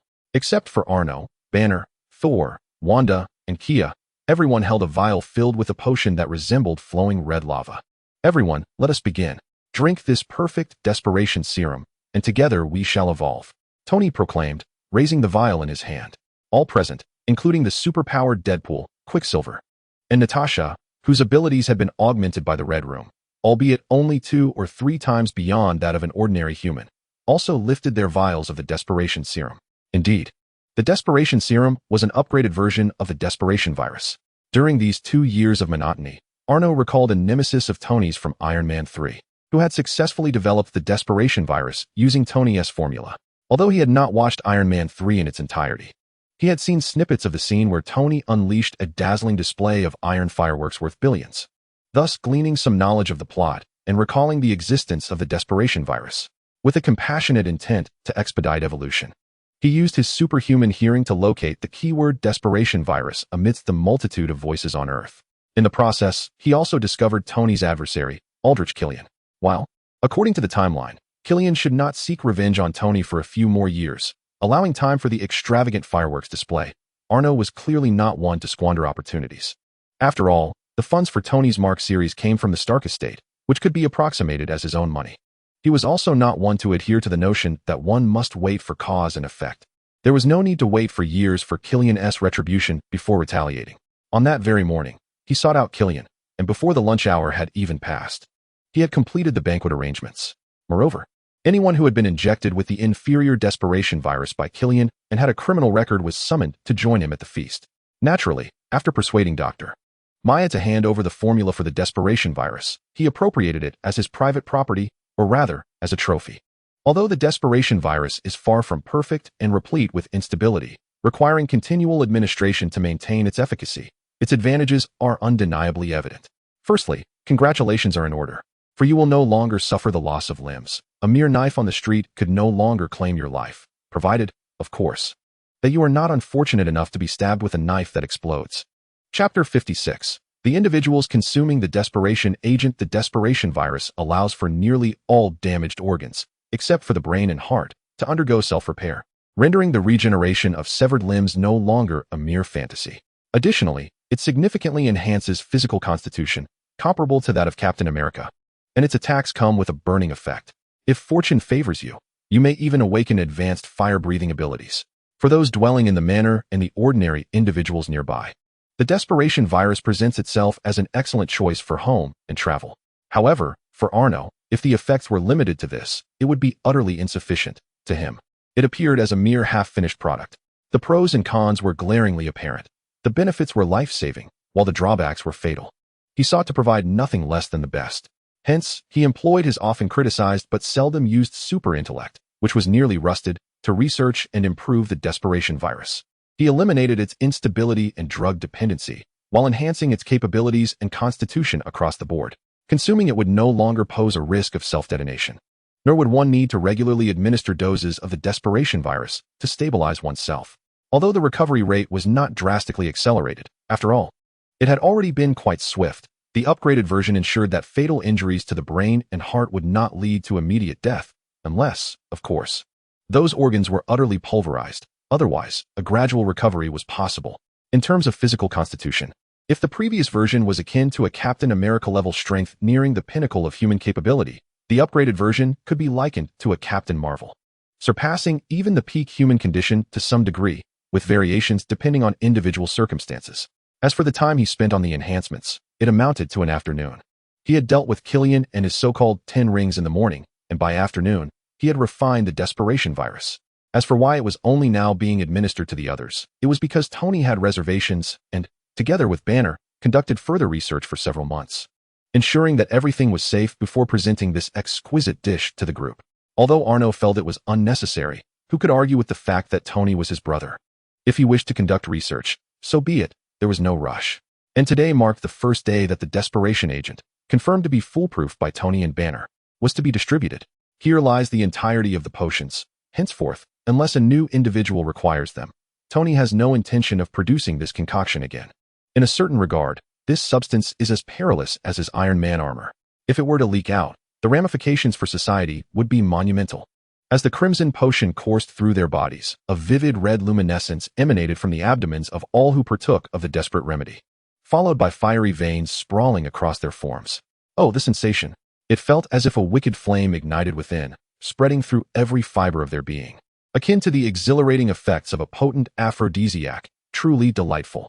The hall resonated with rapturous exclamations. Deadpool, lost in ecstasy, rolled his eyes and incessantly uttered risque remarks.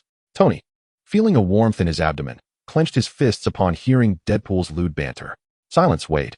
By the way, who provided him with the potion? I don't recall this pervert being on my evolution invitation list. After venting his frustration, Tony turned to Arno and suggested, now that I possess regenerative abilities, even without my armor, I can defend myself. When will you expel this guy? Arno merely smiled in silence, aware that Tony was jesting. The quantity of the desperate remedy was meticulously crafted according to the number of participants, ensuring no excess or deficiency. Since Deadpool received a dose, it implied that Tony had prepared one for him as well. In truth, the invitation list was not curated by Tony, but managed by Pepper Potts. Aside from those residing in the mansion who were implicitly included, Pepper also extended invitations to Deadpool and Happy, with Arno and Tony's consent. Happy, having been Tony's loyal companion for over a decade, had transcended the role of mere bodyguard to become a cherished friend, thus deserving a share of the potion.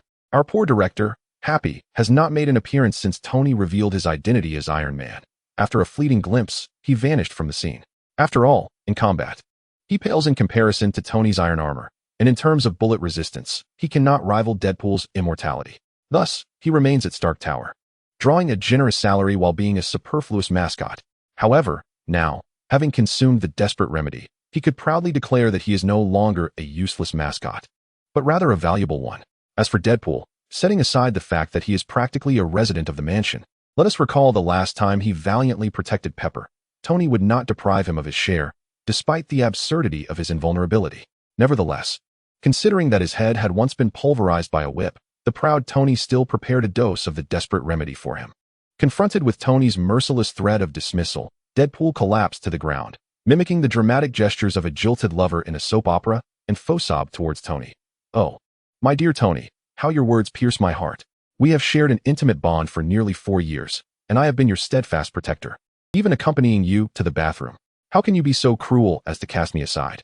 Upon hearing this, the others, still adjusting to their newfound powers, cast bewildered glances at Tony and Deadpool. Even Pepper exhibited a strange expression towards Tony, as if to say, "I never imagined you were fond of this sort of thing."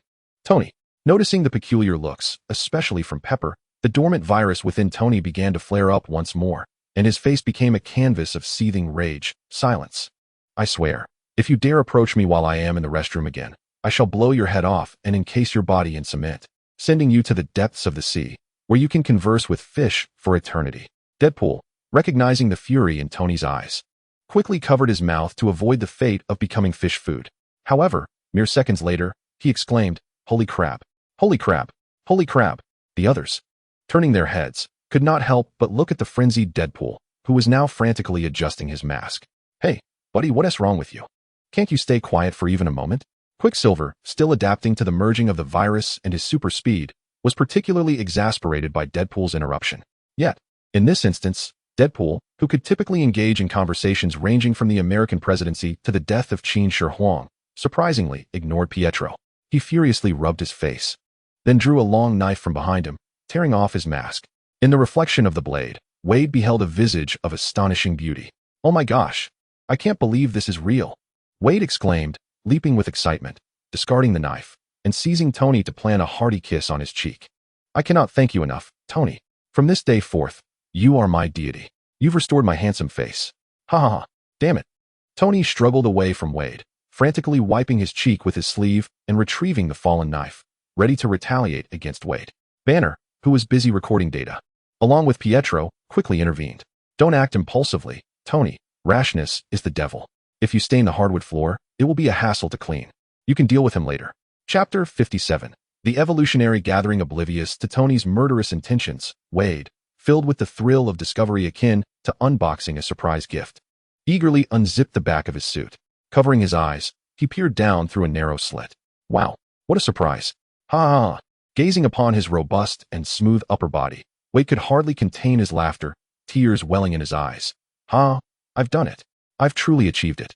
If that son of a dog, Francis, were to know that I have regained my unparalleled beauty, he would surely die in despair. Ha." Wade chuckled heartily, eager to unfasten his trousers and explore whether his lower half had also returned to its former glory, particularly concerning his brother. However, a searing gaze compelled him to halt his hand, poised at his waistband. Do not misconstrue this. It was not a psychological intensity. No one in the vicinity harbored such depravity as to take interest in Wade's lower half. Rather, it was a physical heat emanating from Arno, whose eyes gleamed with a crimson light. With a smile, he warned Wade, "If you dare to lower your trousers any further, I shall obliterate that thing of yours." Confronted by Arno's benevolent yet firm demeanor, Wade swallowed hard, instinctively crossing his legs. "Ahem," he is merely jesting. "I would never be so uncouth as to disrobe in public. I too feel a sense of modesty." This was precisely why, despite the fact that the desperation serum had been modified by Arno but produced by Tony, Wade had impulsively kissed Tony in his excitement rather than Arno. For while Tony might threaten him with a knife, it was unlikely he would truly harm him. But when Arno spoke of obliteration, one could be certain he meant it.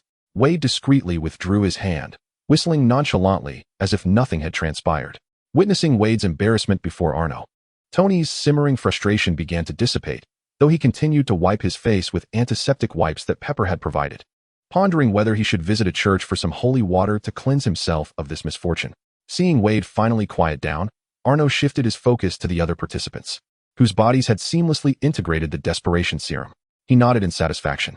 Unsurprisingly, none of them experienced any adverse effects after consuming the serum. All had perfectly assimilated the abilities of the desperation virus. Moreover, individuals like Deadpool, Quicksilver, and Natasha had not merely retained their prior abilities, but had significantly enhanced them. For instance, Deadpool's regenerative capacity had been further amplified, and his physical prowess and offensive techniques had also seen improvement. Now, when he wielded dual blades, he was not limited to mere physical damage. He could incorporate searing attacks, and he even contemplated employing a fire-breathing technique. This version of Deadpool was far superior to the one before. While he had seen some enhancement upon awakening his mutant genes, his combat methods primarily relied on the exceptional swordsmanship and marksmanship he had acquired long before his transformation. One could recall his iconic scene, where, Faced with a barrage of bullets, he danced with his blades in a manner that rendered him impenetrable, skillfully deflecting each projectile with his masterful technique. After awakening his mutant genes, he relied on his newfound immortality, rendering his swordsmanship somewhat perfunctory, ultimately being reduced to a sieve by Thanos' onslaught. As for Quicksilver, his previously fragile body, which could be felled by mere bullets, now possessed the remarkable ability to self-heal as long as he was not rendered to a state of helplessness. Most importantly, the apocalypse virus had transformed his physical endurance, significantly enhancing his stamina, eliminating the previous issue of exhausting energy too rapidly during brief bursts of speed. Finally, there was Natasha, whose transformation was the most profound among the group, second only to Deadpool. Having undergone prior enhancements, she emerged even stronger after consuming the apocalypse serum. Her physique underwent astonishing changes. Arno approached her with a warm smile, gently patting her shoulder, genuinely pleased for her. Natasha, congratulations, you are now a complete person. Initially taken aback, Natasha soon connected the dots as the burning sensation in her abdomen faded, revealing something new within her. After a moment of touching her abdomen in disbelief, she realized this was not a fleeting dream. Tears welled in her eyes as she embraced Arno tightly, her voice choked with emotion. I never imagined that one day I could return to being a complete person. This is a dream I never dared to envision. My gratitude is beyond words. I truly do not know how to thank you. Arno gently patted her back, which trembled from her overwhelming excitement, and with a playful smile, he said, perhaps I should reduce your salary, allowing me to afford our head instructor to stay at the manor for a few more years. Unable to suppress a smile, Natasha winked at Arno, replying, if you don't pay me, I would happily work for you without compensation for a lifetime. The two shared a knowing smile before their gaze was interrupted. Wanda stepped between them, positioning herself in front of Arno. A sardonic smile on her face as she congratulated Natasha. Congratulations, Sister Natasha. Thank you, Natasha replied, unfazed by Wanda's hostile glare, shifting her attention from Arno. Oh, little girl, had I truly wished to compete with you in the past, you would have never stood a chance. As for now, well, Natasha lifted a glass of wine. Taking a delicate sip, a mysterious smile gracing her lips. Arno affectionately ruffled Wanda's jealous hair and raised a glass from the long table, declaring, since everyone has received the gifts Tony and I brought, let the celebration commence. In this manner today, there are no distinctions between master and servant. Let us revel together. Upon his words, the crowd erupted in cheers, raising their pre-poured glasses in a toast. To new beginnings, cheers. With the consumption of the apocalypse serum, many found their inner conflicts resolved, such as Wade's anxiety over his appearance and Natasha's insecurities regarding her physical flaws. In the manor, the maids, who felt consistently rescued by their master yet lacked the ability to reciprocate, found themselves revitalized under the influence of the critical potion. With renewed confidence, their spirits naturally lifted. Even the Deadpool, who incessantly called others sister and clinked glasses, was included among them by Arno. In this atmosphere of relaxation, everyone in the manor indulged in revelry, albeit limited to drinking. Arno grasped 2 glasses of wine and approached Kia, who stood alone at the entrance of the hall. Her demeanor starkly contrasted with the joyous laughter and intoxicating aroma surrounding her. Shall we partake in a drink together? Kia surveyed the cheerful faces of those around her, her expression unchanging as she gently shook her head. As the steward of Stark Manor, I must remain vigilant at all times to serve my master and ensure the safety of the estate. Arno sighed in resignation upon hearing this. Kia's personality bore significant issues stemming from her past as an experimental subject, challenges that no potion could mend. She did not require the critical potion. Her abilities were highly developed, surpassing those of the potion in both healing prowess and physical strength, not to mention her formidable telekinetic power. However, her struggles were not corporeal but psychological. The wounds of her mind could not be healed by any elixir. Deep down, she harbored a profound sense of insecurity and reliance on him, a realization that dawned upon him the moment he saved her. This dilemma posed no easy solution for him, as all those he had rescued from the manor were, to varying degrees, dependent on him, with Kia's reliance being particularly acute. Typically, she rarely engaged in conversation with others, often donning an expressionless facade to mask her fear of abandonment, which was greater than anyone else's. Arno placed both glasses in his left hand and gently tousled her golden hair with his right. Kia, today there are no stewards, no servants in the manor. You need not worry about the estate's safety. For my sake, let today be a moment for you to be truly yourself and raise a toast with me.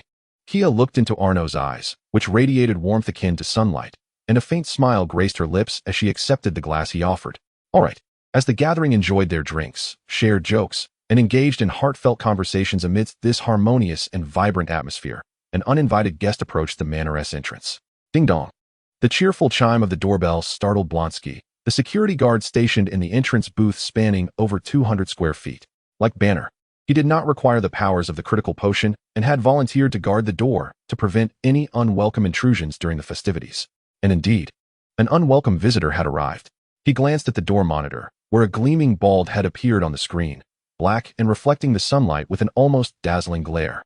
Despite the glimmering reflection on the bald head of the imposing figure before him, Blonsky, a trusted confidant of the former General Ross, recognized him instantly. It was none other than Nick Fury, the infamous director of S.H.I.E.L.D. Within military circles, the reputation of S.H.I.E.L.D. was far from commendable. No army appreciated a global espionage organization wandering freely within its dominion. Regardless of the fact that this so-called global organization primarily served the interests of America.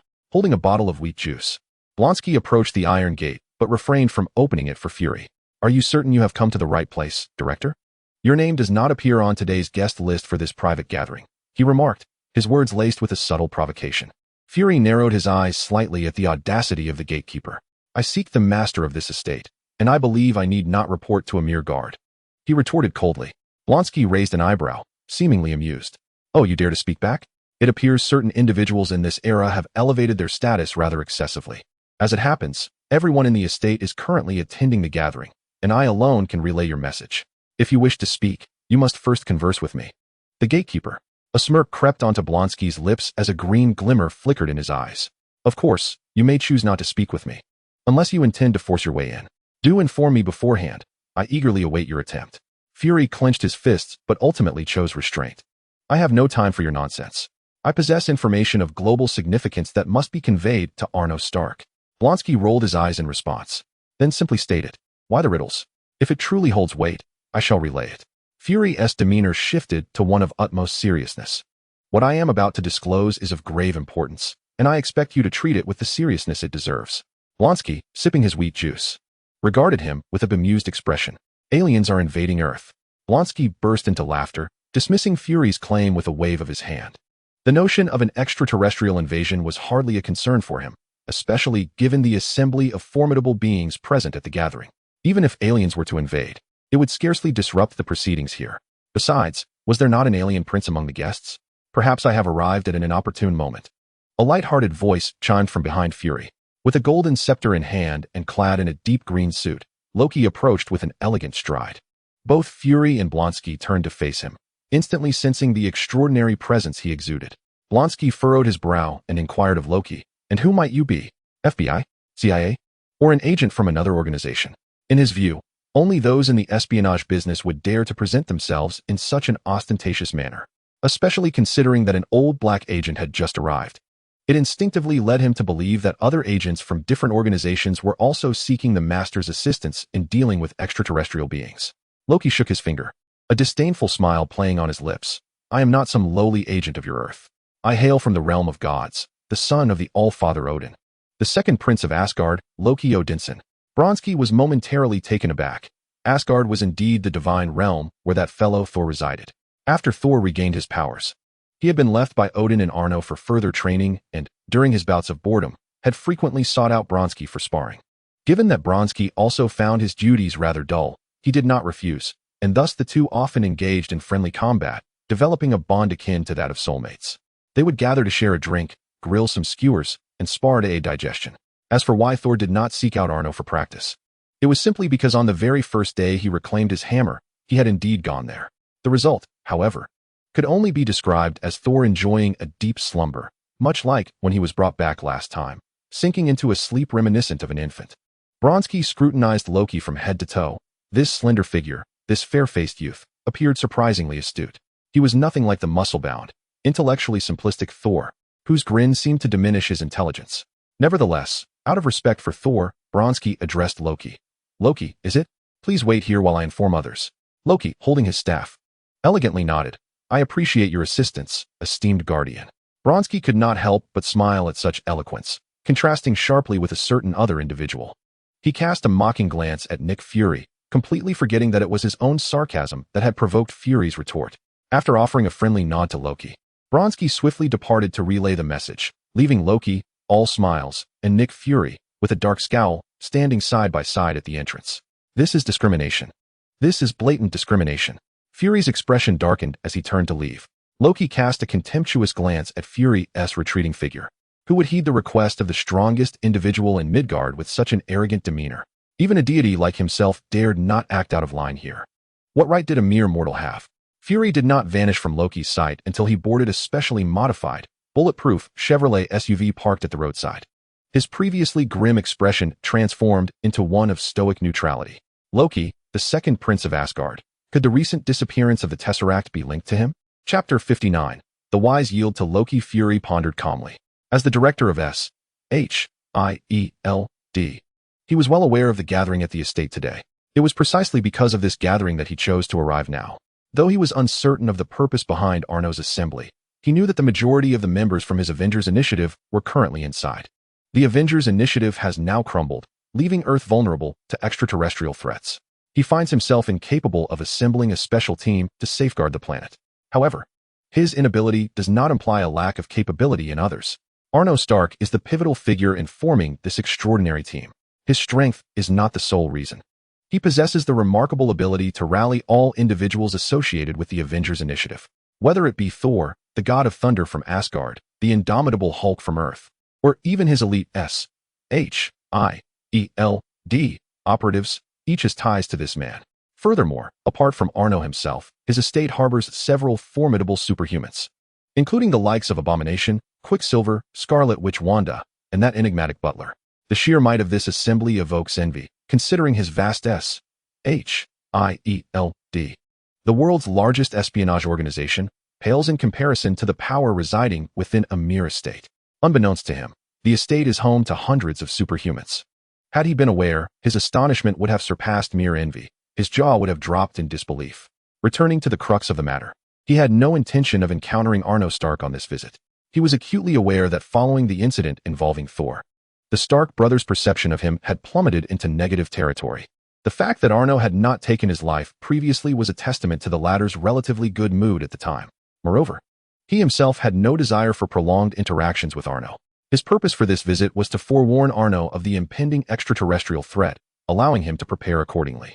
As for whether he would concern himself with Earth's fate, the answer is affirmative. He is invested in the survival of his own planet. Who would desire an outsider to wreak havoc on their home? A glint of resolve flashed in Nick Fury's eyes. Unexpectedly, this visit yielded an unforeseen encounter with the second prince of Asgard, Loki, the legendary god of mischief, brother to Thor. Given the coincidental disappearance of the Tesseract, Loki's presence inevitably aroused Nick Fury's suspicions regarding a connection. Yet, he was puzzled. If Loki indeed had a hand in it, why would he dare seek out Arno? Was it merely to steal the Tesseract without intentions of a large-scale invasion? Nick Fury furrowed his brow, sensing complexities beyond the apparent. From the driver's seat, Coulson, noticing Nick Fury's prolonged contemplation, could no longer contain himself. Sir, since we have informed Superman, should we alert the nations to prepare for an alien invasion?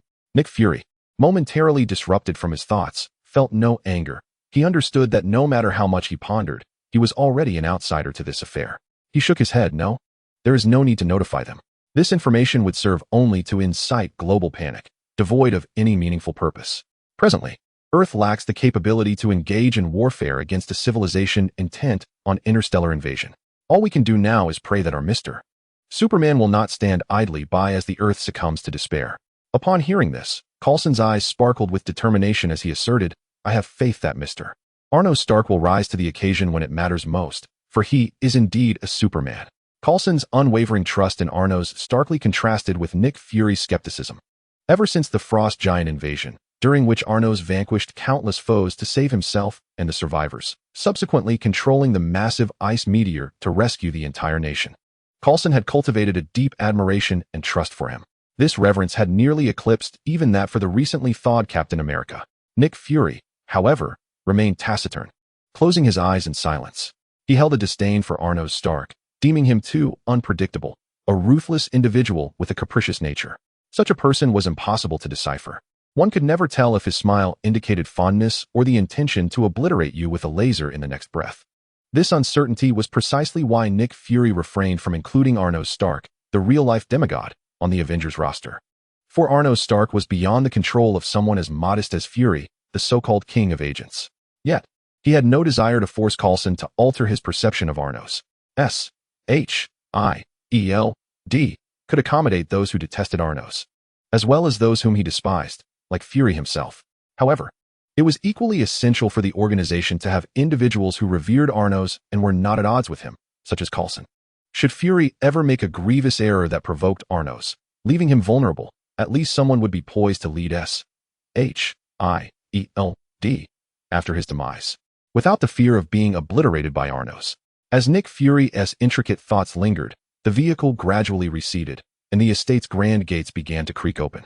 To his surprise, it was not Blonsky who emerged, but a brawny blond man. "Loki, I knew you were still alive," Thor exclaimed, lifting Loki high into the air with exuberance. "Thor, put me down. You reek of alcohol. How much have you consumed?" Loki remarked, a familiar strength wrapping around his waist. Though his expression bore a hint of exasperation, warmth flickered in his eyes. After 2 years apart, he found himself surprisingly fond of this oath. Had Thor been present during the invasion of his home planet, he would have undoubtedly shielded Loki without hesitation. As Loki observed Thor's enthusiastic demeanor, a sense of grievance welled up within him. Upon being set down, Thor flashed a broad smile and raised a finger. "One bottle? Is that all you've consumed?" "Well, it's your nature, I suppose," Loki replied, raising his hands in resignation, acknowledging the truth in Thor's words. "Father said you fell from the Rainbow Bridge and into the chaotic void. How did you survive?" Thor inquired, curiosity piqued after his initial excitement. It is essential to understand that even in his prime, he would have little assurance of surviving a plunge into the chaotic currents of space, let alone someone as feeble as Loki. Merely by a stroke of fortune, the tumultuous rift did not rend me to pieces, but instead deposited me upon a native planet. As the conversation reached its conclusion, the mirth in Loki's eyes faded, supplanted by an icy veneer. "Thor, take me to meet that formidable being of Midgard. My purpose for this visit is primarily to see him." Thor nodded without hesitation. "You mean Arno?" "Certainly, I have informed him, and he has already consented to your attendance at this gathering." Thor exchanged greetings with Bronsky, who was engaged in sipping some spirits, and then led Loki into a Hummer, setting off towards the venue of the gathering. The estate, having been converted from a military base, sprawled over an extensive area, necessitating the use of vehicles for traversal. A row of Hummers stood neatly aligned at the entrance, keys left within, ready for use. In truth, several vehicles could be found parked near each building on the estate, facilitating movement for its inhabitants. Chapter 60. The Scepter of the Mind and the Cosmic Cube. However, Thor drove out of respect for Loki, recalling a previous encounter with Arno, during which Arno had playfully wielded his hammer against Thor's head while lifting him skyward. It was in that moment that Thor realized the discomfort and even pain of being hoisted through the air against one's will. Before long, Thor arrived with Loki at a 2-story edifice that appeared far more spacious than the other structures within the estate. Upon entering, they were greeted by a bustling hall filled with vibrant energy. Snacks floated amidst crimson mist, while a silvery figure darted through the haze, clearing the delicacies with lightning speed. Accompanied by numerous maids applauding, their hands igniting with sparks. Amongst this animated scene was the brawny Hulk, engaged in a drinking contest with the bare-chested Wade. "Is it truly this lively here?" Loki mused, a twitch at the corner of his mouth betraying his bewilderment at the extraordinary spectacle before him. Thor, brimming with pride as though this were his domain, proclaimed, "Isn't the atmosphere delightful? It feels just like home here. Would you care to stay a while?" Before Loki could respond, a large green hand seized his cloak and pulled him backward. Hulk, with a slightly flushed countenance, exclaimed, "Thor, come drink with Hulk. Wade, weak. You, strong." Thor's expression shifted as he detected the overwhelming scent of alcohol emanating from Hulk. "Hulk, how much have you consumed?" "This is mead I brought from Asgard." "Hulk, heed Thor's words. Keep drinking. You must accompany me," Hulk insisted, tugging Thor toward the banquet table. "Loki, I shall seek you out later. You should speak with Arno in the meantime." Loki nodded at Thor, though he could not fathom why, despite never having met Hulk before. He felt an inexplicable trepidation in his presence. Shaking off the thought, Loki reassured himself that he was merely a rather large mortal. How could he possibly be afraid? He turned his head and scanned the surroundings, quickly locating his target for this mission, the formidable warrior of Midgard, Arno Stark. His purpose for coming to Earth was to fulfill a pact made with Thanos. He was to retrieve the Tesseract and launch an assault on Earth, while Thanos would spare his planet and his followers. Acquiring the Tesseract was a straightforward endeavor, facilitated by Thanos dispatching a capable ally, the supernova. Utilizing the spatial powers of the Tesseract, Thanos had teleported him to its location. The base, guarded only by mortals, was essentially unprotected against him and the supernova. In an instant, the supernova had mentally subdued everyone present. Had he not suggested eliminating all those here, Earth would have been even more vigilant. The supernova had intended to incite these individuals to turn upon one another, just as she had done to his followers on his planet. Securing the Tesseract was effortless. Yet the invasion of Earth posed a more significant challenge. Although this was merely a planet of mortals, it did not imply an absence of resistance. The human armies were not easily conquerable by just him and the supernova. Moreover, there existed formidable supernatural entities like Arno. As for how the supernova acquired information about Arno, this was no challenge for one possessing mental dominion. The supernova had taken control of Hawkeye, unveiling numerous hidden secrets of Earth, including the existence of the god of men, Arno. While the supernova did not regard this Earthling as a worthy adversary to her father, she chose not to act recklessly against Arno. Instead, she prepared to unleash a grand army to invade Earth. Thus, she and Loki divided their efforts. She would lead Dr. Eric, who was studying the Tesseract, and Hawkeye to gather materials to fabricate a means of opening a portal. Meanwhile, Loki was tasked by the supernova to wield the Mind Scepter. Rumored to control all living beings, to disrupt the most formidable forces on Earth, buying her time to activate the portal. With a smirk, Loki contemplated the objective of this mission as he approached Arno, who was engrossed in a discussion with Tony about his new armor, which was intended to be capable of remote separation and automatic deployment. Suddenly, Arno turned his gaze towards the advancing Loki, and Tony, noticing the unfamiliar presence in their midst, halted his exposition on the next suit.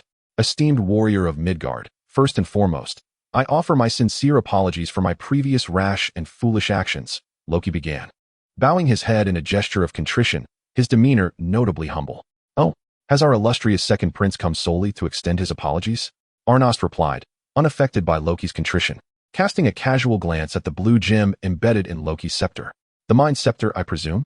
Or rather, the Mind Stone. While I am uncertain of its effects upon me, I have no intention of testing it. Should Loki harbor any intentions of aggression towards me, in that instant, he would unhesitatingly crush his neck. Loki was suddenly struck by a chilling sense of dread, yet he could not discern what felt amiss. He suppressed the inexplicable fear that arose within him and smiled faintly. Of course not. I have come primarily to negotiate a transaction with the esteemed warriors of Midgard. Arno raised an eyebrow, revealing a hint of intrigue. Oh. Loki slowly lifted his hand, extending the scepter imbued with mental authority toward Arno. Subsequently, Arno accepted the scepter offered by Loki, scrutinizing it with curiosity, or rather, the gem of mental power it bore. He remarked nonchalantly, Oh, you do not intend to use it to control me, but rather, you choose to entrust it to me? Upon hearing Arno's words, a cold sweat broke out on Loki's back. He finally understood the source of his earlier unease.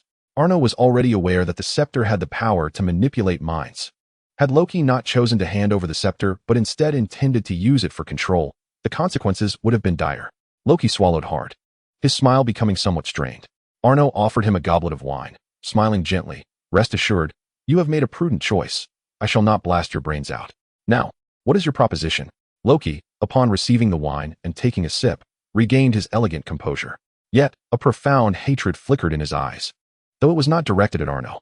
I shall disclose the identity and intentions of the invaders assailing Earth. In return, you must agree to assist me. Arno regarded Loki thoughtfully. In the original tale, Loki was indeed dispatched by Thanos to assault Earth. However, there were no other invaders. Before the opening of the spatial wormhole, it was solely Loki. Speak on, Arno urged. Without hesitation, Loki continued. Firstly, besides myself, there is another mind controller among the invaders, a being known as the Celestial. Her mental manipulation is formidable. You must exercise caution. If you, the mightiest of all, were to fall under her control, all would be lost. The puppet master behind this is a notorious entity known as Thanos, a merciless butcher of planets. Wherever he goes, half of the life forms on that planet face annihilation. And this includes Earth, which he intends to assault. However, their objective is not only to invade Earth, they also seek to acquire the Tesseract. The Tesseract is a precious artifact of space that Asgard has lost to Earth, containing boundless energy capable of opening portals across infinite distances. Currently, the Celestial possesses the Tesseract. Yet I remain perplexed as to why she insists on this assault on Earth. Thanos is fully aware that my father still lives. He would never allow his 9 realms to be slaughtered before his eyes. Thus, His acquisition of the cosmic cube and subsequent assault on Earth cannot merely be attributed to a desire to annihilate half of its population. As for the underlying reasons, they remain elusive to me. Regarding my situation, Thanos has instructed the Celestial to convey to me a directive aimed at disrupting Earth's most formidable forces. This entails utilizing the Mind Scepter to incite civil strife among you, thereby affording the Celestial the necessary time to construct a space transport device. Arno listened attentively as Loki recounted his tale, his gaze traversing the vast distance towards Stark Tower. Observing Dr. Eric, who was already in the process of assembling the space transport device, a faint smile crept across Arno's face. Intriguingly, it seems the narrative has shifted entirely, with the completion of the space transport device being hastened significantly. Although he could promptly destroy the device and seize the cosmic cube, thus concluding this invasion, he felt no urgency. Sipping his drink leisurely, he regarded Loki with a calm demeanor. You have delivered your information. Now, what do you seek from me? Revenge. I implore you to assist me in slaying the Celestial and Thanos along with his legion. Loki's repressed hatred erupted forth, for he could hardly believe Thanos' deceitful assurances that aiding in the invasion of Earth would spare his own planet. Such folly would not be entertained. The Butcher of Worlds had never been known to show mercy. Furthermore, although not half of the population, the countless followers who perished in the square did not die in vain. No, their deity shall exact vengeance on their behalf. Chapter 61, Justice League. I am quite curious as to what compels you, the second Prince of Asgard, to seek the aid of a former adversary in your quest to vanquish Thanos and the Celestial? Arno mused, intrigued by the hatred radiating from Loki's eyes. If memory serves correctly, during the original Avengers conflict, Loki had willingly attacked Earth with Thanos' assistance, aspiring to become its sovereign. After a moment of contemplation, Loki replied slowly. He and his minions have slaughtered many of my followers on my planet, and now half of its inhabitants remain at his mercy. I do not trust his assurances that he will spare my world after helping him invade Earth to reclaim the cosmic cube. Only his demise will grant me true peace. Moreover, I believe, as a fellow lord of a world, you can empathize with my plight. Loki's words initially surprised Arno, then evoked understanding, and finally struck a chord deep within him. A lord of worlds. Indeed, this young man possesses eloquence and promise. Noticing Arno's approving gaze, Loki smiled slightly and continued, moreover, the crux of the matter is, should you assist me, not only would you wield the scepter capable of commanding all living beings, but the cosmic cube, brimming with infinite energy, would also belong to you. Foolishness. Should we eliminate the Celestial, the cosmic cube would still be mine. Indeed, this aligns perfectly with my request. By eliminating the superstar, you would undoubtedly provoke Thanos, leading to an inevitable confrontation with him. Thus, it would be wiser to eliminate him sooner rather than later. Creating a win-win situation, would it not? Loki revealed a triumphant smile. Upon hearing this, Arno chuckled and raised his goblet towards Loki. How intriguing. I must admit, you possess quite the acumen. Your request is granted. This Loki was indeed fascinating, a stark contrast to the impulsive character known only for his mischief in the films. It seemed that from the moment he entrusted the Mind Stone to Arno, he had already resolved to assist him. Tony, who had been silently listening, furrowed his brow after hearing Loki's words. He fixed a deep gaze upon Loki and finally addressed Arno. Arno, the recent years have witnessed an alarming increase in supernatural occurrences and even extraterrestrial invasions on Earth, each more significant than the last. We can no longer afford to remain disorganized and fight our battles in isolation, relying solely on you to manage global crises. It is imperative that we establish a super league for Earth, enabling us, apart from you, to address the monumental supernatural events that may arise. Tony articulated a long-held vision that had surfaced in his mind. A super league? It appears you have been contemplating this for some time, Arno remarked with a peculiar expression. Was fate destined to bring about the Avengers once more? Yet this time, it would not be Nick Fury at the helm, but Tony himself. Indeed, I had the notion of arming the world with armor during the Frost Giant incident 2 years ago, though it proved too formidable a task to realize. Setting aside the immense quantity of armored suits required, merely obtaining real-time data on global criminal activities is an overwhelming endeavor. Jarvis is not yet equipped for that. Thus, I have resolved to establish a league composed of individuals with extraordinary abilities to confront the forthcoming major events on Earth. Tony did not shy away from stating his plan plainly. Arno appeared indifferent, believing he could safeguard his planet adequately, yet if Tony desired to contribute, he could pursue it. Nonchalantly, he inquired, "Suit yourself. What shall this league be called?" His question was casual, for in his heart, the name Avengers seemed a foregone conclusion. With utmost seriousness, Tony gazed at Arno and slowly declared, "Our league shall be named The Justice League. A sudden spray of drink erupted, as Tony found himself doused in liquid. However, it was not Arno who had sprayed him, but Wade, who had been eavesdropping beneath the table. Are you truly not concerned about DC suing you for infringement over that name? Tony, observing his soaked trousers, kicked Wade out from beneath the table and raised his middle finger at him. Fool. I have long since acquired DC. I am the largest shareholder of DC Comics. I could even insert myself into the DC universe if I wished. Wade lay on the ground, unable to resist commenting. This damned cash ability can transcend the boundaries of the universe and directly acquire the rival. On the rooftop of Stark Tower in New York, before a machine emanating a column of blue light, Dr. Eric, whose eyes had turned an abnormal shade of white, gazed in rapture at the expanding blue wormhole in the sky. Incredible. I never imagined I would witness the birth of a wormhole in person one day. Beside him, Hawkeye, tasked with protecting Dr. Eric, remarked, "Congratulations, Dr. Eric, you are now the first person on Earth to create a spatial teleportation device, a veritable genius." Though their minds had been manipulated by the superstars, they retained their cognitive abilities, allowing them to maximize their knowledge and power. Indeed, who knows, with some effort, you might just open the doors to other worlds and allow me to return home, a mischievous voice chimed from behind them. Without a moment's hesitation, Hawkeye spun around and loosed an arrow, which flew faster than a bullet, leaving no time for reaction. Whoosh. Thud. What an unfriendly way to greet someone. Reminiscent of that scoundrel Francis. Deadpool casually removed the arrow lodged in his forehead. Hawkeye squinted at the arrow in Deadpool's hand and the numerous fallen mercenaries behind him. Deadpool? Long time no see, little Hawkeye. Even with cataracts, your keen insight remains sharp. By the way, I've always been curious. Is it true that you can see into a women's bathhouse from 800 meters away? Of course not. Whoosh. 3 arrows were instantly shot by Hawkeye, aimed at Deadpool's head, heart, and brother, a trio of lethal strikes. Deadpool caught the arrows aimed at his heart and lower body with his hands, while biting down on the arrow aimed at his head. Sometimes I wonder how you manage to express so many facial expressions while wearing a mask, even biting arrows. He spat out the arrow from his mouth, the mask grinning mischievously as he drew his dual swords. Because I'm the protagonist. With a flourish, flames erupted from his swords. Behold my breath of fire. Wielding the blazing blades, Deadpool vanished in a blur before Hawkeye's astonished eyes. When he reappeared, he stood before Hawkeye with his flaming dual swords in hand. Hawkeye's pupils constricted, so fast, he couldn't react in time. When did Deadpool's speed become so exaggerated? Before he could launch a counterattack, Deadpool's blades were already upon him. It was over. Hawkeye closed his eyes. Thud, thud. Deadpool struck, both of them unconscious with the unadorned hilts of his swords. Deadpool winked at the void and quipped, "Just kidding. I won't be crossing dimensions. My mission is complete, and the 10 million is in my hands. The next phase is a high-stakes game, one that a mere pawn like me cannot partake in." With a clear self-awareness, Deadpool sheathed his twin swords and merrily departed, carrying the unconscious forms of 2 individuals. Chapter 62. The bewildered few once Deadpool had left. The rooftop was left strewn with the lifeless bodies of mercenaries controlled by the supergiant, tasked with protecting Dr. Eric. The mission assigned to Deadpool was simply to retrieve Hawkeye and Dr. Eric and to bring them back alive, with Natasha personally sponsoring a reward of 10 million. She had far more pressing matters to attend to. Roar.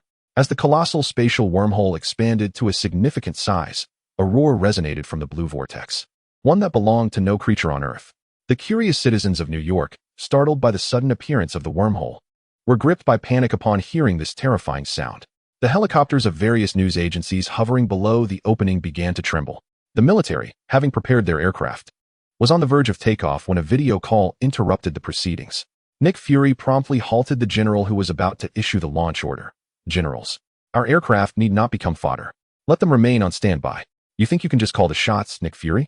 You have no command over the military." "Oh, I am well aware of that. But what about him?" With that, Nick Fury's image vanished, replaced by a live, high-definition 8K feed from SHIELD. Agents on site, showcasing the expanding wormhole. Within it, faint silhouettes were barely discernible. As the video magnified, the figures before the wormhole became unmistakably clear to the military high command. They waved their hands, issuing a command. "All is well. The crisis is averted. Let the pilots clock out and head home for lunch. No need to remain on standby." Nick Fury remarked, "You are even more complacent than I." Before the wormhole, Arno, Thor, and Tony engaged in relaxed conversation, awaiting the complete opening of the portal. Exhibiting no signs of trepidation, Arno's confidence stemmed from his formidable strength. Thor, a seasoned warrior, was unfazed by such spectacles. Tony, brimming with unwavering faith in his brother, was nonchalant. Tony observed the screen displaying information from Stark Tower, conveyed by JARVIS. By the way, that supergiant Loki mentioned hasn't made an appearance. She hasn't shown up for such a significant event as opening a spatial wormhole. Should we not be concerned? There's no need for worry. I have dispatched Clea and Wanda to locate her. I am confident they will find her shortly. Even if they don't, it matters not. Once we eliminate the invaders, I find it hard to believe she can continue to hide indefinitely, Arno replied calmly, then turned his gaze towards Thor. How about a contest? Thor, shall we see who can slay more foes? Thor shouted, though his voice lacked conviction. The staggering impact of Arno's previous feat, freezing thousands of frost giants in an instant, still resonated within him. While he harbored confidence in his own strength, he dared not claim the ability to eradicate that many frost giants in one fell swoop. Even if he were to exhaust the power of the god of thunder within him, it would remain an impossible task. Yet, a true man must never concede defeat. With a firm grip on Mjölnir, Thor fixed his gaze upon the expanding spatial wormhole. As it widened, a multitude of Chitauri vanguards on flying crafts surged forth. However, before they could fully comprehend their surroundings, they were met with a red laser, a barrage of small missiles, and a bolt of lightning that obliterated them in an instant. Roar! A colossal bellow erupted from the wormhole, as if sensing the demise of its vanguard. Soon, a grotesque, enormous head emerged from the rift. Wow, this creature is something else, both massive and hideous. Who shall confront it? Tony raised an eyebrow, astonished by the Chitauri behemoth nearly filling the entire portal. I shall, Thor declared with a thunderous voice, raising Mjölnir high. In an instant, a tremendous bolt of lightning struck the Chitauri beast, releasing a scent of charred flesh. The creature's body was cleaved in two by the spatial force at the wormhole's edge, leaving only its singed head to plummet towards the ground, while the rest of its form fell back into the abyss. Roar! At the moment of the beast's death, more thunderous roars echoed forth. Filled with an intense fury, the wormhole, now stabilized to accommodate two Chitauri behemoths, erupted with a swarm of Chitauri forces, resembling a locust plague. Trailing behind them were several massive Chitauri beasts, eager to surge forth from the portal, intent on tearing apart the minuscule beings that dared to stand against their invincible army. The competition has officially commenced. Arno chuckled softly, surveying the relentless tide of Chitauri soldiers. Thor's eyes ignited with crimson lightning as he felt the thunder surge through his grip on Mjölnir. Begin, he bellowed, summoning an onslaught of lightning that rained down upon the portal, momentarily halting the entire Chitauri army from advancing even a single step beyond the threshold of his tempestuous domain. The sky was filled with the azure and white light of lightning, while the charred corpses fell like raindrops. What splendid effects!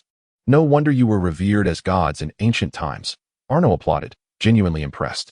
In comparison to the visual grandeur, Thor's immediate command of the Tempest was indeed far more awe-inspiring than Arno's own unadorned superhuman abilities, thermal vision, and freezing breath. Yet, simplicity is often contingent upon the wielder. With a deep breath, Arno unleashed a chilling torrent that emanated from his mouth in a fan-shaped arc, capable of freezing all in its path, wherever the icy blast passed. The Chitauri cavalry and colossal beasts alike were transformed into exquisite ice sculptures. In an instant, the sky rained down charred corpses and humanoid ice fragments. Oh, truly a pair of primitive beings, Arno remarked to Jarvis. Let them witness the awe of machinery. Summon Veronica to deploy Unit 2. Tony chuckled softly as he issued the command. The Veronica satellite was not merely equipped with the Hulkbuster Unit 1, designed to combat Whiplash, but had also been enhanced over the past 2 years with a more potent and lethal addition, Unit 2. At his command, Veronica descended from the cosmos, releasing a massive spacecraft significantly larger than the Hulkbuster's capsule. As it plummeted towards New York, the vessel began to disassemble mid-flight. Countless smaller crafts separated from the colossal ship, followed by a barrage of missiles raining toward the spatial wormhole. But that was not the end. The remaining components of the spacecraft flew towards Tony, assembling before him with remarkable speed. Ultimately, they coalesced into a magnificent, sci-fi-inspired cannon. Allow me to showcase my latest masterpiece, the electromagnetic cannon. A brilliant blue lightning surged through the barrel as it charged. With a thunderous crack, a steel needle, nearly 2 meters long, shot forth at an imperceptible speed, piercing through the ranks of the Chitauri with tremendous force. The path of the needle erupted in a series of explosive reactions, rendering a breathtaking spectacle. Such a commotion undoubtedly drew the attention of all present. The news helicopter, previously preparing to retreat, ascended dramatically, capturing the unfolding events with reckless abandon. Superman, Thor, Iron Man. The urgency of the situation overshadowed any concern for safety. Simultaneously, two incredulous voices echoed from different locations, exclaiming in astonishment. In a hospital, the elderly Captain America, accompanying Peggy Carter, stared dumbfounded at the television, witnessing the trio's effortless domination over the Chitauri forces. Was it him who had become senile? Or was the universe always meant to be this way? This was certainly not how the script unfolded. He recalled the desperate battles fought alongside Tony and others, which had merely confined the war to New York City, narrowly escaping the devastation of a nuclear bomb. Observing the trio's seemingly effortless annihilation of the Chitauri, the aged Steve felt acutely aware of his detachment from the current era, a consequence of neglecting the world's events for far too long. It appears that I, an old-timer, have fallen behind. The times have indeed changed.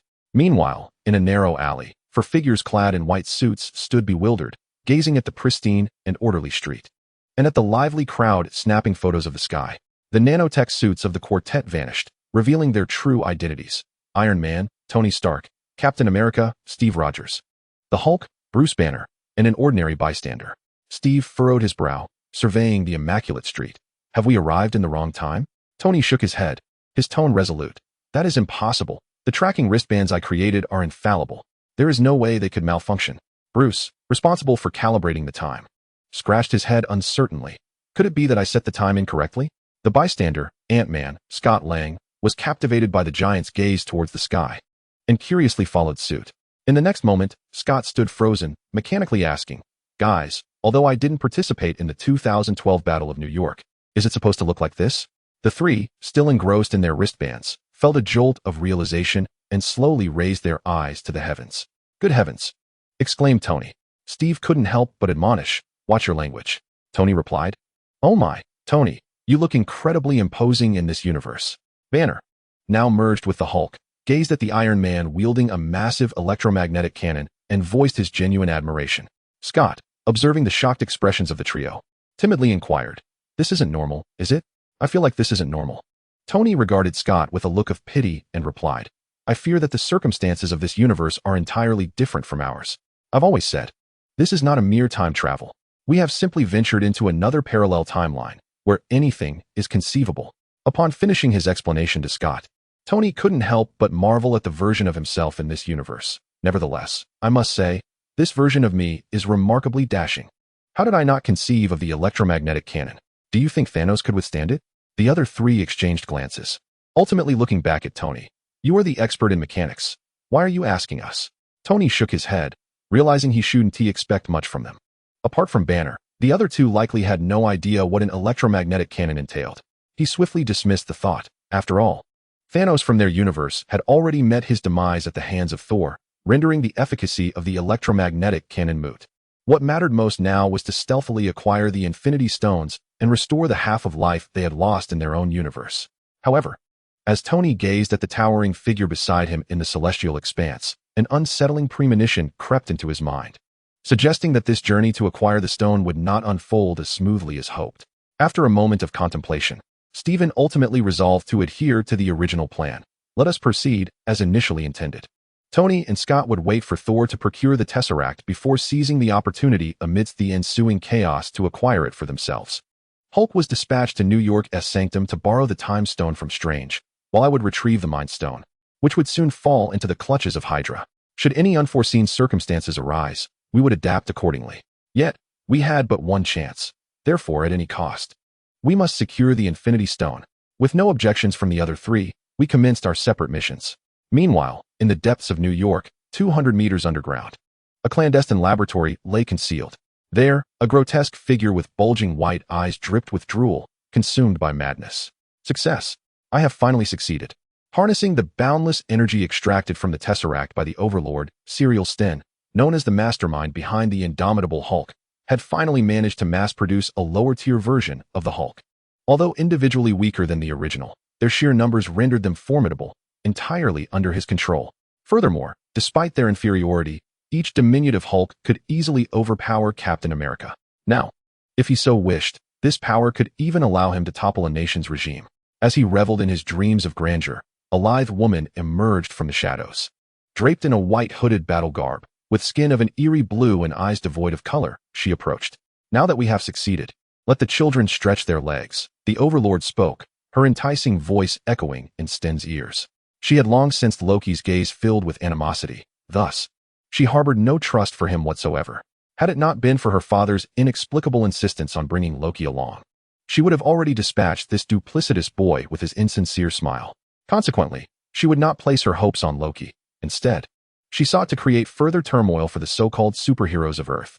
A flicker of hesitation crossed Sten's eyes, but he soon acquiesced with a nod. Very well, my mistress. I shall release the children to the surface. He pressed a red button, and the vast underground laboratory erupted with a cacophony of noise. In each experimental pod, filled with a green liquid, hundreds of individuals injected with Hulk serum awakened, their eyes ablaze with savage fury. Just as Sten was poised to issue commands for their surface rampage, a series of crisp footsteps echoed from the darkness, startling both the Overlord and Sten. This was Sten's secret lair, and the Overlord had only discovered it by virtue of her formidable telepathic abilities. Here, apart from the two of them, there were only those whose thoughts had been obliterated, reduced to mere mindless husks driven by primal instincts. How could there possibly be anyone else? A wave of telepathy emanated forth, and the supernova's expression shifted dramatically, her senses clearly indicating that the direction of the footsteps bore nothing. Yet this was evidently impossible. As the footsteps were nearly upon her, there could only be one explanation. The adversary possessed a mental prowess superior to her own, or at least equal. Finally, a silhouette emerged slowly from the shadows, drawing the gaze of the supernova and Sten. A blonde girl clad in red, her expression devoid of emotion, materialized before them. Sten, perceiving her as merely an ordinary, even somewhat fragile woman, instantly adopted a menacing demeanor. Who are you to dare come here? Before Sten could finish his sentence, his massive head exploded, green blood and brain matter splattering all over the supernova. The supervillain, the mastermind, was no more. What? The supernova felt warmth on her face, her expression one of disbelief. She had not even sensed the danger before the mastermind was executed. What a terrifying executioner. Humph, but your trick will not work on me. Moreover, you have arrived too late. The supernova scoffed, erecting a mental barrier against the seemingly unassuming girl's psychic assault. She then initiated her mental control, intending to command the numerous low-tier hulks created by Sten to overwhelm the woman before her, whom she regarded with trepidation. However, as her mental reach swept across the entire base, she was horrified to discover that not a single hulk was awakened. Was the scene she had just witnessed merely an illusion? The supernova's eyes widened in shock as her psychic energy coalesced into a needle, thrusting it forward with all her might. In an instant, the space pierced by the psychic needle warped, and the intangible air transformed into a crimson mist that gradually dissipated.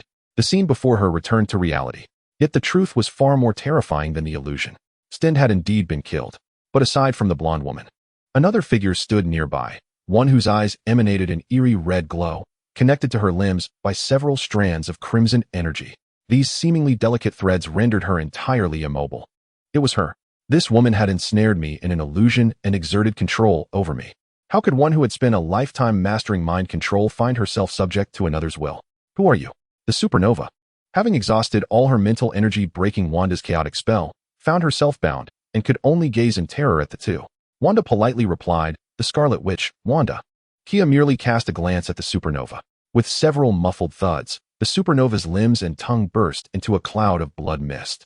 Chapter 64. The New York Battle. The conclusion. As the superstar lost all mobility, Kia waved her hands, and countless sounds of slicing air echoed. Towering green giants, each exceeding 2 meters in height, flew in from every direction, still in slumber. Although Kia's expression remained impassive, Wanda sensed an intense fury emanating from her. It was the first time she experienced such profound emotion from this woman.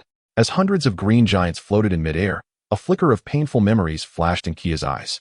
Test subjects, war machines stripped of their thoughts, much like her former self. Yet, they were less fortunate than she. Before their minds were entirely erased, they did not encounter their own deities. Thus, rest in peace. Kia offered a slight bow, her pain dissipating as she raised her gaze, returning to tranquility. Her right hand slowly formed a loose fist. With her movement, the hundreds of levitating green giants coalesced into a massive, pulsating green orb. Then, with a thunderous explosion, dark green blood erupted, splattering across the laboratory. Yet, as the blood neared Kia and Wanda, an invisible barrier repelled it, keeping them untouched. "Let us go? Our task is complete," Kia said softly, raising her hand. The immobilized superstar floated beside her, and together they began to exit. With each step, the viscous green blood on the ground instinctively parted, ensuring she remained spotless. Wanda, shaken from her astonishment, summoned a radiant red light in her hands and swiftly followed Kia. Still, she felt bewildered. Wasn't their mission merely to capture the superstar? No one had forewarned her of such a gruesome scene. As they took the elevator through the secret underground passage back to the surface, the ground suddenly trembled violently. Wanda glanced at Kia, sensing something amiss. Kia, exerting her telekinetic control over the superstar, squeezed her severed limbs, blood spilling onto the floor as her cold voice echoed. Thus, it shall become your grave. This was all she could offer to these test subjects. Above New York, as the battle between the three unfolded, the Chitauri army emerging from the spatial wormhole dwindled. Arno observed Kia and Wanda returning to the manor with the superstar and smiled with satisfaction. He believed Loki at the manor would appreciate this gift. Indeed, it was Arno who sent Kia and Wanda to this clandestine base hidden beneath New York. Although the superstar had concealed her presence with mental prowess, rendering her momentarily undetectable, she could not shield everything. Arno merely needed to survey the area briefly to locate the conspicuous underground laboratory, which housed hundreds of small green entities. At such a critical juncture, the emergence of this base was akin to illuminating a toilet with a lantern, an act of folly, regardless of its connection to the superstars. Arno harbored no intentions of letting it go. He promptly dispatched Kia and Wanda to investigate. Naturally, the tasks assigned to the two were starkly different. Wanda's mission was merely to search for the superstar, primarily to accompany Kia and bolster her courage. Conversely, Kia's directive was unequivocal, to eliminate. Evidently, Kia executed her task with exceptional efficacy, not only locating the superstar, but also annihilating the modified monstrosities lurking within the depths of New York, even obliterating their stronghold. This was nothing short of an extraordinary accomplishment, warranting an SSS rating. With the superstar found, it was time to conclude matters. Beneath Arno's silvery gray battle attire, a radiant crimson-orange glow began to manifest, and the temperature in the vicinity began to rise. The destruction mode had commenced its initial phase. The superstar had been located, and the game was over. Thor secured the entrance, Tony prepared to retrieve the Mind Stone to close the wormhole, and Arno ventured towards their mothership.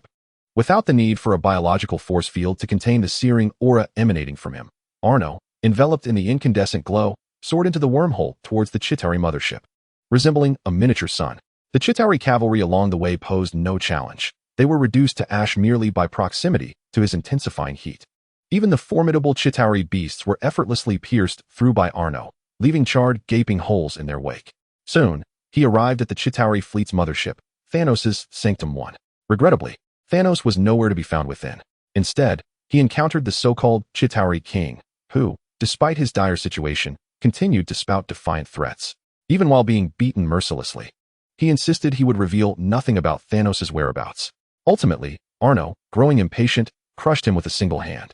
It was likely that the old fool had no knowledge of Thanos' location. Perhaps it would be more prudent to return to the estate and inquire with his adopted daughter. The superstar, whether she would divulge the information, was beyond his control. He firmly believed that Wanda's mental torment, coupled with his own physical punishment, or even Wade's dual onslaught of mental and physical torture, would compel the superstar to speak. With Thanos absent, remaining there held no purpose. His eyes ignited with intense heat, instantly transforming Sanctum 1 into a blazing fireball. At the moment of the explosion, the remaining Chitauri forces collapsed like marionettes severed from their strings, losing consciousness and life. Thor, stationed at the entrance, exhaled a sigh of relief, retracting his lightning as he descended. Goodness, in his attempt to display bravado, he nearly drained his divine power. Upon witnessing Arno emerge from the spatial wormhole, Tony, clutching the Mind Stone, thrust it into the spatial transmission device. As the blue beam dissipated, the wormhole gradually contracted and ultimately closed. Arno gently descended, effortlessly grasping the glowing cosmic cube emanating blue light from the apparatus. The cosmic cube, the space gem? Arno curiously scrutinized the blue cube in his hand, contemplating whether to crush the exterior of the space gem. Gentlemen, we have once again saved the Earth. Let us raise a glass in a modest celebration. Tony retrieved a bottle of wine and 3 glasses from the rooftop bar, pouring for the trio. Arno, upon hearing this, casually tossed the cosmic cube onto the bar and took a sip of his drink. One drink leads to a long life. As the three enjoyed their leisurely libations, Arno's ears perked up slightly. Tony, something feels amiss. The Hydra Strike team hasn't come for the Mind Stone, and Pierce is absent, concealed behind the wall. The future Tony gazed at the cosmic cube resting on the table, his heart racing as he observed his counterpart in this universe playing with the Mind Stone. With both gems tantalizingly close, future Tony was unwilling to forego such a splendid opportunity. He whispered, "Captain, both gems are within my grasp. I will attempt to seize them simultaneously. Tony, do not act impulsively. However, future Tony disregarded Steve's caution, abruptly severing the communication. Thumbelina, do you see that towering man? I have discovered through this universe's network that he is my brother. I intend to transfer you to my counterpart in this universe, where you will disconnect the reactor core from my chest. While he is occupied saving this universe's version of me, I shall seize the 2 gems amidst the chaos. Understood? Ant-Man, whose size had diminished to that of an ant, swallowed hard. Though fear gripped him, he summoned his courage, though I don't believe this is wise. I will do it for hope. All right, on the count of 3, prepare yourself. 1, 2, 3. Without hesitation, future Tony launched Ant-Man towards Tony. Ant-Man emitted a sound akin to a mosquito's shriek as he swiftly adjusted his posture mid-air, diving towards Tony. As the distance between them dwindled, both future Tony and Ant-Man wore expressions of delight. A crisp, melodious splash echoed as Ant-Man executed a perfect dive into a wine glass. Arno shook his glass nonchalantly, causing the inebriated Ant-Man to become disoriented. Come join us for a drink, from the future, Tony. Chapter 65. The encounter of 2 Tonys. Tony, holding his glass, pointed at himself in confusion. Me? Before Arno could respond, a familiar voice emerged from behind him. No, he means me. Future Tony stepped forth slowly from behind the wall. Uffed. Tony sputtered his drink, eyes wide as he stared at future Tony. Ward, who are you? Future Tony sighed. I am you, from another parallel universe. Parallel universe? How intriguing. How can you prove it? Tony raised an eyebrow, his right hand extending toward future Tony, the palm glowing with a molten red light. Should this imposter's next response fail to meet his expectations, he would assuredly deliver him an inferno-like fiery baptism. Simultaneously, the 7 Malawian Quatch's armor, previously on standby, followed his lead and aimed its palm cannon at future Tony. Arno, leaning against the bar, took a keen interest in the unfolding drama, unperturbed by the tension. This was a momentous encounter between Tony and future Tony, one that was absent from the original narrative. Future Tony, seemingly unfazed by the 7 Malawian Quatches aimed at him, instead furrowed his brow at the red light coursing down Tony's arm. The extinction virus. You have injected the extinction virus? He inquired. Silence. This is of no concern to you. Tony shouted back at future Tony, unable to resist glancing at the armor beside him. Jarvis, why did you not inform me of the presence of an outsider nearby? The 7 Malawian Quatches turned to him, and to Tony's astonishment, he perceived a hint of human-like confusion emanating from the armor's cold ocular display. Sir, according to my scans, he is you. Aside from the physical condition which reflects your state 10 years hence without the extinction agent, all aspects indicate that he is indeed you. Tony opened his mouth, momentarily speechless. While he held absolute trust in Jarvis, this detection result seemed preposterous. Very well, do not trouble Jarvis any further. It is quite simple to prove that I am you. Future Tony remarked, gazing at the 7 Malawian Quatches, or rather, at Jarvis controlling the 7 Malawian Quatches, his eyes filled with nostalgia. He lightly tapped his chest, and countless nanoscopic particles surged forth from the storage core at his heart. In an instant, a sleek suit of armor, predominantly red with golden accents, adorned future Tony's form. A somewhat mechanical voice emanated from the armor. Aside from ourselves, no one could fabricate such exquisite armor, could they? Tony surveyed future Tony's nanotech armor in astonishment, ultimately smacking his lips in acceptance. All right, you have convinced me. This magnificent creation could indeed only be wrought by a genius such as myself. So, future me. This is nanomaterial, is it? What generation of armor is this? It was no wonder he found it easy to believe. The nanotech armor that existed only in his mind could only be crafted by himself in the future. Future Tony, shedding the nanotech armor, smirked with a hint of pride. Indeed, this is nanometal, 85 Malawian Quatches, my latest masterpiece. Tony nodded in admiration, pouring a glass of wine for future Tony and handing it over. Not bad. It seems that regardless of the universe, I remain the same genius. This aligns almost perfectly with my conception of nanotech armor. Future Tony paused momentarily upon receiving the glass from Tony. You already have a concept for nanotech armor? It was worth noting that his own concept for nanotech armor had emerged during the Ultron incident, born from Helen Cho's Life Foundation. Now, 3 years remain until the Ultron incident, and 6 years until the advent of the first generation of nanotechnology armor. In truth, I conceived this idea 4 years ago. However, due to technological constraints, its realization has yet to occur. Yet, I have begun to discern a pathway forward. I am confident that, before long, my own nanotechnology armor shall make its debut.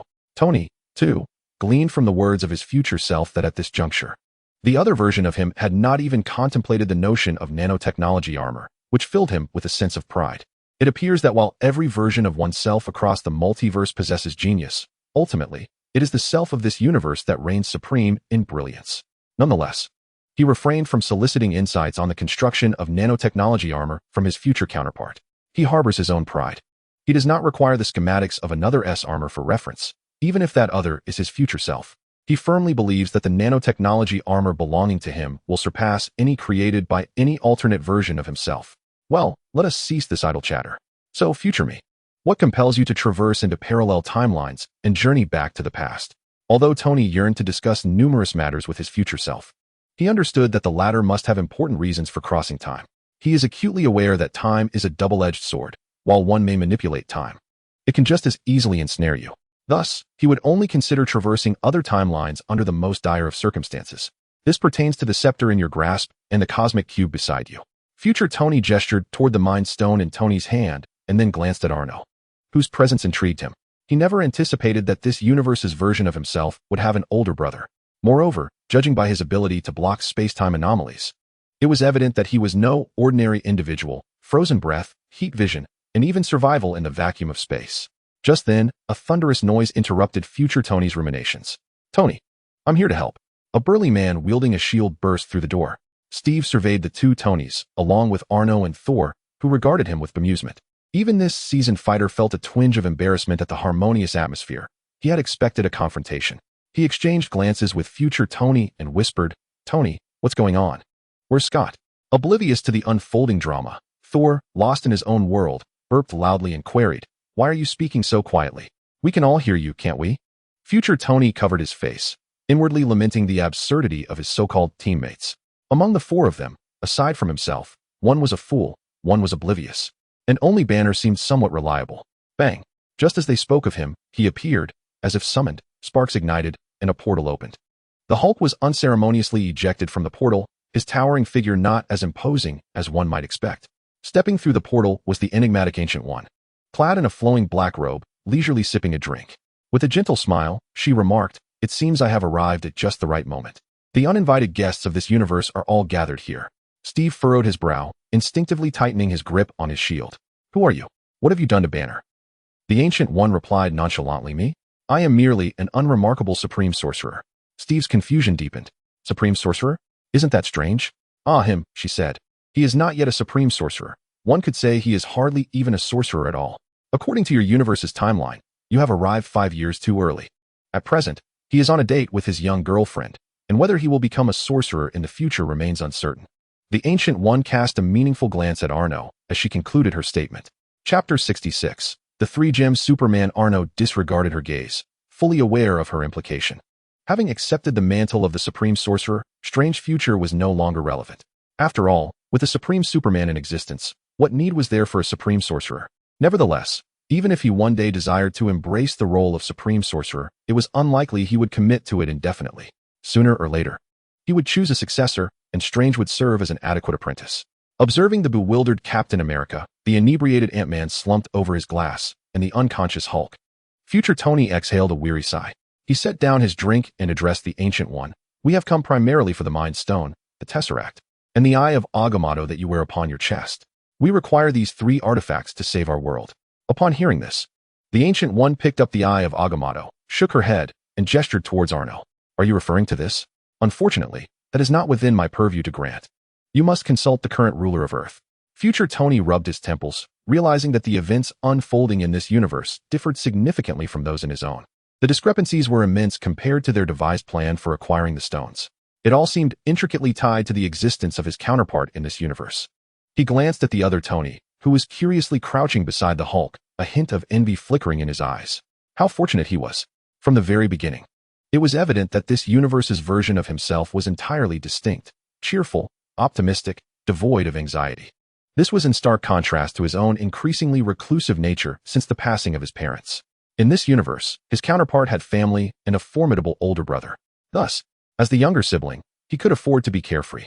He turned to Arno, still engrossed in the unfolding drama, and began to speak. "Arno, may I address you as such?" "Of course. However, if you are inclined to call me Big Brother, I would be quite pleased. In the future." Tony observed Arno's speechless expression and ceased his playful banter, directly addressing the matter at hand. "I jest not. I am aware that you seek to utilize the 3 Infinity Stones to reclaim the lost half of your population from your universe. How did you know? Future Tony's pupils dilated in shock. He had never uttered a word about the Infinity Stones. His discourse had been solely about the names of the stone containers. The ramifications of the Infinity Stones were so profound that he wished to keep their existence concealed from this universe's Earth, fearing it might precipitate a cataclysmic event. Arno casually lifted the tesseract, idly shaking it, and remarked, "The containers merely veil the narrow perceptions of ordinary mortals. In the eyes of true power, their essence is ever exposed." With a decisive motion, Arno crushed the tesseract, blue shards cascading from his fingers. As his palm opened, a solitary gem, radiating a serene blue luminescence, rested quietly in his hand. Future Tony's mouth twitched at the spectacle. Could it become any more absurd? Crushing the tesseract with bare hands and directly grasping the space stone. Each infinity stone was enveloped in intense energy radiation, unique in its nature, yet undeniably beyond human endurance. He surmised that even clad in the 85 Malawian kwachas, he would struggle to withstand the power of the stones. The last individual capable of wielding a stone with mere flesh was none other than the nearly despair-inducing Thanos. Arno, however, felt little astonishment at this feat. Instead, he experienced a gentle warmth in his palm, a soothing energy seeping from the space stone into his being, harmless, yet imbued with a peculiar sense of comfort. With the space stone in his possession, he could distinctly perceive even the slightest fluctuations in the surrounding space. An inkling of possibility arose within him. At this moment, he could instantaneously transport himself to any location he desired. Is this the power of space? Arno mused, gazing at the space stone cradled in his palm. He then turned his attention to the Mind Scepter in Tony's grasp, pondering the effects of the Mind Stone. "Hand me the Mind Scepter." Although Tony felt a sense of awe in the presence of the blue glowing space stone, he complied and relinquished the scepter to Arno, employing the same technique. Arno pinched the blue crystal embedded in the Mind Scepter between his fingers, exposing its true form, a gem that radiated a golden light, the Mind Stone. As he grasped the Mind Stone with his other hand, a surge of brilliant yellow energy coursed through him. His mind sharpened, and his enhanced vision and hearing instinctively expanded. Sounds and images from around the world flooded into Arno's consciousness almost instantaneously. Yet, unlike before, he felt no overwhelming discomfort from the deluge of information. Even if the entire world's audio and visual stimuli were to flood into his mind simultaneously, his consciousness remained crystal clear. He no longer needed to meticulously sift through what he wished to hear or see. A mere thought would suffice, and the desired imagery would seamlessly filter into his mind, while the unwelcome distractions would be effortlessly dismissed. His capacity for perception had expanded tremendously, with his auditory and visual faculties extending beyond the confines of Earth. Most importantly, at the moment he clasped the Mind Stone, his already enhanced magical resistance, granted by the Destroyer armor, imbued him with a profound sense of invulnerability within his mental realm. This was no mere illusion. Under the amplification of the Mind Stone, his psyche truly had become unassailable. The Destroyer armor, the Space Stone, the Mind Stone, unbeknownst to him, he had evolved far beyond his former self. He instinctively glanced at the Time Stone nestled against the chest of Ancient One. If he were to add the dimension of time, what new heights could he achieve? Noticing his gaze, Ancient One shook her finger at him. "That is not permissible.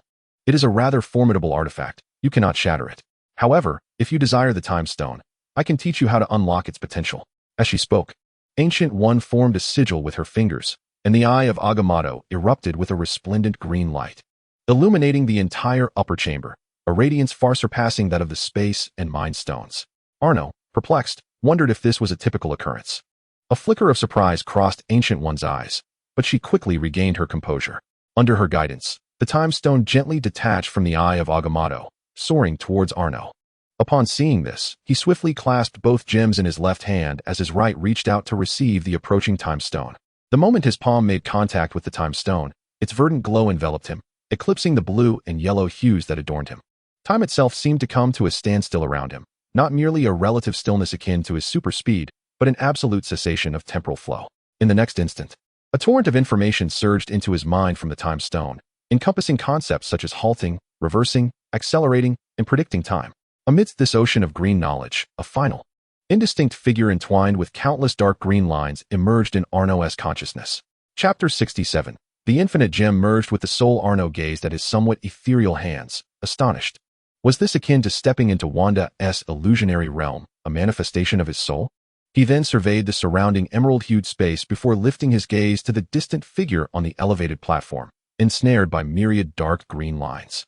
The indistinct silhouette appeared to lower its head slightly from the lofty throne, locking eyes with him. Their gazes intertwined, and he thought, "So, it is you who brought me here, I assent it?" He squinted slightly, realizing that even his enhanced vision could not discern the features of the figure before him. Resembling an uncompressed 360p video, Arno's soul entity levitated into the air. Since he could not see clearly, he decided to engage his opponent up close, battling until he could achieve clarity. However, before Arno could approach to initiate the duel, the figure opposite him acted first. With a subtle motion, he raised his right hand, 3 infinity stones floating gracefully above it.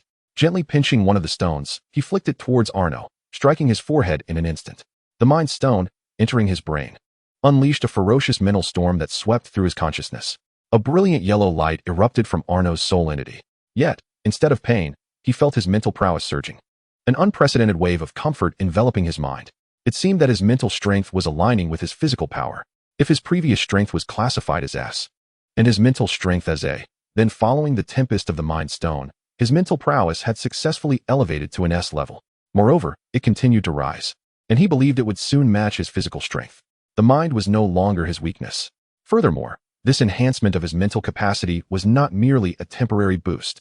Initially, when he first acquired the Mind Stone, he could utilize its power to temporarily amplify his mental faculties. Now, however, the Mind Stone had fused with him, perpetually augmenting his mental capabilities. This meant that even if the Mind Stone were to be taken from him one day, the enhanced mental power would not dissipate.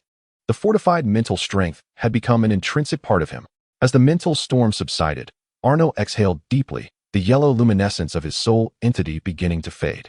Yet, before he could catch his breath, the figure once again grasped the green time stone, flicking it towards himself. Time. The green time stone similarly penetrated Arno's forehead, entering his mind, and he radiated a gentle green glow. To be honest, he was not particularly fond of this color. Nevertheless, the power of time integrated into his soul. Although it did not elevate his mental strength as drastically as the Mind Stone, he began to feel the influence of time within him, allowing him to wield its power even when not in proximity to the Time Stone. For instance, if Tony were to suffer another grievous injury, he would no longer need assistance from others or to extract the shrapnel himself. Instead, he could simply utilize the power of time to reverse the damage in a localized manner. He could also accelerate time to hasten the aging of beings like Thor, who belong to long-lived races. The only cost involved is the consumption of his strength, the extent of which depends on the specific circumstances. The more formidable the existence, the longer the temporal regression or acceleration, and consequently, the greater the energy expended. Once one reaches a certain level of power, for instance, possessing strength comparable to his own, the mastery of that fragment of temporal energy becomes futile. However, it is still quite commendable. The powers of time and space are among the most challenging to wield. Particularly, the power of time, such as the form he commands, which requires mere energy expenditure without any adverse effects, is exceedingly rare. He remains content, appreciating the unexpected gifts. Having such abilities is already a boon, and he desires nothing more. Indeed, it is quite splendid. Continuing on, Arno gazed with satisfaction at the indistinct figure on the platform, subtly raising his chin and gesturing with his eyes, urging it to cast the remaining space gem towards him, eager to discover any further surprises. A thought crossed his mind. Could it be that he possesses a system as well? Perhaps this was the system that brought him to the Marvel Universe, compensating him for over 40 years of delay with a novice's reward? After all, who would be so benevolent as to bestow unexpected benefits upon him? Would someone hand you $100 for no reason while you were walking down the street? It seems improbable. It is confirmed. This is indeed a system. Truly, a traveler without a system leads an incomplete life. Sensing Arno's wandering thoughts, a certain deity of stories pinched the last blue space gem. However, instead of immediately propelling it towards Arno as with the previous two, it paused for a moment, gazing down intently. With a soft sigh, the deity infused the gem with a deep green glow from its palm. Ultimately, with a flick of its fingers, the space gem transformed into a streak of azure light, hurtling towards Arno's forehead. Arno instantly sensed something amiss.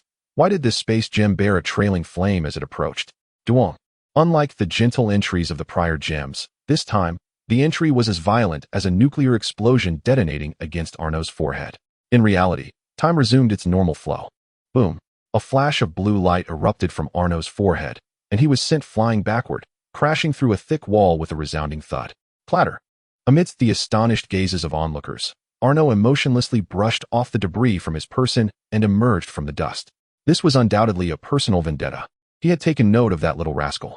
As for the power of the space gem, It had unmistakably merged into his soul. Moreover, he sensed a subtle difference compared to when he first acquired the space gem, though he could not articulate precisely what had changed. Seeing Arno in such a state, Ancient One maintained a calm demeanor, though a faint smile crept onto her face. Tony was the first to approach, his expression tinged with concern as he observed Arno's slightly reddened forehead. What happened? What was that blue light that erupted from your forehead just now? He was acutely aware of how thick his brother's skin truly was. It is no exaggeration to say that even a nuclear bomb could not leave a mark on him. Yet now, a mere blue light has managed to do so. It is merely a minor mishap encountered during the research of the primordial stone. Arno simply waved his hand and refrained from elaborating further. He himself was unclear about the situation. That indistinct figure, was it a system, or perhaps a being of even greater stature? He had yet to comprehend it. However, the ability to merge with infinite primordial stones, something he could not resist, surely belonged to a force beyond his current capacity to confront. If he could not handle it, informing Tony would only serve to heighten his concerns. Besides, it was evident that the entity bore no ill intent. Otherwise, given its capabilities, it could have easily disposed of him. Since there was no malice intended, why should he fret so much? Would it not be wiser to focus on this matter once he had acquired sufficient strength? Future Tony stepped forward, anxious, eyeing Arno's empty hands, his voice tinged with panic. Arno, where are the primordial stones? You haven't lost them again, have you? After uttering this, Future Tony paused, puzzled. Wait, why did I say again?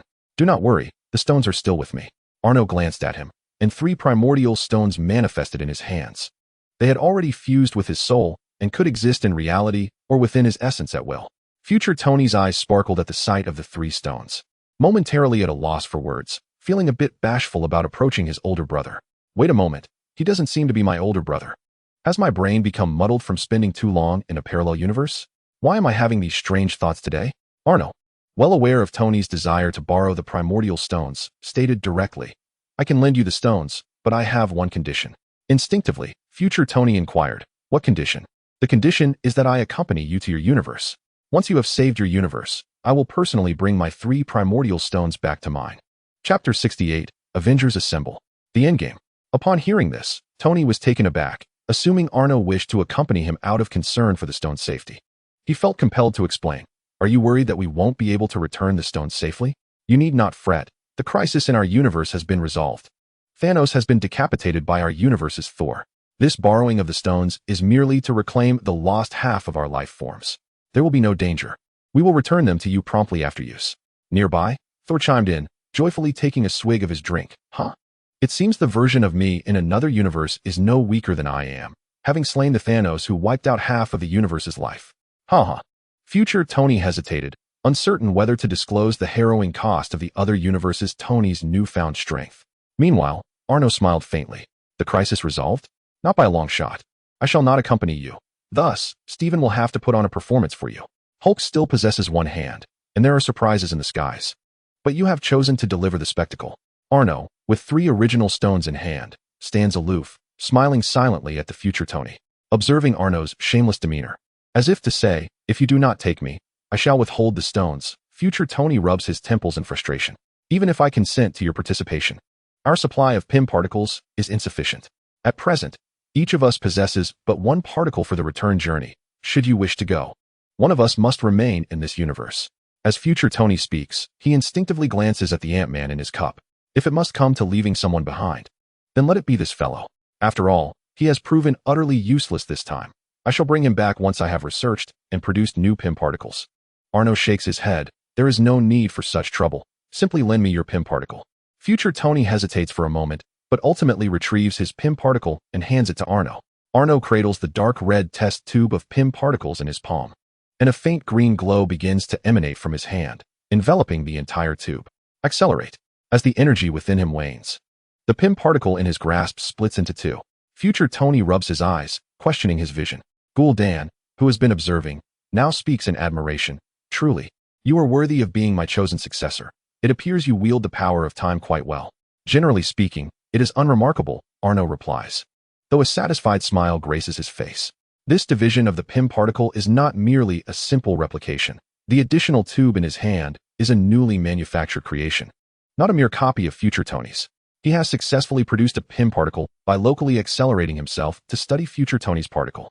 While this may sound straightforward, It is not overly complex. For him, possessing a finished product renders the research on PIM particles manageable. Its creation is merely a matter of time, and the power of time has simply allowed him to produce it in advance. The acceleration of his own time has merely given others the illusion that he has conjured an additional reagent from thin air. As future Tony contemplates crafting a quantum suit for him, he notices Arno's gaze fixated on the nano-storage core embedded in his chest. Very well, I understand. He dutifully retrieves the nano core and hands it over. Excellent, quite perceptive. You are indeed a commendable younger brother. Rest assured, you shall not regret your decision today. Arno, satisfied, pats future Tony's shoulder. As an elder brother, even though they hail from different universes, rescuing a sibling destined for demise in another universe is a worthy endeavor, merely a convenient act. One of his objectives was to witness the formidable power of the most potent adversary from Marvel's earlier phases, the cosmic tyrant, Thanos. In Avengers: Endgame, Thanos was the last Marvel film he had seen before his journey through time. After this film, he traversed dimensions, unaware of whether any captivating narratives or confrontations awaited him in the Marvel universe. Although Thanos' portrayal in the film seemed unimpressive, he could not dismiss the possibility that Thanos' abilities might have evolved in reality. If he were the Thanos from the comics, wielding the cosmic heart, it could spell trouble. Thus, it was imperative to gauge Thanos' true strength in the universe of future Tony Stark. It was certainly not an act born of ennui. As he contemplated, the nano-core, enveloped in green light, divided into 3 parts. He returned one to future Tony and handed a piece to his younger brother. Tony furrowed his brow upon receiving the nano-core, stating, I don't need this. I can create my own in the future. Not yet, you cannot, he replied. It's merely a toy. Keep it for now. In a pinch, it could prove quite handy. After some reflection, Tony conceded, taking the nano-core crafted by Arno. By the way, remember to have Wade thoroughly interrogate the whereabouts of the superstar Thanos while I'm at the manor. Once I return, I shall deal with him. Tony nodded reluctantly, understood. I know I can't dissuade you, but exercise caution in the other universe. You plan to resolve matters with Thanos upon your return? Have you considered the ramifications? Upon hearing this, future Tony hesitated, questioning whether such actions might disrupt the timeline. Was Thanos truly meant to exit this universe so prematurely? However, seeing that the guardian of the time stone, the Ancient One, remained silent, he opted to refrain from further comment. This universe was inherently distinct from his own. Perhaps Thanos here was destined to be short-lived. Lastly, Arno addressed the Ancient One, saying, during my absence, please take care of my Earth. Though I may only be gone for a fleeting moment. The Ancient One replied with a mysterious smile, of course, no problem. However, it may not be as swift as a mere moment. Wishing you a delightful journey in the new world. With that, she snapped her fingers, and from the open portal, Banner's ethereal form soared from the New York sanctum, merging with the Hulk's body. Hulk, awaken. Okay, let's see what surprises the new universe has in store for me. Arno pressed the nano-core, perfectly integrating it into his Iron Man suit, which enveloped him entirely. Meanwhile, Captain America, who had been quietly observing, discreetly moved closer to future Tony. Remarking, Tony, your brother seems to wear your armor with far more authority than you do. Shut up. Future Tony retorted, pressing his hand against Steve's temporal bracelet, instantly covering him with the suit and transporting him back to his original universe. Immediately, he fished Ant-Man Scott out of the cup and unceremoniously tossed him onto the floor. Stop pretending to be asleep. Your suit is waterproof. The matter has been resolved, so be on your way. Ant-Man instantly returned to his original size, offering a sheepish chuckle. It was not an act on his part. The moment he was ensnared in the cup and locked eyes with Arno, he understood the gravity of his situation. Had he not acted on instinct at that moment, he would have been crushed like an ant, truly becoming Ant-Man. He timidly glanced at Arno before activating his travel ring.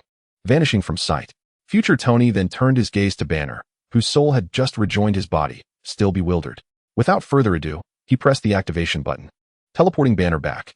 He cast a final look at Arno, inquiring, you must have set the coordinates, right? Of course. All right, then let us proceed. With that, the two vanished together. Earth, 1999 alternate universe. On the quantum traverser, 9 figures materialized out of thin air. Thor set down Mjölnir and was the first to stow away his travel suit. I'm suffocating in this. It's nowhere near as comfortable as my own armor. Rhodey's helmet retracted as he nonchalantly remarked, could it be that you're simply too large, and the suit is nearly bursting from your cheese-filled belly? Before Thor could retort, a sudden thud startled everyone. Upon closer inspection, they saw Hawkeye kneeling heavily on the quantum traverser. Tony then realized something amiss. They had gone with 9 individuals, yet returned with an additional 1. Arno also retracted his nanosuit, casually storing the nanocore into the space he had created. Before the others could comprehend his identity, A searing gaze severed Nebula's legs. He hoisted her up, his crimson eyes locking onto her dark irises as he grinned menacingly. Now, summon your father. Chapter 69. Wielding the Infinity Stones for immediate use. The other 8 stared in confusion. Rhodey was the first to react. A machine gun springing from his shoulder, aimed at Arno. Whoever you are, release her at once. He and Nebula had teamed up to acquire the Power Stone. Their shared experiences, one a half-cyborg, the other reliant on machinery to walk, evoked a deep resonance, making him the most responsive among the 8. Next was Rocket, who had spent the most time with Nebula. He produced a rocket launcher from seemingly nowhere, pointing it at Arno. Hey, musclehead, let her go? Thor, however, had no time for pleasantries. Seeing Arno show no intention of releasing her, he charged forward without hesitation, grasping Arno's arms in an effort to pry him away from Nebula. Despite his immense effort, that hand remained utterly unyielding. He found it more challenging to pry this person's grip free than when he had attempted to move the furnace star ring with his bare hands in Nidavellir. With a low growl, Thor's eyes ignited with blue-white lightning, and arcs of electricity began to dance across his form. He was preparing to unleash his might. The power of thunder erupted forth, amplifying Thor's strength, accompanied by a magical assault. Indeed, he was far more formidable now than during his days as the god of hammers. Feeling a slight tingling sensation in the arm grasped by Thor, Arno couldn't help but commend the rotund figure before him. However, it seemed that his intellect had not expanded in tandem with his newfound prowess. Was he truly attempting to save rather than slay? As Thor unleashed his tempestuous energy, he remained unscathed, yet the nebula in his grasp began to emit smoke. Continuing this way would surely lead to the CPU of the nebula becoming charred. That simply would not do. It still had its uses. Arno carelessly discarded the nebula onto the ground, concluding her electrifying ordeal. Thor, behold this. At that moment, as Thor lifted his bearded visage, Arno's intended punch aimed at his face shifted direction, delivering a crushing blow to his abdomen that sent him flying. That was a close call. His hand had almost grazed something unsavory. He dreaded the thought of striking Thor's greasy visage, fearing a splattering mess upon his own hand. Ugh! How revolting! Stop! Stop! Everyone, cease fighting. There must be some misunderstanding. Tony, witnessing Thor being hurled away, quickly interposed himself among the others, raising his voice. This was a man capable of wielding the Infinity Stones with ease. It was known that even Thanos struggled when handling the Infinity Stones barehanded. Surely, this less-than-ideal sibling had transcended their understanding of physical prowess. Now, even the mightiest among them, Thor, was no match for him. If anyone else charged in, it would merely be offering themselves up as fodder. Tony's authority still held sway, and the other Avengers paused at his intervention. He exhaled in relief, grateful that his comrades had refrained from recklessness. Turning to Arno, he inquired, "Is there some misunderstanding? Our nebula has reformed. She is no longer the assassin raised by Thanos." He instinctively assumed that Arno's aggression towards Nebula stemmed from her past affiliation with Thanos. "I am aware," Arno replied, bending down to grasp the smoking head of Nebula, lifting her to face the assembly. "She is the former Nebula, not the reformed version you are familiar with." "What?" The group was momentarily taken aback, their confusion deepening. Only Tony, his expression darkening, grasped the implications, grimacing as he declared, "This is not the nebula from our timeline. It is the nebula from the timeline when Rhodey sought the Power Stone. She has been swapped." Tony was not in a particularly good mood. His life had been saved by Nebula, otherwise, he might not have lasted until Carol's arrival. Now that Nebula had been replaced, it indicated that the true Nebula had fallen into the hands of Thanos from that universe, her fate uncertain. Arno did not explain how he possessed this knowledge. Instead, he focused on the Infinity Stones adorning their forms. With a flicker of blue light from his hand, the other 3 Infinity Stones from the group appeared in his grasp. He casually crushed the cosmic spheres, revealing the dark red Reality Stone, the purple Power Stone, and the orange Soul Stone. All 6 stones were now assembled, yet Arno, holding 3 of them in his right hand, furrowed his brow.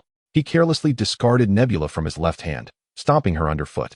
3 colors of light manifested from his left hand, and the space, time, and mind stones emerged within him. Observing the stones in his left hand, which radiated a noticeably brighter glow than those in his right, Arno felt a pang of confusion. What did this signify?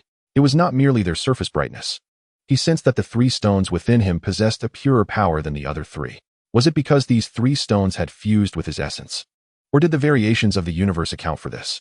Or perhaps it was due to that enigmatic figure who had integrated the stones into his soul, enhancing their power?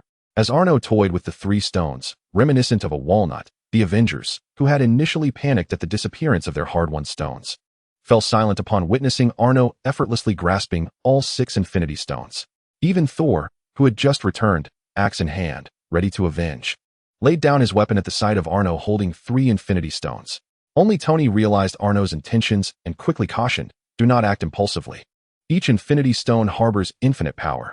Without a vessel, it is exceedingly difficult to wield them, let alone all 6 at once.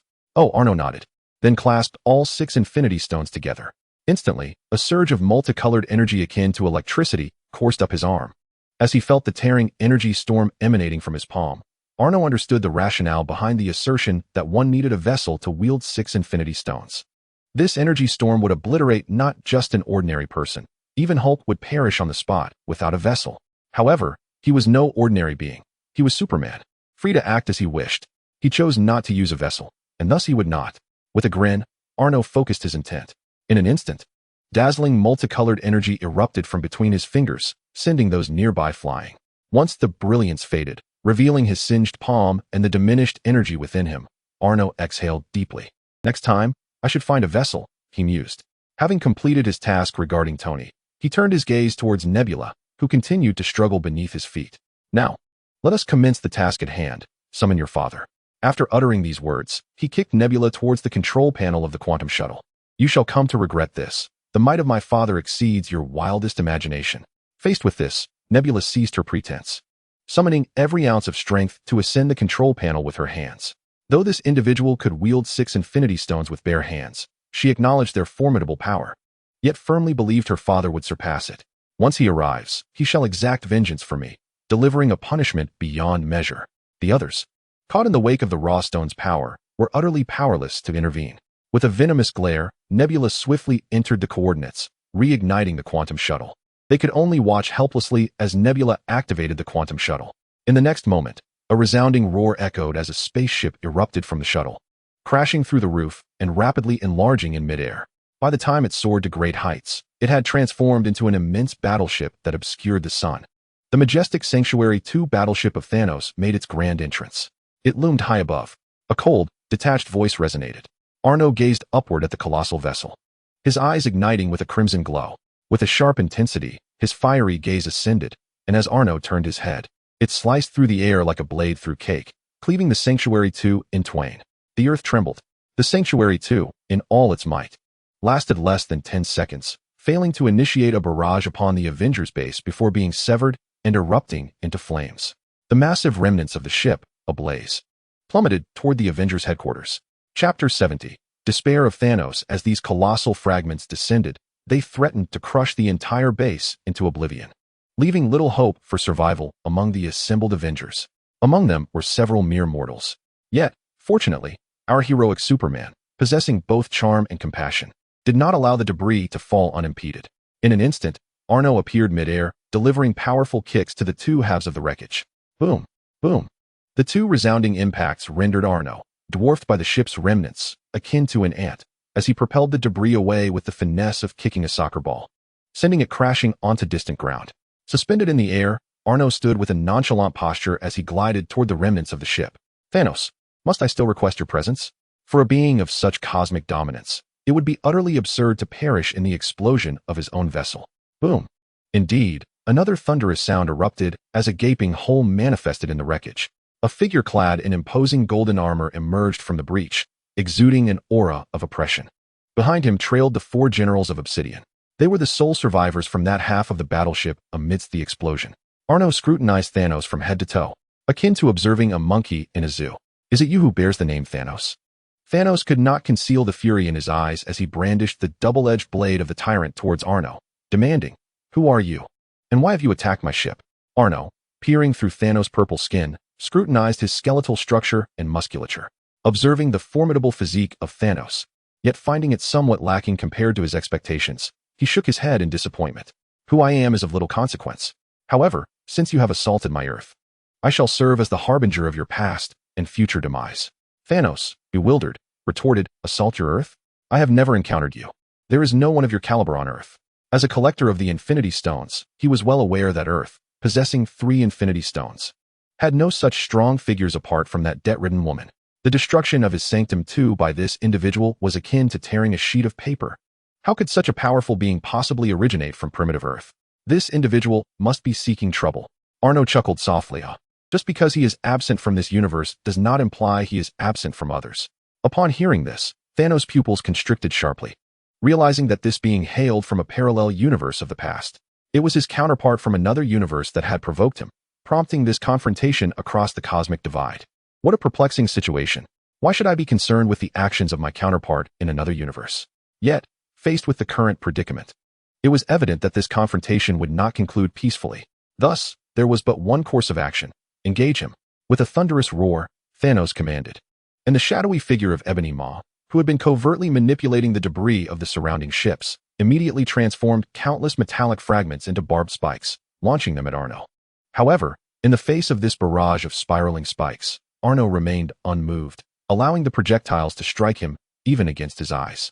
As the sound of clanging resonated around him, the multitude of spikes was compressed into iron discs, falling powerless to the ground. Ebony Maw stood in stunned disbelief at the spectacle. Such extraordinary resilience could rival that of his master. Suddenly, a chain-laden axe soared through the air, ensnaring Arno's legs. Below, the black dwarf rejoiced, straining his arms in an attempt to pull Arno down from the sky. With a resounding crack, the chain snapped taut. Yet the figure in the sky remained undeterred. With a roar, the black dwarf exerted his might, channeling strength rivaling that of the Hulk. Arno regarded the black dwarf, who was futilely attempting to drag him down, with indifference. Such force seemed feeble and insignificant to him, akin to that of an ant.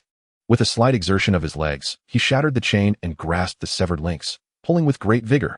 The black dwarf felt an irresistible force pulling him upward, and in an instant, he witnessed a fist rapidly enlarging in his line of sight. Boom. In the next moment, the black dwarf's head exploded violently. The black dwarf was finished. Arno seized the shoulders of the headless black dwarf and flung his lifeless body towards the ebony throat. Observing the dark figure hurtling toward him like a streak of black light, the ebony throat hastily attempted to intercept the corpse with his telekinesis. However, the moment his psychic power made contact with the black dwarf's body, an overwhelming force far exceeding his limits surged forth. He coughed up a mouthful of blood as his telekinetic energy disintegrated. The black dwarf's corpse, now unimpeded, crashed into him, reducing him to mere pulp. The ebony throat was finished. With no time to mourn the loss of his two foster sons, Thanos, accompanied by General Deathblade and the Dark Knight Proxima, seized the opportunity to launch a coordinated assault on Arno. The trio moved in perfect harmony, leaping into the air, one to the left, one to the right, and one head-on. The blades of the General Deathblade and the lance of the Dark Knight Proxima thrust toward Arno's heart and temple, respectively, while Thanos raised his twin blades to deliver a mighty downward strike upon Arno's head. Each of these attacks was lethal, regardless of which one was blocked. The other two would land a fatal blow. Naive.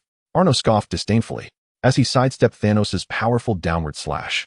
His hands moved faster than the weapons of the General Deathblade and the Dark Knight Proxima, wrapping around their throats with astonishing swiftness. He then swung the Dark Knight Proxima as a weapon against the airborne Thanos. Boom, crack, rumble. With a tremendous noise, Thanos was sent crashing to the ground, sending dust and debris flying. The General Deathblade, trapped in Arno's other hand, glared furiously at the Dark Knight Proxima, who lay broken and gasping for breath. Having been used as a weapon against Thanos, Proxima, but before he could unleash his impotent rage, his vision blurred. He soon collided with a massive purple face. Boom, boom, boom. X2 Arno wielded the General Deathblade and the Dark Knight Proxima against Thanos, striking left and right. However, they were far from sturdy. After just 3 strikes each, they disintegrated into fragments upon impact with Thanos. Thanos roared in fury, his eyes ablaze, hurling the remnants of flesh toward Arno. In the fleeting moment when Arno's vision was obscured by the blood and gore, Thanos gripped his twin blades and, with astonishing speed, delivered a flurry of slashes upon Arno. Clang, clang, clang, clang. 4 consecutive strikes from the formidable twin blades, capable of cleaving through vibranium, failed to leave even a scratch on Arno. His destruction battle suit remained pristine, untouched by dust. Both the blood and the assaults were effortlessly deflected by his biological force field. You are too weak. Arno gazed in disappointment at the damaged tyrant's double blade resting on his shoulder, exhaling softly. Instantly, a white frost enveloped the blade, forcing Thanos to release his grip. With a flick of his fingers, the icy blade shattered into countless fragments. Gasping for breath, Thanos stared blankly at Arno, an unprecedented sense of helplessness rising within him. What manner of monster is this? Chapter 71. Thanos' Demise. Elevation of life's hierarchy. No. Fate should not unfold this way. Destiny ought to belong to me. Thanos' eyes regained their fierce intensity, the aura of a ruler surging back to life. Who are you? You should not exist in any timeline. Who am I? Arno chuckled softly, 6 infinity stones materializing and swirling in his palm. 6 stones. Thanos' pupils constricted sharply. The most crucial elements of his plan were now before him, prompting an instinctive reach to seize the stones. Yet, not every stone could be effortlessly taken by sheer strength. He had forgotten. This time, he was the one being crushed. With a swift motion, a red beam severed Thanos' hands. Did I not say? I am the terminator of your past and future. A red glimmer shone in Arno's eyes as he grasped Thanos by the throat, slowly lifting him into the air. The intense pain from his severed arms brought Thanos back to reality. He finally remembered the truth of his defeat at Arno's hands. But he could not accept it. His long-held ambitions remained unfulfilled. How could he perish so easily? Yet, what could his unwillingness achieve? With his arms severed, he could not resist. And the grip on his neck tightened, rendering him breathless. His purple visage turned an ominous shade of black. He could only glare at Arno, struggling to voice his final question through a constricted throat. Who are you? Arno met Thanos' gaze. A flicker of green light passing through his crimson pupils as he grinned maliciously. I am a god, a true deity, and this time, you shall have no chance of resurrection. With a forceful motion of his finger, Thanos momentarily glimpsed another figure behind Arno. His eyes widened in shock. That was crack. Arno mercilessly snapped Thanos' neck, discarding him like refuse. The once mighty overlord, Thanos, had thus fallen. In the distance, the rotund Thor, emerging from the Avengers base, could not help but shed tears at the sight. Loki, did you witness this? Not only did I sever Thanos' head once on your behalf, but he too met his end in the same manner you did. In fact, he perished one more time than you. If you knew, it would surely bring you joy. Thor revealed a radiant smile, yet tears flowed uncontrollably down his cheeks. But what purpose did it serve? His father, his mother, Heimdall, none of them would return. He felt utterly devoid of everything. As tears streamed down, in that moment when Thanos met his demise, he could no longer contain himself. Weeping like a child of 300 pounds, the others beside Thor wished to console him, yet found themselves at a loss for words. As Thor lamented, he had lost his parents, his brother, his dearest friend, even his homeland, Asgard, lay in ruins. He possessed nothing. It could be said that Thor was the one among them who had matured the fastest, becoming the strongest, yet he was also the most wretched. What could they possibly say? Let him weep. It would surely bring him some solace. In the boundless, shadowy expanse, Loki, seated upon his golden throne, yearned to rise and reach out to the image of his weeping brother. Yet countless timelines entwined around his being, rendering him immobile. Even the simple act of extending his hand, a Herculean task. The moment Loki barely shifted from his throne, the myriad timelines pressed him back, compelling him to tighten his grip on their grasp. A solitary tear fell from the corner of his eye, and he gazed at Thor in the image, murmuring softly, "This time, everything will be all right. It will get better, brother, I promise. This time, I shall pen our story." With Thanos' demise, an overwhelming sense of transcendence surged from the depths of Arno's soul. His mental prowess, once a mere fraction behind his physical strength, harmoniously aligned with it. In the next instant, body and spirit began to meld seamlessly, as if water and milk were merging into one. This union ignited a jubilant celebration within each cell of his being, a sensation so exquisite that it coaxed him into closing his eyes in rapture. Simultaneously, the exultation of his cells radiated a brilliant golden light from his body. This resplendence was so intense that even his silver-gray destruction armor could not shield it, transforming the attire into a golden hue. Once the energies of mind and body fully fused, the solar brilliance began to coalesce. Arno reopened his eyes, his once black pupils now shimmering with a platinum brilliance akin to the sun. He exhaled softly. Before him, the scene morphed into a cataclysm, as a terrifying tempest carved a hellish abyss, relentlessly expanding forward. At this velocity, it would only take seconds for the hurricane to reach the city, obliterating it entirely. Although this was not his Earth, Arno was not a man to indiscriminately slay the innocent. In a flash of blue light, he appeared before the tempest. This time, he did not rely on super speed. Rather, he employed spatial displacement. He stood before the hurricane, motionless. As the tempest approached, it was met by an invisible biofield that effortlessly disintegrated its ferocious force. In one breath lay disaster, in another, redemption. This trivial matter did not dampen Arno's spirits. He contentedly clenched his fist. Although his physical prowess had not significantly increased, The equilibrium of his mental fortitude made him feel terrifyingly strong. This marked a more intricate evolution of life's essence. In contrast to his previous state as a mere god among mortals, he now embodied the very essence of divinity, an omnipotent deity. He sensed that even if Thanos were to wield all 6 Infinity Stones, his snap would likely prove ineffective against him. Shall I test this theory? Arno mused curiously, casually seizing the unmatched blade that approached from behind. Observing the distorted yet not entirely deceased general of the blade, he felt no surprise. Do you seek vengeance for your father and wife? Arno smiled broadly at the general. The 6 Infinity Stones manifested in his hand and were tossed before the general. Come, take them and attempt to vanquish me. The general stared at Arno in disbelief, having never encountered such a suicidal proposition in his life. Yet, overwhelming hatred overshadowed his reason. Relinquishing the unmatched blade, he reached for the stones on the ground. Suddenly, a crimson light sliced through the general's body. You truly intend to take them? Arno taunted. Observing the general, now cleaved in two. With a mere gesture, the 6 Infinity Stones vanished from sight. Though he had contemplated the idea of a trial, it remained just that, a thought. He was not foolish enough to allow another to wield the 6 Infinity Stones against him. Watching the general, whose resentment was almost palpable, Arno ceased his jesting and crushed the unmatched blade in his grasp. As the blade shattered, the general's countenance turned to ash, then dissipated into nothingness. Arno regarded the disintegrating general with indifference, remarking, while it is admirable to remain unyielding through your weapon, true fate rests firmly in one's own hands. The general had anchored his soul within his weapon, rendering him nearly immortal. Yet this came with a grave flaw. Should the weapon be destroyed, so too would he perish. For Arno, this method of binding one's essence to an object seemed rather foolish. Though it offered immortality, it also left one with a fatal vulnerability. Chapter 72, The End of Avengers, Endgame, A New Universe. As the last of Thanos' generals fell, the cleansing tide arrived rather belatedly. Zzz.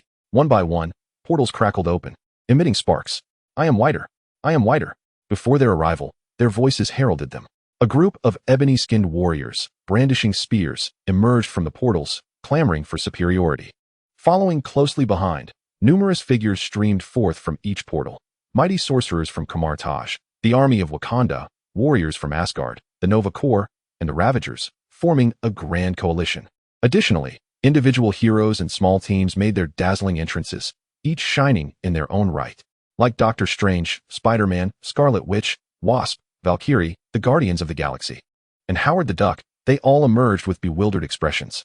Did that little mustachioed sorcerer not mention a fierce battle ahead? What then? Accounts for the wreckage of warships strewn across the ground and the lifeless body of Thanos? Could it be that the true adversary in this formidable conflict is not Thanos, but someone else entirely? With hearts full of questions, they collectively turned their gaze towards the sole figure standing in the arena, Arno. Could it be that the enemy the sorcerer spoke of is him? Feeling the weight of numerous stares upon him, Arno tilted his head slightly, observing the crowd. A sense of foreboding permeated the air. Danger loomed. A single glance from Arno sent a chill down their spines, as if an unspoken warning echoed within them, especially Spider-Man, whose spider sense felt as if it were about to explode.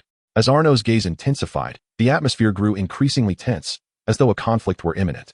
Were they to witness a clash akin to Superman versus the Avengers Earth Coalition? Such a scenario, of course, was implausible.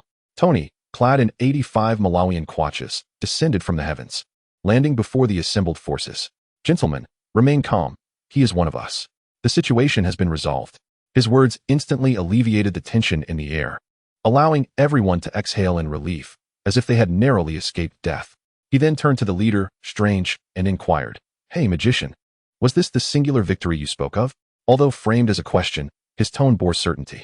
After all, they had successfully rescued half of those lost, and Thanos had been vanquished.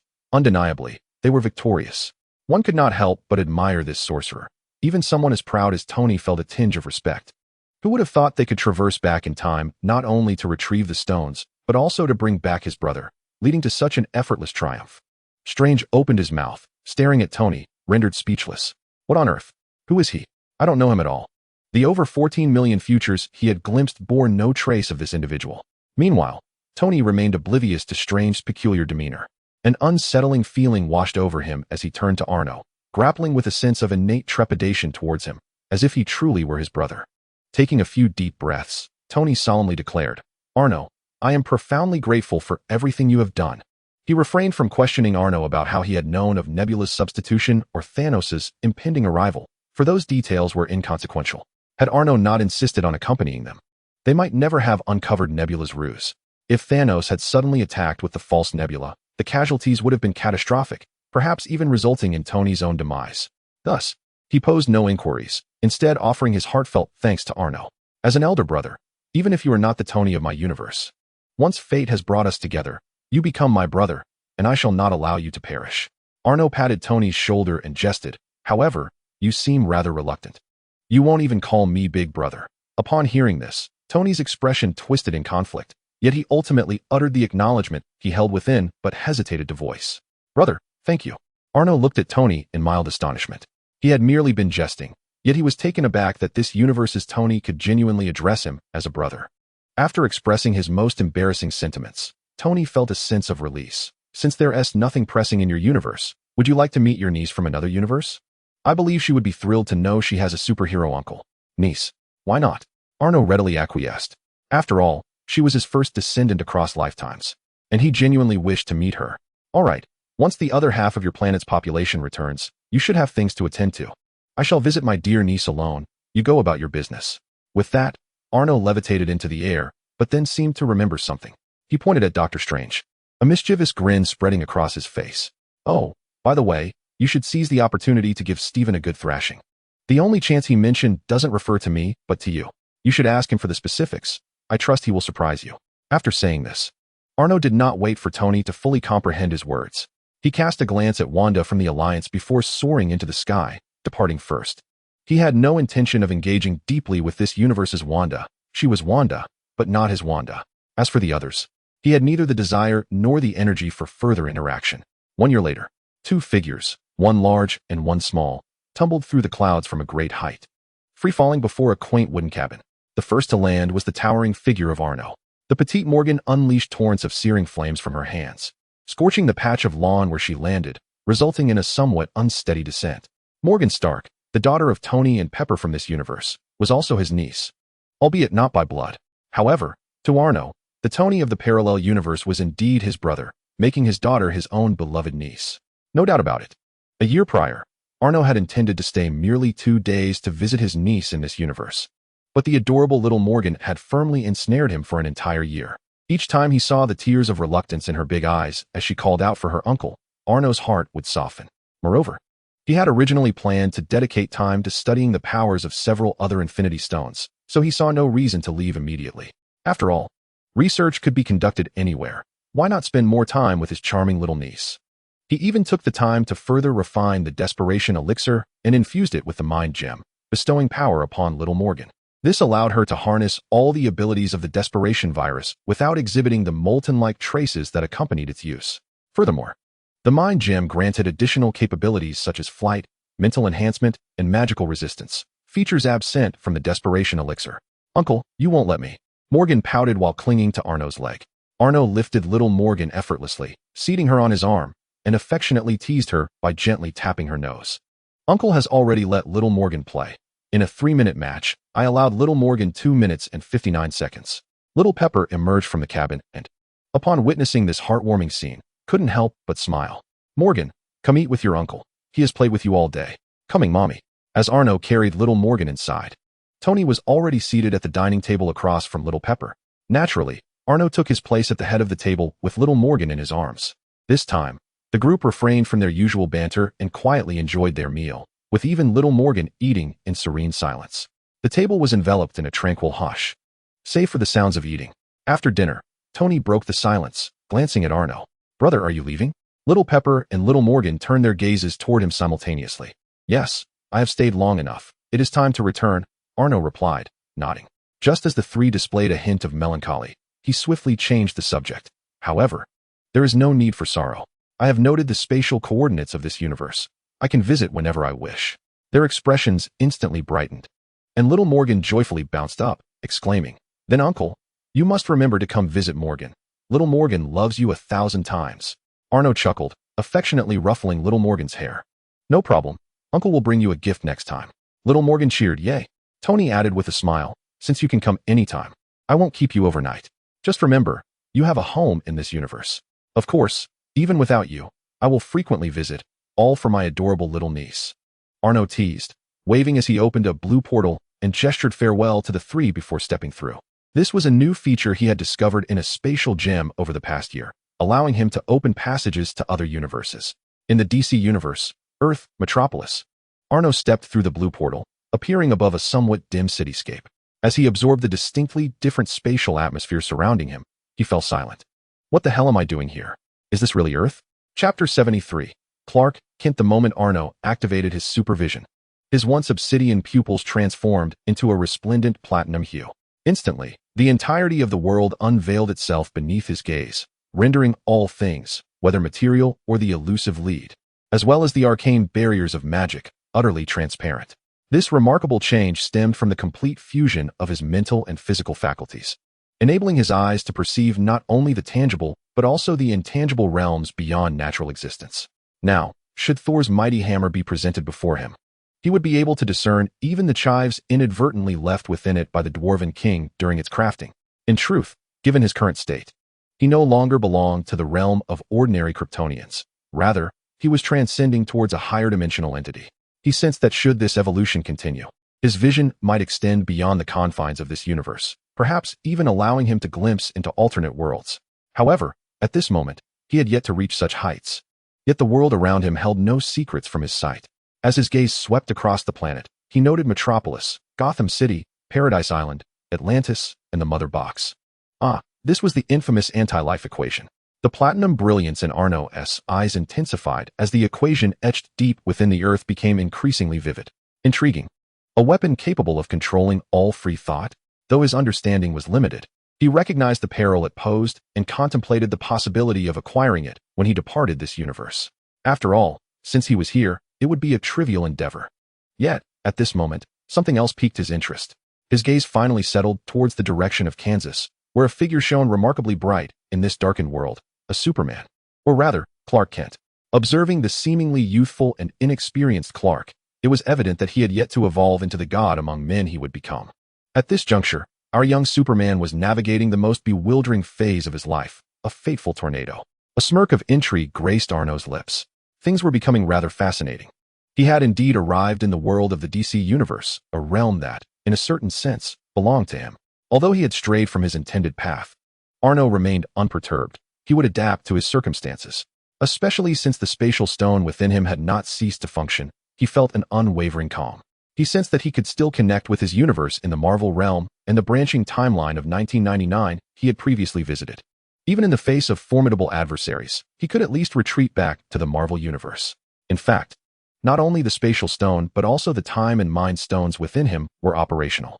As for the other three less valuable artifacts, after his research on the three primordial stones of power, soul, and reality, he returned them to Tony, sending them back to the universe they rightfully belonged to. His attempts had yielded three worthless stones brought back by the Avengers from various timelines. He could not merge these with the three stones within him. As they could not coexist harmoniously, the stones within him rejected the others. Though he could wield them, he could not harness their powers. Thus, he deemed them useless and promptly returned them to Tony for their rightful journey home. He intended to retrieve the three stones that belonged to him upon returning to his own universe. Yes, his Earth, and subsequently, his universe. Was it not reasonable that the infinite stones within that universe were also his? In the vast expanse of the Ganges, in Kansas, on a certain highway, Clark was engulfed by anxiety. His adoptive father, Jonathan Kent, was facing a life-threatening crisis. A ferocious tornado was sweeping up countless vehicles, drawing ever closer to his father. In a desperate attempt to save their dog, Jonathan injured his foot when a car fell from the sky, rendering him unable to escape. Clark yearned to rescue his father. If he willed it, he was certain he could save him. Yet, Jonathan reached out to stop him, shaking his head, his eyes indicating the presence of many civilians beneath the bridge. Understanding his father's intent, Clark recalled the many times Jonathan had reminded him that humanity was not yet prepared to accept his existence. Thus, he had to conceal his abilities to avoid inciting panic among ordinary people. He could not reveal himself, nor expose his uniqueness. Tears streamed down his anguished face as he helplessly watched the tornado draw nearer to his father. Your father is extending his hand, asking you to save him within 5 seconds. Did you not comprehend? A voice rang in Clark's ears. He suddenly realized that a man, taller and more robust than himself, had draped his arm over his shoulder. Most startling was that, despite his heightened senses, he had not detected when this man had approached him. Arnold paid no heed to Clark's astonishment. To him, Clark appeared too naive at that moment to ignite any spark of combat spirit. His intentions lay elsewhere. Do you wish to save your father? Clark's heart leapt at the glimmer of hope, and he turned to grasp Arnold's shoulder tightly, pleading, can you save him? Please, save him. He was oblivious to the fact that the power he now wielded could easily crush an ordinary person. However, Arnold was unfazed by this display of strength. A knowing smile graced his lips as he slowly replied, if you become my disciple, your father will not perish. Are you willing? Clark hesitated for a moment. But his father was on the brink of being engulfed by the tornado. Without a moment's hesitation, he readily agreed. I am willing. As long as you can save my adoptive father, anything will do. Good child, Arno patted Clark's tousled head. In an instant, he appeared before Jonathan. Jonathan, having been focused on Clark, noticed Arno's sudden appearance beside him. They exchanged a few words, and then he vanished. In the blink of an eye, he reappeared right in front of Jonathan. Just as Jonathan was about to inquire about the stranger's identity, his vision blurred momentarily. When clarity returned, he found himself, along with the man, beneath the bridge. Martha hurried over to support Jonathan, tears of joy streaming down her face as she embraced him. Arno, indifferent to the affectionate display, patted Clark on the shoulder. Follow me. Clark hesitated, glancing back at his adoptive parents, only to realize that everyone else beneath the overpass, aside from his adoptive parents, had a faint yellow glow in their eyes, standing frozen in place. No wonder the mysterious man had vanished so suddenly and brought his father without any surprise. They seemed entirely devoid of consciousness. Chapter 74, An Unusual Superman. Deep down, Clark was inherently kind-hearted. He looked anxiously at the dazed crowd and turned to Arno, asking, they won't come to harm, will they? Rest assured, they are unharmed. They are merely indulging in a beautiful dream. Arno waved his hand dismissively. He had simply used his mental powers to influence their thoughts, lulling them into their most cherished dreams. In a sense, it was a reward for them. Come, follow me. After Arno spoke, he began to walk ahead. Jonathan nodded at Clark, encouraging him to follow. He sensed that this enigmatic figure bore no ill will towards Clark. Rather, there was an air of mentorship about him. As an ordinary individual, he could only impart the values of kindness and righteousness to Clark. However, when it came to matters of power, he was not equipped to guide him. Now, with someone who possessed similar extraordinary abilities to teach Clark, it was undoubtedly a fortuitous circumstance. Arno led Clark against the wind, approaching the tornado. Though Clark had already developed considerable strength, he had always concealed his abilities. This was his first time encountering such a terrifying natural disaster up close, causing him to feel a sense of trepidation. Arno, appearing at ease, spread his arms wide, embracing the gusts of wind. What do you think? It's magnificent, isn't it? The might of nature. Clark glanced at Arno, who was nearly walking into the tornado, and swallowed hard. It certainly is magnificent, but is it really safe for us to be this close? Upon hearing this, Arno smiled, turned around, and lightly tapped Clark's chest with his finger. Clark, the formidable force of nature is undeniably terrifying. However, the power that resides within us transcends nature. We possess a strength that is far more formidable, do you understand? Transcending natural disasters? How is that even possible? Clark exclaimed, his face a mask of disbelief. Although he recognized his uniqueness and the strength he wielded, the limits of his power remained obscured due to years of restraint. No, your comprehension of your own power is woefully shallow. Today, I shall impart upon you your first lesson. Arno grasped Clark's shoulders, forcibly pushing him forward while pressing down on the back of his head, compelling him to face the violently swirling tornado.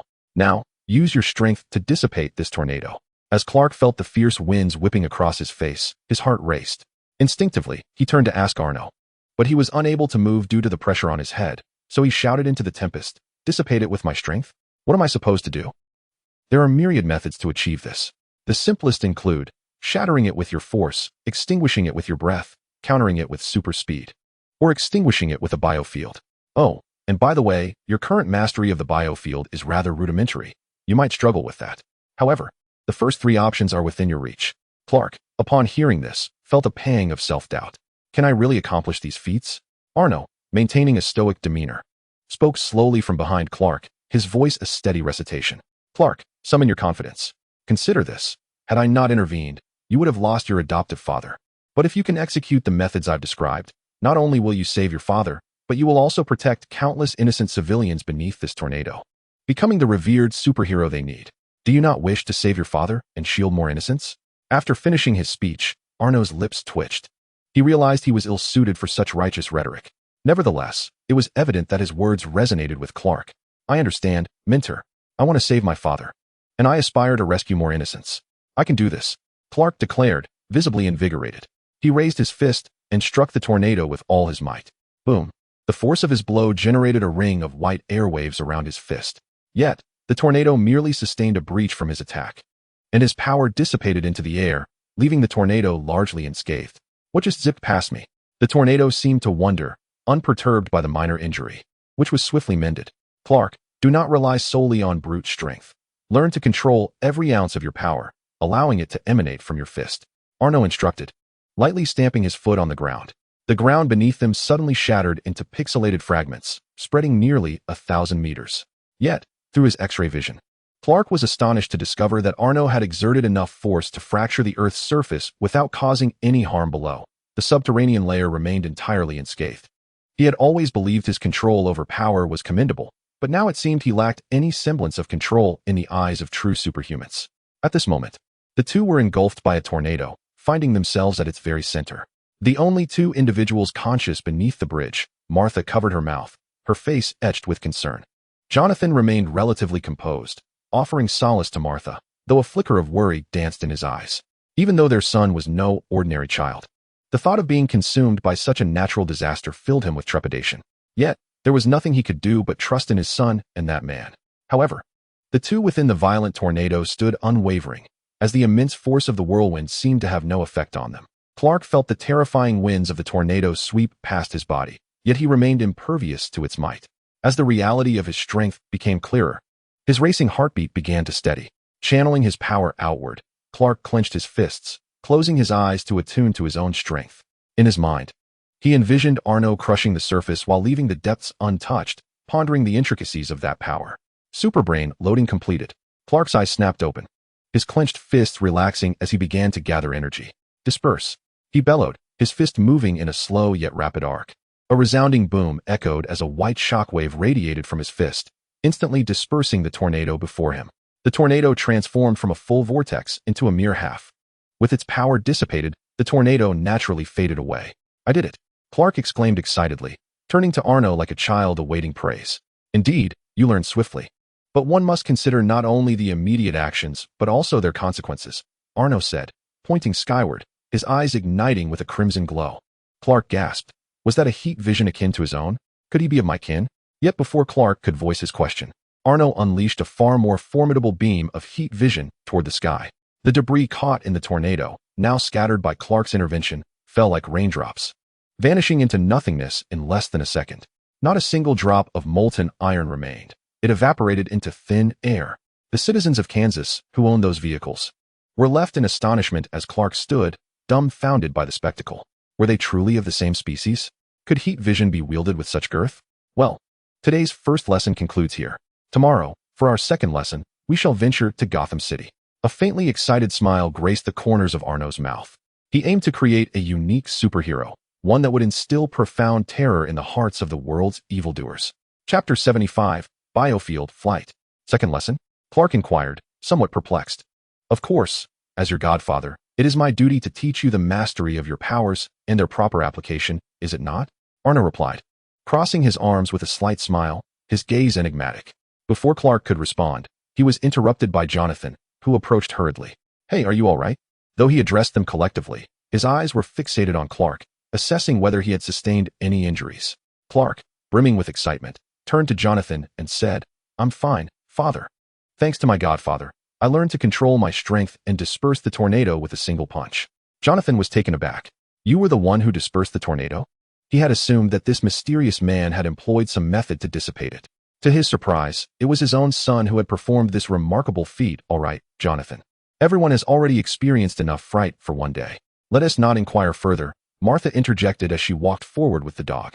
She first urged her husband to refrain from asking more questions, then sincerely expressed her gratitude to Arno. Thank you, sir, for saving my husband. Without Jonathan, Clark and I would have been at a loss. If possible, please visit our home. We would love to properly host and thank you. Come on, godfather. My mother's muffins are delicious. Stay here for a few days. I have so much more to discuss with you.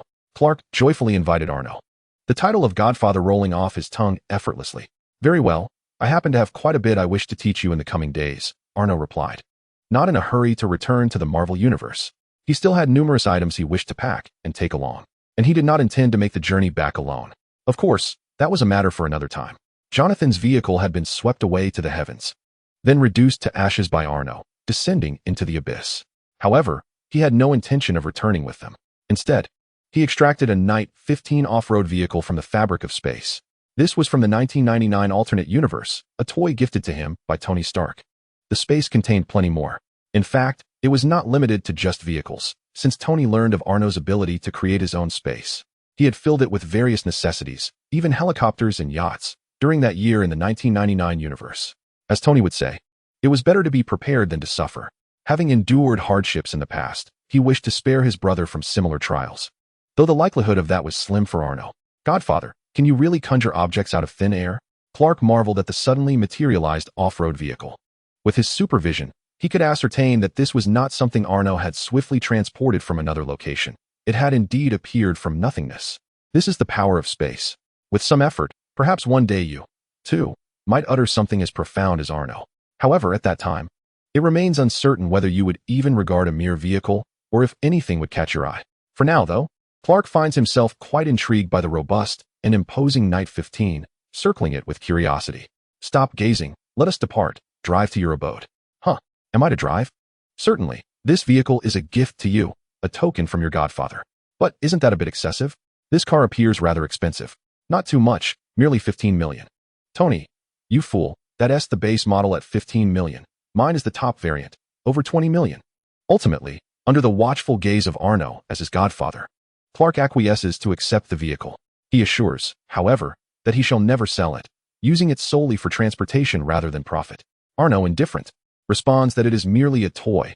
Once gifted, it belongs to Clark, and how he chooses to utilize it is his prerogative. Even if Clark opts not to drive, but rather to admire it daily, that remains his freedom. Thus, under the warm hospitality of the Kent family, Arno's first day in the DC universe passes peacefully. Oh, and regarding the people beneath the overpass, after Arno and his companions drove away, they were released from their mental control. It remains unknown what emotions they felt gazing at the now empty road. Perhaps they continued to fret over their car loans. On the following day, Arno did not immediately escort Clark to Gotham City. Instead, they ventured to an open space on his farm. Godfather, aren't we supposed to head to Gotham today? Shall we drive? Clark still reminisced about the exhilarating sensation of driving the Knight 15. After all, despite being Superman, he is still a man. What man does not adore automobiles? Arno shook his finger, correcting his perspective. A vehicle? No, Clark. Cars are merely our means of transport during dull moments, not our primary mode of travel. Well then, shall we run there? Clark scratched his head, acknowledging that running would indeed be much faster than driving, yet he still leaned toward driving. After all, running not only risks discovery, but also appears rather foolish. No, we shall fly there. Godfather, do you possess an aircraft? Before Clark could finish his sentence, he stood in awe as Arno's feet slowly lifted from the ground. Regaining his composure, he scrutinized how Arno hovered in midair. Godfather, it seems you are not flying through physical means. It appears as if an invisible force is lifting you. Arno nodded slowly, elucidating. Indeed, this is a biological force field, a unique life substance possessed by every Kryptonian that interacts with surrounding objects or the Earth's magnetic field. In truth, you have long been aware of this, yet you have not harnessed it effectively. Instead, you merely release it passively. You may have noticed that, despite your immense strength, with intentional control, you can lift or catch an object significantly larger than yourself without any harm. This phenomenon defies scientific explanation, yet you are capable of it. This is the biological force field, a power that transcends scientific understanding. Its capabilities extend far beyond the mere act of lifting heavy objects. It can achieve astonishing feats, such as flight. This is accomplished through a reciprocal connection with the Earth's magnetic field, enabling flight. Clark's mind diligently processed Arno's words as he endeavored to release his biological force field and connect with the Earth's magnetic field to ascend. As he attempted this, the debris and dust around him began to quiver, and his body gradually tilted and lifted off the ground. Eventually, he found himself floating parallel to Arno in midair. Very good. Your comprehension is quite impressive, Arno remarked, patting his shoulder with satisfaction. However, Clark soon lost his balance and plummeted to the ground in a rather ungraceful manner. You need to become more accustomed to the ability of flight. Otherwise, a mid-air crash would not be ideal, Arno advised. waving his hand to unveil a deep blue spatial portal. The entrance, shrouded in a mist of blue energy, obscured Clark's view of what lay beyond. "What is this?" he inquired. "The Arctic, an excellent place for you to train in peace," Arno replied before stepping into the portal. Clark hurriedly followed suit. However, the moment he traversed the spatial passage, he found himself stepping into empty air. "Ah!" Clark exclaimed as he plunged through the clouds. Arno, standing suspended in the void, observed the scene quietly, a bucket of popcorn in hand. Indeed, he had opened the portal at an altitude of 10,000 meters. "Relax, Clark, have you forgotten? You can fly." Amidst his rapid descent, Clark, feeling somewhat panicked, found reassurance in Arno's words. With his godfather's presence, he felt little fear, for he regarded Arno as the most reliable individual in the world. He steadied his breathing, re-establishing the connection between his biological force field and the Earth's magnetic field, causing his rate of descent to gradually decrease. Downward, stop. Just a meter above the ground, Clark's body came to a steady halt. He had fully mastered flight. "I did it, Godfather," he exclaimed, turning to Arno, nearly losing his breath and risking another fall. Arno lay suspended in midair, popcorn in hand, his expression one of amusement as he savored the spectacle. "Godfather, this is hardly entertaining. On the contrary, it's quite enjoyable. And it's undoubtedly the quickest way to master flight. Wouldn't you agree?" Arno couldn't help but reminisce about his past life, recalling the moment he first learned to ride a bicycle. His irresponsible father, who had promised to steady the bike, had instead pushed him down a slope, forcing him to learn rapidly. It was either fall or succeed. Admittedly, though unethical, this method was remarkably effective.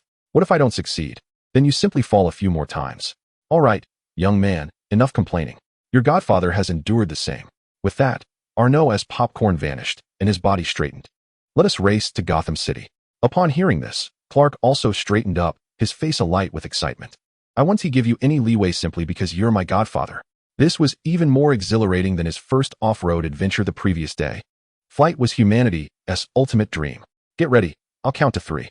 1, 2, 3. Before the sound of his voice faded, Arno transformed into a streak of white. Surging ahead, Clark quickly gave chase, shouting, "Godfather, you're not playing fair." Arno's voice echoed back from the distance. "Your foes won't adhere to any rules. They will stop at nothing." The two figures, propelled by gusts of air, raced through the sky. As dusk settled over Gotham City, the sky darkened ominously, creating an oppressive atmosphere. Two cloaked figures appeared above the dimly lit streets of Gotham. Arno, clad in silver-gray destruction armor, and Clark, adorned in red and blue nanotech armor. The nanotech suit was a gift from Arno, modified from Tony's 85 Malawian Quatches. Although the 85 Malawian Quatches lacked sufficient defense for Superman, he did not require armor for protection for them. It was merely decorative, a matter of aesthetics. Except for Arno's destruction armor, of course. As for Superman's own costume, Arno planned to allow Clark to make his choice after completing today's second lesson, to become a god in the sunlight or a reaper guarding that light. Arno inhaled the air of Gotham, which brimmed with a sense of freedom even more pronounced than in New York, while the sounds of gunfire echoed nearby. Truly, Gotham's spirit was as unrefined as it was genuine. A smile crept across Arno's face as he gestured toward the city below. "Clark, tell me, what do you see?" Activating his supervision, Clark quickly absorbed the entirety of Gotham from his aerial vantage point. In an instant, his heart plummeted to the depths of despair. Sin, abundant sin, on one side lies normalcy, on the other, hell. This may sound ordinary, for where there are people, there is wickedness. Yet, what if this malevolence constitutes 50% of the entire city? Minor evils, major atrocities, and even the most heinous acts permeate this shadowy metropolis. It is as if this city embodies a realm of vice. This harsh reality inflicted profound psychological trauma upon the young Clark. With beseeching eyes, he gazed at Arno, tears brimming in his eyes. "Godfather, how could this city have become this way? This cannot be real, can it? It must not be true." Arno, however, ruthlessly shattered his self-deception. "It is indeed real. It did not become this way. It has always been thus." Observing the despondent Clark, Arno cast forth a branch of hope. Yet, he asserted that it is not entirely impossible to alter this grim reality. Upon hearing this, Clark abruptly lifted his downcast head, his eyes alight with hope. "What means? You, me? You have the power to transform all of this, Clark, to revitalize this darkened world and infuse it with light." Arno's gaze burned with intensity. His plan for divinization had commenced. He envisioned the creation of a deity of humanity, omnipotent, steadfast, devoid of any weaknesses. "Follow me." Arno led Clark down towards the city below. In a shadowy alley, a hooded figure brandished a weapon of freedom, robbing a couple accompanied by their child. Although the man and woman surrendered their money to avoid subsequent police involvement, the robbers still intended to pull the trigger and extinguish their lives. Just then, a dark shadow enveloped him like the tentacles of a demon. As he looked up, a massive silhouette akin to a giant bat descended from the heavens, instantly pinning the robber to the ground. Crack! The sound of bones fracturing echoed as the weight of the shadow crushed several of the robber's ribs. Ah! The robber's anguished scream pierced the air as the shadow's deep, raspy voice resonated.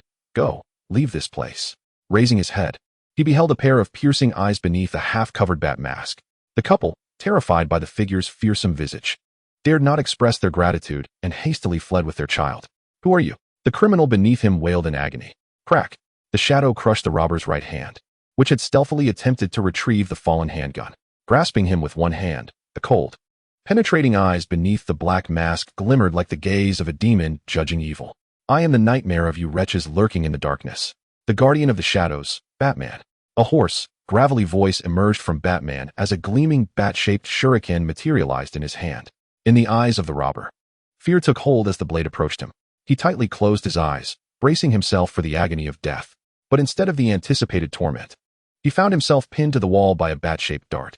Reflect on your sins in prison, rodent, Batman declared before turning and gradually fading into the shadows. Ha ha. You hypocritical wretch, you lack the courage to kill me. But mark my words, once I am free, I shall hunt you down and slay everyone around you.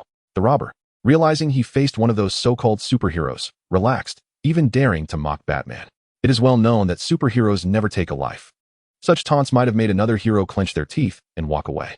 However, this was Batman, with half of his form already cloaked in darkness. The silhouette of the bat spun around without warning, shattering the criminal's right kneecap. Anger ignited in Batman's eyes. The robber's words had struck a nerve, awakening memories he wished to suppress. Had it not been for the vow he took before becoming Batman to never kill, this scoundrel would have met his end. Yet, he refrained from taking a life. Your crimes deserve far greater suffering. Batman grasped the robber's left arm and knee, and then, with a crunch, he forcefully crushed the man's left hand and leg. What had begun as merely a broken wrist for a gunman transformed into a catastrophic shattering of limbs due to his own reckless bravado. But it did not end there. Amidst the robber's anguished screams, Batman produced a searing hot bat-shaped brand and thrust it into his forehead. The sizzling sound echoed as the scent of charred flesh filled the air. By the time Batman vanished, the criminal lay on the brink of death, a scorched bat emblem etched into his brow. After Batman's departure, before the police could arrive to imprison him, two towering figures descended from above, one silver-gray and the other clad in red and blue. What are your thoughts on the actions of that little bat? Clark furrowed his brow, stating, though he executed justice, his methods blatantly disregarded the law, employing torture unilaterally. Arno pressed further, what do you believe should be done? Clark, resolute in his convictions, proclaimed, we must prevent their crimes, incarcerate them, and allow the law to pass judgment. Arno chuckled and posed a final inquiry. Incarcerate them, only for them to escape and continue slaughtering the innocent? Chapter 77. The Transformation of Clark. Clark's expression shifted, yet he maintained, I have faith in the law's retribution, and prisons will not easily permit these criminals to escape. Listening to his naive assertions, Arno emotionlessly pointed to his heart and locked eyes with him. Place your hand over your heart and tell me, do you truly believe your words? Gazing into Arno's dark and indifferent eyes, Clark yearned to express his belief. Yet, as he opened his mouth, he found himself utterly speechless.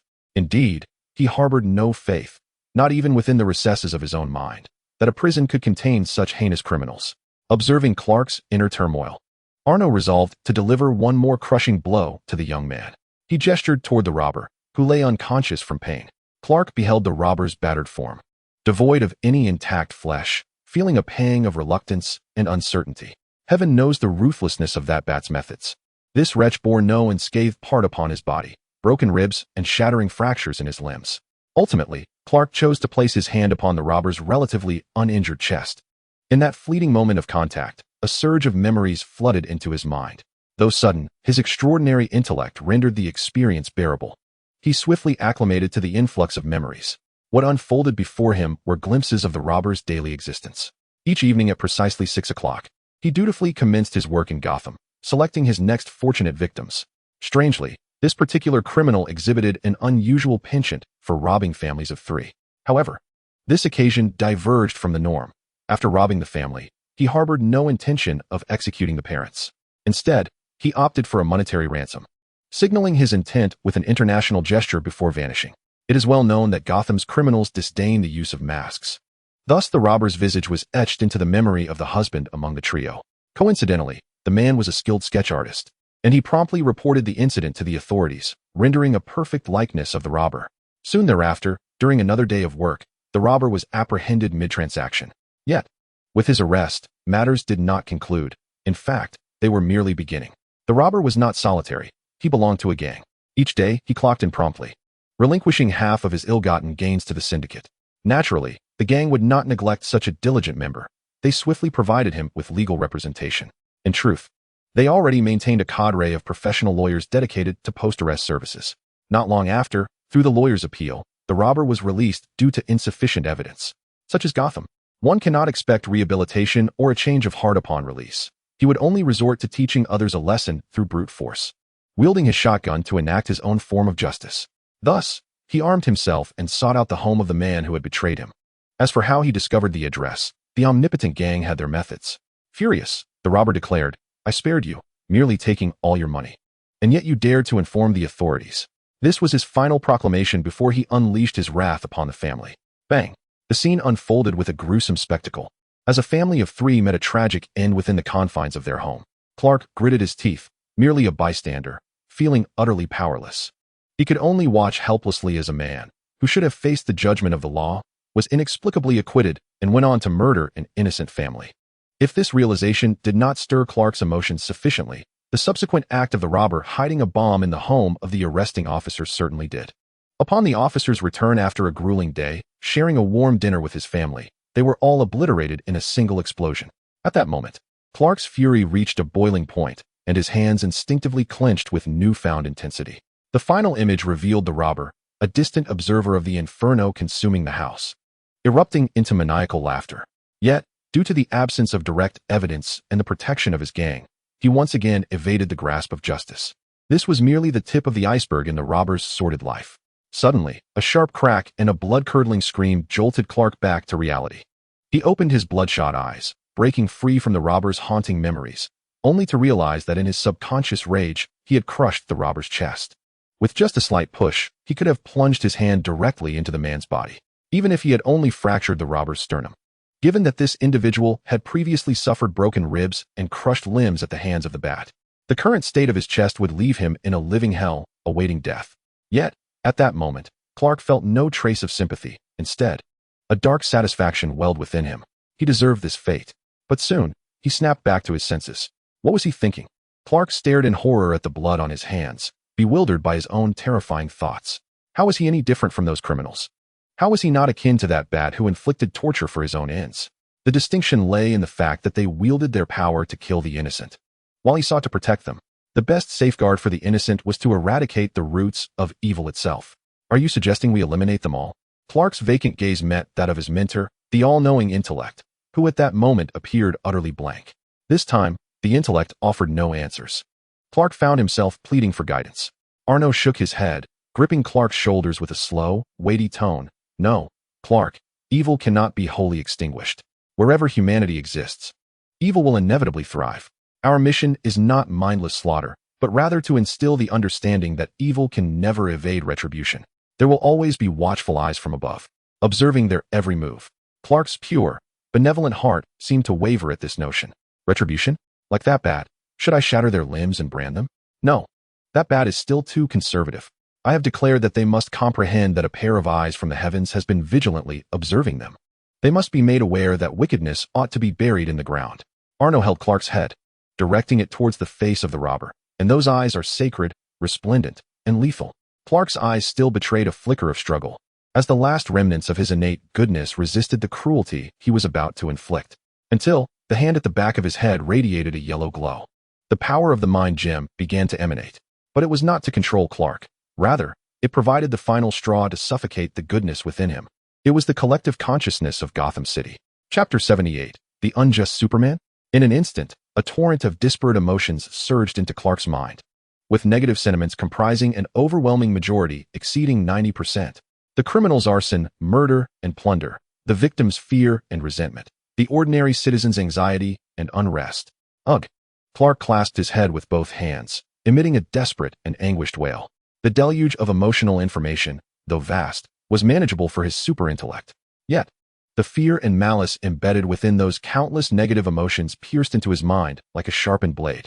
As he cried out, a tremendous sonic wave erupted from Clark, reverberating throughout Gotham City. The inhabitants of Gotham remained oblivious to the impending turmoil. They gazed up at the sky, bewildered, seeking the source of that tormented wail.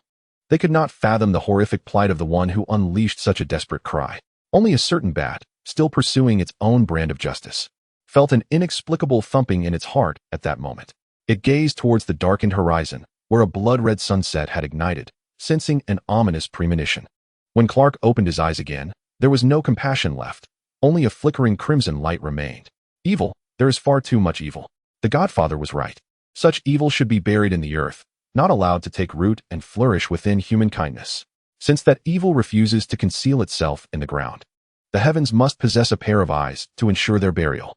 And those eyes are mine. At that moment, destiny began to shift, heralding the arrival of a new Superman. Clark's already formidable physique appeared even larger and more menacing. Shatter, behold my eyes. He lifted the head of the robber, rendered deaf by his tremendous sonic wave. The immense force from either side of the robber's skull compelled his nearly lifeless form to forcibly open his eyes. Yet, as they cracked open, they were met with a gaze filled with the fiery judgment of hell. The crimson laser instantaneously pierced the skull of the bandit, scorching 2 charred holes into the ground. Arno, with a radiant smile, gently tousled Clark's disheveled hair, his palm glowing with a warm light, soothing the turmoil that clouded Clark's mind. Good boy, well done. But next time, perhaps be a tad gentler, allowing him the opportunity for profound reflection beneath your intense gaze before sending him to God for repentance. I understand, Godfather. In that moment, as Clark gazed upon the blood staining his hands, the initial panic dissipated, replaced by a resolute conviction. This world requires purification, beginning with Gotham. Slowly, Clark ascended, surveying the city beneath him. This night was destined to be drenched in blood. As the first rays of dawn illuminated a blood-soaked man, Arno appeared beside Clark. Speaking softly, "Master your inner self. Do not let the slaughter consume you." This gentle admonition struck Clark's mind like a mighty hammer, dispelling the crimson glow from his eyes and restoring his reason. Godfather, I have killed many people.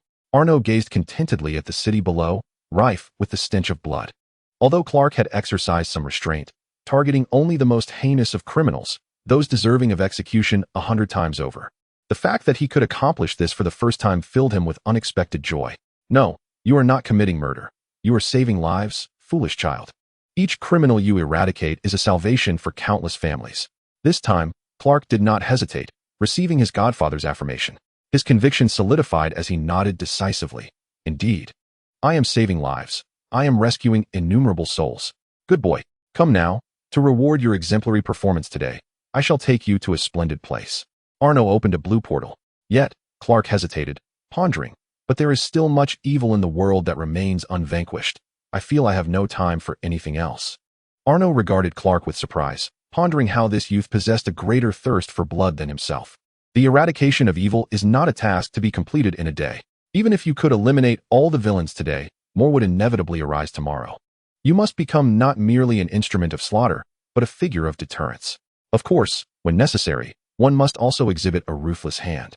Arno, with heartfelt sincerity, patted Clark's bloodied shoulder. However, it need not be so gruesome. Moderation is key. Remember to use a biofield to isolate the blood next time. I was already criticized for this last time. Clark merely nodded regarding the biofield, not particularly concerned. However, he felt a spark of indignation at the thought of his godfather being ridiculed, his eyes igniting with fiery intensity. Who dares to criticize the godfather? I shall reprimand them. Perhaps not. It seems you are unable to confront them. Come, let us behold your reward. I assure you, it shall delight you. Arno sighed and waved his hand, stepping directly into the spatial passage. In the next moment, the two found themselves in the frigid winds of the Arctic. Is this the Arctic? The place you taught me to fly? Indeed, but your observations were rather superficial. You were too engrossed in the exhilaration of flight to truly absorb your surroundings. I apologize. Godfather, I was overly enthusiastic last time. I understand, but remember to observe for anything opaque before proceeding, such as lead, just in case. I comprehend. If there is something we cannot see through, we shall deliberate cautiously, correct? No, if it is opaque, We shall simply annihilate it from a distance with thermal vision. Clark appeared enlightened. So, that is the way of it. I am grateful for the lesson, Godfather. Arno nodded, pleased with Clark's awakening. Now, observe your surroundings. Clark complied, peering through the layers of ice, ultimately fixating upon a massive iceberg. Is that a spacecraft? Indeed, to be precise, it is a Kryptonian vessel, hailing from your homeland, Krypton. Krypton, is that truly the name of our genuine homeland?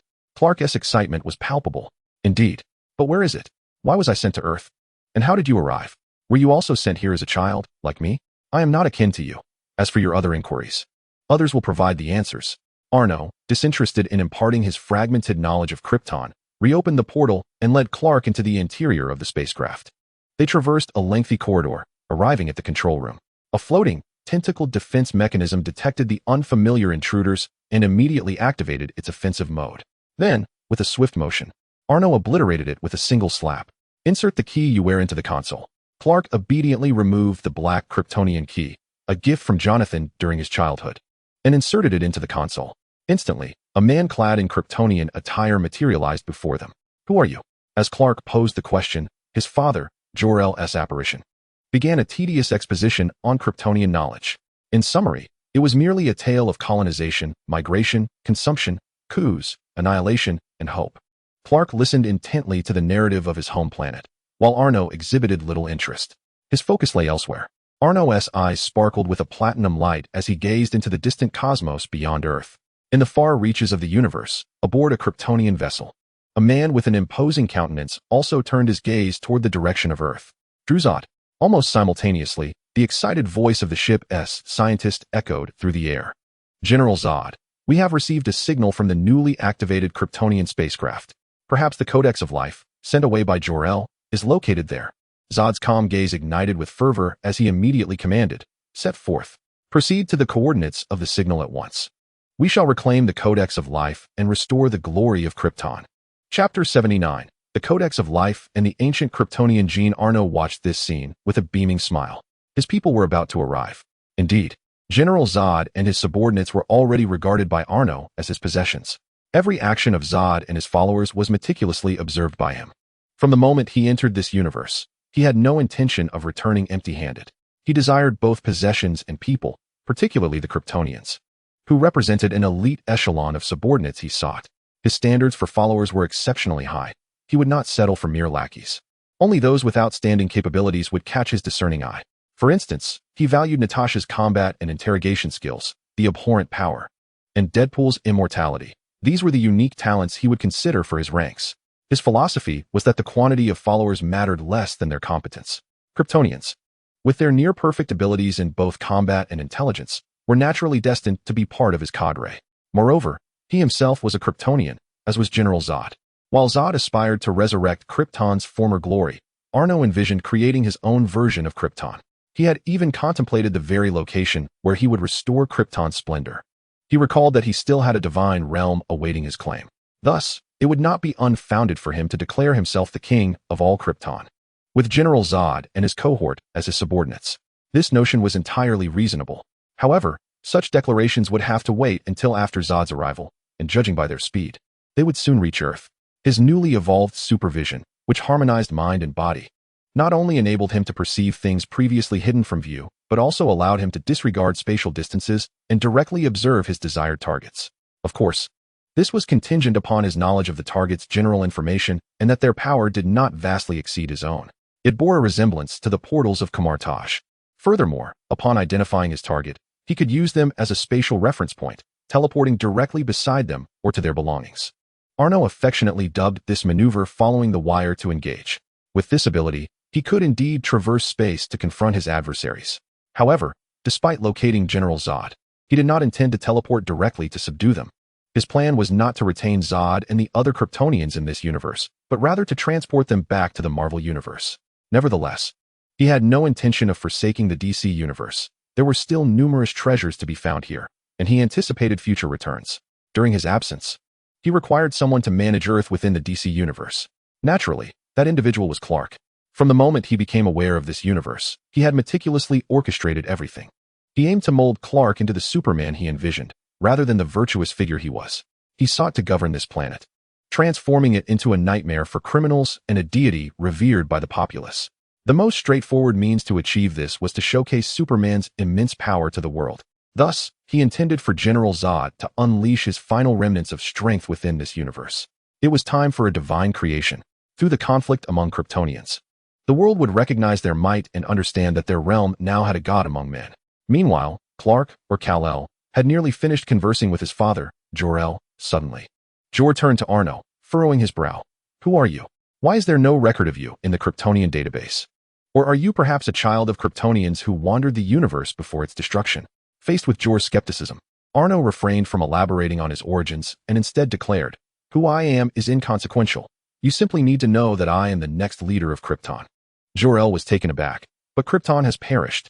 It is your Krypton that has met its end, while my Krypton is just beginning. Jor fell silent at this revelation, glancing at the son who had stood by Arno's side since he began speaking. He ultimately sighed, realizing that the last hope of Krypton stood beside the other. No words could change that now. I hope you can make the reborn Krypton even more glorious and avoid the path we once tread.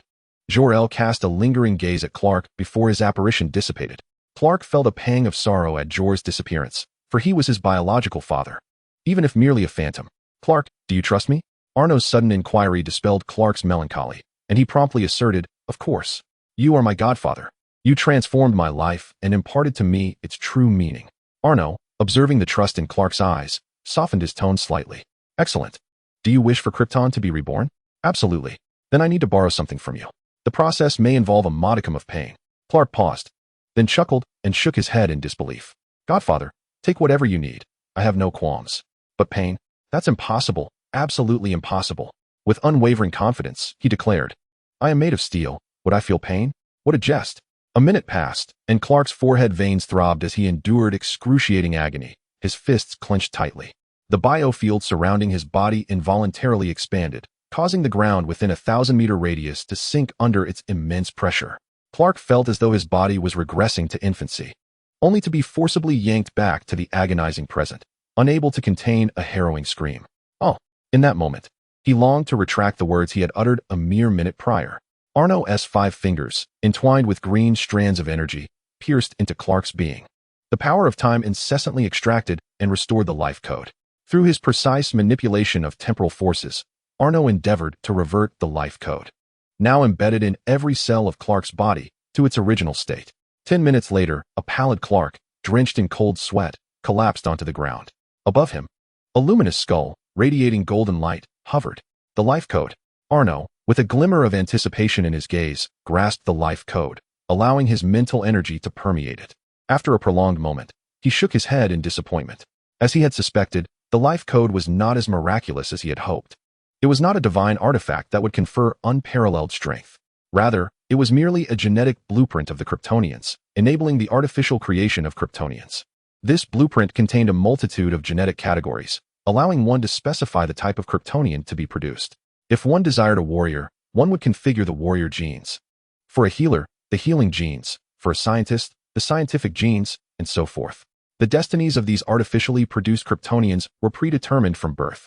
This was both the key to the continuation of the Kryptonian race and the shackles that ultimately led to its demise. A fated existence was destined to culminate in ruin. Arno labeled these genes as defective.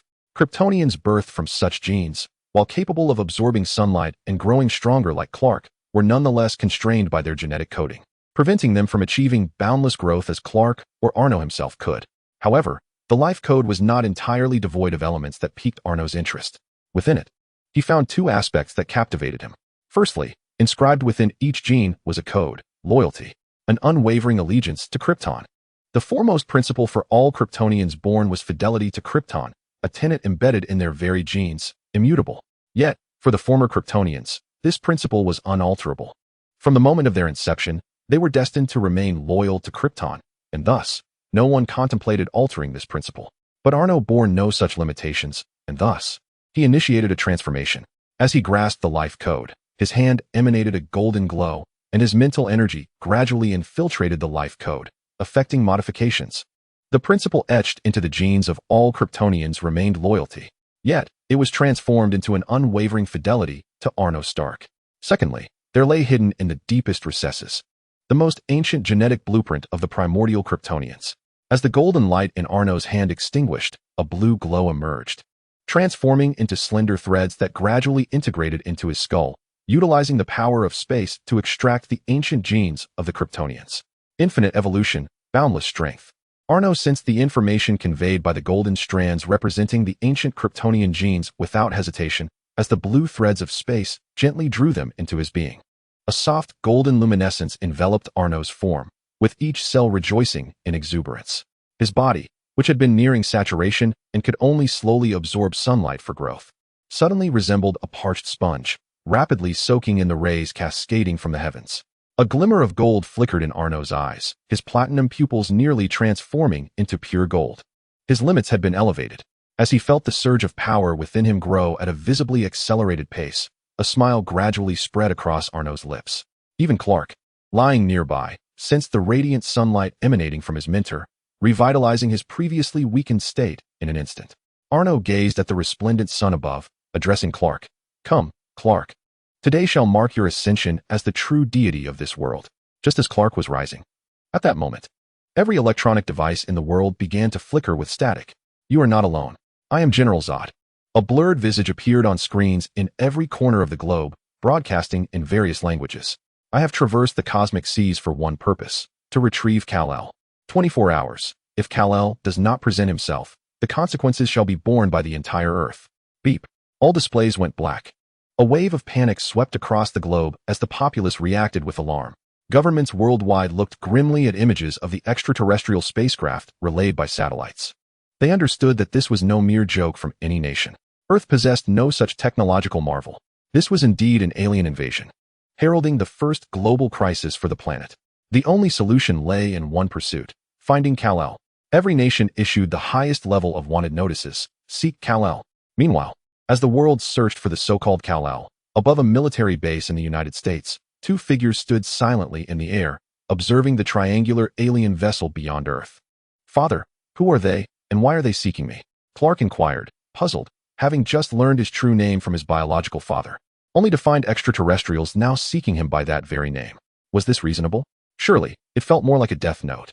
"Our kin, the Kryptonians, including General Zod, whom your father mentioned as having been exiled to the Phantom Zone due to a coup." "Kryptonians? Aren't they our own kind?" Clark felt a surge of happiness. Apart from the Godfather, he was finally about to meet other living kin. However, he was cautioned not to rejoice too soon. General Zod harbored a deep-seated grudge against your parents, and one must ponder the true purpose of his visit. It was for the life code within you. Had I not extracted it with the power of time, and had he forcibly taken it, your fate would have been sealed. Arno's words doused Clark's fervent heart with cold water. Yet, Arno had no intention of granting him time for mental preparation. "This locale is splendid, a fitting arena to showcase your strength. Prepare yourself. It is time for the world to recognize your existence, to understand that both hope and fear reside within you." Arno glanced at the multitude of surveillance devices surrounding the military base, nodding in satisfaction. They would capture every miraculous moment without omission. He summoned the Kryptonian spacecraft he had retrieved from the Arctic and sent out a signal. Instantly, the ship carrying General Zod received the transmission. "General, it is that spacecraft. It has signaled again, and this time, the location is precise." Zod opened his icy eyes.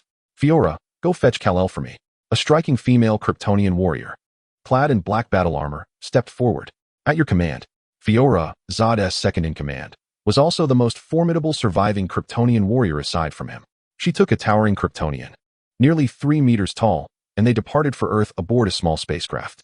Arno watched the duo leave for Earth and patted Clark on the shoulder, advising, "Your adversaries are approaching.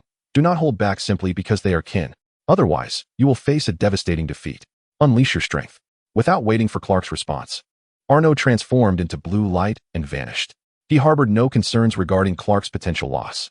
Although Clark was a decade younger than in the original narrative, his abilities had surpassed those of his former self. Superman would struggle against Kryptonians who had just arrived on Earth and had yet to absorb solar rays. Not due to weakness, but out of kindness. He had never fought with lethal intent, merely exerting his full power.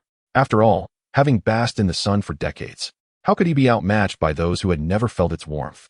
Even with just under 20 years of solar exposure, he would face Fiora and the other towering Kryptonian with ease. As Arno disappeared in blue light, he reappeared beside General Zod.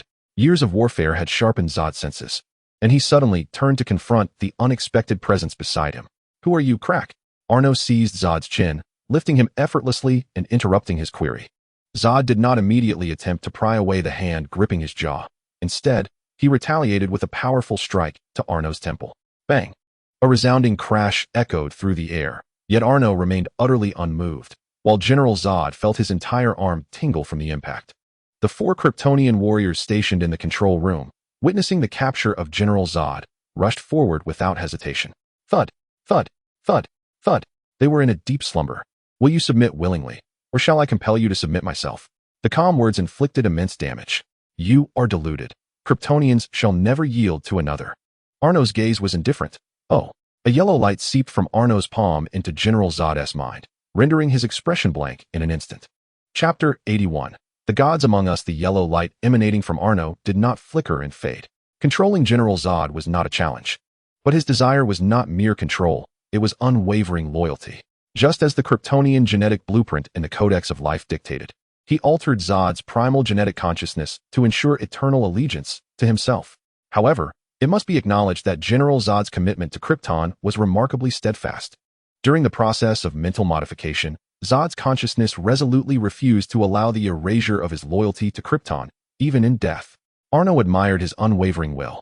Thus, he generously intensified the mental conditioning.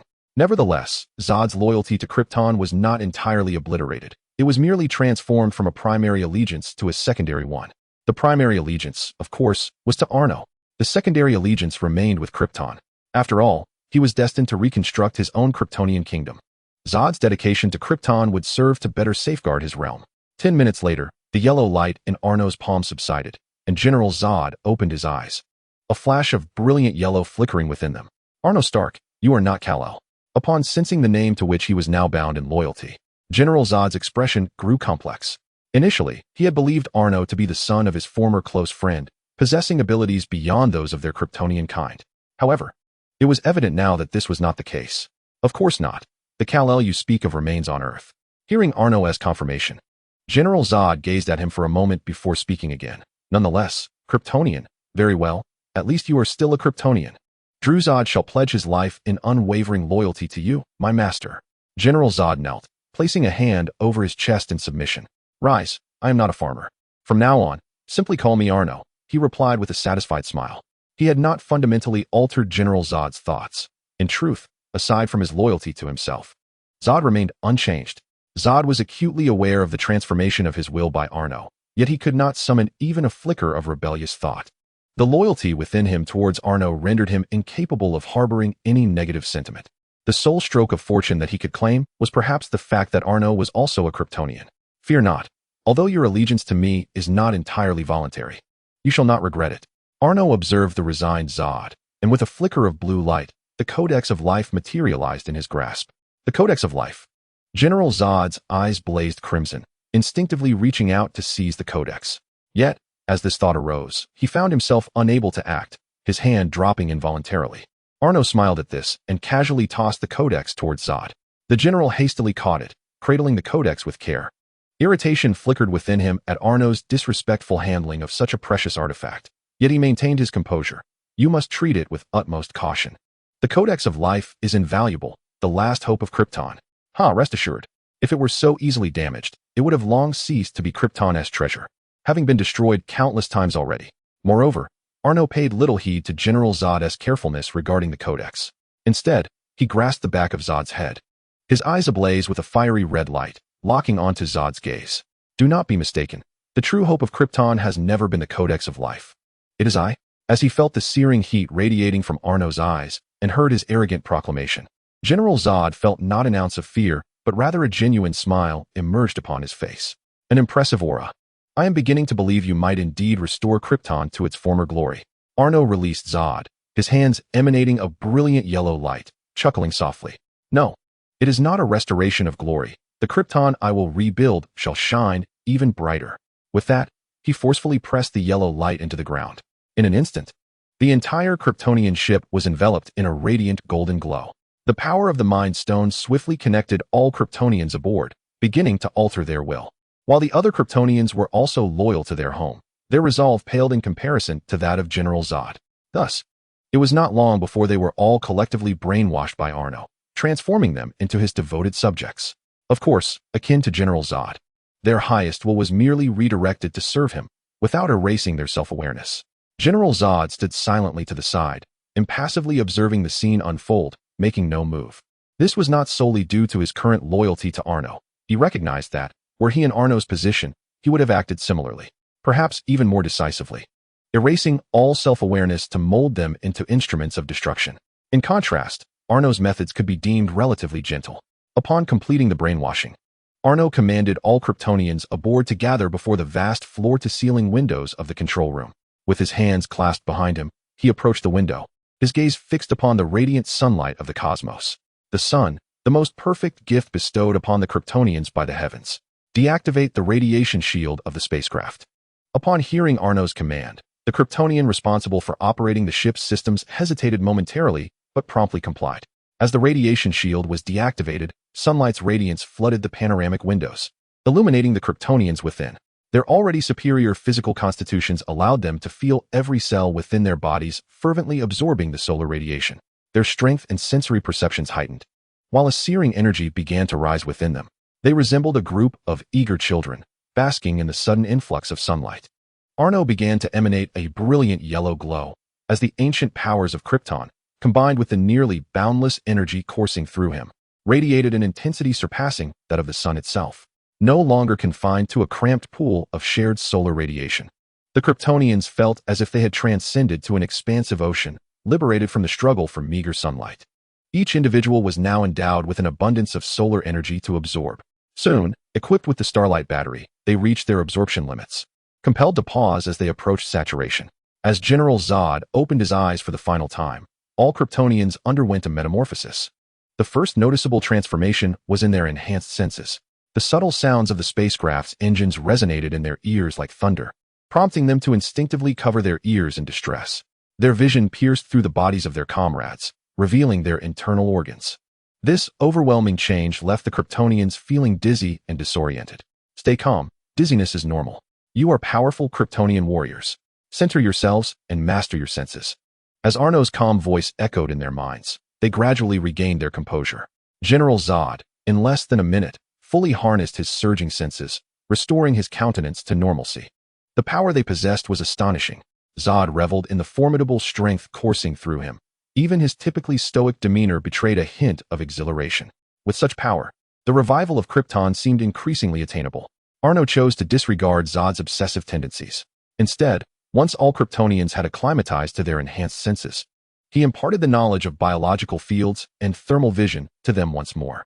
When they had fully mastered these skills, they all ascended to become true deities among mortals. Chapter 82. A battle between gods. Except for the two Kryptonians en route to Earth, General Zod also realized that his aide, Fiora, and another capable subordinate were heading to Earth to retrieve Kal-El. Now that he had obtained the Life Codex, he harbored no intentions of harming Kal-El. Had it not been for their ideological differences, he and Jor-El would have remained the best of friends. Thus, unless absolutely necessary, he had no desire to eliminate Kal-El after achieving his objectives. Moreover, Kal-El, being a Kryptonian who had absorbed solar radiation for so many years, possessed powers far beyond those of Fiora, who had yet to experience such solar exposure. Due to the transformation of his mind, Arno was also privy to Zod's innermost thoughts. Fear not, your aide will be unharmed, and neither will Kal-El. As for now, come, Zod, let us witness a splendid spectacle together. With that, he opened a portal and stepped through. You will remain on standby aboard the ship. Without the command of your master or myself, do not act recklessly. Having uttered these words, General Zod hesitated no longer and followed through the portal. On Earth, at a military command center in the United States, the commanding officer, General Swanwick, observed with grave concern the sudden appearance of Clark within the military base, accompanied by an extraterrestrial vessel from beyond Earth. In the next instant, a blue portal manifested within the command center. Simultaneously, everyone present, save for General Swanwick, found their pupils turned a yellowed, vacant state. Sensing the overwhelming mental force surrounding him, Swanwick instantly rose to his feet, his eyes ablaze with an orange-red glow. Should you dare to gaze upon me with your counterfeit heat vision again, I shall crush that hideous green head of yours that you dare not reveal. Arno emerged from the portal, followed closely by General Zod, whose eyes glowed with a crimson light. The moment General Swanwick, or the Martian Manhunter, made the slightest move, Zod would not hesitate to obliterate him with his heat vision. While Zod exuded an air of intimidation, it was the seemingly indifferent Arno who truly instilled a sense of lethal threat in the Martian manhunter. Arno naturally took his seat in the commander's chair, commanding the technical staff to commence their operations on the computer. Upon witnessing this scene, General Swanwick felt an impending sense of doom. Yet, as he made a move, a thick, crimson laser struck him, sending him flying. His black disguise was forcibly stripped away under Zod's heat vision, revealing his green-skinned Martian form. Arno merely glanced at Swanwick, who had been blasted away by Zod's heat vision, and casually remarked, "Though your current hue is rather repulsive, it is an improvement over what it was." With the final keystroke executed by the technician, the military base's footage was broadcast live to the world. General Zod, uncertain of whether to speak, thought it unnecessary to go through such lengths. Their ship could directly commandeer the global network. Arno, of course, was aware of this, but wished to allow humanity to unveil the truth through their own channels. Let them witness the divine battle through their own lenses. Arno, with a hint of a smile, produced 2 buckets of popcorn, handing one to General Zod as he began to watch the live broadcast. On the screen, Clark was on the brink of negotiating peace with Fiola. However, their expressions suddenly shifted. 2 voices echoed in their minds. "Do not waste time. Defeat him, heard directly." The voices of Arno and Zod resonated simultaneously in their ears, fueled by Clark's unwavering trust in his mentor and Fiola's absolute loyalty to General Zod. Both abandoned any notion of dialogue. In the moment their blue eyes locked, an unspoken understanding passed between them. Battle it is, exhilarating. Fiola was the first to strike, seizing a nearby tank and leaping to hurl it at Clark. With a sizzling sound, red light sliced through the tank, cleaving it in half and rendering her attack futile. Yet, Clark had forgotten that Fiola was not alone. A towering figure, 3 meters tall, delivered a powerful punch to Clark's side. Boom!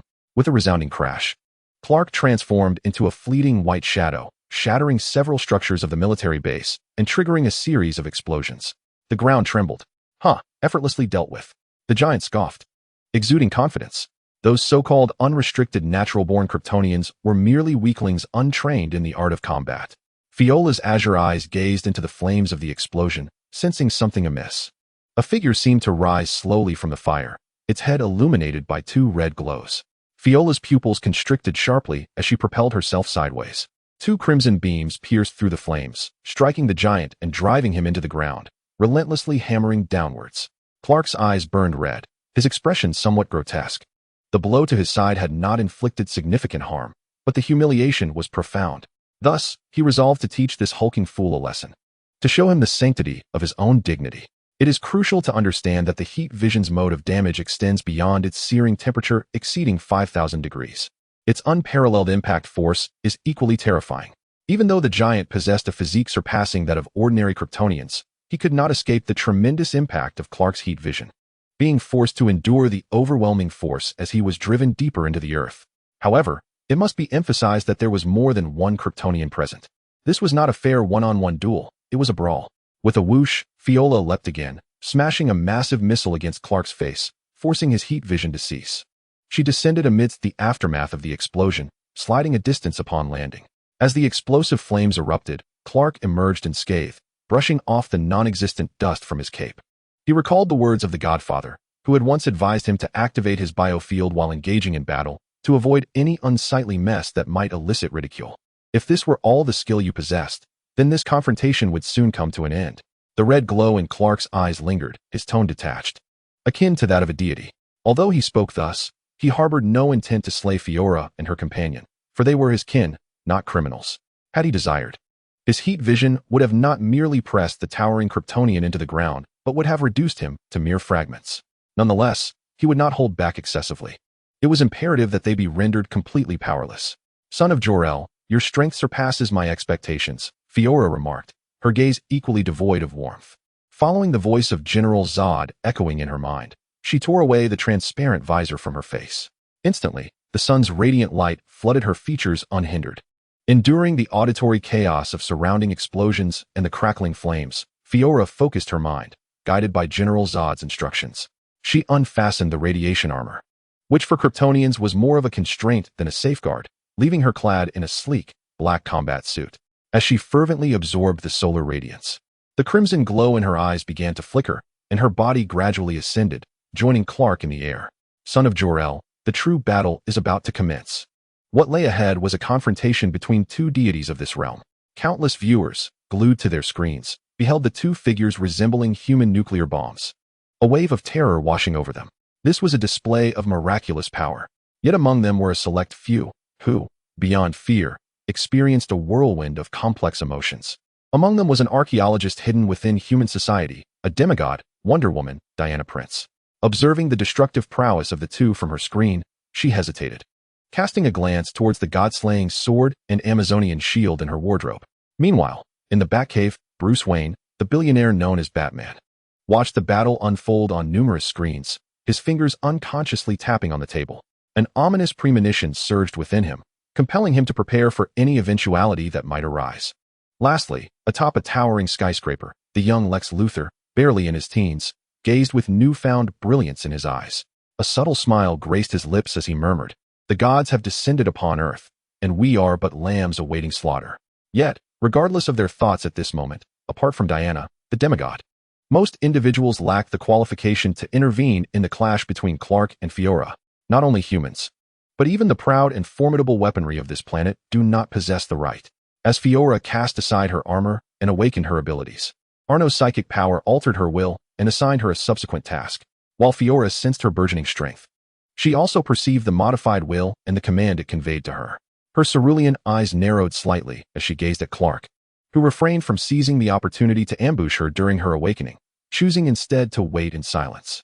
Could this battle elevate the son of El to the status of a savior deity in this world? How intriguing. Very well, I shall comply. A smile played upon Fiora's crimson lips as a crimson radiance surged forth from her eyes towards Clark. The spectacle of destruction wrought by the two was too terrifying for humanity to endure passively, particularly the U.S. military which, upon witnessing the rampant devastation at their own military base broadcasted live to the world, could no longer contain their outrage. Was this not a slap in the face? A mockery for the entire world to witness? Indeed, these extraterrestrials would pay. They could not fathom that any beings, human or alien, could withstand the might of conventional weaponry. They were convinced that as long as their adversaries were carbon-based life forms, they would inevitably succumb to the ferocity of their arsenal. If not, it could only signify insufficient firepower.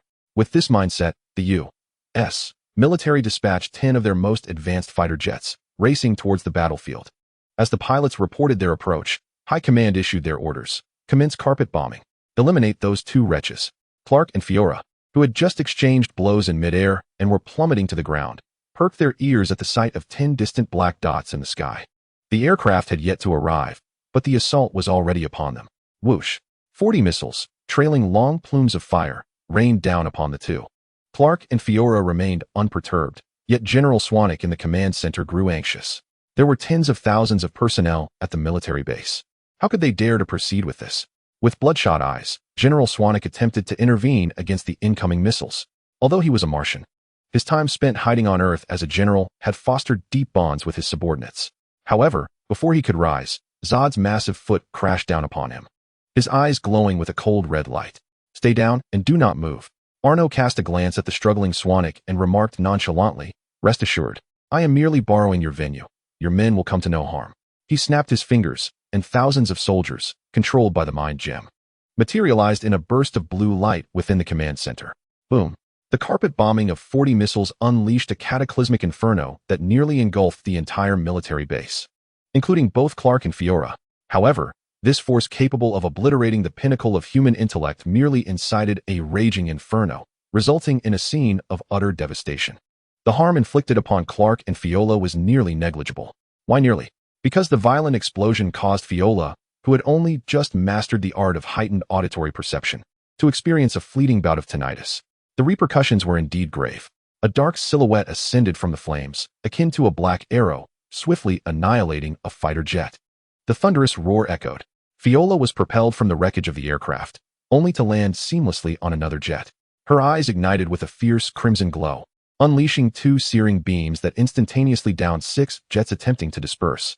The cacophony of destruction resonated 6-fold. Ultimately, she wrenched the wings from the aircraft beneath her and hurled them towards 2 neighboring jets. The thunderous sound reverberated twice. In mere moments, 10 of the most advanced American fighter planes lay in ruins at Fiora's hands. It was then that a red cloak slowly emerged from the flames of the military base. Although most of the surveillance cameras at the base had been shattered, the global broadcast continued unabated, transitioning to satellite footage for real-time coverage. Yet, the sound was absent, leaving the audience bereft of any dialogue between Clark and Fiola. Son of El, it appears you harbor little affection for humanity on this planet. Clark remarked with a stoic expression, unfazed by Fiola's mockery. My actions serve the greater good of the planet. Bloodshed is an inevitable consequence. They are not entirely innocent. Are they? Indeed, the people here are hardly innocent. What of those over there? Fiola retorted with a cold smile, her cerulean eyes gazing toward the distant metropolis. Clark's indifferent gaze narrowed sharply, and he bellowed, cease this at once. He showed no concern for those deemed guilty, believing that those stained with blood should brace themselves for the day they are consumed by it. Are those pilots innocent? Yet. Within him lay a profound love for the other innocent souls upon the earth. Fiola disregarded Clark's outburst, transforming into a shadow adorned with a white halo, hurtling toward the city with a resounding sonic boom.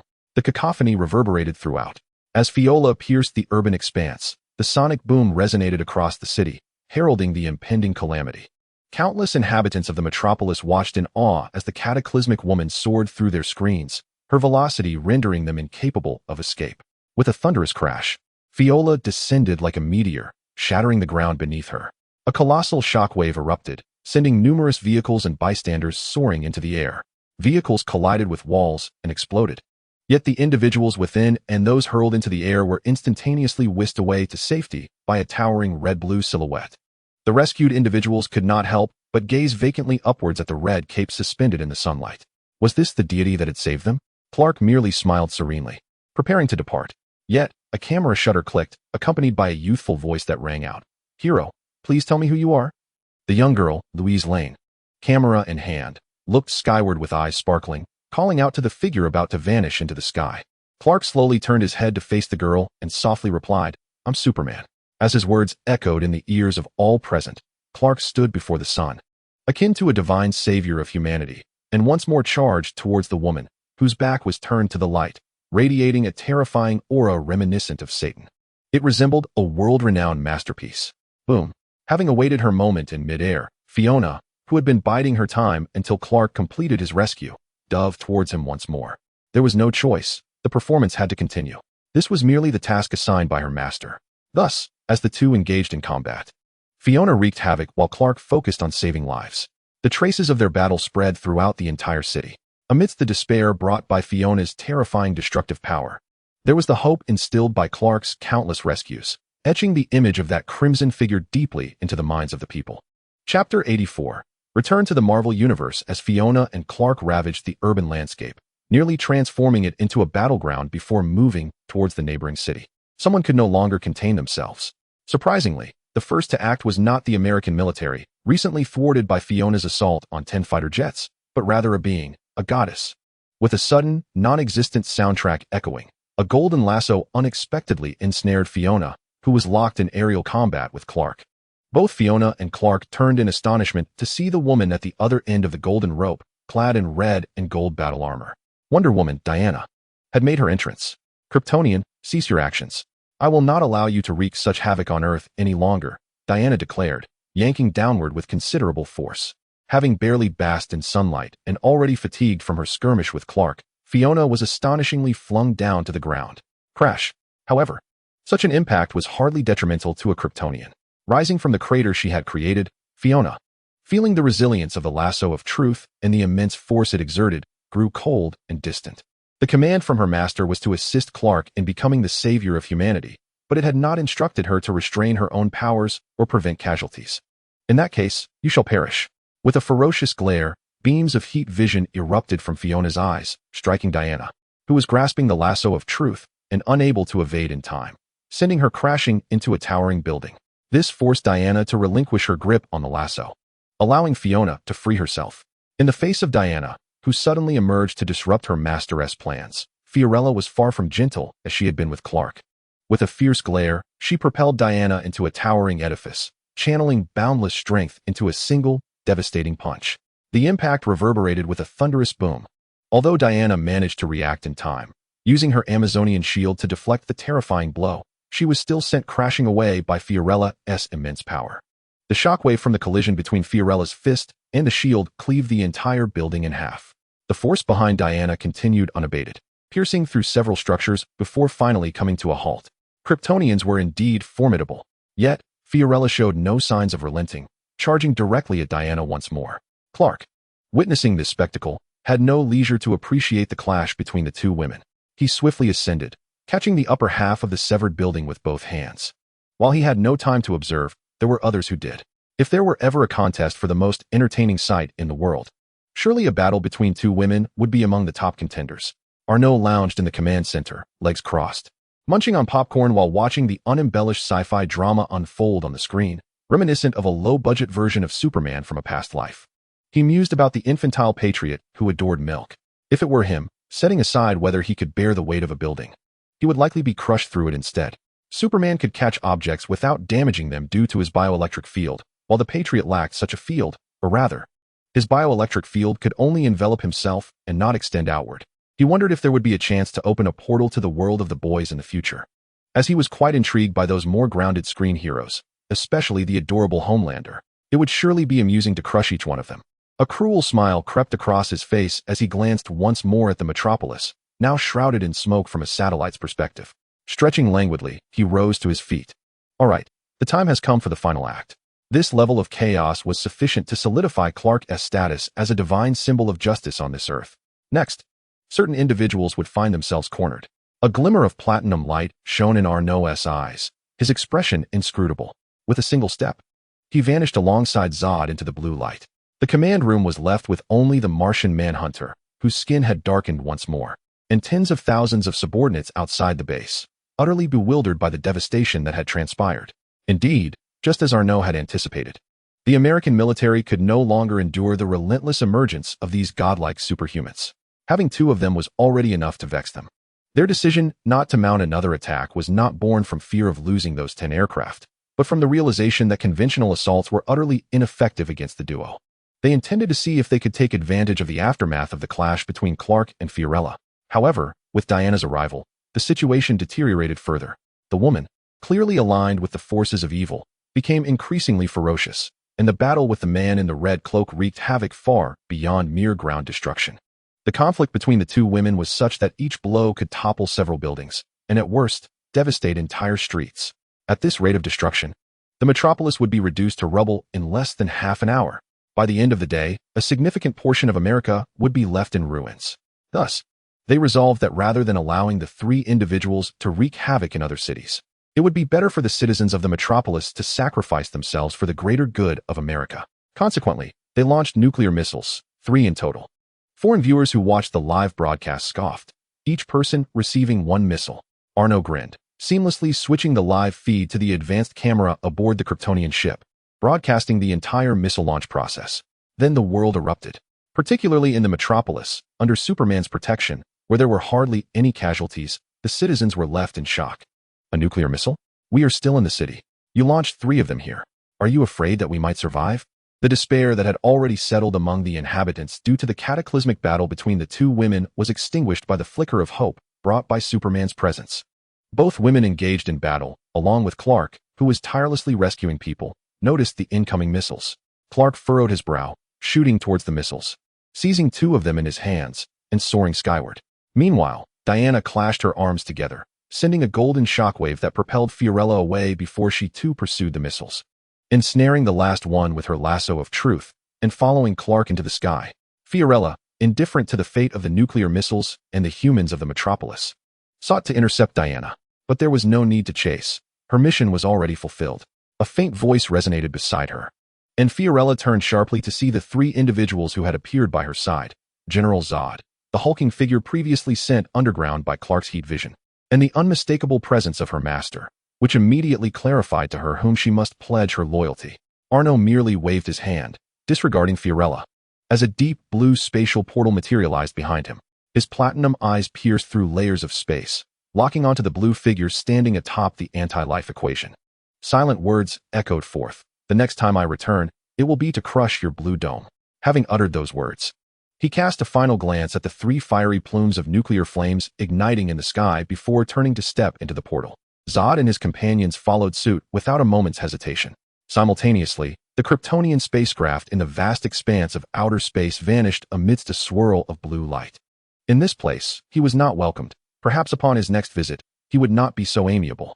Meanwhile, in the Marvel multiverse, above Stark Manor on Earth, an enormous and peculiar alien vessel materialized in the sky.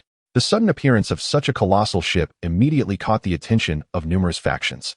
Two parties swiftly mobilized in response: the U.S. military's fighter jets and Tony's Iron Man suit. However, upon the emergence of Arno atop the spacecraft, the military jets executed a swift about-face and retreated. Tony, on the other hand, piloted his suit down to land before Arno. As the suit retracted, Tony stepped out and embraced Arno warmly. As they parted, Tony's demeanor lightened considerably, leading him to teasingly remark, "What a responsible individual you are. As the head of the Stark family and the lord of such a vast estate, you vanished for over a year." An incident had transpired, yet it seemed that time spent in other universes mirrored that of this one. Arno stroked his chin thoughtfully before casually inquiring, "Let us set that aside for now. Has the superstar divulged any information regarding Thanos? His power has significantly increased this time. It is high time we addressed certain threats in this universe, with Thanos being the foremost among them." Tony fell silent for a moment, his expression shifting to one of peculiar contemplation before he finally responded, "Indeed, there is news. In fact, Deadpool managed to extract Thanos' location with just a single phrase a year ago, through a rather unconventional method." Tony's hesitance piqued Arno's curiosity. How had Wade managed to extract such information? After all, the superstar was a mentalist, and conventional torture methods would have little effect on her. It was unlikely that a mere phrase would suffice. After another brief pause, Tony gathered his thoughts and articulated. He coated the incapacitated superstar with feathers, then ominously warned her that if she did not cooperate, he would extract her entrails to prepare a drink for Hulk. Chapter 85. "Indeed, you have a daughter," Arno remarked. "One must commend Deadpool for his audacity. This method puts even my own ruthless tactics to shame. With such a despicable approach and utter lack of shame, that annual salary of 10 million is well worth it. In fact, it is a tremendous bargain." Tony had developed a certain resilience to Deadpool's antics. Thus, when he first heard Deadpool boast about his interrogation technique, he was surprisingly unfazed, experiencing a strange blend of unexpectedness and inevitability. Henceforth, discussing it again evoked little more than a hint of embarrassment, devoid of any other sentiments. Tony chose not to dwell on Deadpool's infuriatingly smug visage. Instead, he directed his gaze towards General Zod and the others, who appeared alongside Arno atop the spaceship, exuding an imposing presence.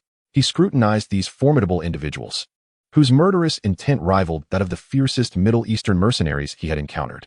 With a hint of curiosity, he inquired of Arno, "Who is this Dark Knight? Did you bring him from another parallel universe of mine?" The ever-silent General Zod and his companions cast displeased glances at Tony upon hearing his words. "What Dark Knight? They are the most powerful race in the universe, the Kryptonians." At that moment, an overwhelming aura of pressure emanated from Zod and his compatriots towards Tony. Sensing the familiar, peculiar weight upon him, Tony began to comprehend their identities, involuntarily swallowing hard. "This is the sensation of Arno's biofield. I assent it? It must be. So, these are his dozen or so supermen. Just imagine, a dozen supermen staring at you with blank expressions. The pressure is immense, little brother. All right, stop teasing my poor brother. Otherwise, be wary of the Kryptonian armor making a rebellious appearance," Arno quipped lightly, gesturing dismissively towards Zod and the others. Upon learning that Tony was Arno's brother, Zod and his companions, despite not perceiving a familial aura from Tony, reined in their hostility, standing motionless behind Arno like statues in reverence. Arno's fingertips glowed with a faint yellow light as he tapped Tony's forehead. As for their identities, that is a long story. You'll see for yourself. In an instant, countless memories unfolded in Tony's mind from a third-person, omniscient perspective. These memories pertained to traversing into the future of Tony's universe and stumbling into the DC universe. Tony's mind, already sharp and further enhanced by the extremist virus, found no discomfort in the sudden influx of images. Soon, he grasped the entirety of the situation. However, the first shock he experienced was not about Arno's absurd journey to the DC universe, but rather something else. "I have a daughter in the future," Tony exclaimed, his eyes widening in astonishment. Arno smiled faintly, knowing that upon witnessing the memories, Tony's primary concern would undoubtedly be the little angel named Morgan. "Yes, her name is Morgan, Morgan Stark, your child with pepper pots. Morgan, my daughter, she is truly adorable," Tony stammered, his words tumbling out in excitement, only to be overtaken by a surge of anger. How dare that version of me in that universe traverse to other parallel universes when he has a daughter? Tony was furious, although rationally. He understood from Arno's memories that future Tony had ventured into other parallel universes to acquire the Infinity Stones to save half of the universe from obliteration. Emotionally, he viewed such actions as irresponsible towards his daughter and Pepper. Does the future self truly comprehend the gravity of the situation? If he were to fail in obtaining the gem in a parallel universe and instead met with an untimely demise without his existence, Stark Industries would merely be a sumptuous cake, coveted by countless factions eager to devour it. Both Pepper and Morgan would inevitably be ensnared in this turmoil. Tony's expression darkened considerably. He vowed that if he were to occupy the position of future Tony, he would only dare to traverse realms if either Arno, Pepper, or Morgan faced obliteration. Otherwise, he would resolutely choose the safer path of living out his days with his family. His kin required him far more than any beings from another universe. Having lost his parents at a tender age and relying solely on his brother for companionship, he understood the profound significance of family. He possessed great love, yet this was contingent upon not losing his loved ones. Enough of this, Tony. There is no need for excessive reflection. He is not you, and you shall not descend to his plight. Thus there is no reason to blame him. Arno patted Tony's shoulder, deftly diverting the conversation from this infuriating topic, rather than dwelling on the affairs of another parallel universe. Are you not surprised that the DC universe truly exists? Tony was successfully steered away from his ire, or perhaps he realized that as long as Arno was present, he would never find himself in the dire circumstances of his counterpart from another universe. For he was unlike that other self, possessing the audacity to act freely, rather than bearing the weight of all burdens alone. Consequently, he relaxed, stroking his stubbled chin, his expression tranquil. What is so surprising? Aren't they also Kryptonians? You've unexpectedly ventured into the realm of DC. Arno had anticipated that Tony would not be overly alarmed, yet he did not foresee his calm demeanor. Do you not find it odd that the world depicted in comics actually exists? Tony shrugged nonchalantly. Odd? Ever since you became a real-life Superman, I've ceased to find anything bizarre in this world. Even if the true essence of our universe mirrors that of DC Comics, resembling yet another rendition of a comic, I wouldn't find it peculiar. After all, we exist in reality, do we not? We are family, and everything we possess shall remain unchanged, and that is sufficient.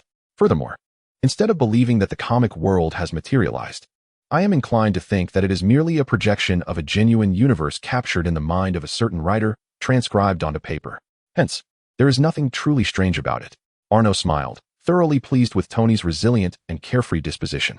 His decision to reveal the authenticity of the DC universe stemmed from his faith in his brother's character, trusting that he would not succumb to despair upon realizing that he might reside in a so-called comic world, unlike some individuals who might suffer a mental breakdown. Now that you've come to terms with this, let us return to the manor. I have quite a few plans for our time here. Zod, you should stay at the manor for a few days before I attend to a certain purple-bald figure. I will take you to see our new home. As Arno mentioned the purple-bald figure, he suddenly realized the abundance of bald heads surrounding him, each of different hues: the white of Ancient One, the black of Nick Fury, the purple of Thanos, the blue of Dr. Manhattan, and the green of Abomination, among others. Understood, Master. Shall we dock the spaceship here, or remain in outer space? Zod's inquiry interrupted Arno's contemplation of the bald heads, prompting him to slap his forehead in realization. Oh, I almost forgot. A flash of blue light emanated from Arno's hand as a large piece of green kryptonite materialized. Chapter 85. Justice League base. This kryptonite was used within the spaceship to simulate the environment of Krypton. Upon his initial visit to Zod and the other spacecraft, he had not experienced the discomfort caused by the kryptonite simulation as others had. Thus, he had not considered this so-called weapon against Superman. Arno gazed at the glowing green kryptonite in his hand, feeling the abundant energy within him and the absence of any weakness, and he smirked derisively. His life form had been significantly enhanced through numerous fortuitous encounters, rendering him entirely unafraid of kryptonite. To him, it was merely an ordinary stone. Kryptonite, huh? He turned to Zod and the others. What sensations do you experience in relation to kryptonite? Zod furrowed his brow as he felt some of his suppressed power in proximity to the kryptonite. The power granted to us by the yellow sun is somewhat diminished, but it is of little concern. Our inherent strength remains intact. The other Kryptonians echoed his sentiments, affirming that they shared General Zod's experience. Arno nodded. This outcome was not unexpected. Although Kryptonians indeed gained strength from solar radiation, even evolving abilities such as heat vision and ice breath, it did not imply that their power solely derived from the sun. In truth, Krypton's density far exceeded that of Earth, and the inherent strength of Kryptonians was remarkably superior, surpassing most races in the universe. Thus, even without solar enhancement, each Kryptonian was akin to a nimble Hulk. It could even be posited that an unenhanced adult Kryptonian could easily overpower a typical Hulk. After all, agility and skill are on an entirely different plane of existence. Therefore, kryptonite is a norm for Kryptonians, not a weakness. Even Clark, who had never resided on Krypton, would likely adapt to the influences of kryptonite given time, preventing him from losing his combat prowess and being effortlessly subdued by a certain small bat. However, such detrimental elements to Kryptonians should not exist in this universe. With a decisive crunch, Arno crushed the kryptonite in his hand, allowing the powder to scatter in the wind. The only physical vulnerability of Kryptonians dissipated into the air. In the future, my Krypton shall no longer require the presence of kryptonite. Zod nodded in agreement. While kryptonite does not completely incapacitate them, it does exert a certain suppressive effect. After accomplishing all of this, Arno cast his gaze toward the adjacent base, a minimalist sci-fi structure that was no smaller than his own estate. But, Tony, can you enlighten me about this building next to my estate? It's the Justice League base, Tony replied with an air of certainty. Arno slowly raised a question mark. Tony continued, before the invasion of New York. When Bambi came to warn us, didn't I mention that I intended to form our own super alliance? We named it the Justice League, and you seemed to acquiesce at the time. Arno, bemused, replied, I was rendered speechless by the name, and while you may form it as you wish, why place the base next to my estate? Clearing his throat, Tony awkwardly offered, well, this was to ensure that when you are absent, we could conveniently support and protect your estate. Feeling a twinge of embarrassment, he uttered a rationale that even he found hard to believe. Arno simply gazed at his lying brother with a wry smile. Under the weight of brotherly authority, Tony quickly surrendered, admitting, all right. The truth is that it was built here for the safety of me and the other members of the League. If the world government were to discover a group of superhumans planning to establish an unregulated organization, they would certainly devise various means to create trouble. Only here, in your domain, is it a no man's land where no one dares to interfere, which is why I chose this location. As Tony spoke, he seemed somewhat sheepish. Arno narrowed his eyes slightly, sensing something amiss. So what else? Oh, it's nothing really, just that I established the Justice League in your name, Tony confessed. So now you are the leader of the Justice League. Congratulations. You've acquired another superpower. Surprised? Tony transformed into a faux-smiling boy, his grin tinged with mischief. Arno could only chuckle in disbelief. So, not only did you build the base next to my home, but you also assembled a bunch of decorations for me? What do you mean by decorations? The Justice League is composed of elite individuals, all right? For instance, Thor, Banner, the Maximoff siblings, Deadpool, Captain America, and so forth are among the first members of the League.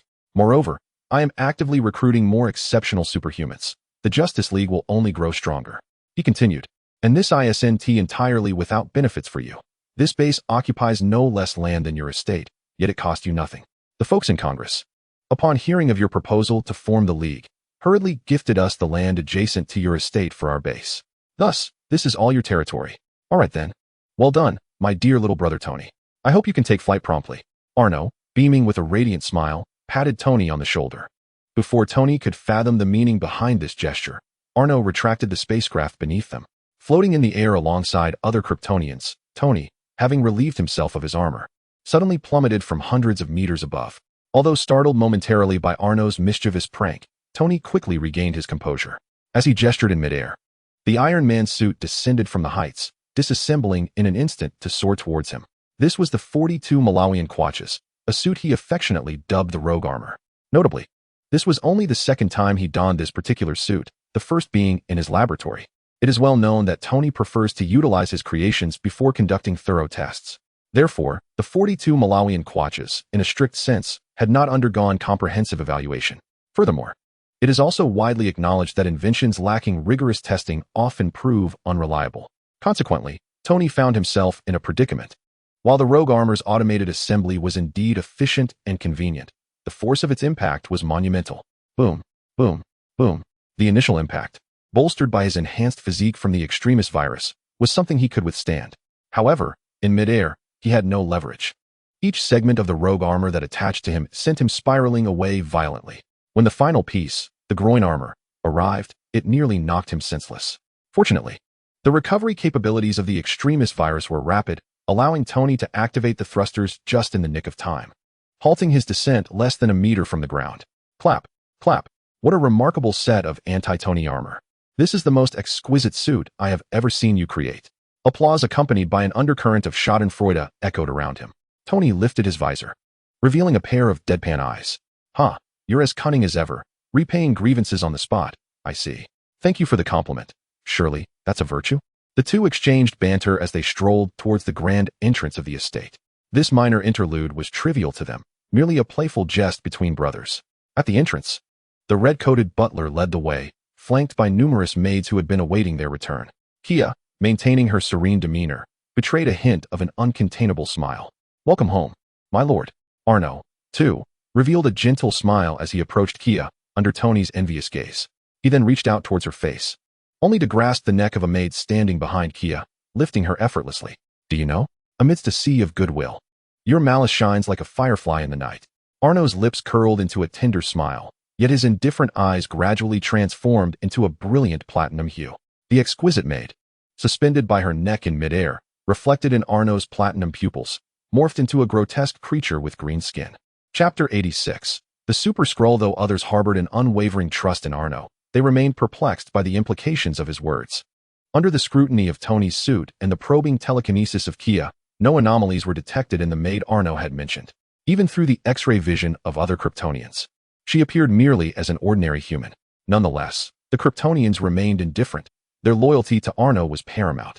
Upon Arno's mention of one maid, their eyes ignited with a characteristic crimson glow, signaling a readiness to eliminate any perceived threat without hesitation. What a repugnant ability it was, capable of perfectly replicating DNA. Arno gazed disdainfully at the maid in his grasp, his mental prowess penetrating her mind. Instantly, her expression dulled, her skin transformed from pale to green, revealing her true identity as a Skrull. The shock among the others in the estate, including Tony, was palpable. The realization that someone could be switched right beneath their noses, undetected, was staggering. Tony's countenance darkened. During Arno's absence, he had visited the estate periodically, wary of potential threats or factions aiming to exploit Arno's absence. He had foolishly believed he was safeguarding the estate well, only to discover that an infiltrator had been ensconced within its walls for an unknown duration. It was a rather humiliating revelation. Unable to contain his curiosity, Tony stepped closer to scrutinize the green-skinned goblin who had eluded his suit's detection. Zod and the vigilant Kryptonians regarded Tony with furrowed brows, recognizing him as their master's brother, yet they refrained from violence. However, Fiora's gaze remained fixed upon Tony as he approached Arno. Should he make any move detrimental to her master, she would not hesitate to act, regardless of his identity. Kia's already impassive expression grew even colder. As the steward of the Stark estate, it was an egregious dereliction of duty that someone had infiltrated without her awareness, even abducting one of their own. With a chilling glare, she extended her telekinetic influence to envelop all the maids, immobilizing them under the weight of a heavy pressure in the air.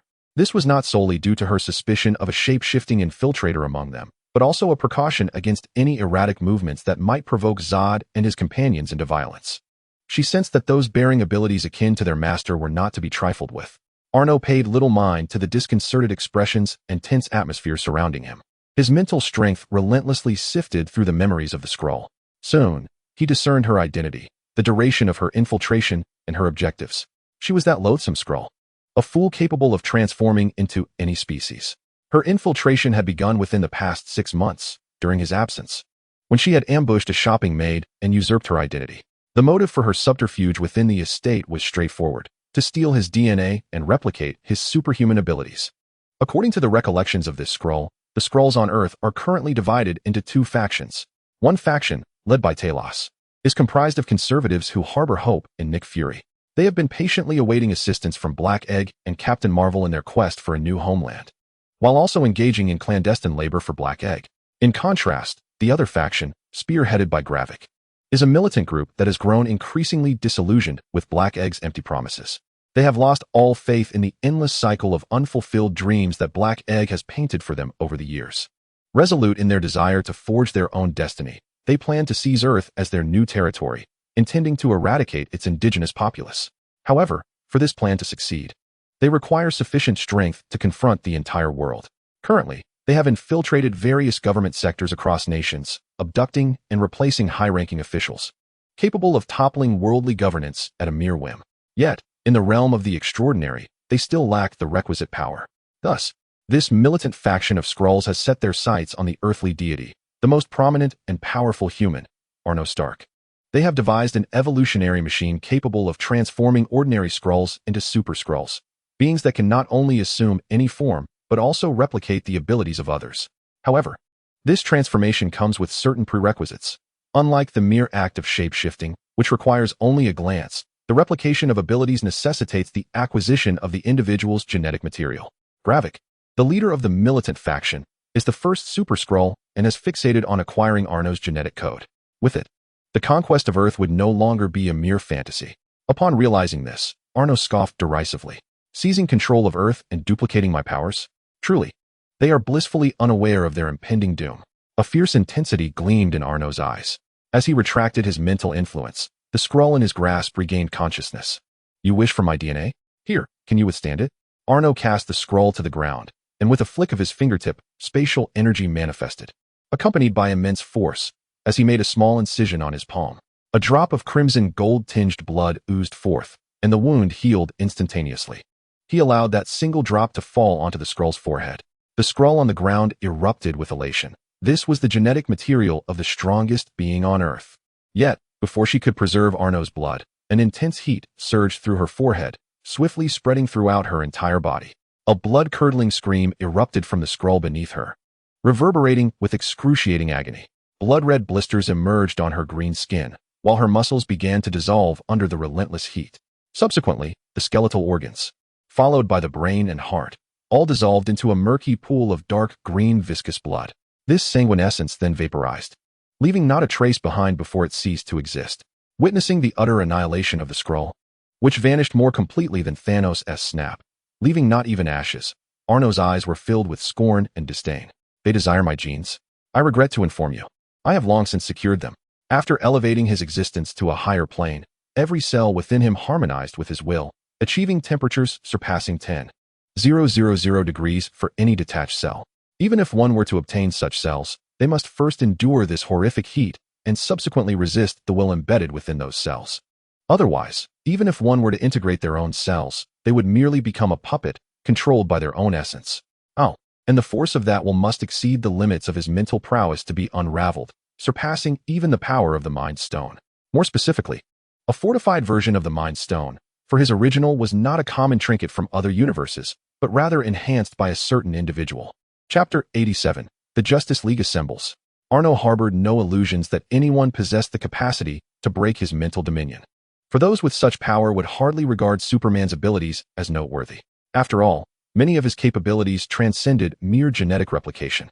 They resided within his very soul, such as the 3 infinite stones. Cough, cough. Ugh, what is that horrid stench? Is it composed of excrement? So foul. Tony, unperturbed by Arno's methods, nearly succumbed to the noxious odor of the vaporized Skrull retching beside him.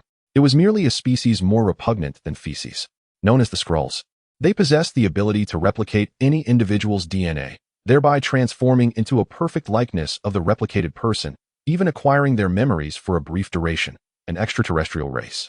Upon hearing this, Tony's expression shifted dramatically as he grasped the crux of the matter. A race?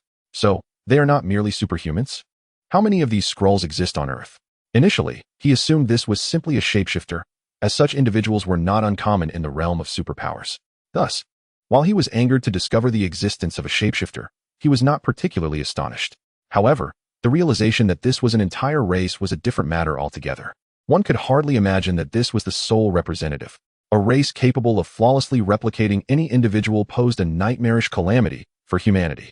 Arno slowly turned his gaze towards Tony, raising a single finger. 10. Unmoved, Arno continued to hold his finger aloft. 100, 1,000, 10,000, 100,000. Tony bombarded him with questions, his voice escalating to a shout by the time he reached 100,000, yet he noted that his brother's expression remained unchanged. He swallowed hard, his parched throat quivering as he uttered, "Could it possibly be 1,000,000? Arno retracted his finger and nodded grimly. Damn it, 1,000,000. A whole bloody million. How on earth did so many extraterrestrial beings manage to infiltrate Earth? Tony cursed vehemently, realizing the gravity of the situation. It was not merely serious. It was catastrophic. 1,000,000 shape-shifting aliens lurking on Earth. What does that even imply? To put it bluntly, They could easily overthrow the governments of all nations and establish dominion over the planet. And they could accomplish all this while humanity remained blissfully unaware, causing nations to turn upon each other without ever having to lift a finger. As these thoughts raced through Tony's mind, cold sweat beaded on his forehead, and he desperately sought strategies with his formidable intellect. Arno's eyes held a fierce intensity, yet his tone remained composed. The reason for their silent infiltration into Earth could be attributed to our traitorous ally, the black-hearted Nick Fury. Out of misplaced compassion, he had allowed that band of green-skinned creatures to settle on Earth. Nick Fury? Damn it. I thought he was merely a dark-skinned fellow. Turns out his heart is equally dark. Is he suffering from dementia? Or could he himself be an alien, permitting such a multitude of shape-shifting beings to hide on Earth? Is this something a sane person would contemplate? Tony exclaimed, his eyes wide with disbelief, cursing Nick Fury's ancestors in a fit of rage. Arno remained noncommittal. Whether Fury was indeed senile was beyond his knowledge. Since his traverse into this universe post-Avengers Endgame, he had gathered some information about the Skrulls, but remained oblivious to the sheer number that had infiltrated Earth, in a universe where he had previously not existed. That was one matter, yet now, in his own world, to allow such a multitude of Skrulls to enter one's domain was akin to promoting Christianity in a monastery, compelling the abbot to resort to extreme measures. Just over 100,000, nothing to worry about. I can handle it today. Arno's eyes gleamed with a platinum light as he surveyed the surroundings, in truth scanning the entire Earth, continually locking onto his green-skinned treasures. With every Skrull he encountered, whether in their transformed state or true form, he marked them with a mental tag. Not a single one of these green-skinned monkeys shall escape. Recognizing Arno's intent for a thorough cleansing, Tony interjected, "Wait, we ought to discuss this further." Arno furrowed his brow, casting a glance at Tony, his radiant gaze dimming. He had already marked all the Skrulls. Do you wish to impede me? Logically, this universe's Tony should not be so soft-hearted. Indeed, the Tony of this universe was not as tender-hearted. He did not disable his weaponry division. While he was a hero, he was also an arms dealer. When confronted with an extraterrestrial race, could one truly appeal to the compassion of a merchant of arms? I apologize. Please consult with his canon. Will you be impeded? Certainly not. I assert that this incident presents a splendid opportunity, and I am poised to involve the entire Justice League. This will serve as their inaugural collective operation, as well as a test to ascertain if any among them is unworthy of remaining within the League. The Justice League embodies justice, yet it represents humanity's justice, devoid of any self-righteousness. Tony's gaze was resolute, tinged with a hint of ferocity. Upon hearing this, Arno silently relaxed his clenched fists, satisfied with Tony's words. Had Tony dared to utter any pitying remarks about the Skrulls, he would have administered a lesson in love, ensuring Tony understood the wisdom of listening to one's elder brother, lest one suffer harm. Very well, let us proceed as you suggest. Summon the members of the Justice League. Yet Tony shook his head, pointing at Arno. No, it is you who shall go. You are the core of the Justice League. You are its leader. It appears you truly intend to adorn your brother with a few trinkets. Very well, most of them are acquaintances, after all. Arno held a neutral stance regarding the Justice League, neither particularly elated nor impatient. In his heart, he felt indifferent to their presence, neither a surplus nor a deficit. Kia, keep the home safe. I shall soon return with Klee, the maid who was replaced at the manor. No, my lord, please allow us to accompany you. This is not solely your affair, but a matter shared with the entire household. For the first time, Kia, who had always adhered to Arno's commands, opposed his order. He glanced at Kia and the multitude of maids behind her, their eyes ablaze with indignation. After a brief silence, he nodded. Very well, let them gain some experience. Otherwise, after lingering in the manor too long, they might easily become nothing more than beautiful yet utterly useless birds in a cage. Let us all proceed together to unleash our fury and bring back our kin. With that, Arno clasped his hands behind his back and gradually soared towards the Justice League's base. Chapter 88. The Skrull Purge Operation. Tony was the first to take flight, followed closely by a dozen Kryptonians who had steadfastly guarded Arno. Lastly, over 100 maids from the manor followed in an orderly fashion. It seems that once this matter reaches its conclusion, it would be time to arrange new desperation potions for them. Arno cast a glance back at the multitude of maids trailing behind. In the future, within Tony's world, he had modified the desperation potion by integrating it with the Mind Stone. This enhancement included numerous functions, such as flight and heightened mental defenses. This would not only augment their strength, but also provide an additional layer of danger awareness. He termed it the upgraded version of Peter's exhilarating concoction. Although each vial of this potion required activation through the power of the Mind Stone, given his complete fusion with its essence, He could effortlessly mass-produce a substantial quantity of enhanced desperation potions. For him, it was merely a matter of convenience. The Justice League was just next door, allowing Arno to arrive almost immediately after takeoff, suspended in midair above the base plaza alongside a host of Kryptonians. Clearing his throat, Tony activated the amplification system of his armor. Avengers, no? Justice League, assemble. How could he almost inadvertently shout Avengers assemble? What an ill omen. With the sound of Stark's loudspeaker resonating throughout the Justice League base, the first to respond was the elderly gatekeeper, Deadpool, who was slumbering like a red-hued corpse. Peering out from his modest guardroom, Deadpool's red head emerged, a viscous, transparent substance connecting his mask to the desk within the booth. Groggily scratching his head, he muttered, "What? Avengers assemble? Have I crossed dimensions again? The endgame of the Avengers is about to commence. This is it. The boss will snap his fingers and perish. Revenge? You must be joking. We are the invaders, not the Avengers. And you are the one who is about to meet your end. So rise, you useless gatekeeper." Tony descended, lifting Deadpool's head with disdain, his iron mask failing to conceal his contempt as he shouted at him. For heaven's sake. He had finally managed to distance this troublesome individual from his vicinity, allowing him some peace in the restroom without the fear of a red head suddenly emerging from the toilet. He had coaxed and deceived Deadpool into the Justice League base. Yet he was still fated to be exasperated by his incessant chatter. Not only did he leave a poor first impression on his inaugural visit to the Justice League, but he also had to hear about the snapping of fingers leading to death, who would perish from a mere snap of the fingers. Arno, on the other hand, was indifferent to Deadpool's antics. It would be more unusual if he didn't engage in such behavior on any given day. He would even suspect that a cataclysmic event transcending the destruction of the universe was imminent. As Deadpool was ejected from the guardroom by Tony, numerous members of the Justice League showcased their unique abilities as they emerged. Quicksilver, with a silver blur, instantly arrived, while Scarlet Witch, Wanda, flew into Arno's embrace, her hands aglow with red light. Thor, the god of thunder, descended amidst flashes of lightning. War Machine, Rhodey, arrived clad in full black armor, while Falcon, Sam, soared in his winged flight suit. Lastly, the quartet emerged side by side. Captain America, Steve Rogers, Black Widow, Natasha Romanoff, Hawkeye, Clint Barton, and the Hulk, Bruce Banner. The initial members were formally established as 11, including Tony and Deadpool, and with Arno, the nominal leader, there were 12 in total. Not too many, nor too few. Nearly double that of the original Avengers. Holding Wanda in his arms, Arno gazed contentedly at the assembly below. Indeed, splendid. All are in high spirits. These are familiar faces. Some I may not have met, yet I have witnessed them on the grand screen in a past life. Overall, these individuals are worthy of trust, each possessing unique strengths. Of course, he has observed that none of the Justice League members have been replaced by the Skrulls, including those two. Once all the members of the Justice League emerged, they collectively gazed at the towering figure in the sky that exuded an overwhelming sense of safety at a mere glance. Naturally, this sense of security is contingent upon being aligned with him. Otherwise, what one feels is far from safety. The crowd's emotions towards the figure above were varied: admiration, respect, reverence, and other positive sentiments intertwined. After all, this was the demigod who eclipsed even Tony and Thor in notoriety during the Battle of New York, the world's savior, Arno Stark. Although Arno's felt that his popularity was somewhat buoyed by the image of the DC Comics Superman, it did not detract from his status as the universally acknowledged strongest superhero on Earth. Without further ado, it was time for the Justice League and all members of the Manor to undertake their first collective action. I shall relay the information to you. Those unwilling to participate may withdraw from the operation and, thus, from the Justice League.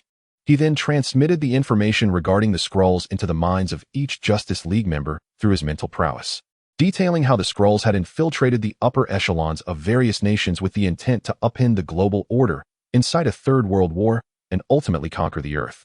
He made it clear that this was a cleansing operation, with the anticipated slaughter measured in the thousands. As previously stated, his team had no need for the faint-hearted. Those who recoiled at the thought of having their hands stained with the blood of enemies should retreat to their mother's warm embrace, awaiting the moment when the enemy takes the form of their mother to sever their heads, drenched in the blood of their kin. Arno's mental transmission concluded with that decisive statement. "Oh, how fascinating. I want in, I want in," Deadpool exclaimed, filled with exuberance, reveling in the prospect of a massacre within the Marvel Universe. However, before he could finish his sentence, he sensed a deadly glare from the sky. Noticing Arno's stern countenance directed at him, he nearly forgot he was not the only one transcending dimensions, hastily correcting himself with a serious facade, a budget version. Deadpool massacring the Marvel Universe Skrulls, cough cough. Seeing Deadpool cease his antics, Arnos turned his attention to the other members. Now, declare your decisions. Those unwilling may leave at once. His gaze remained indifferent as he surveyed the ground below, awaiting their resolution. Entirely unconcerned about the potential disruption to his plan for exterminating the Skrulls. For from this day forth, the Skrulls would cease to exist. And no one could thwart that fate. The mental markings upon the Skrulls would never fade, leaving them with no refuge, only annihilation. He had no intention of leaving any survivors, for nurturing a tiger brings peril. Other races may be permitted, but not the Skrulls. Pietro nodded in agreement first. Although he was a renowned superhero frequently seen on the streets of New York, he would unconditionally obey any command from Arno, even if it involved assassinating the president, let alone dealing with an extraterrestrial species. Chapter 89, An Unexpected Arrival next. Natasha and Barton also nodded in concurrence. As former agents, they were acutely aware of the catastrophic consequences if such beings were allowed to remain on Earth. Surprisingly, the next to nod was none other than Captain America, Steve Rogers. The others looked at him with astonishment. Though his expression was grim, Steve's gaze remained resolute as he spoke in a low voice. If this race merely sought a place to survive quietly, that would be one thing. However, they infiltrate humanity with the intent to incite a third world war, and I cannot allow that. This is Earth for humankind, not theirs. Arno was taken aback, yet found it reasonable, though he had not seen Captain America's solo film. He understood from the Avengers series that a veteran of World War II could hardly be a paragon of unblemished virtue. The Mjölnir, would you not agree? His kindness has its limits, perhaps even divided by race. Especially in distinguishing between human and extraterrestrial species, he would undoubtedly choose humanity without hesitation. This was certainly a far cry from that director who ought to be out picking cotton in the fields. The others nodded in agreement with the captain's perspective. Rhodey and Sam, upon hearing this, expressed their support for the cleansing operation. Finally, only Banner remained silent, prompting everyone to turn their gaze towards him. With a resigned gesture, Banner sighed. I am merely an ordinary scientist with 7 doctoral degrees. I am not suited for such a bloody act of genocide. However, he quickly shifted his tone. Yet, Hulk might relish the idea, so let us summon Hulk instead. As he spoke, green veins surged on Banner's face as he rapidly transformed into Hulk. With Thor's disdain and the existence of anti-Hulk armor, Hulk had become less volatile. Consequently, Banner could engage in simple exchanges with Hulk, allowing him to occasionally come out to play. Hulk, with a thunderous roar, Arno's mental prowess enveloped everyone present. He temporarily bestowed this power upon them, revealing the coordinates of the Skrulls they were responsible for and granting them the mental eye to see through the Skrulls' disguises. As the mental power took effect, the pupils of all present glowed with a golden light, their minds feeling unprecedentedly clear.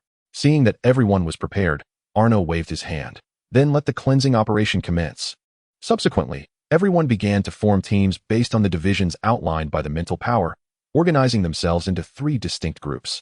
A team led by Tony, accompanied by Thor, Natasha, Hawkeye, and Pietro, set out to eliminate the Skrulls embedded within S, H, I, E, L, D, and various military factions.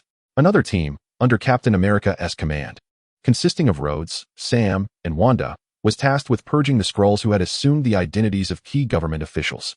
The final team, commanded by General Zod, included Deadpool, Hulk, and several other members, who were dispatched to the Skrull stronghold to carry out a thorough cleansing.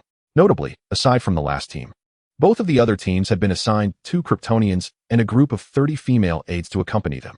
The remaining Kryptonians and the female aides were all part of the final team. Arno, however, chose not to participate. He deemed it unnecessary, confident that he could resolve the matter single-handedly within 10 minutes, preferring to allow others to hone their skills for the inevitable future extraterrestrial invasions. He remained at the Justice League headquarters, vigilantly monitoring the movements of all, ensuring that not a single Skrull would evade his gaze. As the groups divided into 3 teams through mental coordination, they swiftly commenced their mission. Just before their departure, Steve, the leader of Team 2, paused momentarily and, turning to Arno who stood aloof in midair, expressed his gratitude sincerely. Thank you. Arno met his gaze, but chose not to respond. Without awaiting an answer, Captain America boarded an all-terrain vehicle and sped away. Arno was well aware of the reason behind Steve's gratitude, yet he dismissed it. This was not for his sake, but rather a rational allocation based on each individual's character. He recognized that although Steve agreed to take action against the Skrulls, he would undoubtedly hesitate when it came to harming Skrull civilians. The same applied to Tony, Wanda, and the others. Thus, He assigned them the task of dealing with the infiltrated Skrulls in various nations, ensuring they would bear no moral burden in their actions. In contrast, General Zod, with his ruthless demeanor, and Deadpool, known for his lack of ethical boundaries, were perfectly suited for the role of executioners, viewing all beings as equals, irrespective of age or gender. As for Hulk, best not to dwell on that.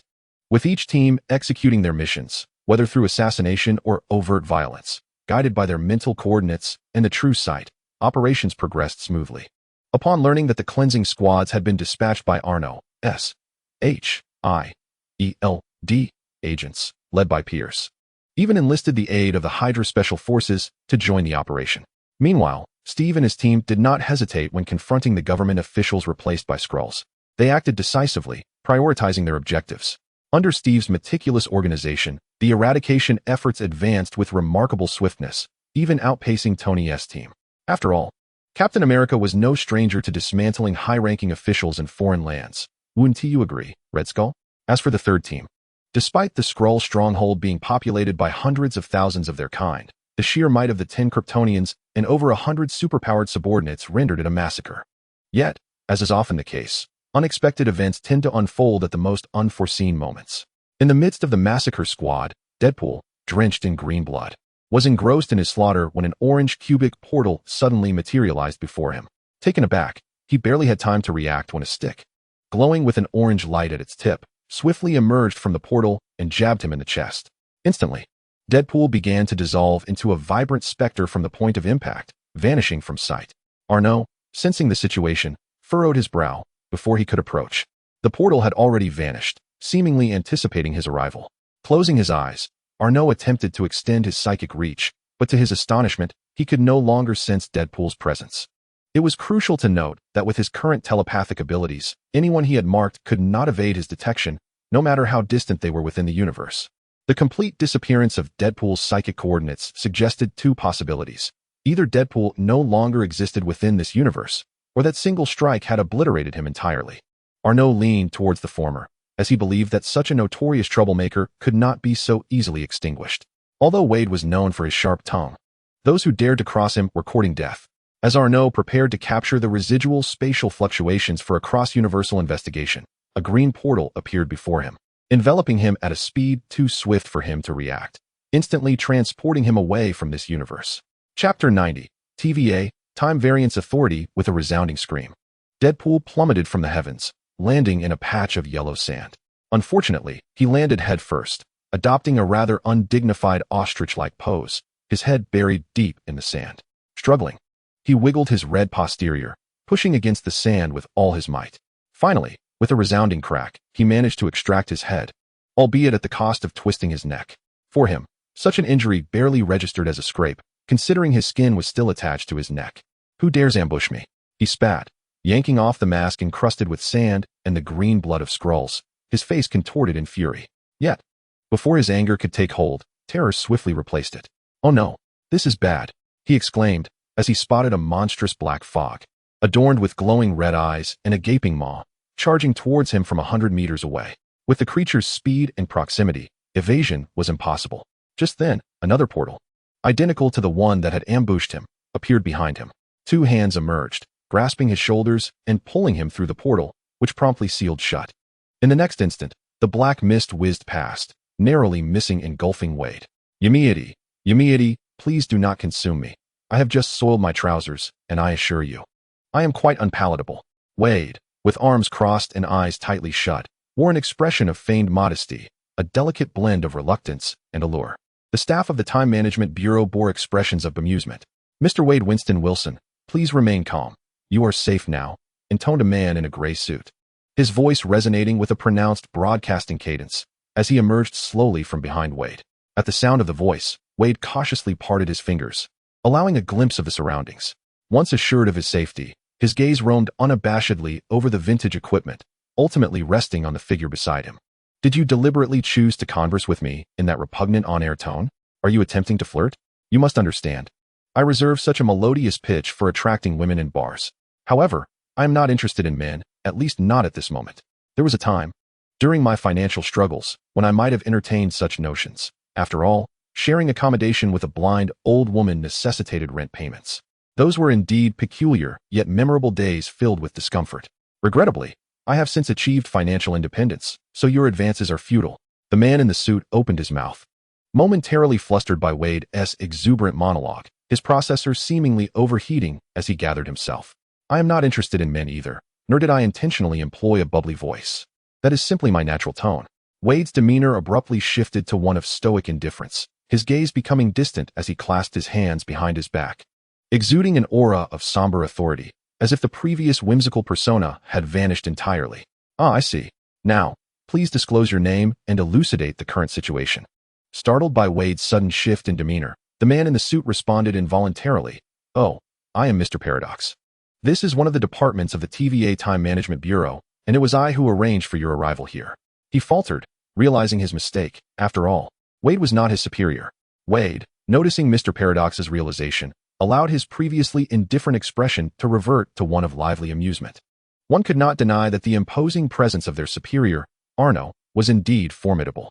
Merely having gleaned a fraction of that authority, he had nearly caused this unfortunate fellow, Mr. Paradox, to reveal his innermost secrets. Time Management Bureau, how intriguing. That must mean the figure I encountered earlier was indeed Ilias from Loki 1. How thrilling. Upon hearing the name Loki, an unnatural expression crossed Mr. Paradox's face, though he swiftly masked it. Now that I have perused your little circus of clowns and observed the shadowy creatures within, kindly return me to my previous location. You may not be aware, but I have recently signed a contract of servitude to a landowner. I am now his slave. If he discovers me cleaning up those green restroom messes while shirking work to visit your zoo, the consequences could be quite severe.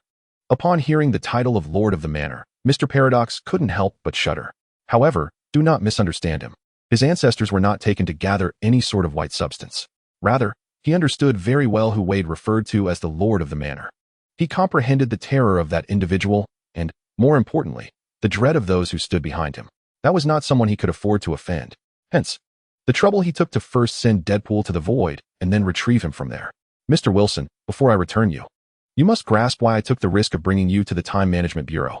Wade caught the key term. Upon hearing that Mr. Paradox could send him back, he felt a surge of confidence and patted him on the shoulder. Little Paradox, I suppose you brought me to this so-called Time Management Bureau because of my use of the electric lock time travel device, right? But that contraption self-destructed after it accidentally transported me to another world and even damaged my kidney. So, I advise you, let's just forget about this. Facing Wade, who spoke to him in a tone reminiscent of an elder, Mr. Paradox shrugged off Wade's hand. He pointed ahead to the numerous old screens, and instantly, many scenes of Wade using the time travel device appeared. The central screen displayed the moment after Vanessa and Wade's breakup, where Wade, utterly heartbroken, used the time travel device for one last time. Firstly, we all know that you did not accidentally use the time travel device. Rather, you used it multiple times and, in a fit of despair after your girlfriend abandoned you, randomly transported yourself to another universe. Secondly, while you indeed violated the rules by using the time travel device, my purpose in seeking you out isn't solely due to that. Wade gazed at the footage that chronicled his every move, eventually staring blankly at Vanessa, his expression somewhat forlorn. But who was he? He was Deadpool, and he quickly regained his trademark irreverent demeanor. Sheesh, you need to understand, it wasn't just Vanessa who dumped me. We mutually ended things. Moreover, if that's not the reason, then spare me your words and send me back before I lose my temper. After speaking, Wade didn't wait for Mr. Paradox's response and began to rummage through his belongings, searching for a device that could return him. Chapter 91. The imminent destruction of Universe X. Mr. Paradox paid no heed to the hands rummaging through him, but spoke slowly. I can send you back. But your universe is on the verge of annihilation. Are you certain? Wade? What do you mean by annihilation? Say that again. Indeed. While playing the role of a searcher, Wade was momentarily taken aback by the revelation. Angrily, he grabbed Mr. Paradox by the collar, locking eyes with him in close proximity. How close are they? Essentially, their foreheads were nearly touching, with their lips separated by less than a centimeter. Mr. Paradox could even perceive the aroma of the chive pancakes Wade had for breakfast. At that moment, his usually serious expression finally faltered, and he abruptly pushed Wade away. Good heavens, I ought to be grateful that your face no longer resembles that of a sun-scorched Shar-Pei. Otherwise, I swear, at such close proximity, I would genuinely vomit on you. Wade swiftly drew the long knife from behind his back and pressed it against Mr. Paradox's throat, growling fiercely, "Damn it. Spare me your nonsense, you pathetic, melodramatic fool. Explain to me what you mean by my universe is on the brink of collapse. Otherwise, I shall sever your head and use it as Hulk's chamber pot. Unfazed, Mr. Paradox calmly pushed the blade away with 2 fingers. You may not be aware, but in the multiverse, each universe must have a designated focal point. In your universe, X World 10005, the focal point has vanished, which is why it is gradually disintegrating. Wade tapped his head. Wait, let me process this. Are you saying that there existed a person named the focal point in my universe who has died? So, the entire universe must perish alongside him. Is that the gist? Mr. Paradox gave Wade a thumbs up in approval. Yes, absolutely correct, Mr. Wilson. You seem to grasp this quite swiftly. Well, hell, are you all out of your minds? Just because of one so-called focal point, the entire universe must be obliterated. In response to Wade's fury, Mr. Paradox replied indifferently, I'm sorry, but that is beyond our control. The rules dictate this. Just as Wade was about to execute the man, a crucial realization struck him. Rules? Wait, I understand now. You just said that the focal point of my universe has disappeared, not died. Could it be that I am the focal point? My departure has led the entire universe toward its demise? Mr. Paradox was momentarily at a loss for words due to Wade's unexpected confidence. He gestured towards the screen ahead, which suddenly displayed an old man with a fatal wound in his chest. You are not the focal point. He is the focal point of X World, Wolverine, Logan. Wade stared at the deceased man on the screen, feeling as though the sky had fallen. Oh, for heaven's sake. Why him? Why is it that this aging wolf, rather than me, has been chosen? Am I not as dashing? Am I not as virile? Allowing this old man, who is destined to perish with nostalgia, to be the focal point. It's no wonder my universe faces annihilation. Damn it. This is not within my purview to decide. Fate dictates it so. Despite listening to Mr. Paradox's cold words, Wade refused to surrender hope and began to concoct scenarios in his mind. Wait a moment. Since Logan has perished and the universe is on the brink of annihilation, your summons must surely bear significance. Could it be that I am, oh my, the savior? I am the messiah of the X-Men. This relentless surge of unwarranted confidence irked Mr. Paradox to no end, compelling him to abandon his circumspect approach with Wade and to sever his hopes directly. I did not bring you here because you are any kind of so-called savior. You are not the chosen one. Logan is that individual. My purpose in bringing you here is dictated by the rules, and I present you with 2 choices. First, I can return you to your domain, allowing you to resume your life as a mere slave. I have no authority over that world, and you may enjoy your twilight years there. Second, I can send you back to your doomed universe 10005, where you shall embrace death alongside your cursed X-world. Now, make your choice. As hope dissipated, Wade calmed himself. How much longer does my universe have? Mr. Paradox glanced at his watch and replied nonchalantly. At a natural rate of decay, it should last a few thousand years. Wade responded, perplexed. A few thousand years? Are you jesting? A few thousand years is hardly a meaningful end. The Marvel Universe has been destroyed and rebooted countless times in that span. What does that even matter to me? Yet before Wade could revel in the thought of a few thousand years, Mr. Paradox doused him with cold water once more. However, I do not intend to allow it to decay at a normal rate. That is far too slow. A universe destined for obliteration should not require me to wait for millennia. Is that reasonable? No, it is not. Thus, I shall employ the time rift machine to expedite its termination. Within 24 hours, it shall face permanent annihilation. His eyes gleamed with a hint of madness. This was the TVA's modus operandi, the method of Kong, rather than the absurdity of waiting for the universe to simply expire. This proclamation sent Wade's fury into overdrive. Although he had fled the X-world due to his breakup with Vanessa, it did not signify his indifference toward that realm. He still cherished many friends in that universe. Shirley, Peter, the blind old lady, and others dear to him. Wade lunged forward, gripping Mr. Paradox's attire with one hand while brandishing a knife with the other, intent on dismembering him. However, a cadre of TVA operatives armed with orange batons suddenly emerged from behind Mr. Paradox, encircling Wade. Witnessing this, Wade's anger transformed into a broad grin as he smoothed out the wrinkles in Mr. Paradox's garment. You know, we're having a private date here, and why bring so many little assistants? It truly ruins the romantic atmosphere. A flicker of disdain crossed Mr. Paradox's eyes. It seems you are wise enough to know your place. Wade stepped back with a beaming smile, inexplicably producing his mask, smeared with green blood and sand, to don it. The blood trickling from the mask's eye holes and mouth corners rendered Deadpool's visage somewhat grotesque. Mr. Paradox was suddenly gripped by an ominous premonition. Just as he was about to speak, a foot struck him violently in the groin. Surprised? Still wishing to obliterate my world? Not a chance. My realm is mine to save, regardless of your consent. A somber voice emanated from Deadpool's mask as he produced a time travel device. Mr. Paradox's pupils constricted. It was his time travel device.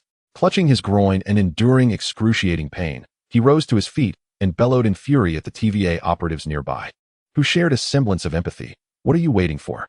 Stop him.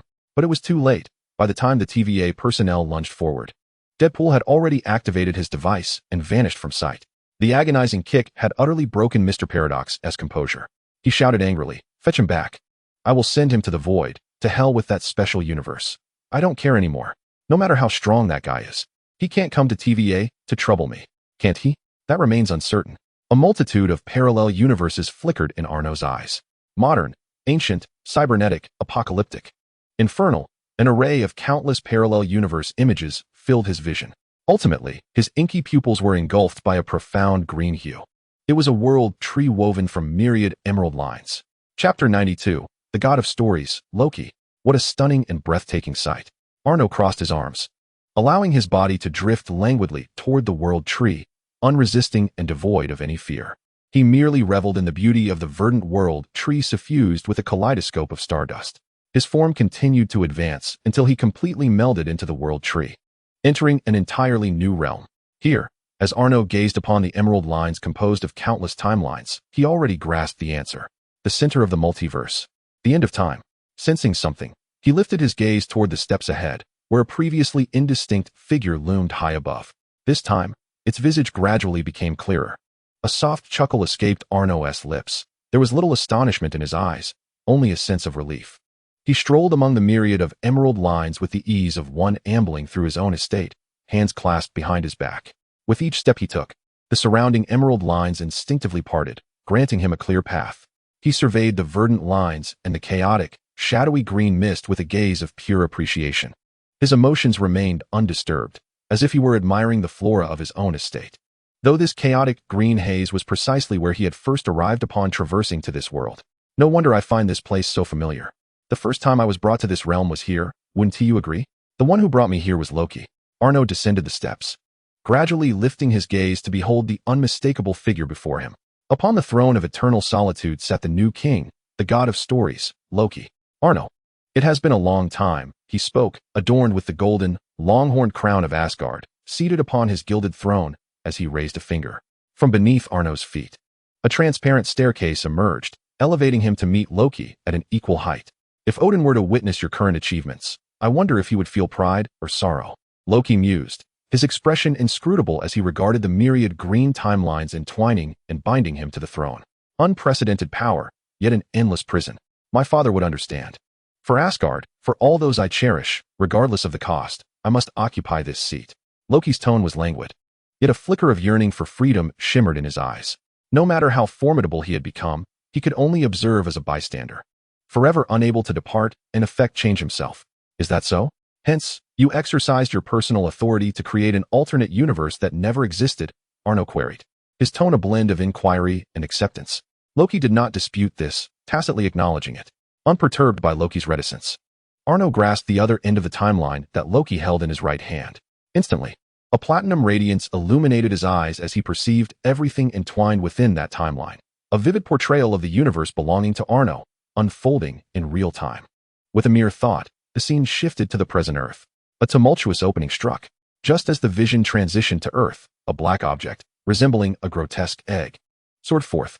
It was Nick Fury, who had been sent flying by a punch from Tony Stark, rendered unconscious, and propelled 20 meters away. Simultaneously, the image revealed a female prime minister of a certain nation, swiftly decapitated by Steve Rogers' shield, replaced by a Skrull.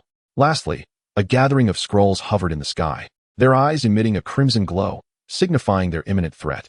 This was the ongoing Skrull eradication plan unfolding on his Earth. Arno observed the nearly vanquished Skrulls, a satisfied nod gracing his lips. Well done, the first batch of Alliance personnel has passed the test. Loki displayed no sympathy for the slaughtered Skrulls, instead chuckling softly in approval. Indeed, they have performed admirably, yet the most crucial factor lies in your presence. In the future devoid of you, numerous parallel universes have wreaked considerable havoc on Earth. He was pleased with Arno's handling of the Skrulls, affirming his choice of the chosen one. These wretches ought to become nourishment for the soil of the 9 realms, rather than parasites within it. Remember, I am not only the god of stories across the multiverse, but also the third prince of Asgard. one of the heirs to the throne of the rulers of the 9 realms, the god of deception, Loki Odinson. These green-skinned apes dare to fantasize about dominating Midgard, one of the 9 realms, beneath their very eyes. The mere fact that he has not eradicated every Skrull from the multiverse speaks to the compassion and adherence to rules he has developed after enduring numerous trials. Had it been his former self, these ruffians would have perished 800 times over. Nonetheless, their fate is not one of ease. Loki, with a smile, gazes upon his most cherished creation, a mortal god, not of the Marvel universe, but a chosen one he has brought from another world, Arno Stark. His influence shall not be confined to a mere parallel universe. The destined doom of the Skrulls is not limited to the current cosmos. Arno notices Loki's unabashed admiration, yet remains unfazed. He casts one last glance at the timeline where the dark egg awakens, gritting his teeth as he retrieves that communication device, scoffing dismissively before relinquishing his grasp on the timeline. Nick Fury's greatest trump card, Captain Marvel, or rather, the Skrull Captain, Carol Danvers. He is, of course, well aware of her, a woman who continues to play the interstellar savior even in Earth's moments of crisis, a being who appears only at the last moment, ultimately achieving nothing of substance. The notion that Carol could return in time is laughable. By then, Zod and his ilk would have obliterated the Skrulls, leaving not a trace behind. Even if she were to arrive promptly, a dozen Kryptonians could easily dispatch her with contempt. The strongest being in the world? Apologies, but I possess a dozen such entities under my command. Moreover, even if my Kryptonians chose to remain passive, Hulk and Thor alone would suffice to challenge her. Thus, Arno remains indifferent to whether Nick Fury would summon his greatest asset, Carol. What truly piques his interest is the purpose of this visit from the figure who brought him here. Speak, O grand architect of this realm. What brings me to this world today? First, I am not your system. I merely pinned a tale that previously did not exist. Loki smiles lightly, raising a second finger. Secondly, my purpose in bringing you here indeed encompasses 2 matters. First, to express my gratitude for your care of my ineffectual brother and for the further glory of Asgard. Second, I wish to enlist your assistance in a task of great significance, one that pertains to the fate of the entire multiverse. Arno acknowledges Loki's gratitude for his care of Thor and Asgard with a calm acceptance.